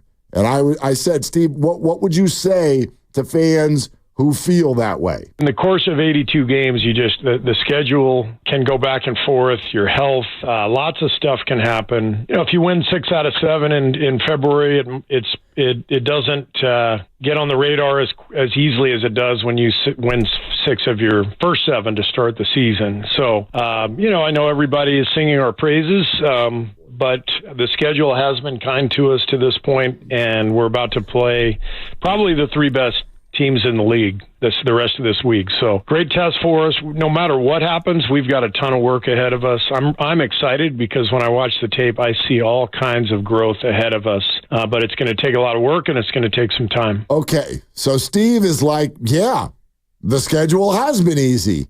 So now we're going to see what we're made of. I think he's talking to his team, and that's fine. And I am very aware that professional sports fans do not like moral victories. They don't like talking about it. They don't like acknowledging it. But what do you consider success for the remaining 3 games on this road trip? Win 1 game. Just win 1 of the 3. And tonight's going to be very difficult because Boston was 37-4 at home last year. Boston beat you last year when you played in Boston. And I do think that they're going to be all kinds of ready and agitated and fired up for this game. And the Warriors are too. And I think that Boston's got some injuries they're dealing with. Jaylen Brown won't play. And Kristaps has had surgery. He'll be out for who knows how many years because that guy always gets hurt. You feel for him. But Boston still is very deep. They're good, and they're tough at home. So this game for me is a difficult one. But if you can win 1 of the 3 and then come back for Clay night next Tuesday at 7-3, that to me would be a moral victory. I would argue, and then win that one. So in other words, I'm just focused on the next 3 games of the trip. And if you go 3-2 on this road trip, that's fine. We talked about it last week. Yep. Like 3-2 would be awesome. But I agree, and then again, but I will add in, I would like to see them then win Tuesday. So in other words, these next 4 games are all against top level NBA competition, and there will be emotions in the building for all of them, particularly tonight. And then next Tuesday at Chase Center with Klay Thompson's return. If we offered you 8-3 for their overall record after next Tuesday night, so in other words, if we offered you 2-2 over the next 4 games, as a Warrior fan, would you take it or not? 888-957-9570. Is that satisfying to you? Is that aiming too high? Is it aiming too low? 888-957-9570. If we offered you 8-3 after next Tuesday night, would you take it? I'm with you. I'd say yes, but let me add one more thing, which is that I want, and this is where the moral victory thing comes in, I don't just want you to only win 1 of the next 3 or whatever. I would like for the games to look a certain way. Yeah. So in other words, tonight, I don't need a win. I need a game. Sure. That's what I think we need to see tonight. And I think, for me anyway, if I was to pick the 2 that I want to win, it would be tonight and it would be Tuesday. Beat Boston at Boston, and then you beat Dallas at home. If you had to pick 2, you only get 2 of these to win. For me, Cleveland, whatever, Eastern Conference. OKC, it would be nice. OKC, I think that's an in-season tournament game, if I'm not mistaken. I think it's the first one of the ISTs. I don't know. And that, for me, ratchets everything up a couple of notches. Good Lord. What, are they going to have lights on the floor this year and make it really fun? Those courts were awesome, you have to admit. The courts were fun. Yeah. The courts were fun. And I'm so glad that millionaires made more money for their efforts. Cool. Warriors Wednesday brought to you by Friedman's Appliance. Come see their full selection of in-stock luxury appliances in live working vignettes. Visit Friedman's Appliance in Pleasant Hill today. And we're sponsored by the San Francisco International Airport. Let's take some calls, okay? We're going to start Warriors Live in an hour. 888-957-9570. If by next Tuesday night, the Warriors are just 8-3, if they go 2-2 over these next 4, does that feel good to you? Are you in on that? 888-957-9570. It's Willard and Dibs. Whether you're flying for business or pleasure this holiday season, choose SFO.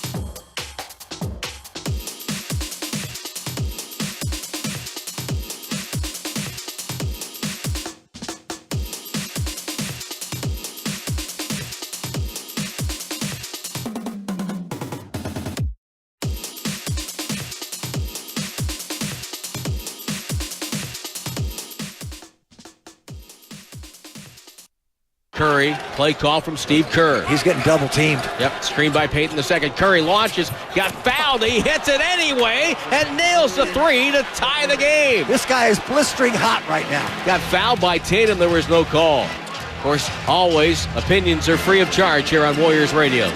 Now, back to Will and Dibby on 95.7 The Game. All right, so we're not only excited because the Celtics play the Warriors here in a little bit. Why else, Mark? Right here on 95.7 The Game.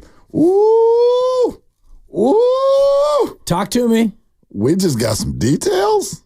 Wait, what kind of details? Deets. You got the deets? Deets for next week. Deets for next week. And in 6 days, Klay Thompson plays at Chase Center. I've heard of him. Okay? And so... Do you know what they're going to do to honor him?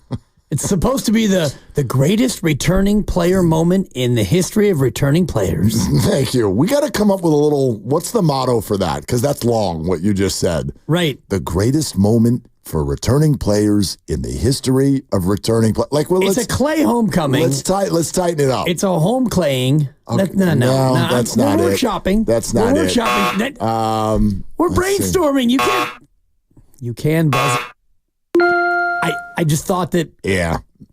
Back to the drawing board. Yeah, boy. But anyway, let's work on that. But it's better than Klay coming, which sounds dirty with the way you say it. A little much. Yeah, go ahead and dump that. So here's what we're excited about. First of all, Monday on this show, we're giving away tickets to the game.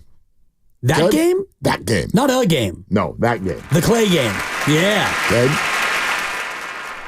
Tuesday, we are giving away a Klay Thompson jersey. Mavericks or Warriors? That was one of my thoughts, too. I didn't ask that question Washington in the meeting. State. It's a Warriors jersey. Warriors. Warriors. Classic Washington State. Warriors. Totally. Can you imagine if we're giving, like, here's your Mavericks jersey? Anyway, it's a Warriors Klay Thompson jersey. We're giving that away on Tuesday.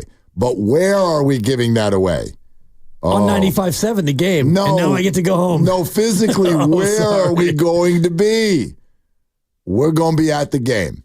And it's going to be in the same schmancy place we were last week, which is our favorite Chase Center soiree we've ever had. We are Zaza on the Plaza. We are going to be out there right in front, looking straight across at Gott's, looking to the right at Chase Center, looking to the left over at Bonte and Mully and Festus and all that gang, like right out there on the plaza so that you can come see us, high five on your way into the game. But wait, there's more. There can't be more than that. There is. Yeah. So we are going to have a Klay Thompson carnival. A Claynival. A carnival. I like Carnival. I think Claynival's way better. Yeah, Claynival sounds like Clay's buzzer guy. No, that sounds like Clay's belly button. Clay navel. I didn't say Clay navel. I said it's a Claynival. Yeah, it's Clay's navel. Tell me about the Claynival. Carnival. Clayapalooza? Tell me what's going to happen out there at this Claynival. Well, I think that discussions are still underway. Okay. But the idea is that we're going to have a whole area where you can just clay out. Just like clay all over the place if you want. Whoa. Before you go into the game. So in other words, there will be little stations where there will be a mini pool where you can pretend like you're going to go on a boat. I'm on a boat. With Klay Thompson. Okay. There's going to be that. I don't know if we're actually going to do this, but we should have a little spot where kids could just play with clay. Pretty just good. Make, right? Get some Play-Doh out there. Who's bringing the kiln? Gonna fire some clay pots? I'm not in charge of that stuff. Some kid making an ashtray. And that's a great question. Paper airplanes. We know that paper airplanes are a big part of Klay Thompson. It actually didn't feel good when I saw him do that at his first Mavericks press conference, by the way. Now, he's doing planes in Dallas? For sure. And I'm not saying he shouldn't. He should. That's his thing. But watching him do that and then watching the Dallas assembled media have no idea what was actually taking place, they're like, oh, look at that. He's making a paper airplane. I'm like, that's what he does, and you're supposed to know that. Do some research. Anyway. I might bring out the world record holder for longest thrown paper airplane according to Guinness Book of World Records. I happen to know him. Wait, this is actually in the Guinness Book? Yes, 226 feet, 10 inches. Joe Ayub, the pride of Terralinda High School, Cal quarterback. He shattered the record, Joe Ayub. So maybe I'll have him come out and show these young whippersnappers how to throw a paper airplane. Okay, so this was actually an efforted thing where he was like, I'm going to go break the record, and then he did? You need to Google it when you have about half an hour of free time. Joe Ayub paper airplane? Correct. Okay. If you got to Google it. If you Google Joe Ayub, the first thing that comes up is Cal quarterback. The second thing is paper airplane. Okay. And he worked with an engineer who I also happen to know, and they fashioned the ultimate paper airplane. They went into a giant airplane hangar, appropriately enough, and he threw this airplane, and he broke the record, 226 feet, 10 inches. How far is that? Give me a sense. That is about 70 yards. It's a little bit more than 70 yards. Whoa. Yeah. 70 yards? 70 yards. And what was the previous record? It was 207. Which was about 65 yards. Okay. Shattered it. I have some bad news for both Dibbs and his pal, Joe. Oh. I think the record's been broken. Oh, for crying out loud. Oh, no. 2022, some children broke it. They threw it 290 feet. For that? Some children. That's the most random thing ever. You just, some children? Like where? Dylan Rubel in Indiana. Oh, I've heard he has a good arm. And Nathan Erickson and Garrett Jensen. So wait a minute. Three children. There's three of them? Yeah. Well, which They one teamed up. Which That one of seems them like threw cheating. it? Yeah, there has to be one of them that gets the credit. You can't have three people throw the airplane. Takes a village. Nah. Thanks, Unconfirmed. Lucas. Thanks for ruining Never Dibbs' mind, day. Ayub. Yeah. He was once a world record holder. Can't take that away from him. That's fair. He's a boob now. Dylan Rubel. In fact, I have the entire list in front of me. Those three children, then there was another group of three people. When you say and then when you say children, how young are we talking over here? I just have a picture at probably 14, 15. Oh, okay. Okay, so they're teenagers at least. Yeah. You made I don't know why, but in my head when you're like, oh, some children did it, it made it sound like there were 7-year-olds out there or something. Joe Ayub, third place, 69.14 meters. He doesn't even have the silver medal anymore. Still? Yeah. Where are we? Stockholm? Meters. Anyway, next week's going to be amazeballs. Yeah. Okay, was the point. So Monday, tickets to the game. Tuesday, we're out at the game and giving away a jersey and hosting the Carnival, which you can come to and make a paper airplane and throw it at Dibbs. Carnival sounds a little filthy. It so much better than Clay Naval. It's Clay Naval. It's not Clay Naval. Yeah, it's gross. Maybe we can put this out to the listeners tomorrow when we have more time, which is better. Let's call it the Clay Carnival. Oh, you're so boring. Yeah, Anyway, but you got to make sure people know what it is. Yeah, it's the Clay correct. Carnival. I think they got it, Lucas. Come Clay games at the Clay Carnival. Yeah. All right, let's go to Mike in the Just city. make it happen, Lucas. Hi, Mike. What are you doing? Hey guys, two quick things. First, on Kerr and Tatum. On the Kerr front, I kind of take the Tim Legler point of view, which basically means that if Kerr had simply played Tatum in the first game against Serbia, like not meaningful minutes, talking like 10, 15 minutes, he would have avoided this in terms of a media issue. And let's say Tatum doesn't even play that well. He can at least go to the media and be like, hey guys, JT's not shooting well. We're going to make some changes. Then you're able to at least spin it in a way that makes a bit more sense. The other thing I'd note, and Willie, this one's more directed at you. Okay. For the NBA Finals, who scored the most points for the Celtics in the finals? I have no idea. Probably Jason Tatum. Who had the most rebounds? What's that? Who had the most rebounds? No idea. Jason Tatum. Who had the most assists? If you're making your point that those stats mean that he should have been MVP, I disagree with you, Mike. Like Steph Curry. It was a 5-4 decision on MVP for what it's worth. Yeah, that's fine. Like, I mean, he's only the sixth player in NBA history to lead his team in player points, rebounds, and assists. Yeah, I also shoot well. But yeah, exactly, Mike. You watch the games. He didn't play that well. He was not as good as he normally is. No. That's so. I think you're fundamentally wrong there. In that, he was elite defensively, guarded fives, which unlocks everything they do in the finals specifically. Like, the idea that he didn't play well is just false. Compared to his normal self, but he Mike. did everything else. Well, but that's a big deal. The first stat you brought up was points. Like, let's be real. What is this about here? I'm not going to sit here and give you DVOA on Jason Tatum. Like, that's fine. He played good defense. If you want to be an elite one dog in the NBA, you got to come. If you're a scorer, you got to come score in the NBA Finals. I'm not taking shots at the guy, but he was not as good as he usually is. Isn't it about doing everything? Points, rebounds, and assists? Of course it is. You can be an elite scorer. Yeah. You can be John Morant and finish sixth in the conference. I'm not asking him to do that. I'm asking him to be as good as he normally is, which in my opinion he was not. That's all. That's fair. I mean, I understand the point. I would just say that, like, given the team and that team's scope, he doesn't need to average 30. Well, he can be 27, 10, and 6. Yeah, that's fine. And they'll win a ton of games. That's fine. And they were clearly the best team, Mike.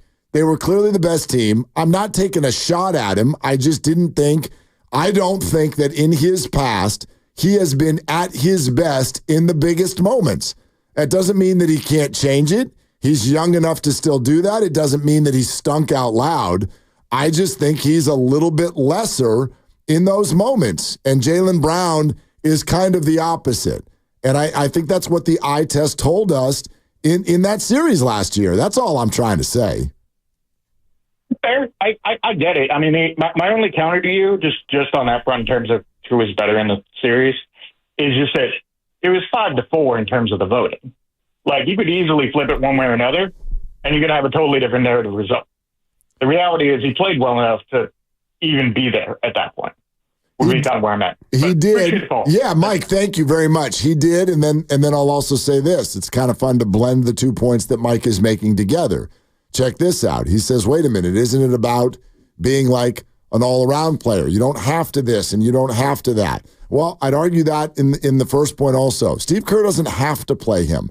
I don't like when we do this. Why do, and I've heard this from the Warrior fan base at times with conversations we've had, whether it be Jonathan Kuminga or Moses Moody or whatever, why are there these like rules that we make up in our head about what coaches have to do with playing time?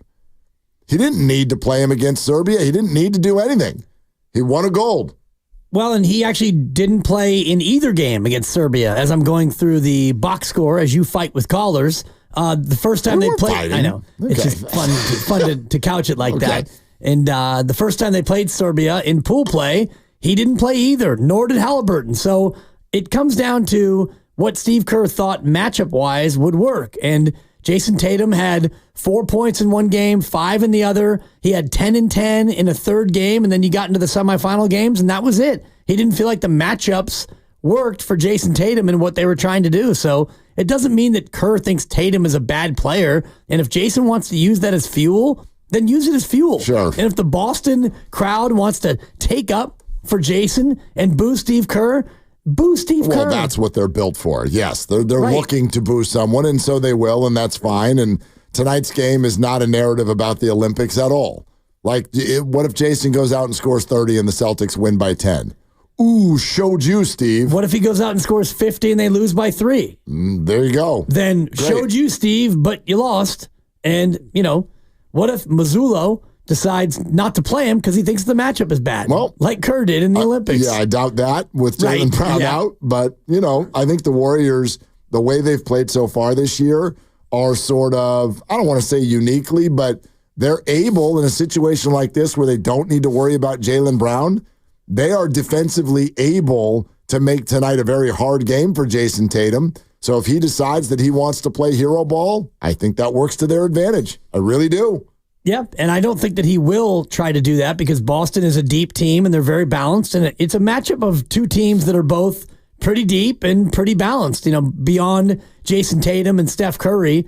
And, Steph is going to be hopefully feeling better even than he was the other night, and he only played 24 minutes, so you would expect him to play additional minutes tonight. But these two teams kind of mirror each other, and Tim Bontemps had an interesting piece today on ESPN, former contributor here on 95.7 The Game, comparing this year's Boston team to the 73-win Golden State Warriors. And so as you make your way to ESPN, just, Boston off to a great start this year. And that feels like a little much. Could be, but you also remember that Warrior team did not win the title. So go ahead, Boston, win 73 and not win the title. I just think that 8 games in, it's a little early for that article. I haven't read it, but yeah, but this team Boston is coming off a title. Sure. And they are very deep and very talented. So, and I don't think that they have 2 stars and then a Kevin Durant as well, which would, lead to that comparison. They're not even the 1 seed in their own conference right now. Sure.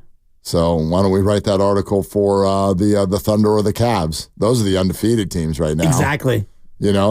But anyway, yeah, I think that's an interesting sort of conversation that I hear from a lot of people, even though I don't think conceptually they buy it. They do in a small sample and not in a large. Here's what I mean by that. If I ask any of you, do you think that certain players are owed a certain amount of playing time on a given night?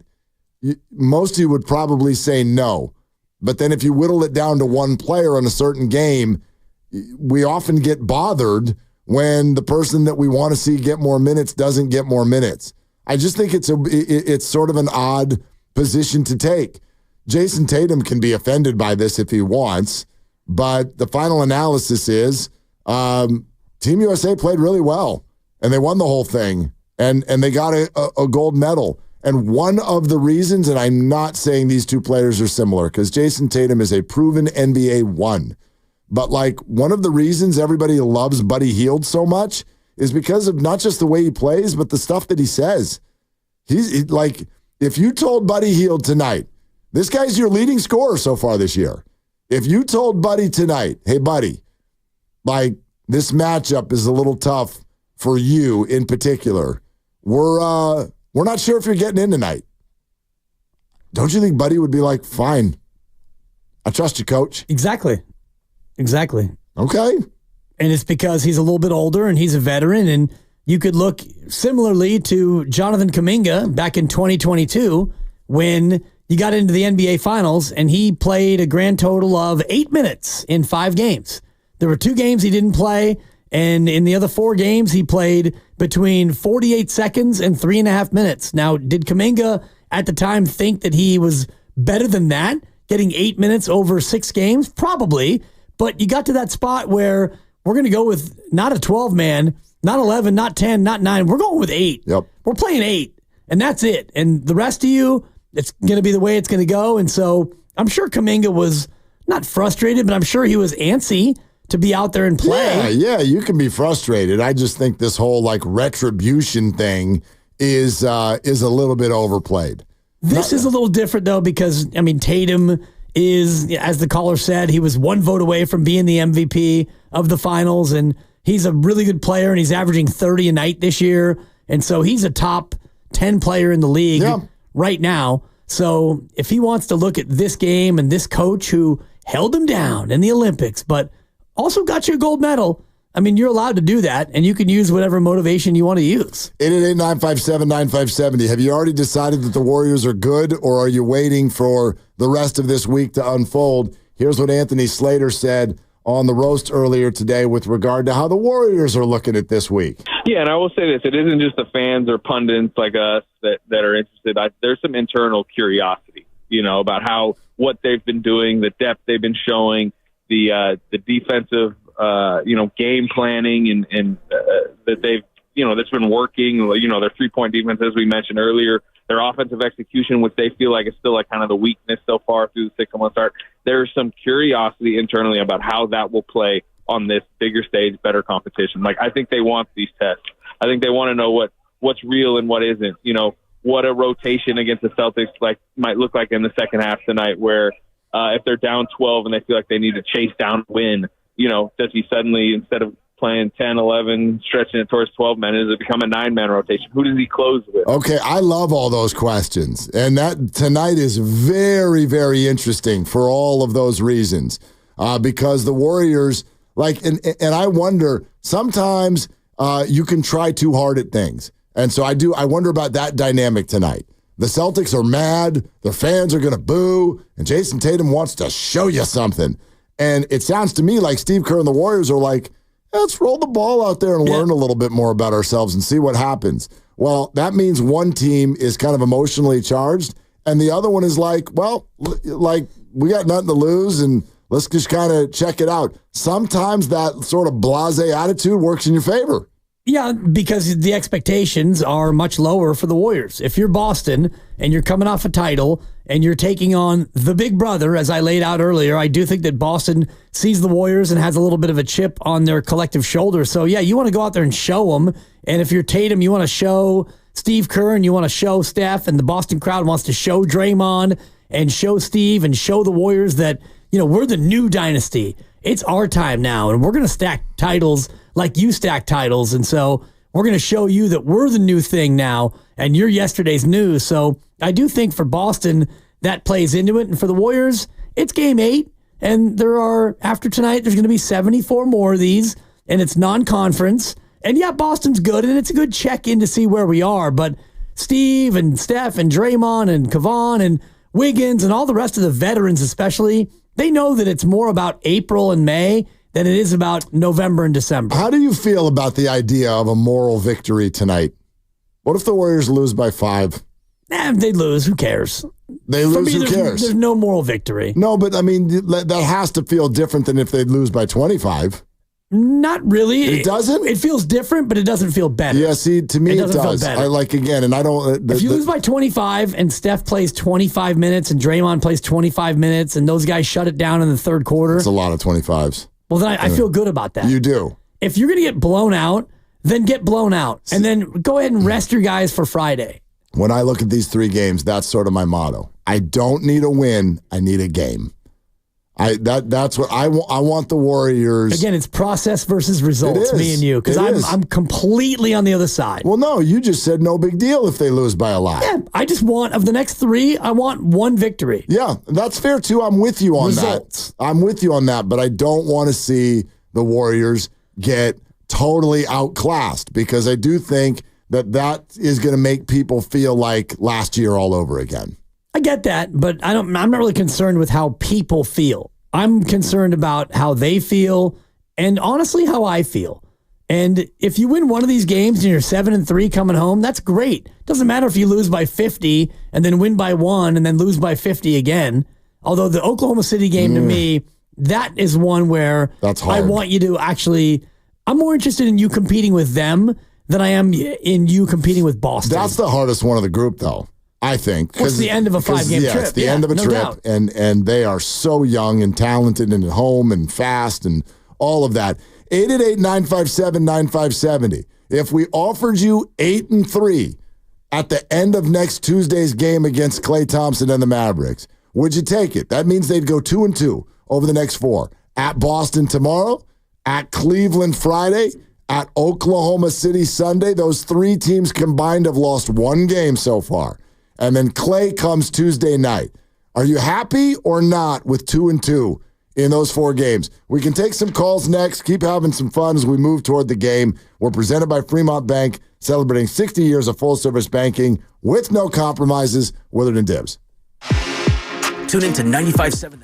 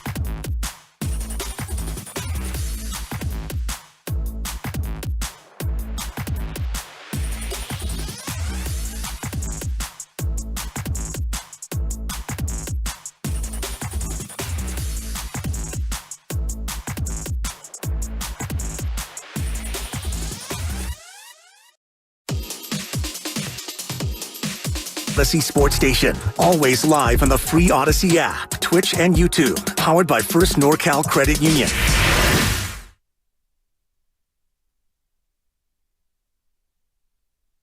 And the Golden State Warriors have recaptured home court in the NBA Finals with a stirring 107-97 win here at TD Garden. 43 points for Stephen Curry. And the Golden State Warriors go back to Chase Center for Game 5 after closing this one out on a 21-11 run. And a stunned Boston crowd. They were here to celebrate 3-1, but now have to wonder what's going to happen when they come back for Game 6. Dub Nation, it's the voice of the Warriors, Tim Roy. You're listening to Willard and Dibbs on 95.7 The Game. How much does this get the hair on the back of the neck standing up? Just in terms of, we talked a lot about this, I feel like, lately. So the Dallas Cowboys played the 49ers. Yeah. The Dodgers won the World Series. Oh, boy. Did that really happen? It was all the dream. I used to read Word Up magazine. Been a lot of it going around lately. Yeah, boy. Where's Boston? Are they in that conversation? They are above Dallas, in my opinion, right now. What do you mean by above? In the hair on the neckometer. Oh, they bother you more than the Cowboys? They do. Really? Just because of recent ownage and the fact that Dallas is almost a pat them on their head, send grandpa back to the home sort of a situation and embarrassment. Where Dallas is right now with their bumbling owner, his not very astute son. Yeah, they're a mess. The quarterback who's overpaid, who I actually like. Their running back who he's hurt. And then the other guy, we're going to deactivate you. And then there's some Dowdle guy. Yeah. And poor CeeDee Lamb is out there with 27 targets and 23 catches and a loss. Dallas to me is like kind of a quaint History Channel rivalry story. They're hilarious. They're hellacious. Their trade deadline yesterday, if you were bothered by what the Niners did, the Cowboys were hilarious. They got Mingo. We're talking about Mingo, and Mingo was his name. Yeah, I did not have him on my Mingo card. That's a 4. I know that. The owner, Jerry Jones, goes on the radio earlier that morning. Yep, sister station. And he says, this is before the trade's even been announced. Now we got a receiver we're bringing in here who we really like. It's a 2 for your Jerry. And then you gave up a 6th-round draft pick. Something. For like the worst receiver on the worst team in the NFL. Yeah, there's that. What the hell are you doing? That's why I do think that for me right now, Boston is ahead of Dallas on the hair on the back of my neckometer. The Dodgers are still number 1, and they always will be in terms of, God, I hate them, and I want to beat them at all times.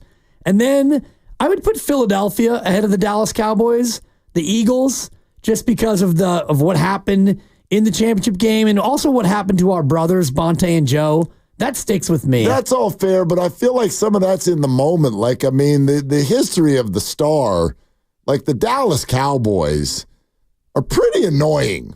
Yes. I don't think that goes away that easily just because they're silly now. I'm not saying it goes away, but in terms of recent ownage, the fact that you've beaten them badly the last few times. But, I mean, have you not owned the Celtics, at least when it matters? Yes, sure. But now they're defending champs. Okay. And what they did to Draymond in the finals, even though they lost finals. It didn't work. No, but just I think, and maybe part of it for me is my general sports hatred of Boston anyway.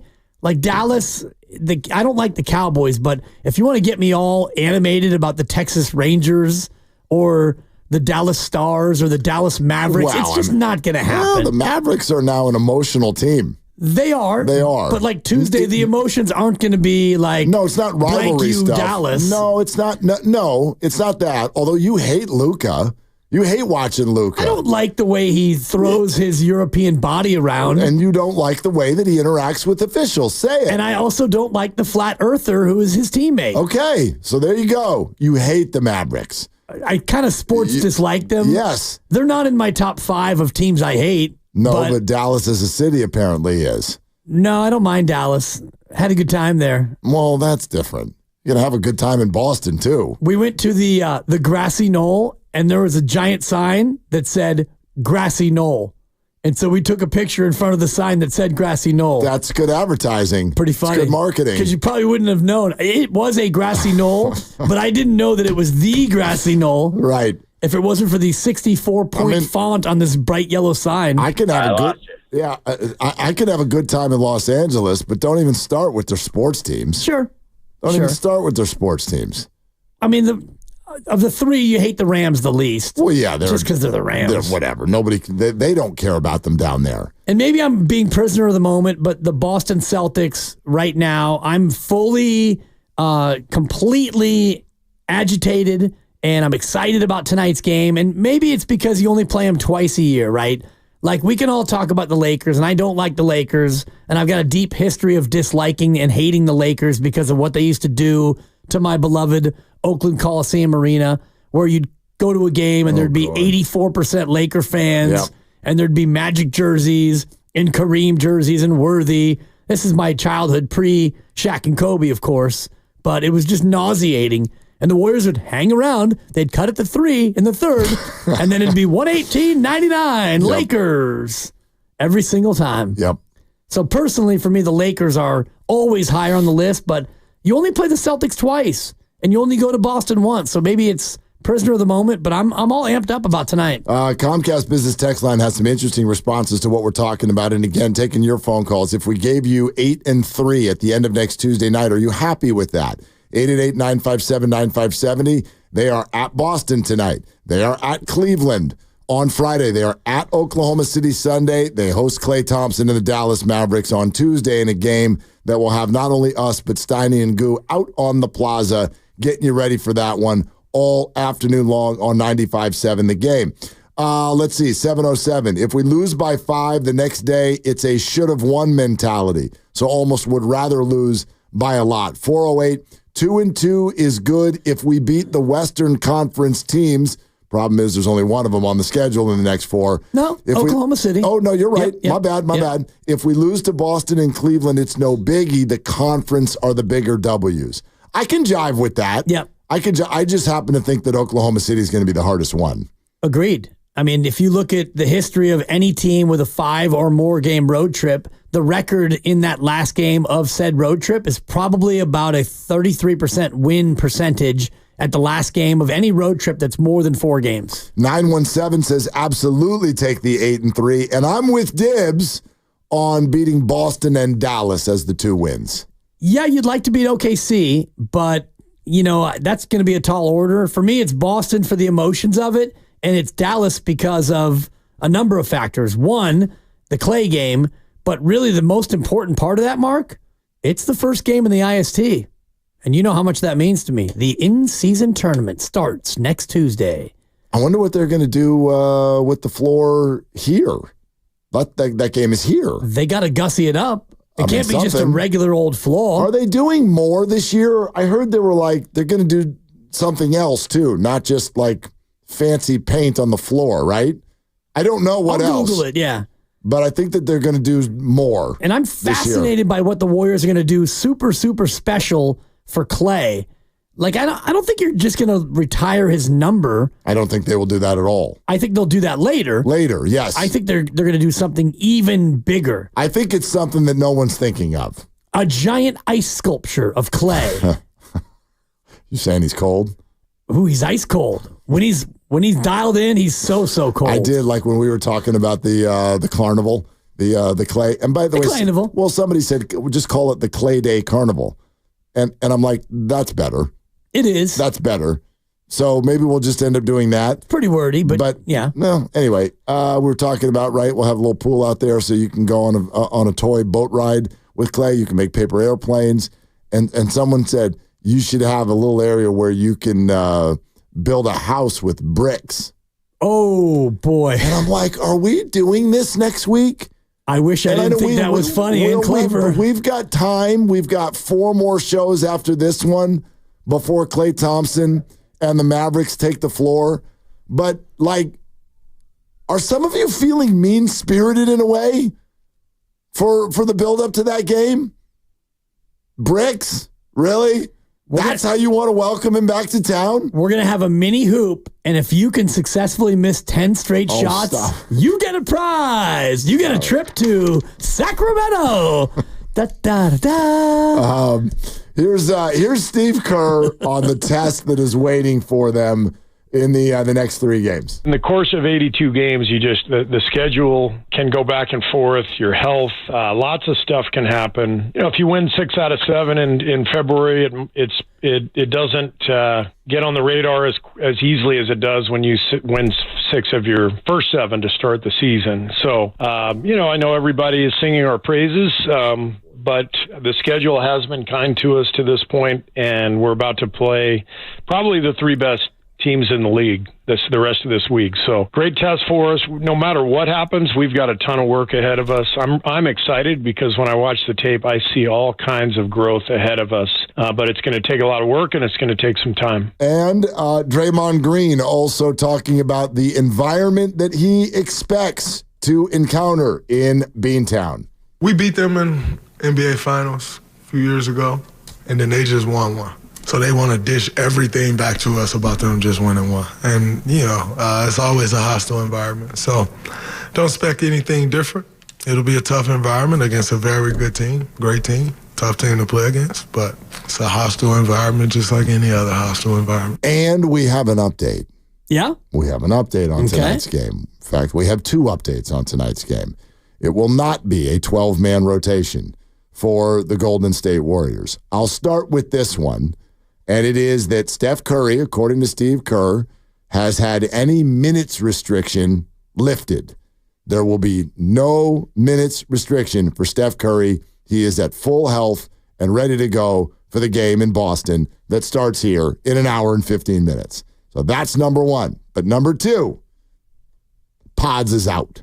He's out? Yeah, that illness that took him out of the game in the middle of the game a couple of nights ago is still in him, whatever it is. He is not feeling well enough to go, so there is no Brandon Pajemski in the game tonight for Golden State. I think that's actually a pretty big loss. It's a huge loss. A guy who does a ton for you off the bench, and he's certainly a glue guy. He can rebound for you, score a little bit, distribute, plays great D, takes charges, but that doesn't necessarily prevent them from having a 12-man rotation because you still have Guy Santos and Pat Spencer. So I wouldn't put it past Steve to go ahead and slide one of those dudes in there. I would. Keep it 12. I would. Steve's comfortable with his dozen. Yeah, what are we doing? I mean, I do think it's more interesting to see if he goes to a 9 or a 10-man rotation, knowing that this is I don't know if it's a big game, but, Boston's going to be competitive. It's going to be tough. I wonder if he doesn't shorten down a little bit. I think what we're hearing from everyone is that they don't look at tonight. Of course you want to win it, but they don't look at tonight as anything special in the standings. They look at tonight as an opportunity to find out what the hell's going on. And that's actually how I look at it. Tonight is an opportunity to find out what is actually going on. That's why I am so in on this game. Because the Warriors are 6-1, and I can feel it, Warrior fans. You're not sure yet. You're not sure yet whether or not to believe this. And tonight is an opportunity to find out. It's the first real opportunity to find out what's actually going on. And if it doesn't go well, that doesn't mean that we've got all the answers. And by the way, if it does go well, it doesn't mean that we've got all the answers. I think it's a series of these opportunities. But tonight is opportunity number 1 to go, what do we really got here? Which is, I think, an interesting sort of conversation to have. Like, what do you think that we've actually got here? And the options are like a paper tiger or an actual surprising contender, or option 3, I would say, a good basketball team that's jockeying for position to make itself an even better basketball team. And that's probably what the answer is no matter what happens tonight. And, you can look at the next 4 games, and if they emerge 10-1 or 6-5 or somewhere in between, because those are the options. Over the next 4, you're 6-1 right now. You could be 10-1, 9-2, 8-3, 7-4, or 6-5. No matter what happens over the next 4 games, I personally don't look at it and say, okay, now I'm going to make a sweeping statement about who you are. If they win all 4 and they're 10-1, I'm not going to suddenly say, well, you're a championship team now. It's NBA Finals or bust. Well, no, it's and November. If you go 6-5, I'm not going to look and say, well, you can't beat good teams. You're going to be a play-in team. Man, I hope you can get the 10 seed. No, for me, these 4 games are not about sweeping statements. It's a good, solid check-in, though. It's a good time to check in and see where you're at and how you can do against good teams. Okay, but then do you count this as a sweeping statement? Because I'm going to do it tomorrow if they win tonight. I'm going to come in here tomorrow and say, I'm going to rub my hands together too. We got something. If they win tonight, I'm saying it. Well, I'll say it even if they lose, because I think that we've got something. Okay. And, it's 6-1, but the way they're going about being 6-1, they played a couple of really bad teams and they throttled them. It wasn't like, oh boy, how'd they get away with that one? Portland and Utah were never in that game. New Orleans came in with their 2 best players and you took them apart. The Clippers got you fine. Houston was good. You beat them and you lost to them and then you beat them again. Yeah, I don't know that, by the way, that's something that's probably being undersold. I don't think the Houston Rockets are a bad team. No, they're good. Yeah, I don't think that about them at all. I think that's a good win. I mean, they're 4-3, but it's not even just about their record. I remember them from last year looking at them and going, you're young. You're not bad. You're just young. And now you're a year older. And the way they ended the year last year, they ended the year with a flurry of wins. The Houston Rockets might be a play-in team. Oh, for sure. They might be a play-in team. They're definitely a play-in team. I don't know about definitely. I mean... Well, if you take Utah and Portland and you put them in the corner, now we're down to 13 teams in the West. Spurs aren't going to Now we're down to 12 teams. Okay. So you got 12 to make 10. So there are going to be 2 teams that are on the outside looking in. They might be one of those teams. And Memphis, too. Yeah, there's Memphis. There's New Orleans. Yep. I don't know. They're injured. They're going to get people back. They're 3-5. But yeah, Memphis. And I'm not putting the Adorables. I was going to say. The Sacramento Kings, I'm not putting the Adorables necessarily in a firm spot. No, definitely not. As far as rubbing your hands together, I look at what we've seen. Forget the record. 6-1 is great. But just looking at this team feels like a top 6 team in the West. Not for sure, because nothing is for sure, but I think that they're already a real team. Look, to your point now, I know that small sample size, you're getting overly excited. Do you know how many teams in the Western Conference have fewer than 3 losses? Do you know off the top of your head? I don't. I would guess. Well, I know 2 for sure, and that would be the end of the list. Okay. I know Dallas has 3. There's actually, there's only 3 teams. There's 3 teams. Oklahoma City has not lost. Number 3. And the Suns and Warriors have only lost once. Suns. That's right. The Suns and Warriors are both 6-1. And then it falls all the way to 4-3. And that's silly in an NBA season to get excited about that. We're 7 games in. But my point is, I think we're overstating the whole, they haven't beaten anybody. Well, no. This is the NBA. It's the NBA. You lose a lot of your road games no matter who you're playing.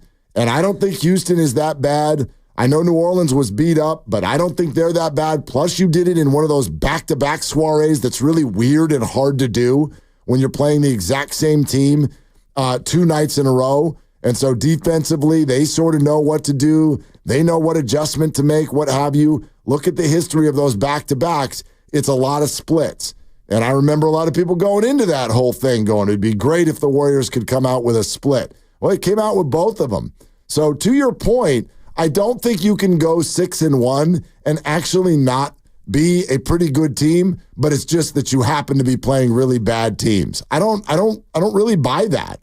I don't really buy that, especially with the fact that they're winning almost exclusively by double digits. Yeah, they have the second best point differential in basketball. OKC with a 17.4. They're at 17.3 point differential. And that includes the game against Houston where they were up by 31 and they had to hold on for dear life to win in overtime. But you dominated Portland and Utah. You handled New Orleans twice. You beat Houston on the road. I think that you can start to look at some of these wins, the way they've won it, and really put some stock in the fact that this team is real. So I'm going to come in tomorrow, even if they lose tonight and it's ugly and it's lopsided and things get out of hand, I still come in tomorrow if they're 6-2 and rub my hands together and still think that they're real. Well, you may well be right. By the way, just to answer, we did get a couple people reaching out saying, where is Greg Cosell dunking on Dan Dibley? Oh, boy. Where is that? I show up on Wednesdays. When you look at the Niners receivers between Juwan Jennings and Debo and Brandon Ayuk, who is the... Yeah, where's Dan Dibley getting dunked on by Greg Cosell? And that was my fault. That was really awkward. where is Mark Grandy going with this segment? Yeah. What was that? What were you it was Dibs' question to Cosell that turned into Cosell saying that was a great question, but I forgot how long the drop was. Yeah, it took too long. You want to play something else? You can hit anything else you want right now. It's a great question. All right, there you go. Yeah. So, but where is it? Well, it'll be tomorrow. It'll be, right? Are we doing it tomorrow? Yep. Greg Cosell tomorrow, right? Yeah, because we got the Warriors about to play the Celtics. And we're not gonna put a muzzle on Greg. We're not gonna ask him to shorten it up or tighten it up. That's not what we're about around here. I hope he was watching the game on Monday night because I've got a lot of questions from the tape, Tampa and KC tape that we want to get into. Because we're not going to go all the way back and look at the Dallas game, right? From 11 days ago? That seems foolish to me. No, we probably will a little bit. It's not so much the Dallas game. It's more the generalities of the certain individuals and the way they're playing. And I hope he's ready for some Khalil Davis questions about whether or not he can be the answer on the D-line. Lucas, will you please get Greg Cosell ready for Khalil Davis questions? He better already be ready. He's not ready. But come on, that's a third-string defensive tackle on the Texans. Not anymore. Now he's our guy. Yeah, I think he's still third string. Well, second string probably. Yeah, he gonna play. Brian Windhorst of ESPN says the Warriors. He did Western Conference power rankings. He's got the Warriors fourth.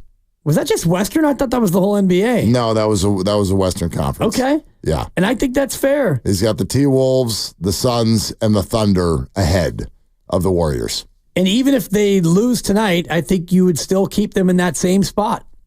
For me, anyway. I don't look at tonight's game as a show me you're real or not. Doesn't grab your attention that he does. He has them ahead of Denver. He has them ahead of the Nuggets. He has them ahead of the Mavs. Yes and no, but I think Denver might be on the downside of their You might be right. run. You might be right. Yeah. And I know Aaron Gordon is currently out, so and they're not getting the normal production that they do out of certain members of their team. Right now, Jamal Murray stands out as someone who doesn't quite look right. So I don't know if something's going on there or if that's lasting or what have you. But, yeah, you can look at this and be like, dude, tiny sample. And then there are other mathematical ways to say it too, as in this is 10% of the season. After tonight, that's it. That's 10% of the season. Yep.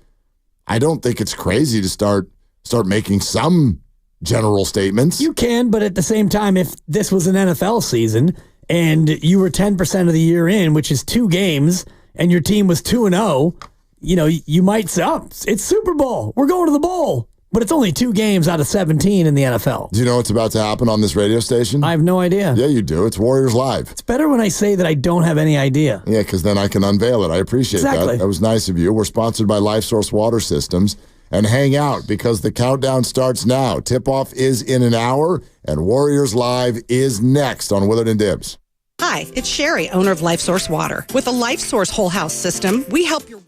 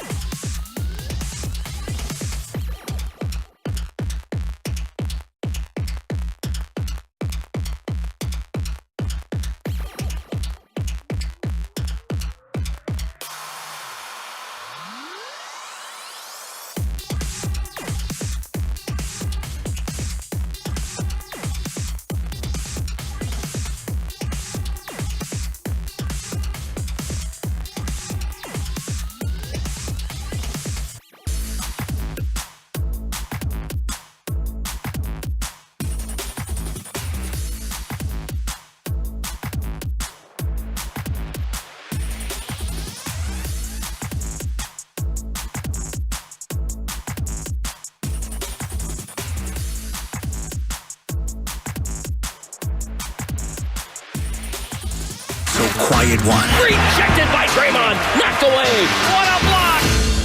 And above all, a team that brings the entire Bay Area together. Curry, one step in front of the logo. A right-hand slam and a little elevation. Sensation.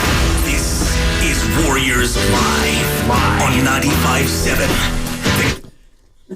And tonight it is last year's champs against the 3 years ago champs against one another. The Golden State Warriors on the road against the Boston Celtics. And some are saying the first big real test for us to get a barometer check on who these Warriors actually are. Warriors Live is underway, presented by Xfinity. Stream sports from the best seat in the house with Xfinity. Bring on the good stuff. The Warriors at 6-1 against the Celtics at 7-1 tonight on 95.7 The Game. And apparently Steve Kerr is going to get booed. Go ahead and boo Steve Kerr. And, based on what he's already done for NBA championships as a coach, not to mention the other championships that he's won, I believe he's won 9 in all. And I said this last year. At the time, I believe he had won 9 of the last 27 NBA championships he was a part of. So the man, he was batting .333 over the course of almost 3 decades. So if you boo Steve Kerr, I want him to come out, pull his 2 hands out, and just show 9 of those babies. No, don't do that. No, then you're going to look like Klay Thompson in Phoenix a few years ago, holding up all the 4s. I think it's different if you have rings on 9 of the 10. That would be pretty cool. If he just walked out with his hands in his pockets and he just went skaka. I love your sound effects. Thank you. I will say this though, one of the things that I love about the first handful of games of this Warriors team, and I want to be sure this doesn't come off sounding mean. Please, I'm not pointing at anyone. Oh boy. This isn't about anyone who used to be here. But this group feels like they're living in the present, not living in the past. And I think that's been a hard thing for the Warriors the last few years. I think you've had certain players, yes, led by Klay, who was having a hard time sort of getting his body right and getting his mind into forget what you've achieved before. Let us do that. We're never going to forget what you guys did. You won 4 championships. But even if you're Steph Curry and Draymond Green, you look at the way Draymond Green is behaving this year. He looks like he really is in the moment. He's not letting the scars of the past, the behavior of the past, all of those things. This team looks and feels like they are focused solely on now. And as a fan, I feel like that feels really good. It feels great. And when you think about the pieces that they added, they all seem to fit. And we haven't seen enough of D'Anthony Melton yet to really kind of figure out how he fits. But think about Kyle Anderson, where he comes in, he plays, he doesn't play, he defends, he shoots a little bit, he play makes, basketball IQ is off the charts. It doesn't seem to really matter to Kyle Anderson what his role is. He shows up, he does what he needs to do, and that's great. And Buddy Hield, while no one will ever replace Klay Thompson and no one will ever make us forget Klay Thompson, he's doing a lot of the things that peak Klay Thompson would do, which is get hot, then get hotter, then be so scorching so as to not even be touched. And so he has made a lot of fans, myself included, not forget Klay, but make it feel like it's kind of okay that Klay moved on. Well, you know what? Because you brought that up, let's go ahead and hit this. I wonder how many of you heard this yesterday on the Jim Rome Show. Buddy Hield was asked that exact question, the idea of putting pressure on himself to replace a legend like Klay Thompson. I always wanted to play in this style of play, and all I know how to do is be Buddy, not trying to be Klay or trying to replace him, just be Buddy and add my strengths to this team, which is my movement and my energy, my charisma, and just being me. And once you come in with the right intent and not trying to fill or replace anybody, like good things will happen, good things will follow. My movement, my energy, and my charisma. And yeah, check. You would never think when someone gets asked about the way they play basketball that they would bring up the word charisma. Right. But Buddy did, and I think it's probably one of the big reasons why he kind of has an infectious way about him. Right, his charisma. And I'm keep trying to think like how his charisma translates into playing good basketball, but somehow it does. That smile that he has, that energy. big smile. There's an energy and a vibe in any room, right? And it lights up the guys in the sidelines. And I don't know if you saw this meme that came out, I think, a couple of days ago where it was a side-by-side picture. It was both with Steph in street clothes. One was Steph pointing at Buddy Hield from like 7 years ago when he stepped out of bounds. And you see Steph up and pointing and making fun of him. And then the other one is from last week when Steph is up pointing at him after he makes a three. Yep. It was side-by-side Steph and side-by-side Buddy, but completely different interactions. Well, and I'm really glad you just brought that up because I got to say, man, I am so taken aback by this. This is the most under-discussed thing in the early portion of this season with only 7 games in. They're 6-1, and I hear a lot of people go, yeah, but like, okay, you haven't really beat anyone good. Let's see what you can do on the road against good teams. That's all fair. But you know what no one's mentioning? Yo, they did it without Steph. Yeah.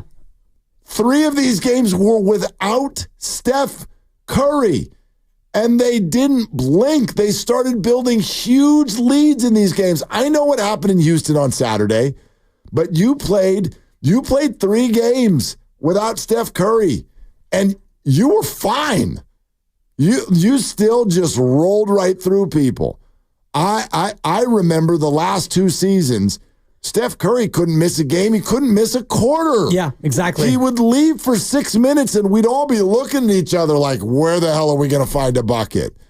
That we have not talked about that enough. At all. And Evan had it earlier. Evan Giddings, I want to give him credit. Evan Giddings. He had it earlier when he said the Warriors have won as many games this year without Steph as they did all last year without Steph. Damn. They were 3-5 last year without Steph. This year they're 3-0. So thank you, E-Dog. Evan Giddings filling in for Steiny this week, Steiny and Guru. He had that, and I was like, that can't. No, Evan. Evan, you need to check that. Wow. That can't be right. Then I got here and I checked it. I was like, damn, he's going to have to get his props. Yeah, Young buck. I hope it stays at 3 because I hope Steph doesn't miss any more games, but Steph's going to miss more games, even if it's by choice. Steph is going to sit out a game here or there. It also struck me that he played 74 last year. Yeah. He played a lot of them games last year. Yes, he did. And speaking of Steph, and you mentioned DeAnthony Melton, let's get to today's injury report, brought to you by Boxer & Gerson, Northern California's premier workers' compensation law firm, helping injured workers get their lives back for over 40 years. For more info, visit boxerlaw.com. Dubs and Celtics coming up in just about 45 minutes right here on 95.7 The Game. For the Warriors, DeAnthony Melton remains out with a low back strain, but I do want to take this opportunity to let you all know what Steve Kerr said about this yesterday, because we asked him about Melton, and he both kind of talked about when he might be back and what he's going to do with him when he comes back. I'm going to play him. He's a hell of a player. And I know that begs the next question. Who doesn't play? Right. And as I've said a few times, I've learned in my coaching career, never answer a question until you absolutely have to. Okay. So by the time Melt comes back, and hopefully it'll be in Cleveland, maybe it's in OKC, but you never know what else happens at that point. So we'll figure it out when we get there. But Melt's going to be a huge part of our team this year. He's really good. Okay, so he's going to play, and then Steve drops in there that it sounds like it's one of the next 2 road games where they're going to get him back. Yeah, and that would be great because right now you've got, and you'll get to it on the injury report, but you're down another player due to illness, and so it'd be great to have another defensive presence back, especially for the end of this trip against a very good offensive team in OKC. They're talking about Brandon Pajemski, and he is out with an illness, and this must really be a doozy because Pods is like, he's a crazy person.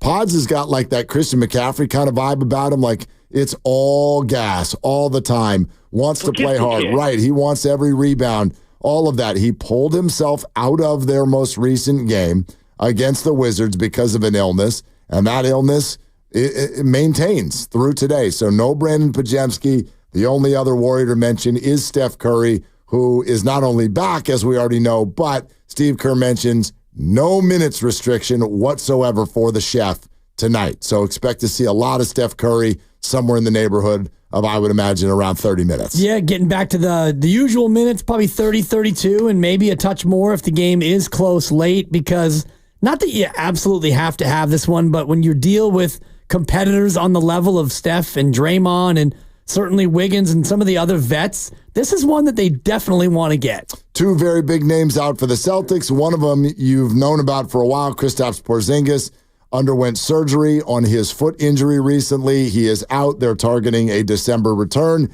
And then you may not have heard Jaylen Brown is out, left hip flexor strain, and this will be his third missed game in a row. So they've been doing well without him also. But again, I think important to note for the Celtics, I know that they're at home and they only lost like 3 or 4 games there all last year. They are a heavy favorite tonight. That said, if you look at their victories this year, they haven't really beaten anybody either. So this is an interesting test for both of these teams tonight. Against another good team, a fellow really strong team, and Boston obviously with the home court advantage, and they got I think a 6 or 6.5 point favorite is where the odds have been set, depending on where you shop. So Warriors come in as underdogs tonight. Warriors Live is presented by Xfinity. At home or on the go, you'll get the fastest internet to all your devices. The other story that people want to talk about going into this game is how Jason Tatum hates Steve Kerr, or however you want to say it. Is there some sort of a holdover, a bleed-over effect with the fact that Jason Tatum did not really get any minutes at all for the most part in the Olympics? And Steve Kerr was his coach,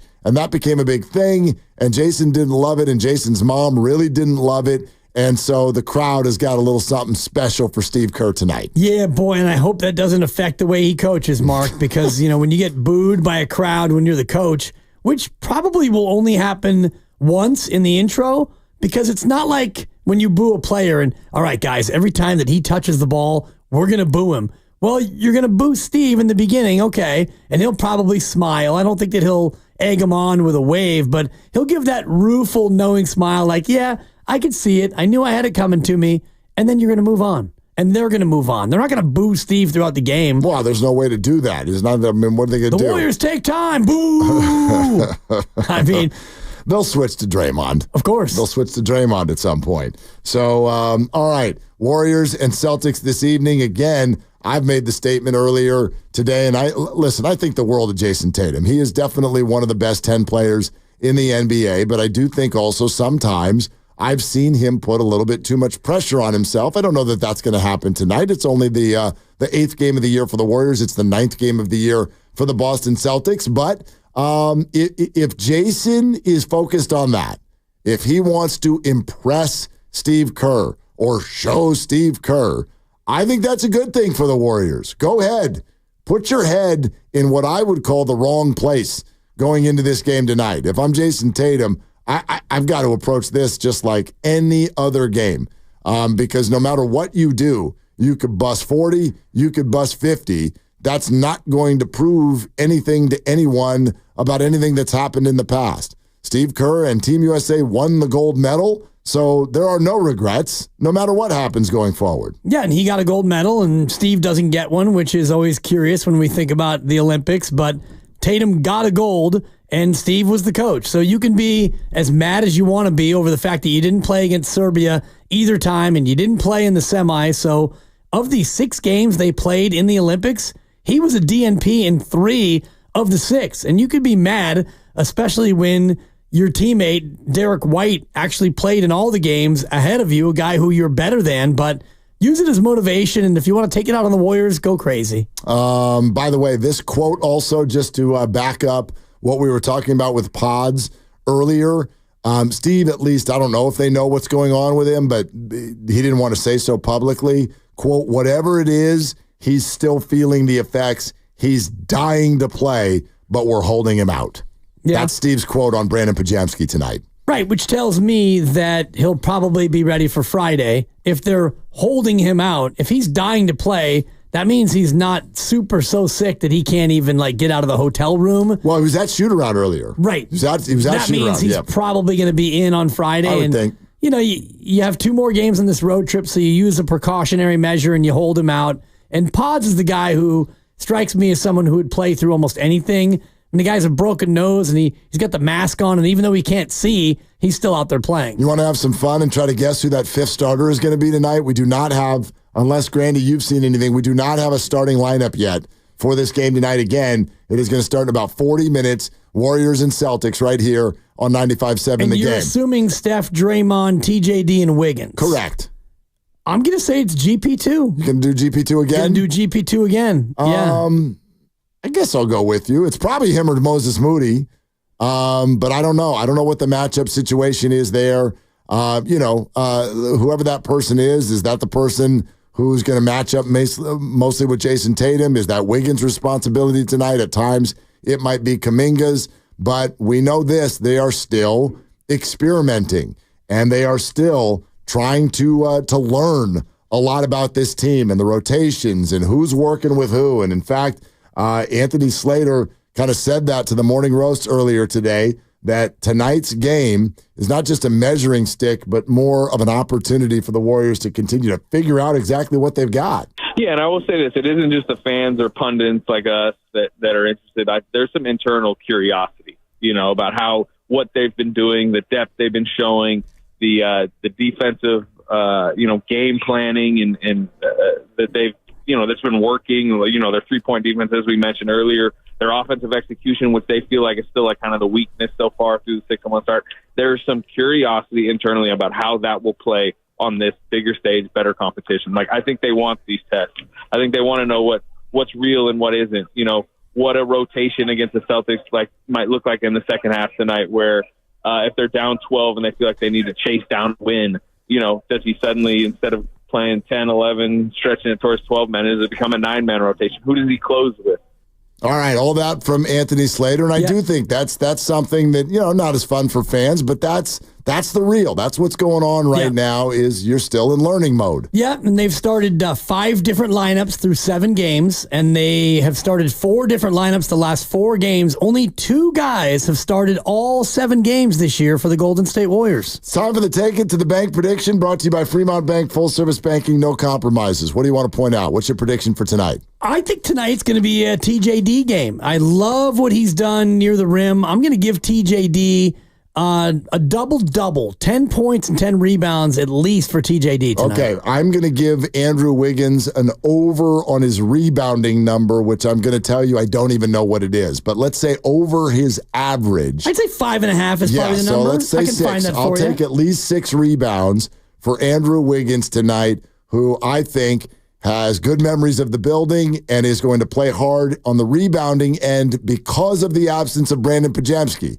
The Warriors are going to need an extra rebounder in there because he's one of their best, and he's not in there. So give me the over on Andrew Wiggins' rebounds tonight. Also, out-of-town NBA game of the night is sponsored by San Francisco International Airport. Wherever your team goes, you can get there from SFO. There are 12 games around the association tonight, and SFO can help you get to any and all of these locations this season, including Denver, for the Thunder and Nuggets, which is coming up. Tips off at 6 o'clock tonight. The Thunder are one of 2 remaining undefeated teams. The Warriors will see both of these teams the rest of this week. Cleveland is the other one, and obviously that's the Friday night opponent for the Warriors. Nuggets off to a bit of a slow start. Not an embarrassing one. They're 4-3, but a little slower than what we're used to. If you want to plan a trip to Denver while the Warriors are in town, use SFO to get to the Mile High City on December 3rd. The Warriors only visit to Denver this regular season. That'll be a fun one tonight, OKC and Denver. Yeah, definitely a good one. And, Denver looking for a bounce back, and OKC looking to continue to show that they are the class of the West. Draymond Green and TJD, by the way, the only 2 to start all 7 games this year. Okay. And I would assume are both going to do it again tonight. Yep. That's the out-of-town game of the night, sponsored by San Francisco International Airport. Wherever your team goes, you can get there from SFO. Before we send it out to the arena, give me a little bit on just kind of what do you think is going to happen in this one tonight? Well, if I had to make a better prediction, I would predict that they don't win the game. It's a very difficult spot. And Boston is super good, and Boston's going to be ramped up. The spread at 6, I think, is a good, solid number. I'm obviously hopeful that the Warriors win, but I'm not going to draw any grandiose conclusions either way. I'm just excited for this one. Yeah, I think that you're probably right on that one. And same thing, no grandiose predictions. I think the More Warriors. grandiose. Yeah, I think the Warriors. They've got a good chance to keep it close. But here's what I'm going to say about the game. Ricola. There are going to be about 1 billion 3-point attempts in this basketball game tonight because these two teams are two of the 3 balliest teams in the NBA. No doubt. And this is why we get excited for regular season NBA action. A couple of former champs clashing at TD, whatever they call it, Garden. Arena. Yes. Warriors Live is presented by Xfinity at home or on the go. You'll get the fastest internet to all your devices. You want to do it again tomorrow? Yes, I do. All right. For Dibs, for Grandy, for Lucas, I'm Mark. Shoot your shot. It's all you got. And let's send it out to the arena next. Flying out to catch an away game or planning your next big vacation, always